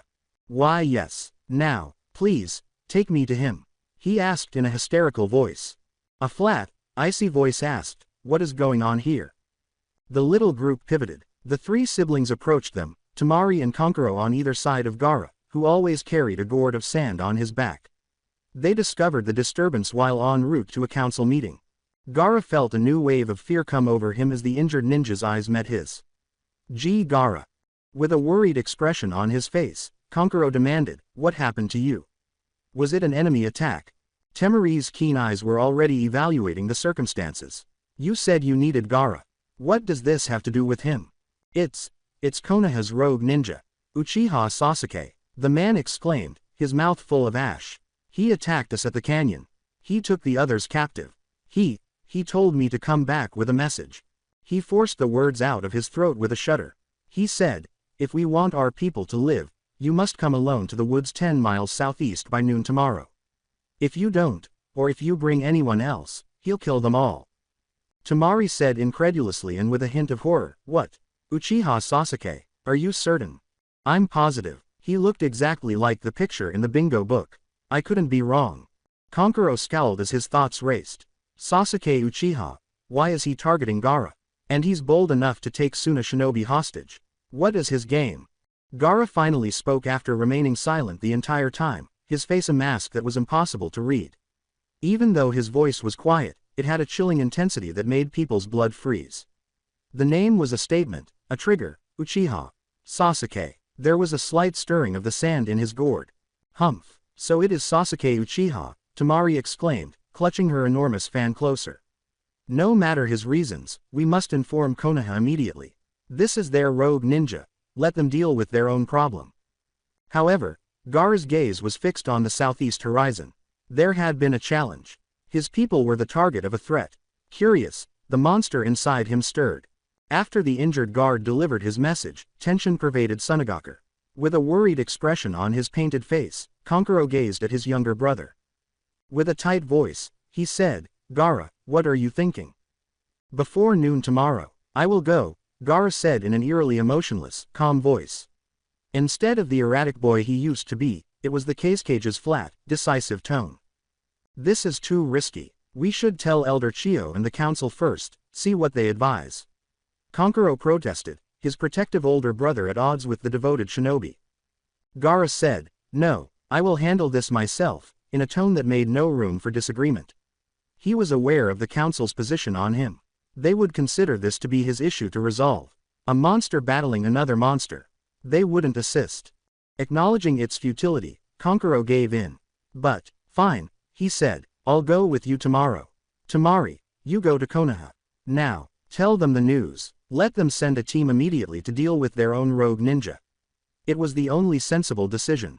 Let them clean up this mess. It was Konoha's. I understand, Temari firmly stated. Her concern for them was evident as she glanced from Kankuro to Gaara. She turned and ran out of the village gates, heading east toward the land of fire at full speed, without saying another word. Be careful, both of you. Pointing to the man with the broken wrist, Kankuro told the other guards, all right, let's get him to the infirmary. The impending conflict weighed heavily on him and Gaara as they departed, saying, then reorganize the patrols for the canyon. Double the watch. In the meantime, Ren rode toward the forested area he had scouted on his way to Suna on the back of his enormous canine summon, Sentinel. Sentinel's other hand swung a net full of moaning, struggling sand ninja. One of the captured shinobi strained against the net's indestructible cords and screamed, bastard. What do you want? What are you planning to do with Gaara? If you think you can use us to blackmail him, you're a fool. He's a cold-blooded monster. He doesn't care about anyone. He won't be threatened for our sakes. With a sly smile on his face, Ren looked down at them. I understand what kind of person he is far better than you do. Your commentary is unnecessary. All you need to do is be quiet hostages. His tone became icy. In fact, the best thing you can do right now is pray together that he shows up. Otherwise, you're all dead. Damn you, just let us go, exclaimed another, his voice breaking with frustration and terror. Ren was getting annoyed by the incessant commotion and strain. Could I just throw them into his personal dimension? He recalled it. It would undoubtedly be quieter, he thought. He concentrated his energy, trying to carry the prisoners into the emptiness. Nothing took place. Still grumbling, the sand ninja obstinately stayed in the net. He gave it another go, focusing more intently, but the outcome remained the same. Why can't I put them in the space system? Angry, he made a mental demand. I believed it had the capacity to hold living things. Answering host. A living target must be willing or totally unconscious in order to be transported into the personal dimension. The transfer will be stopped by any indication of active resistance. Ren sighed in frustration and thought, of course it's not that easy. Nothing is ever that simple. He abandoned the idea and accepted the constant noise for the time being. Ren was unaware that his gambit had already set off a series of events. Tamari had raced through the night, traversing the desert and entering the land of fire's forests while straining her body to its breaking point. She was running toward Konohagakure's imposing gates by the time the moon rose. The villagers were asleep and the village was quiet in the dead of night. But there was a high level of vigilance. Tsunade had significantly increased patrols and gate security following Sasuke's defection. A chunin by the name of Daiki stood guard at the main gate. Far down the road, his keen eyes spotted movement in the darkness. He gestured to his partner, "Hey, stay alert," while reaching for his sword's hilt. "We've got movement. A single runner, coming fast." One of the guards prepared a signal flare to warn the village of a possible nighttime intrusion as the others tensed. The figure soon became a young woman, her clothes dusty from the road and her breathing labored. In the light of the torch, the Hittite, which represents Sunagaku, glittered on her forehead. Daiki ordered, "Halt, identify yourself," and moved forward. "I am Tamari of Sunagaku," she exclaimed, stooping to catch her breath.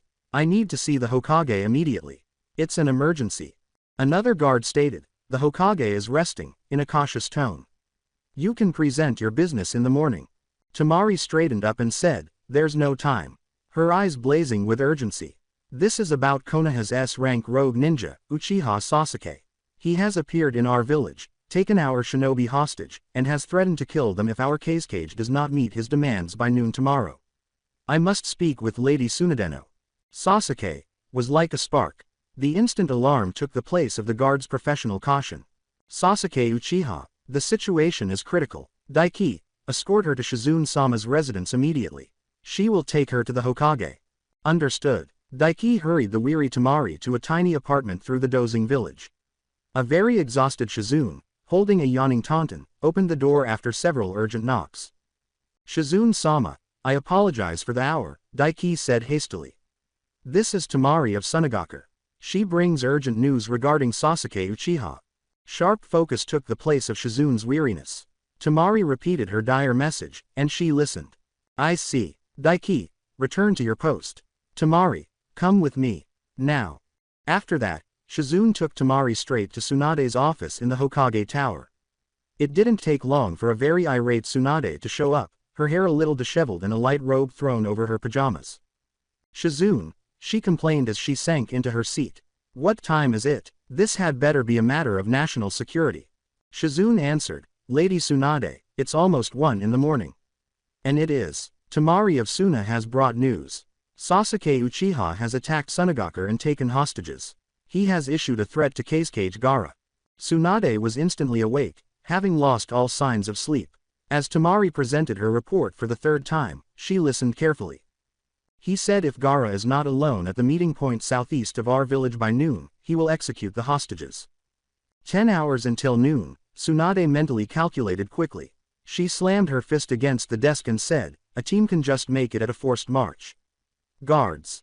A soft shush-shin sound caused 3 Anbu agents to appear in the office, kneeling in front of her desk. "Your orders, Hokage-sama. Find Asuma Sarutobi and his team, and Hitaki Kakashi and his team. Bring them to me immediately. This is a priority 1 summons." Hi. As swiftly as they had appeared, the Anbu disappeared. 20 minutes later, 6 figures entered the office. Team 10's yawning Shikamaru Nara, Ino Yamanaka, and Choji Akamichi. Team 7's drowsy Naruto Uzumaki, nervous Sakura Haruno, and vigilant Kakashi Hitaki. Shikamaru rubbed his eyes and muttered, "Troublesome, pulling us out of bed in the middle of the night." He blinked in shock when he saw Tamari. What are you doing here?" Too tired and anxious for teasing, Temari just gave him a withering glare. With a deep yawn, Naruto said, "Granny Tsunade, what's going on?" "Listen up, all of you," Tsunade said in a serious tone. "I apologize for the hour, but an urgent mission has come in. You are to depart for Sunagakure immediately. Your objective is to apprehend Konoha's rogue ninja, Uchiha Sasuke." The announcement was a complete letdown. There was no sign of drowsiness in the room. "What?" Naruto exclaimed, startled awake. Sakura raised her hands to her mouth and said, "Lady Tsunade, you have news of Sasuke?" In a tone that was both hopeful and terrified. "It's true," Tsunade affirmed. "According to Temari, Sasuke has appeared in Sunagakure, taken Sand Shinobi hostage, and challenged Gaara. You will accompany Temari back to Suna and must reach the rendezvous point before noon. Kakashi, you will lead this mission. The details are critical. Temari will brief you on the way. You leave now. That is an order." The office echoed with a chorus of, "Hi." This time with a grim determination. The two teams, led by Temari and a tired but determined Kakashi, filed out of the office and into the night without saying another word. Their goal was to locate Sasuke and bring him home, so they moved in unison as a blur of motion toward the village gates. The trip to Sunagakure was a tense, silent blur. Under the direction of a resolute Temari and under the leadership of a grim-faced Kakashi, the 7 Konoha shinobi ate up the miles between the deserts of wind and the forests of fire by pushing their bodies to the limit. They were already well into Wind Country's territory when the sun rose, the air becoming hot and dry. Kakashi broke the silence as they ran. "Temari, give us the full report. What exactly happened?" Temari walked without faltering. "I don't have all the details. Yesterday, a squad of our border guards was attacked. The assailant took them hostage and sent one man back with a message. Gaara must come to a designated spot alone before noon today, or the hostages die." The shinobi who returned identified the attacker as Sasuke Uchiha. Sakura yelled, "Impossible," in a desperate yet defiant tone. "Sasuke-kun wouldn't do that. There has to be some mistake." Her heart was a battlefield. A part of her yearned for him to do it so she could see him once more, while another part shuddered at the idea of him carrying out such an act. "HMPH, I don't care if it's him or not," Temari retorted with unwavering determination. "All I know is he's threatening my brother. I won't let him succeed." All right, Shikamaru said in a tired voice. "Arguing about it now is pointless. We'll find out who it is when we get there." "Enough talk," Kakashi said, squinting the one eye that was visible. He quickly accelerated, saying, "Save your energy. We need to move faster if we're to make it before noon." In order to keep up, the others gritted their teeth and followed, using more chakra. With her mind racing in tandem with her body, Sasuke Uchiha Ino pondered. "Where have you gone? I will locate you and obtain answers." The desert sun seemed to distort time. In what seemed like an instant, morning arrived. Ren stretched as he came out of his personal dimension, rejuvenated from a full night's sleep, thinking, "It's morning. Gaara should be on his way." He had his summoner hang the net with the moaning sand ninja from a strong tree branch the night before, then dismiss it. He had called in a smaller, vigilant dog to watch over him as he withdrew into his emptiness to sleep in complete safety and quiet. He glanced up at the prisoners. "Hope you're comfortable. Your cage will be here soon." 2 figures entered Sunagakure through the main gate as the sun rose to its highest point. "Let's go," Gaara said in a flat voice. His brother Kankuro fell into step beside him as he adjusted the enormous gourd on his back and started to move. Without haste, they advanced toward the far line of trees Ren had designated, their steps deliberate and measured as they sliced through the dunes, growing heat. At precisely noon, they arrived. The scene was precisely as described. Their missing shinobi, terrified and bruised, hung from a tree in a big net. And the criminal was waiting for them, leaning carelessly against another tree. "Well," Ren said, his lips forming a chilly smile. "You're punctual. I appreciate that." Gaara said, Sasuke Uchiha, without emotion in his voice. "I did not expect it to truly be you." Surprised. "Why couldn't it be me?" Surprised. "Yes, I did not expect the proud last Uchiha to resort to taking hostages." "Call it what you want," Ren said with a shrug. "The method is irrelevant, only the result matters. You wanted me here. I am here. Now release them." Ren gestured casually toward the net and said, "Of course. My goal is achieved. They're useless to me now. If you want to save them, be my guest." Gaara remained motionless, keeping his arms folded across his chest. But he never took his eyes off Ren. "Kankuro." Konkuro understood the unwritten command and said, "Got it." He went to the tree, cautiously untied the net, and assisted the shinobi who had been captured in standing up, all the while keeping a watchful eye on Ren. Gaara gave the order, "All of you, return to the village." Now, in a tone that did not allow for disagreement. The shinobi who had been saved gazed at him with a complicated mixture of shock, thankfulness, and fear. The monster they feared would attack them was something they had never anticipated. But, Kazekage-sama, we can't just leave you. One person stumbled. "Go," yelled Konkuro. "You'll only be in the way here. You know what he's capable of. Do you want to get caught in the crossfire?" It was enough to be reminded of Gaara's dreadful power. Primal fear smothered their fleeting glimmer of loyalty. "All right, we'd just be a burden. We'll go." They hurriedly fled, leaving Gaara and Konkuro by themselves with Ren. Gaara said, "Sasuke Uchiha," with a sharp emerald gaze. "State your true purpose. Why go to such lengths to bring me here?"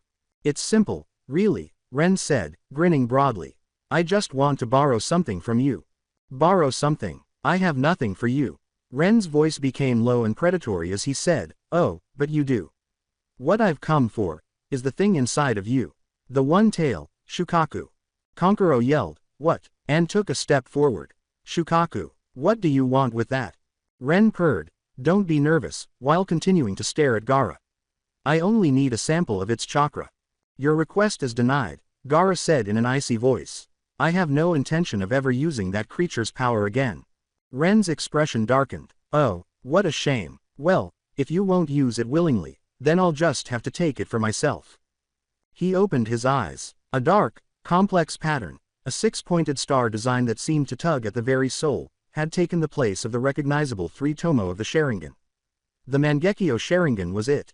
At his feet, Gaara's sand shifted uneasily. "Konkuro, be careful, my sand senses immense danger." However, it was too late. His eyes had already been met theirs. "Tsukuyomi," Ren muttered. The world fell apart. Gaara gave a blink. The forest had vanished. He found himself in a large, featureless, gray area. When he attempted to move, he was restrained by unbreakable chains, his arms and legs fastened to a chilly stone cross. Ren appeared in front of him, holding a long, sinister-looking katana. Ren said, "Welcome to my world," his voice resonating in the silence. "Here, I control everything. Space, time, matter, and pain. How do you propose to fight me now?" He advanced the blade. It penetrated Gaara's stomach deeply. He was ripped through by a shock of pain that was far more real and vivid than any illusion could have been.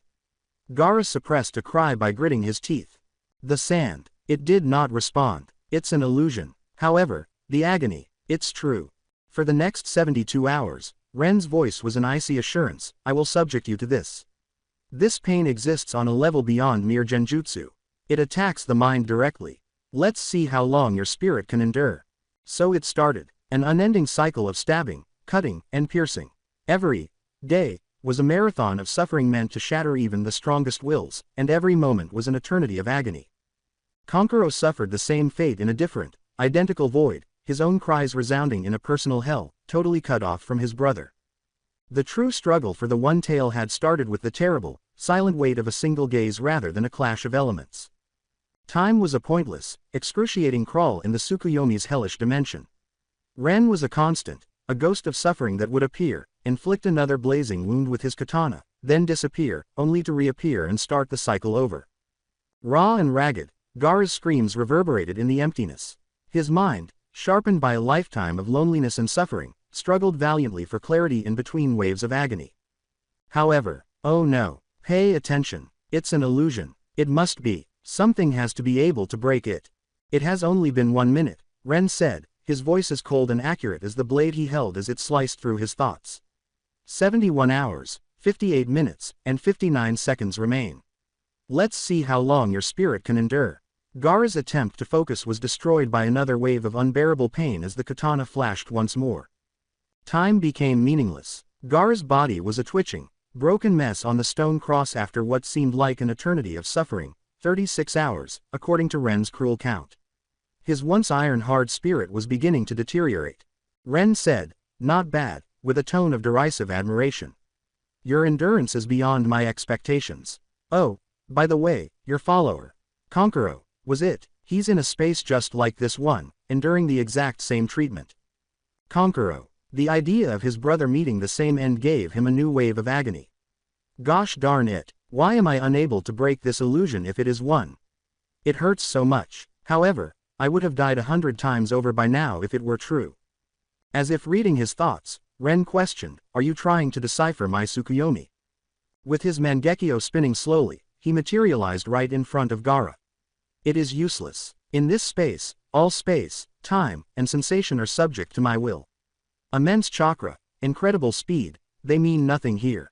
And no matter how long the torment lasts within, only an instant passes in the real world. No one can break a genjutsu in a single instant.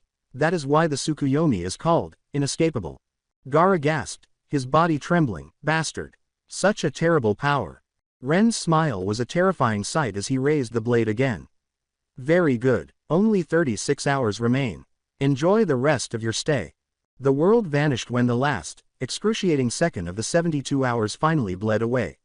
The sensory overload of the real world, the scent of dry pine, the heat of the sun, and the grit of sand, rushed back in as the gray void broke. It was a brutal return. It was too much for a mind that had only experienced a single second to handle the psychological trauma of 3 days of non-stop torture. With his mental defenses weakened, Kankuro fell unconscious in an instant and hit the ground hard. With his hands buried in the ground and his whole body shaking violently, Gaara was able to remain on his knees for a brief moment longer. His eyes were wide as he looked up, his soul scarred by a pain that was no longer physical. With a cursed name, he rasped out, "Uchiha Sasuke." He made an effort to fight, to push himself up, but the weight of the phantom pain was too heavy. He pitched forward, joining his brother in unconsciousness as his arms gave way. Lost consciousness already, Ren thought as he approached Gaara's prone position with composure. Now, let's get what I came for. The sand surrounding Gaara's body began to move as soon as he extended a hand. Protectively, it swarmed over him, forming a huge, solid dome of densely packed sand that was the ideal defensive egg, forming faster than the eye could follow. Then, from the dome, a wave of powerful, malevolent chakra erupted. The explosion was so powerful that it tore trees from their roots and sent shockwaves through the forest. The body of the unconscious Kankuro came to rest far from the epicenter after being caught in the blast's edge and sent tumbling through the underbrush. The sand dome started to move and change shape as the dust settled. It developed into limbs, a torso, a tail, and a monstrous head as it rose into the air. The forming creature's forehead contained half of Gaara's body. The sudden silence in the woods was broken by a raucous, wild laugh. Shukaku, the one tail, was at liberty. Finally, Ren murmured, his heart pounding with anticipation. It's out.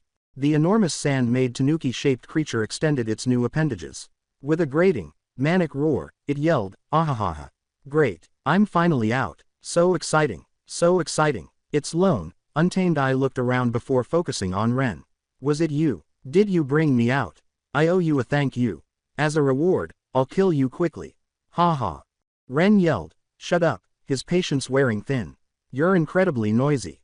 "What?" Shukaku's manic happiness abruptly gave way to dazzling fury. "You dare insult me, I'll crush you." The bloated stomach of the beast compressed as it reared back. It roared, wind release, air bullets, and shot a barrage of compressed, high-velocity chakra spheres out of its maw. The Sharingan was already following the trajectories as Ren's body moved instinctively.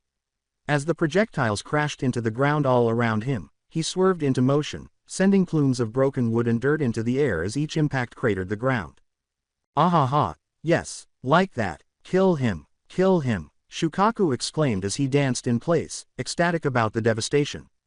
Ren complained, "Annoying beast," and moved away. He bit his thumb and flew his hands through the well-known seals before slamming his palm to the ground. "All right then, let's see how you handle a more energetic opponent." Summoning Jutsu. Boom. Erha's huge, spiky furred form appeared next to Ren, who landed neatly on its head as a huge cloud of white smoke cleared. The enormous summon blinked and surveyed its surroundings with a mixture of excitement and perplexity.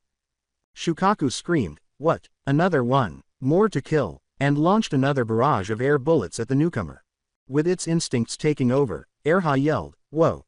The air bullets screamed past underneath as it launched itself into the air with unexpected agility. The ground trembled as it landed with a loud thud. "Hey, pup, what's the big idea? Who's the ugly sand critter?"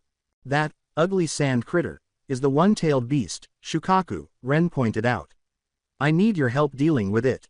It's a bit loud. Loud and rude, Erha snarled, its own anger rising. It didn't require the specifics. An assault was an assault. Trying to blast me out of the sky. Nobody does that to me. Erha roared back and charged, its strong legs consuming the distance with startling speed. Shukaku kept firing its air bullets, but Erha moved erratically, dodging and swerving through the onslaught. Ahaha, practice air bullets. Shukaku laughed, seemingly indifferent to the absence of its attacks.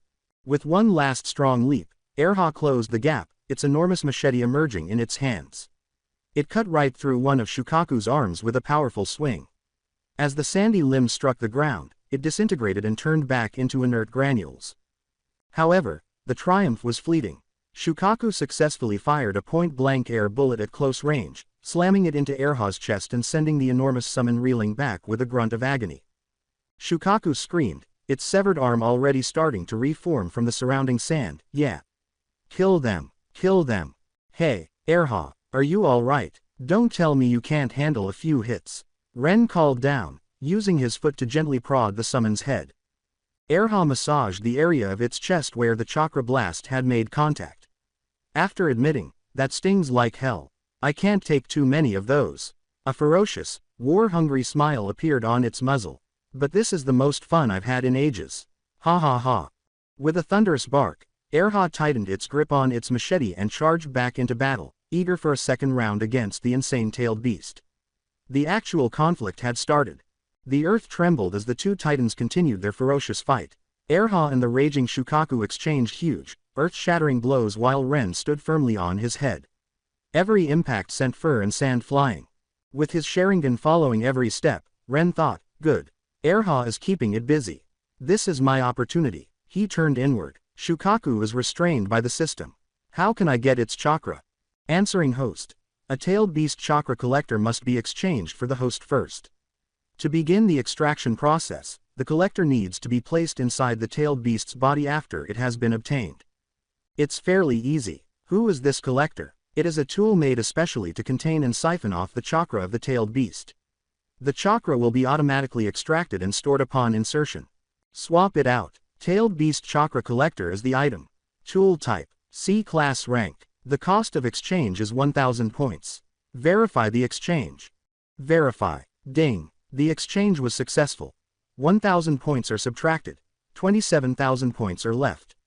Suddenly, Ren felt a weight in his hand. He cast a downward glance. It was a plain clay teapot with a narrow spout that was not glazed. Ren moaned in his head, you have to be kidding me. A pot of tea. The collector is this person. It's not a teapot. The system responded in a defensive tone, it's a tailed beast chakra collector. It appears to be a teapot. And 1000 points were lost. Despite its teapot-like appearance, it is actually a teapot with the ability to gather tailed beast chakra. Please refrain from judging it based solely on appearance. Okay, whatever, but it's so tiny. Will it even gather enough chakra? Tell me I didn't waste those points, please. So don't worry, host. Just a tiny sample of chakra is needed to produce a clone-tailed beast. The amount is more than enough. Okay, thus, I simply press the spout up against it. That's right, the extraction will begin upon physical contact. Then let's begin, Ren shouted, Erha, over the cacophony of combat. I need you to pin it down. Hold it still. Erha complained but complied, saying, hey, pup, you're really giving orders now, aren't you? Throwing aside his enormous machete, he sprang forward with a burst of unadulterated power. In an attempt to control the flailing beast, one enormous paw clamped around Shukaku's neck and forced its head up while the other grasped one of its arms. Shukaku yelled, Ahaha, go to hell, as it attempted to angle its head so that it would shoot an air bullet directly into Erha's face. However, Erha's hold on its neck was too firm, causing its maw to rise. The explosion flew into the air without causing any damage. Erha yelled, hey, kid. Whatever you're gonna do it fast. As his muscles swelled from the tremendous effort. This guy's strong. I can't hold him forever. Almost ready. Ren returned the call. Ren had made a seal with one hand while Erha had been moving. Shadow Clone Jutsu. A flawless duplicate appeared next to him. With their hands clasped together, the original and clone Rens created a dazzling, whirling ball of blue chakra that grew larger and larger until it was a huge, roaring orb of destruction. "Time for a taste of this, you overgrown raccoon!" exclaimed the original Ren. Together, they leapt from Erha's head and struck Shukaku in the face with the Great Ball Rasengan. The beast screamed, "Yeah!" But the devastating jutsu cut it short. Its sandy face collapsed, turning into a water-like stream of loose granules. It was seriously damaged, and reforming would require valuable time. "Bastards! Bastards! I'll kill you! I'll kill all of you!" The headless body roared, its voice coming from its chest as it thrashed with even more rage. "Kid, hurry up!" Erha's claws dug deeper into the sand beast as he strained. "It's already reforming. Just a few more seconds." Ren had already started to move. With the clay teapot in his hand, he ran up Shukaku's reforming back and onto its head. He immediately thrust the spout into Shukaku's skull's churning sand. A faint amber light came on in the vessel almost immediately. As Shukaku's raw, malevolent chakra was drawn into the tiny container, Ren felt a tangible tug and a draining sensation. It was full in a matter of seconds, pulsing with contained power. "Got it," said Ren. His gaze strayed to the nearby unconscious form of Gaara. Gaara's consciousness should regain control and push Shukaku back into the seal if I awaken him. He was ready to leap down. However, it was too late. Sensing the theft and the impending danger to its freedom, Shukaku responded automatically. Ren was sucked to his knees by the sudden liquefaction of the sand surrounding his feet, which acted like quicksand. Whoa! The chakra-infused sand held Ren in place as he attempted to pull away. He readied himself to make his getaway using the Flying Thunder God technique. Shukaku then delivered a titanic heave. Its power overpowered Erha's weary hold while Ren was preoccupied. The enormous call was hurled into the air, smashing through multiple trees. "Erha!" exclaimed Ren. Shukaku, with its head half reformed, fired another point-blank air bullet before Erha could even reach the ground. With a pained yelp, Erha was blasted farther away as the compressed sphere of wind chakra slammed into him in midair. Shukaku's head finally reformed, its lone eye blazing with irrational rage. "Kill you! Kill you!" Still stuck on its head, it looked at Ren. At last, Ren was able to activate his escape. He disappeared from Shukaku's head in a flash of space-time ninjutsu and reappeared next to the moaning Erha, who was having difficulty standing. With sincere concern in his voice, Ren said, "Erha, are you okay?" "Tch, I'm not dead yet," Erha grunted, pushing himself up and shaking off dirt and splinters. "Damn it, that hurt. 2 direct hits from that chakra ball. I can't take many more of those. That thing packs a punch. Kill, kill, kill." Shukaku's roar was getting louder. It leaned forward, bracing itself on one arm. The air surrounding its mouth started to distort and warp. Swirling with catastrophic energy, a dark, purplish-black sphere of unfathomably dense chakra started to form. Its power hummed through the very air. Ren's blood froze. "Oh, no, that isn't an air bullet. That is a tailed beast bomb," he exclaimed, his face turning horrified. "Okay, now we're in real trouble," exclaimed Ren. "Erha, fall back, return to the summoning realm." Erha snarled in defiance, his teeth bared. "No way," he yelled. "I'm not running with my tail between my legs. That guy got me twice. I'm gonna tear him apart. You just find somewhere to hide, pup. I can't worry about you while I'm fighting. You stubborn mutt, use your head. That's a tailed beast bomb. The concentration of chakra is on a completely different level. It'll vaporize you." Ren muttered an expletive. He couldn't simply abandon Erha. Although he could teleport himself, he was still unable to take another living creature with him, demonstrating his limited mastery of the Flying Thunder God. Ren's hands flew through a lengthy, intricate sequence of seals before he slammed his palms onto the ground, saying, "There's no other choice." He bit both of his thumbs. Summoning Jutsu. Triple Rashomon. The ground split and shook. 3 massive, demonic-looking iron gates rose from the earth with a thunderous roar, creating a multi-layered barrier between them and the furious-tailed beast. The faces engraved on the gates appeared to growl in defiance. Shukaku's tailed beast bomb was finished just as the 3rd gate was positioned. It threw the sphere of utter devastation forward after tilting its head back. The first Rashomon gate was hit by it. Boom. The first gate didn't just break, it was utterly obliterated, vaporized into dust. Boom. The second gate suffered the same fate, offering barely more resistance than the first. The tailed beast bomb, its energy only slightly diminished, slammed into the final gate.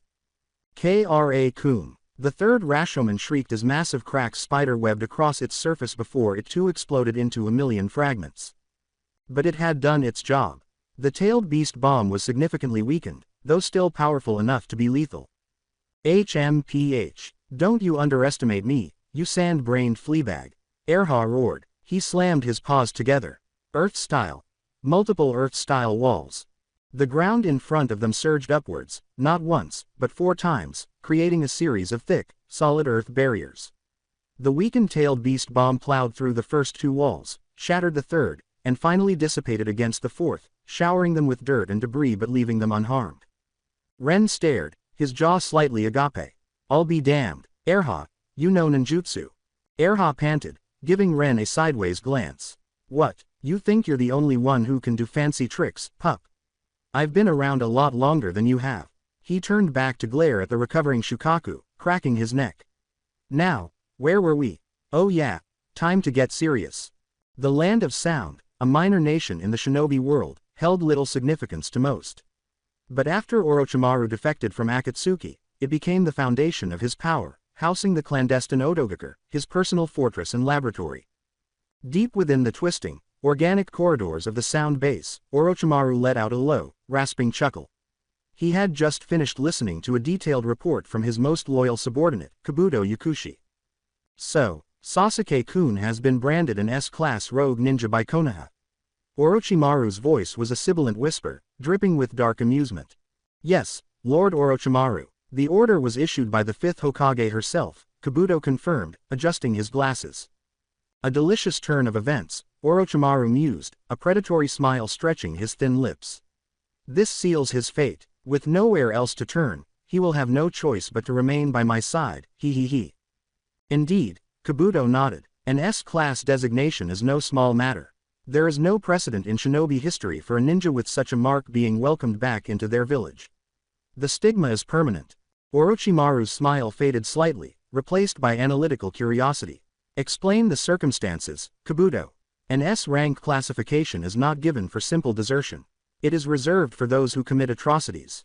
Sasuke did nothing of significance before he left. Tsunade would not elevate a mere runaway to such a status without a compelling, horrific reason. There is a reason, my lord, though it is peculiar, Kabuto began, consulting a small scroll. According to intelligence from our operatives embedded across the nations, a small shinobi village in the Land of Bears, Hoshigakur, was recently attacked. The village was nearly destroyed, with significant casualties. Their sacred artifact, a meteorite they call the Star, was stolen. Hoshigakur. Orochimaru's golden eyes narrowed in recollection. Ah, yes, the village with the peculiar meteorite. I recall hearing it could amplify a ninja's power. I had considered acquiring it for my research once, but other pursuits took precedence. Continue. The survivors of the attack, Kabuto went on, positively identified the perpetrator as Sasuke Uchiha. Orochimaru's eyebrows rose. Is that so? How interesting. Yet, if my memory serves, Sasuke-kun has been entirely within this compound since his arrival, diligently training in the arts I have provided. He has not set foot outside, correct? Precisely, Lord Orochimaru. That is the core of the mystery. Sasuke-kun has no connection to the Land of Bears. He has never been there. For Hoshigakur to name him specifically is either a deliberate falsehood, or the attacker was an impostor. An impostor? Orochimaru leaned forward, his interest fully captured. Elaborate. If it is an impostor, their goal was likely to force Sasuke into the open, to draw him out. The only party with a clear motive to do so would be Konoha itself, wishing to lure their lost Uchiha back. Orochimaru let out a dismissive hiss. Unlikely. Tsunade's methods are more direct. But your line of thinking does bring a certain old badger to mind. Kabuto's eyes widened slightly behind his glasses. You refer to Danzo. Danzo, Orochimaru confirmed, the name a venomous sigh. Lurking in Konoha's shadows, that man shares my appreciation for the Sharingan's potential. I have little doubt he was the architect behind the Uchiha clan's tragic end. A plausible theory, Lord Orochimaru. But if that is the case, he would have harvested a significant number of Sharingan from the massacre. Why would he go to such lengths for a single surviving Uchiha? It seems an excessive risk for a prize he may already possess in abundance. Orochimaru nodded slowly, A fair point. Perhaps your initial premise is flawed. Perhaps the attacker was not an imposter at all, but was simply mistaken for Sasuke by the Hoshigakure ninja. But then Konoha's investigation, Kabuto started. Could also be mistaken, Orochimaru finished, a cunning glint in his eye. Tell me, Kabuto, I recall Sasuke-kun has a twin brother, do I not? What became of him? Kabuto blinked, processing the sudden shift. Yes, Uchiha Ren. The intelligence is sparse. He and Sasuke entered the academy the same year. By all accounts, his innate talent was remarkable, even said to rival Itachi's in his early years. But after the incident, the reports state he suffered a complete mental breakdown. He became a recluse, a shell of his former self, hidden away within the Uchiha compound. He has faded into obscurity. Most in Konoha have likely forgotten he exists. He should still be there. Why do you ask, my lord? Orochimaru's chuckle was dry and knowing. A mental breakdown from a tragedy he was emotionally detached from. Sasuke, who adored his family, was driven by revenge. Ren, who was by all accounts cold and distant from his clan, was driven to catatonia. It doesn't add up, does it? Kabuto was silent for a moment, his mind racing. You believe his incompetence was an act? The thought has crossed my mind before, Orochimaru admitted. Uchiha Ren and Uchiha Sasuke were the two remaining prizes. I researched them both thoroughly before making my choice. Ren's potential, on paper, was staggering. Then why did you not target him instead? Kabuto asked, genuinely curious. A schemer that deep, that patient, is impossible to truly control, Orochimaru explained. He would be a partner, at best, or a rival. At the time, my priority was a stable vessel, a compliant heir. Not a potential usurper. I chose the simpler, more passionate option. I understand. If the attacker of Hoshigakure was, in fact, Uchiha Ren, Orochimaru's voice took on a tone of genuine, wary respect. Then his talent is truly terrifying. It would mean he has surpassed all my estimations. Surpassed even you, Lord Orochimaru. Kabuto couldn't hide his astonishment. It is entirely possible, Orochimaru stated flatly. Hoshigakure may be a minor village, but to single-handedly overwhelm its defenses, steal their treasure, and lay waste to it requires power far beyond a genin's. It is the work of a jonin, at the very least. If Ren accomplished this alone, with no formal training since the academy, his natural aptitude would dwarf that of any prodigy I have ever encountered, including myself and Uchiha Itachi. The weight of that statement hung in the air. Kabuto could only nod slowly, the implications settling upon him. That is a frightening prospect. He, Kabuto, Orochimaru commanded, his decision made. Contact our sleeper agent in Konoha. Have them perform a simple check. Ascertain whether Uchiha Ren is still sequestered within his home. If he is gone, then my hypothesis is likely correct. And if it is, we must find him. I am very interested in having a conversation with this forgotten Uchiha. Yes, Lord Orochimaru, I will dispatch the order immediately. Kabuto bowed deeply and turned to leave. He paused at the doorway, a final, long-buried question surfacing. He turned back. Lord Orochimaru, may I ask one more thing? Speak, Orochimaru permitted, intrigued. Kabuto chose his words carefully. It's just, why are you always so dramatically cryptic? The laughter, the pauses, isn't it a bit much? Orochimaru stared at him for a long, silent moment. Then, a genuine, rasping laugh escaped him. Kabuto, my dear boy, he said, his eyes gleaming. When you possess knowledge and power that places you decades ahead of everyone else, a certain, theatrical flair is not just a choice. It is a necessity. It reminds them that they are not merely dealing with a man, but with a force of nature. Now, go. We have an Uchiha to find. The small Konoha-Suna alliance moved like a storm across the desert, their speed pushed to the absolute limit as they raced toward the distant tree line Tamari had indicated. Damn it, we've been running all night and we're still late. Tamari gritted her teeth, the worry for her brothers a palpable force driving her forward. Gaara and Kankuro would have met Sasuke Uchiha hours ago. We have to hurry. The woods loomed just ahead, a dark green smear against the pale gold of the dunes. We're almost there, Kakashi thought, his single eye scanning the horizon. I just hope we're not too late. Just as the group neared the tree line, a cataclysmic boom erupted from deep within the forest. The very ground beneath their feet shuddered violently, forcing them to skid to a wary halt. What was that? Sakura cried, her voice high with alarm. An explosion, from inside the woods. A battle, and on a massive scale, Shikamaru deduced, his usual laziness replaced by sharp focus. Look, up there, Naruto yelled, pointing toward the sky above the forest. The team's eyes followed his trembling finger, and froze. 3 colossal, demonic iron gates had erupted from the canopy, towering over the trees like monuments to some ancient, terrible power. Hideous faces carved into their surfaces seemed to snarl down at the world. Whoa, so huge, what is that? Naruto gasped. Kakashi-sensei, what kind of jutsu is that? Ino asked, her voice a mixture of awe and fear. That is the legendary ultimate defensive ninjutsu, Kakashi said, voice low and serious. The Rashomon gates, I've read about them in Konoha's archives. They were a technique used by the first Hokage. He trailed off as another deafening event rocked the forest. A blinding flash erupted from the base of the gates, followed by a sound like the world itself tearing apart. A visible shockwave of compressed air and energy radiated outward, flattening everything in its path. Take cover, high-energy impact, Kakashi shouted, though there was nowhere to hide. The shockwave slammed into them like a physical blow. Dust, snapped branches, and shattered leaves coated their bodies as they tumbled, winded but alive. Moments later, as abruptly as it had begun, silence descended, a haunting calm over the devastation. Kakashi-sensei, Naruto mumbled, spitting out dirt. What the heck was that? That, Kakashi said, brushing debris from his flak jacket, was the aftershock of an attack. The residual force from whatever destroyed those gates. Just the aftershock, Choji stammered, pale. What kind of battle is going on in there? Is this really Gaara and Sasuke? Speculation won't help, Kakashi said firmly. The fact there's a fight means we're not too late. Move out, now. The group surged forward, leaping over fallen trees and skirting fresh craters. The scale of destruction left them speechless. They were getting close. Wait, Ino suddenly cried, skidding to a stop.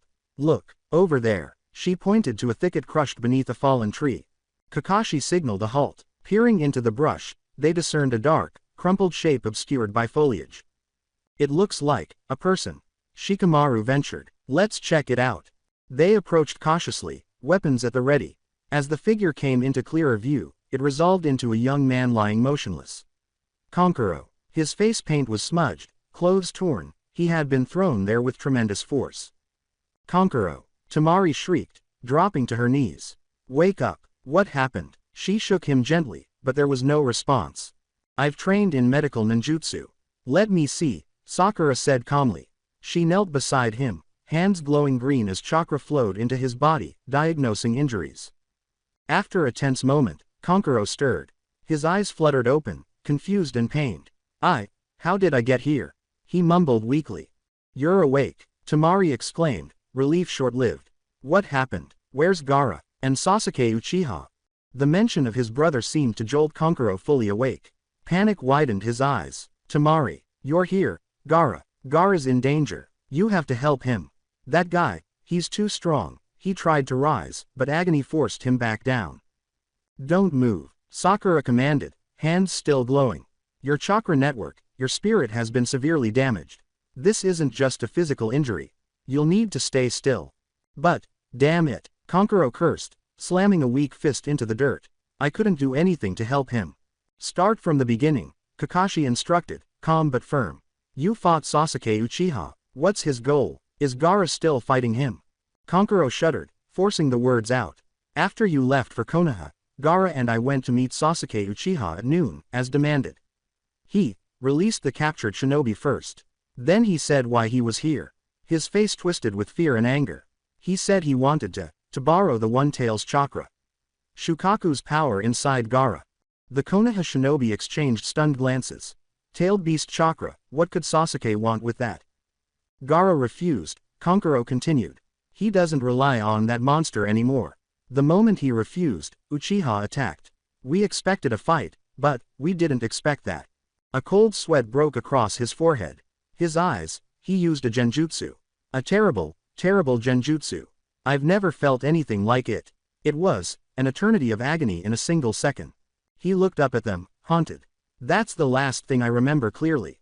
I don't know what happened after that. But if Gaara was forced to use Shukaku's power against something like that, his voice trailed off, but the implication was clear. The apocalyptic battle they were witnessing the aftermath of was not just between Gaara and Sasuke, it was between a monster and a force powerful enough to push it to its limits. As Kankuro concluded his account of his terrifying experience, the small clearing in the broken forest was tense. As they listened, the Konoha shinobi displayed a mix of fear, shock, and incredulity. An illusion? Temari asked again, her voice tense with disbelief. What kind of illusion could possibly hold both you and Gaara? You're both powerful shinobi, you should be able to break any standard genjutsu. Kankuro's voice rasped as he spoke, his eyes haunted. That's the terrifying part, there is no breaking it. The illusion, it pulls you into a separate space. In that space, you have no control. You're completely at the caster's mercy. Uchiha Sasuke, he tortured me there for 72 hours straight. When it finally ended, the mental strain was too much. I blacked out. The next thing I knew, I was waking up here with you. I don't know how I got here. Temari yelled, 72 hours. That's impossible, it's only been about 20 hours since I left for Konoha. You met Sasuke at noon, it can't have been more than an hour or two. Your sense of time must have been warped by the trauma. The other rookies from Konoha gave an uneasy nod. The idea was too strange, too terrible to understand. Kakashi was the only one who reacted differently. His posture stiffened and his visible eye widened slightly. He uttered a name in a gruff, low voice. Tsukuyomi. Kankuro's head snapped up. Tsukuyomi.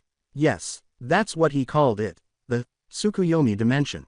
Shikamaru stepped forward, his analytical mind grabbing hold of the term, Tsukuyomi. The name of the jutsu. I've never heard of it. Kakashi-sensei, if you know something, you have to tell us. A confrontation seems inevitable. If that's Sasuke's power now, we need to understand it, and find a countermeasure. Everyone's gaze was fixed on Kakashi, who felt the pressure of their expectations. Yes, he said, his voice full of recollections. I know Tsukuyomi, I have been its victim. The group let out a collective gasp. Startled, Sakura muttered, even you, Kakashi-sensei. It was not long ago, Kakashi added, looking off into space. Naruto, you remember when you and Lord Jiraiya went to find Tsunade-sama? The two who intercepted us. Recalling the ambush, Naruto clenched his fists and asked, how could I forget? One of them was Sasuke's brother. The one he wants to kill, Uchiha Itachi. Correct, Uchiha Itachi. He used Tsukuyomi on me. My experience was identical to Kankuro's. 72 hours of unending torment, condensed into a single instant. The damage to my psyche was immense. I was incapacitated, confined to a hospital bed until you and Jiraiya returned with Lady Tsunade to heal me. Ino exhaled, that's too powerful, not even you could break it. No, it is not a standard genjutsu. It is a kinjutsu, a high-level ocular illusion unique to the Sharingan. It transfers the target's consciousness into a fabricated world controlled entirely by the caster. Time, space, physical sensation, all are manipulated. And because the ordeal lasts only a split second in the real world, there is no time to counter it. It is considered inescapable, the most powerful illusion in existence. With his thoughts racing, Shikamaru ran a hand through his hair. If that's true, it's practically invincible. How do we fight it? It has a weakness, Kakashi retorted, rescuing them from hopelessness. Like all ocular genjutsu, it requires eye contact to initiate. The moment Itachi, or Sasuke, activates it, you must avoid looking directly into their eyes. But if you close your eyes or look away mid-fight, you're defenseless. Shikamaru retorted. Kakashi clarified, you don't need to close your eyes, focus elsewhere, their hands, feet, shoulders. You must predict their movements by reading body language alone. Who could possibly do that? Exclaimed Naruto. Someone has, Kakashi remarked, a small smile fluttering across his mask. Your fellow Jonin instructor, Might Guy. Naruto shuddered, picturing Guy-sensei with his teeth shining and his thumbs up. Guy-sensei, of course. Very unlikely for anybody else, Shikamaru whispered. It is specialized, yes, Kakashi acknowledged. But it's our only option. There's one more clue. The user cannot activate Tsukuyomi without a sign. If you notice it and avoid their gaze immediately, you can escape being pulled in. Naruto pressed eagerly, what sign? Their Sharingan will change form, Kakashi stated gravely. The Mangekyo Sharingan, even within the Uchiha clan, it is a secret. Tsukuyomi is a power of the Mangekyo. Shikamaru pondered, so Sasuke's eyes have evolved, this Mangekyo Sharingan, its abilities must go beyond just Tsukuyomi. Almost certainly, Kakashi affirmed. Our Sasuke is not the boy who left the village. He is exponentially stronger and infinitely more dangerous. When we confront him, follow my orders without question. Understood.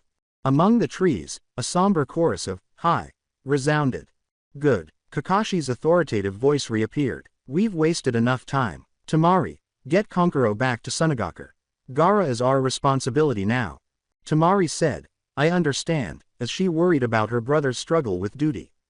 Please, be careful, and bring Gaara back. Kakashi gave the team a final nod and said, don't worry. We will. Temari and her wounded brother were left alone in the eerie silence of the destroyed forest as the Konoha shinobi disappeared with a series of soft shunshin sounds. She prayed for her brother and warned the friends who were racing to his aid, whispering, I hope they'll be alright, into the empty air. The conflict's heart beat like a living organism. Ren could only stare in shocked disbelief as Erha's unexpected Earth-style ninjutsu neutralized the weakened-tailed beast bomb. I'll be damned, Erha, you actually know ninjutsu. HMPH. Of course, the enormous summon shot back, proudly swelled its chest. Every member of my clan is a natural-born hunter, attuned to Earth release. We simply prefer not to use it. True strength is measured in tooth and claw, not petty tricks. Ren let out a flat, utterly frustrated breath. Despite having the power, he refuses to use it due to an odd sense of honor. Incredibly so. The air was split by a mad roar. Ahaha, kill you all. Shukaku had already started to gather another tailed beast bomb, a sphere of destructive chakra brimming in its maw, its regenerated form coiling with rage. Ren screamed, damn it, not again. Erha, stop it. HMPH, I don't need you to tell me. Erha slammed its enormous paws together in a seal and snarled back. Let's see how you like this. Earth style. Spire of 1,000 agonies. Under Shukaku's swollen belly, the ground exploded. With terrifying speed, a jagged spire of hardened soil shot upward, hitting the vulnerable spot with perfect accuracy. Gya, with its focus broken, the one tail let out a shriek. The tailed beast bomb, which was still partially formed, exploded too soon, sending sand flying in all directions. Unharmed, Gaara's body was shielded by his own sand. Not bad, Erha, exclaimed Ren. Now's our chance. Wake Gaara up. Erha complained, TCH. Whatever you say, pup, but her tone was slightly amused. Ren disappeared, then reappeared on top of Shukaku's head using his Flying Thunder God marker, sprinting in the direction of Gaara's dormant form. Ren was prepared despite the defensive wall formed by the writhing sand.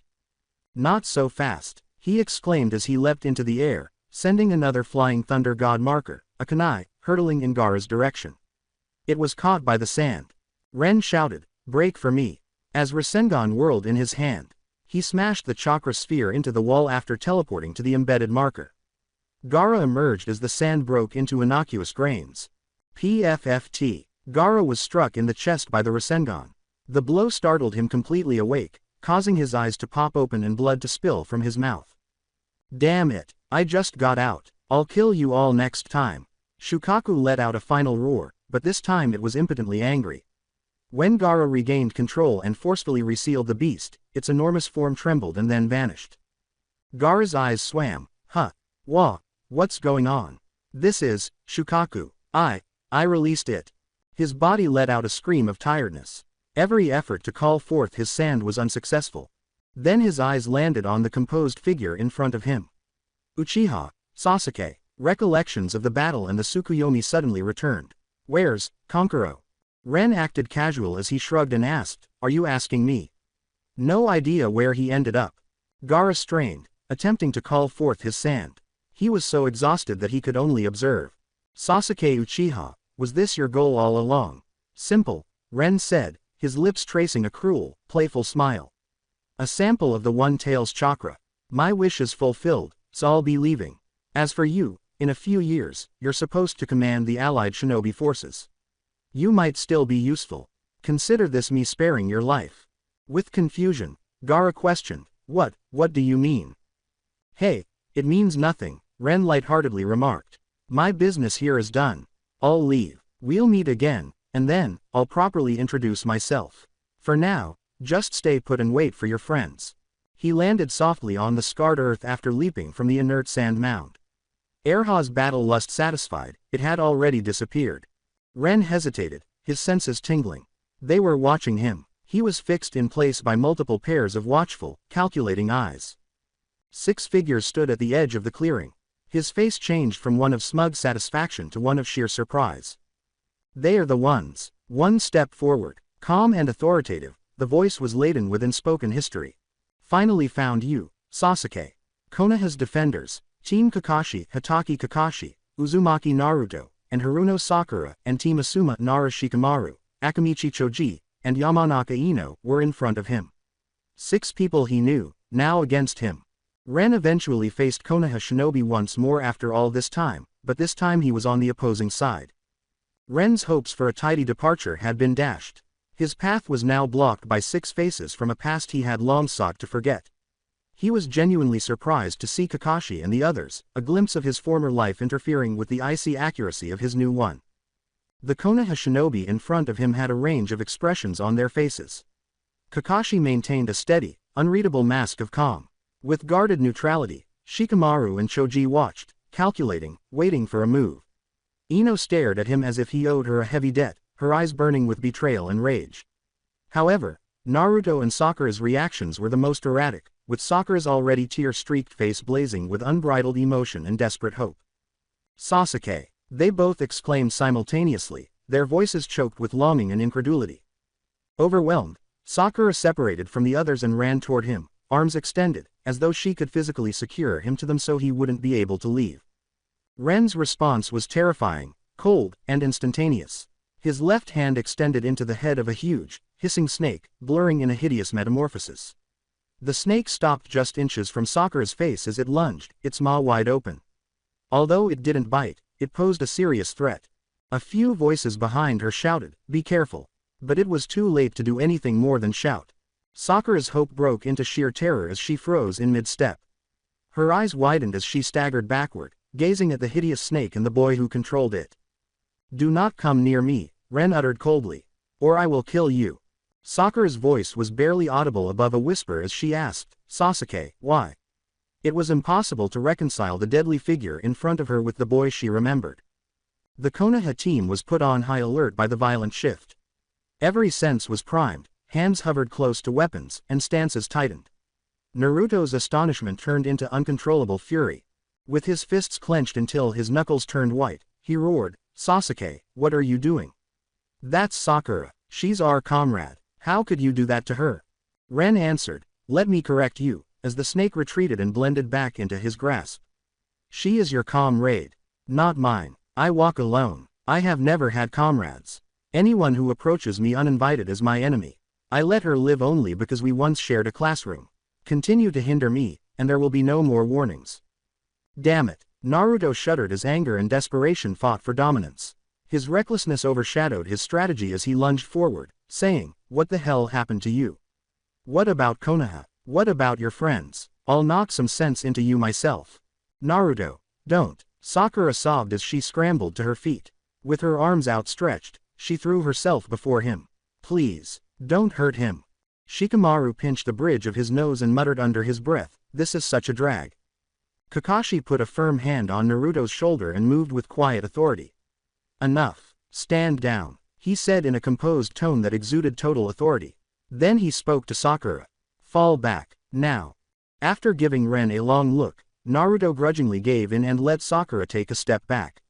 3 deliberate steps forward, Kakashi stopped at a precise distance, just far enough to react but close enough to speak. "Sasuke," Kakashi said, examining him closely with his visible eye. "Have you left Orochimaru's side? If so, come back with us." Ren laughed a little mockingly. "Come back with you? Back to Konoha? I carved my way out of that cage with my own hands. You expect me to walk back in because you asked nicely? Don't make me laugh. It's not happening." With a level but firm tone, Kakashi asked, "Then what is it you want? Is it still revenge against Itachi Uchiha?" Ren yelled, "Shut up." With genuine rage, "Do not speak that name in front of me." Kakashi's eyes hardened. "Then answer me this. Did you attack Hoshigakure? Did you destroy their village and steal their star?" Ren gave a casual shrug. "Yeah, so what? The team was overcome with dismay. Once so familiar, their old friend was now personally capable of atrocities. I see, Kakashi said in a disappointed tone. You've become this cold, cruel man. To steal an artifact, you massacred a village, took hostages, threatened a cage. I misjudged you. Perhaps I never should have taught you the Chidori.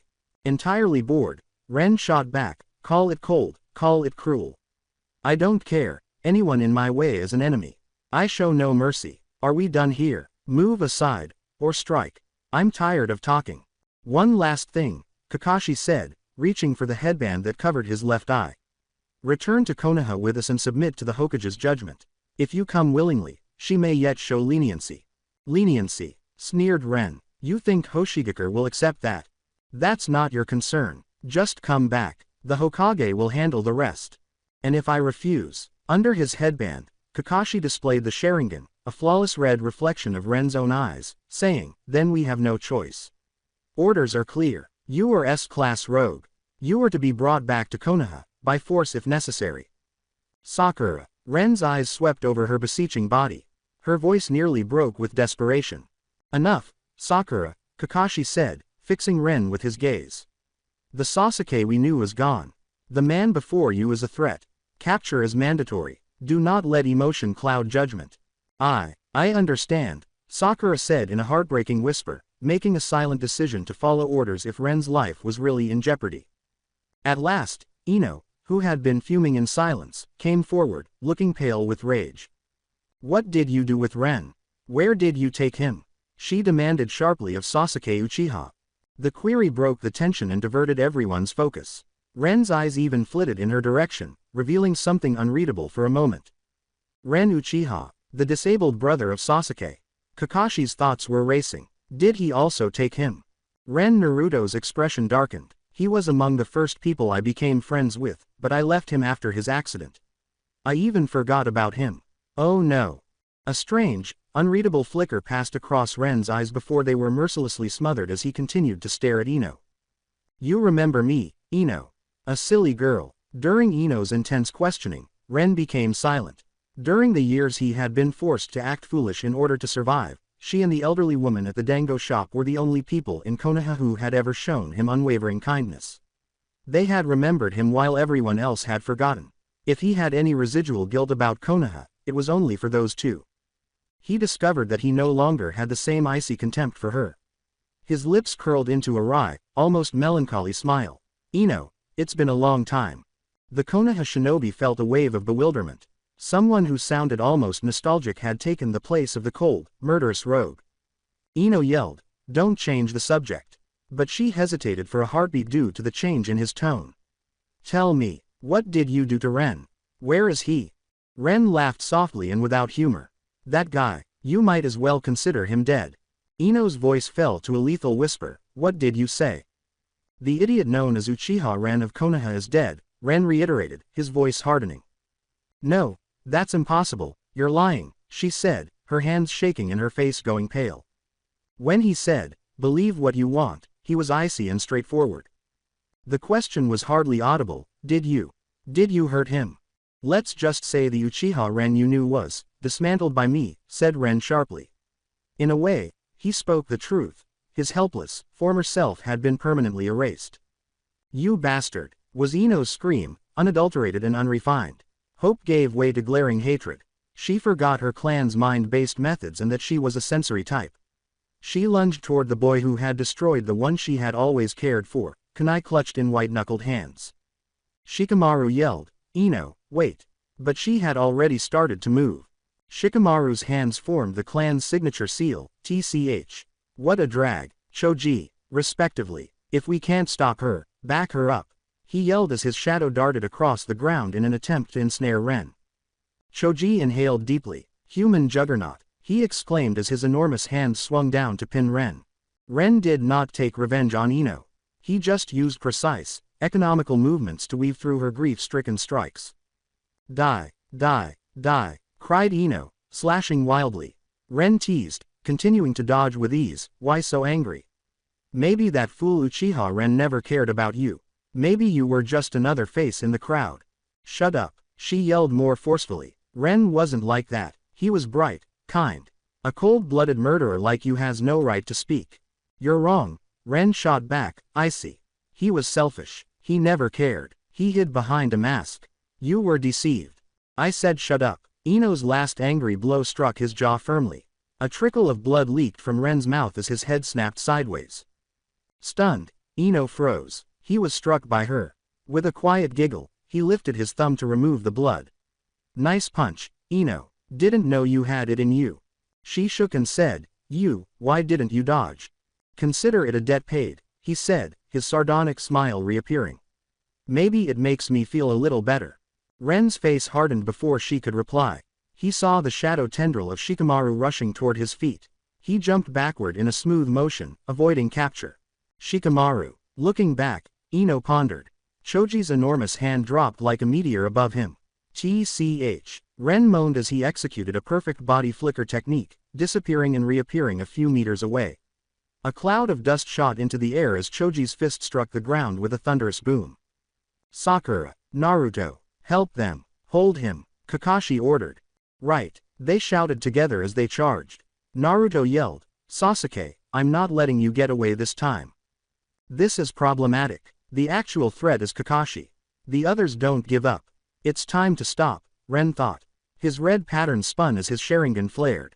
He engaged Naruto directly, their fists and feet slamming together in a swift taijutsu battle, each move greatly outperforming that of his erstwhile opponent. Sakura joined the attack and begged, Sasuke, please, just come back with us. Her chakra-infused blows landed, but he sailed past them with disdainful ease. His elite Jonin skill was overwhelming against a number of Chunin-level shinobi. A Rasengan deflected Choji's enormous fist and Shikamaru's shadow, while a Chidori flared in his palm, pushing Naruto back. It was a ruthlessly one-sided battle. With blood all over his face, Shikamaru fell to one knee. Choji gasped, worn out. Sakura was tending to a small cut, and Naruto was covered in new bruises. Shikamaru muttered, laughing bitterly, damn it, not even a contest. When did he get this strong? Ren, Kakashi, who had not yet moved, and Ino, who was experiencing emotional shock, were the only people who were comparatively unharmed. Interesting, Kakashi, Ren said, looking at the Jonin at last. You held back from the start. That's unlike you. What were you thinking? Kakashi's eyes squinted intently. He had observed every gesture, every tiny facial expression.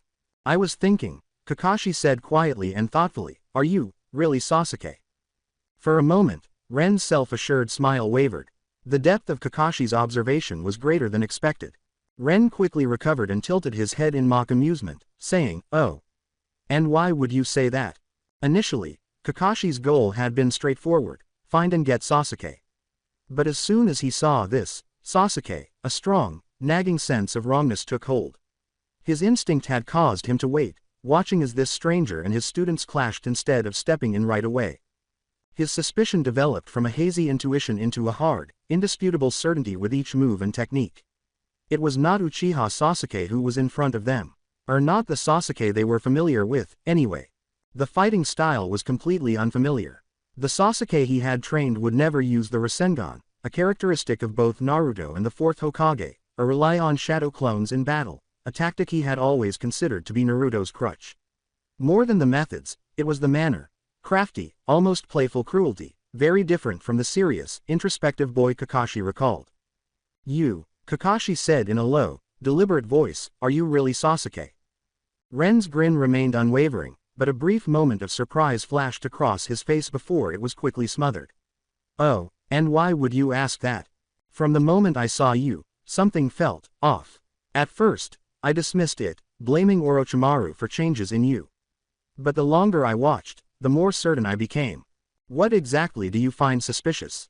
First, Kakashi said with a finger raised, Sasuke never used shadow clones in battle.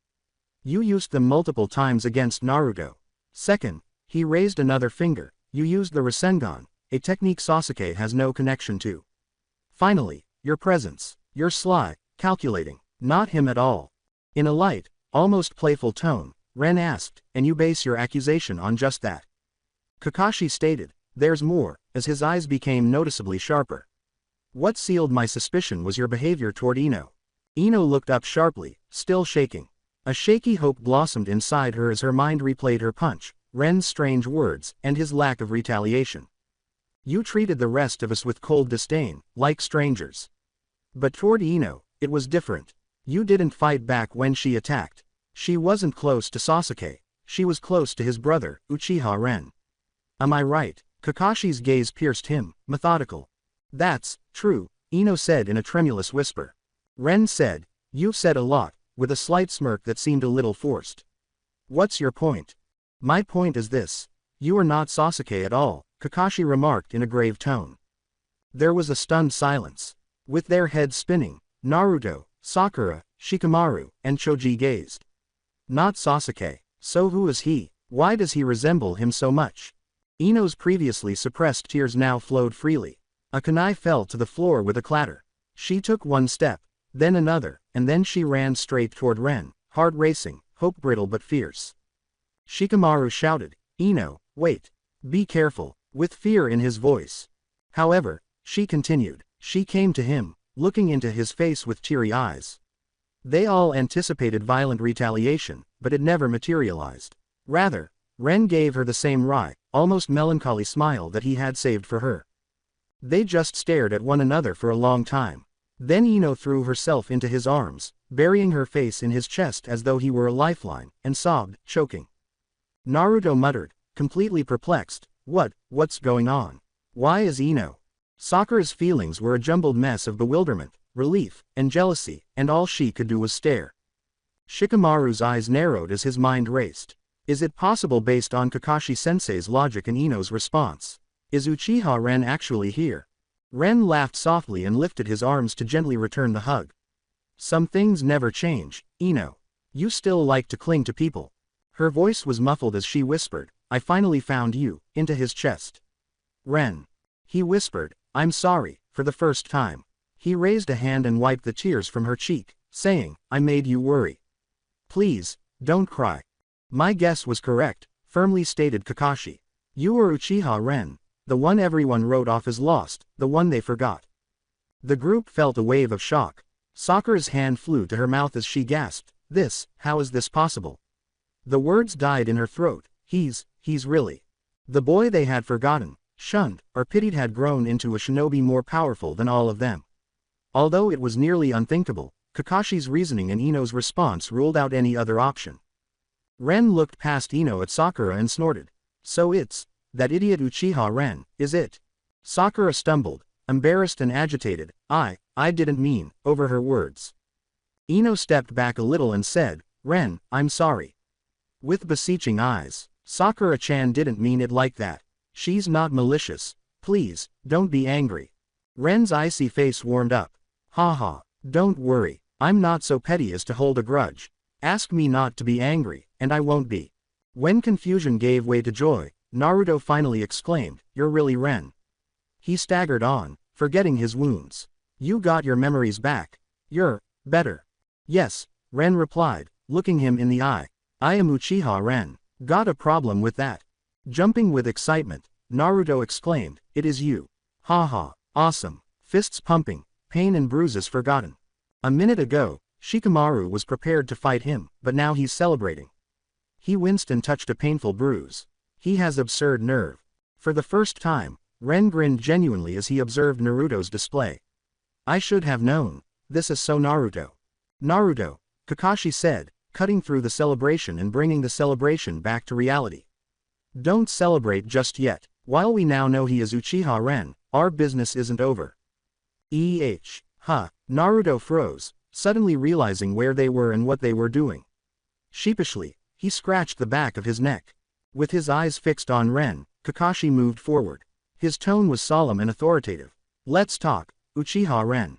Ren's kind smile disappeared, to be replaced by a detached, critical gaze. Oh, let's. As soon as Ren's identity was established, a barrage of inquiries began, all of which probed the boy they believed to be familiar. With a tired but composed tone, Kakashi said, Will you answer some questions for me? HMPH. For Ino's sake, I'll indulge your curiosity. Make it quick, Ren said with his arms folded and an unwavering expression. The night you disappeared from Konoha, was it as Ino suspected? Did Sasuke take you with him? Ren acknowledged. You could say I left Konoha alongside Sasuke, which is technically accurate. He had concealed himself behind the mayhem caused by Sasuke's defection. Then why aren't you with him now? I said I left with him. I never said I was following him. Kakashi narrowed his lone eye. So the truth is, you had already recovered your faculties while still in Konoha. You were never the incapacitated boy everyone believed you to be. Yet you told no one. Even your own brother. Why? To leave Konoha. Of course, Ren said nonchalantly, as though the response were obvious. If anyone had known, my departure would have been far more difficult. Kakashi pressed. To leave Konoha. Was it to seek revenge on Itachi Uchiha? Ren's face darkened a little, but he remained silent. Then why impersonate Sasuke? Why carry out attacks under his name? Was it to conceal your own identity? I never once claimed to be Sasuke, Ren shot back, waving his hand dismissively. You all assumed it. I simply couldn't be bothered to correct you. It suited my purposes. A point that is frustratingly true. He had never explicitly asserted the identity. Instead, he had let their assumptions do the talking. I see, Kakashi uttered as the pieces came together. Ren became impatient. So, are we done with the questions? For now, any further discussion can wait until Konoha. Back in Konoha, Ren scoffed, his laughter icy and piercing. You misunderstand. I never agreed to return. HMPH. While Sasuke was convicted, you committed the crimes in Hoshigakure. Sasuke took the blame. Now that the truth is clear, you will return with us and face the judgment of the 5th Hokage.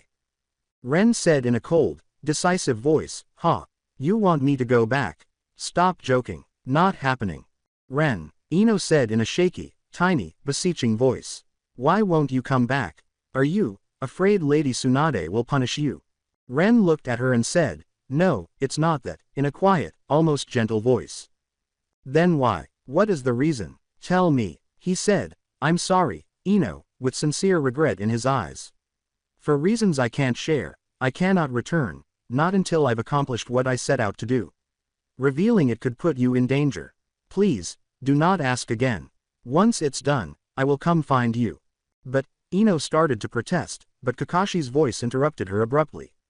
He said, Enough, changing from interrogator to fighter. Do you honestly believe I will allow you to walk away so easily? Ren's grin reappeared, piercing and menacing. Really? And what do you plan to do about it?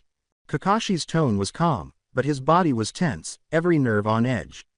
If you will not come willingly, I have no choice but to subdue you by force and bring you back to Konoha. Ren grinned broadly and said, Really? Let's see if you have what it takes.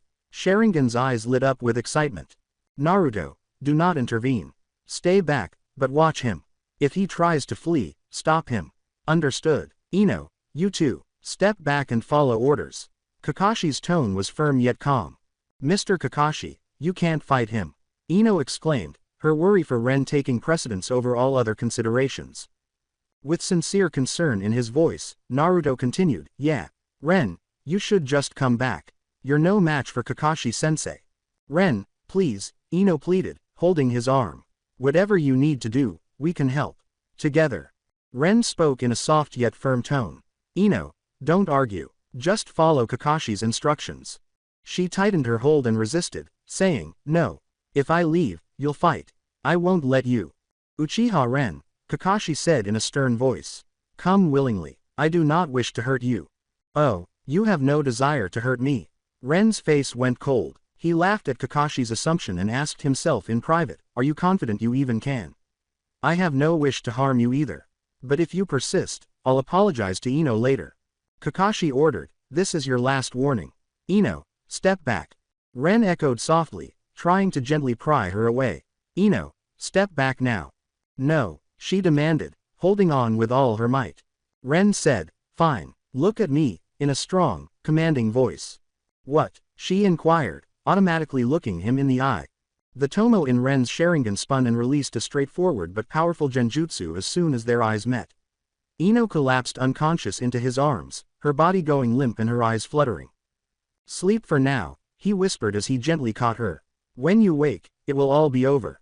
Ino was taken in by a shadow clone that Ren had created. Take her to Shikamaru, they'll look after her.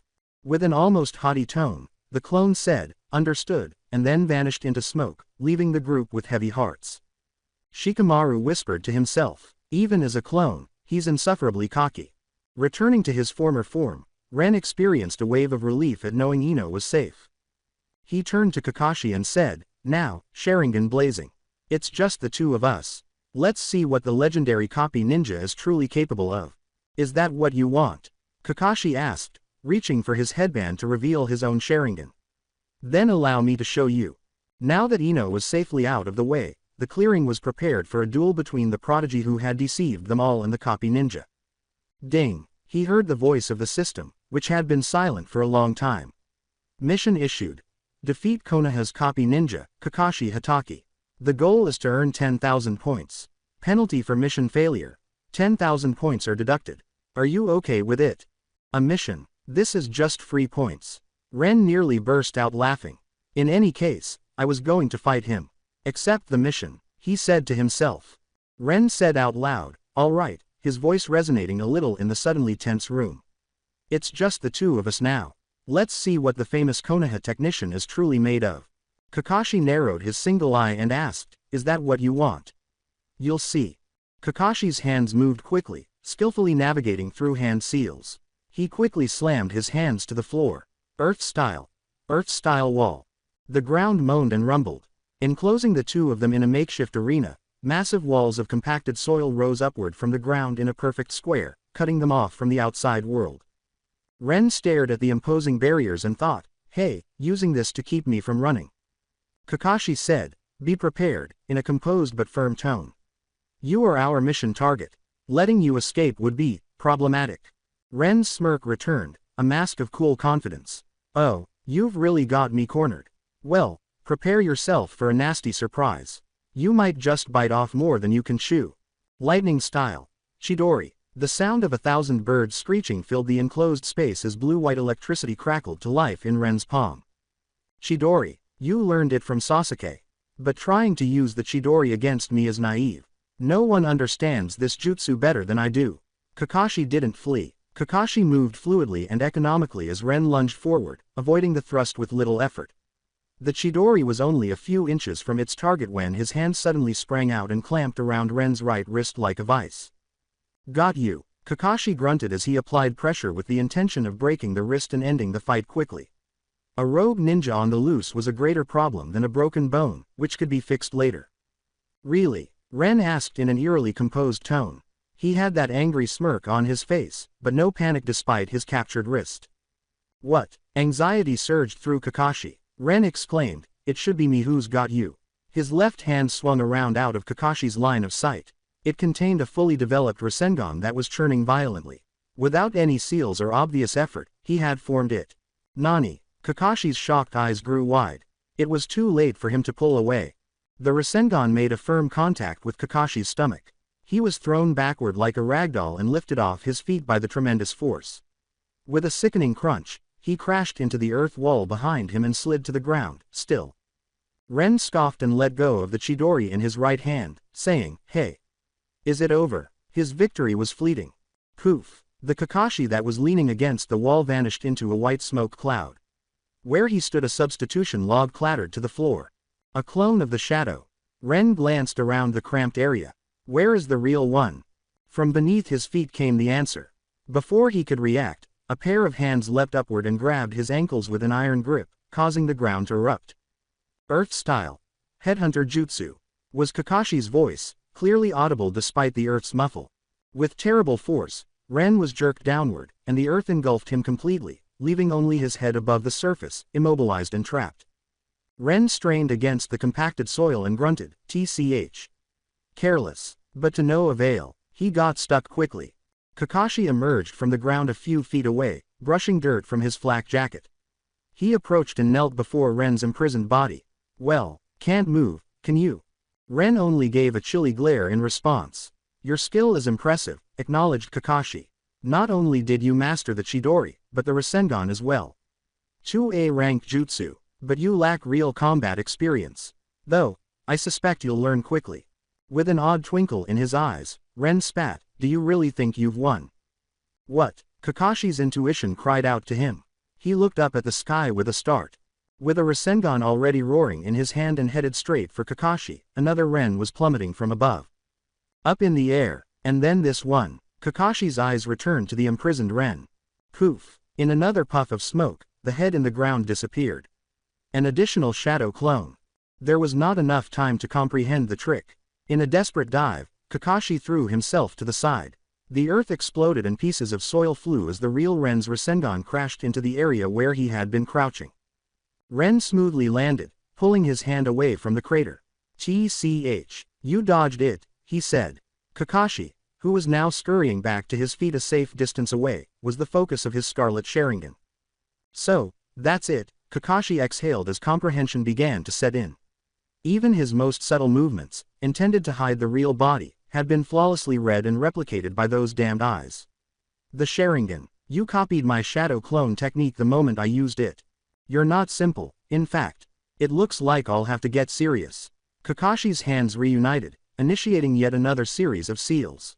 Ren's grin came back across from him. His own hands mirrored Kakashi's movements exactly, forming identical seals at the same incredible speed. "HMPH, trying to copy my next move again," Kakashi thought, a plan forming. "Then try this on for size." "Lightning style. Lightning hound," they shouted in unison. From both of their hands, a surge of lightning chakra took shape, morphing into the form of a ferocious, snarling canine made of pure electricity. The two hounds launched at each other, crossing the short distance in a flash of blinding light. They met in the center of the arena with a deafening crack boom. The collision of pure lightning energy was catastrophic, filling the enclosed space with a searing, white-hot light that forced both combatants to shield their eyes. When the light and the echoing thunder faded, both techniques had cancelled each other out, leaving behind only the smell of ozone and scorched earth. The afterimage of the blast was seared into Ren's vision, causing a momentary blindness. He blinked rapidly, trying to clear his sight. It was in that split second of vulnerability that Kakashi made his move. By the time Ren's vision cleared, Kakashi was gone from his line of sight. The attack came from behind. "Water style.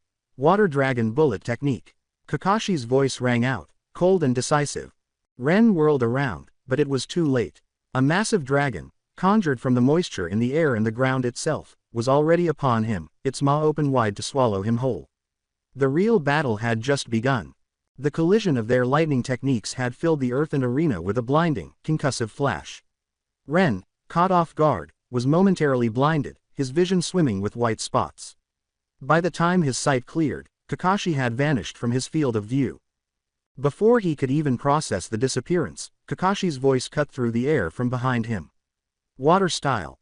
Water dragon bullet technique." He got behind me, so fast, as expected of an elite Jonin.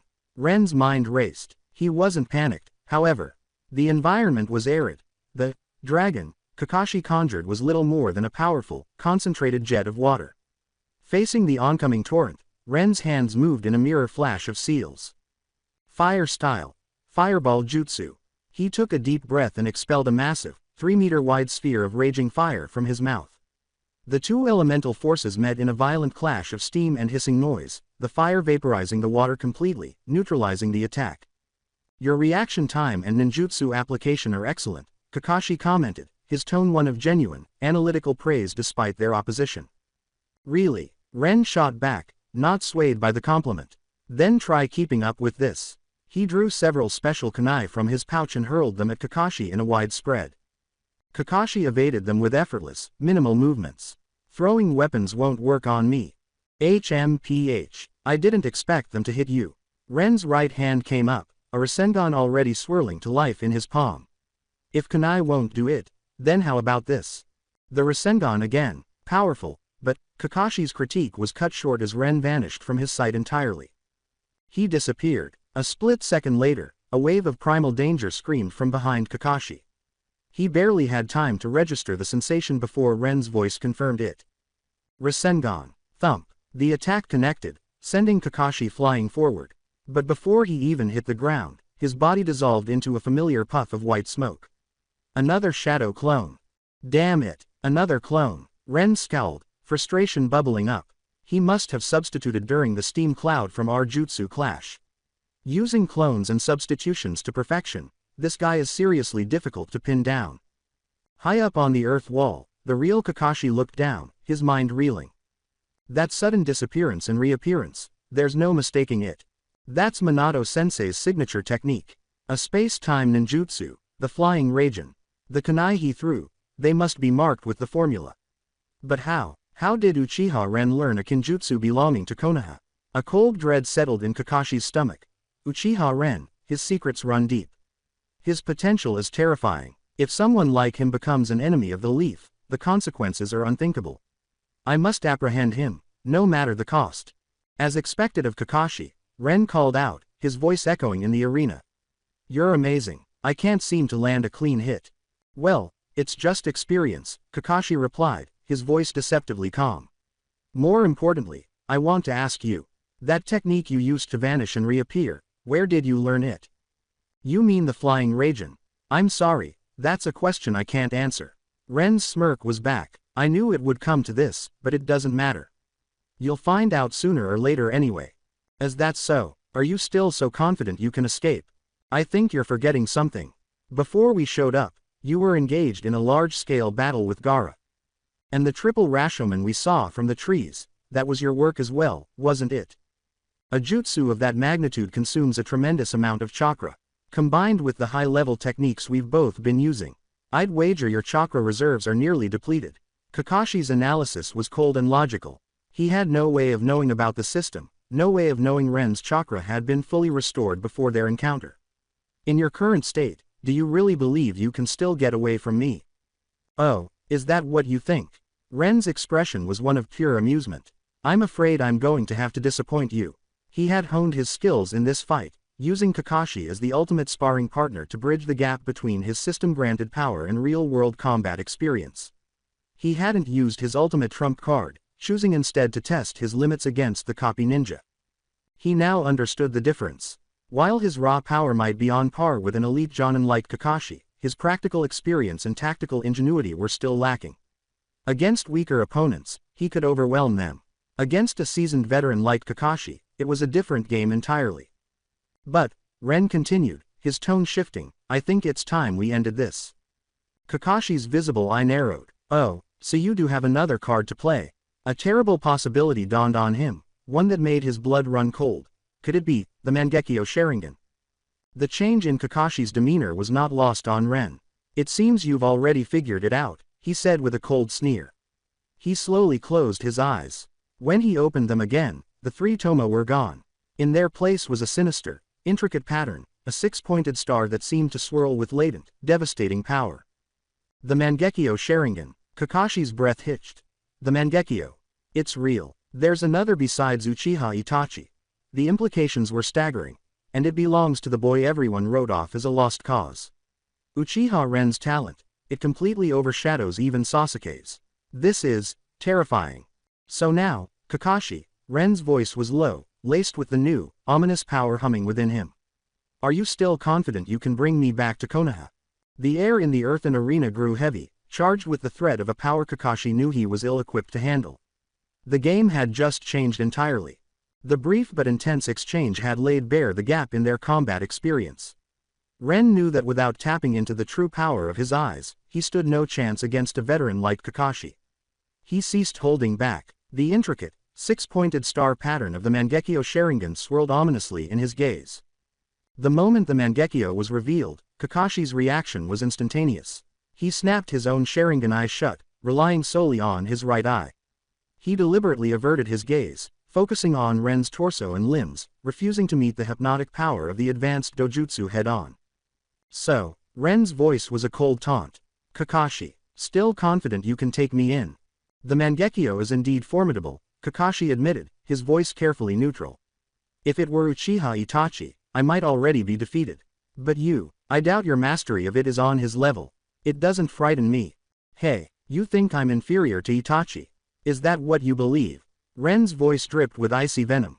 The comparison was a raw nerve. Then why won't you look me in the eye? Go on, I dare you. That's not the point. While I may not believe you've mastered it as Itachi has, the Mangekyo's abilities are too unpredictable. Caution is simply prudent. Enough talk, Ren stated, his playful demeanor vanishing, replaced by a deadly seriousness. I'll prove just how foolish your assumptions are with action. Will you? Kakashi's posture tightened, every muscle coiling for the fight he knew was coming.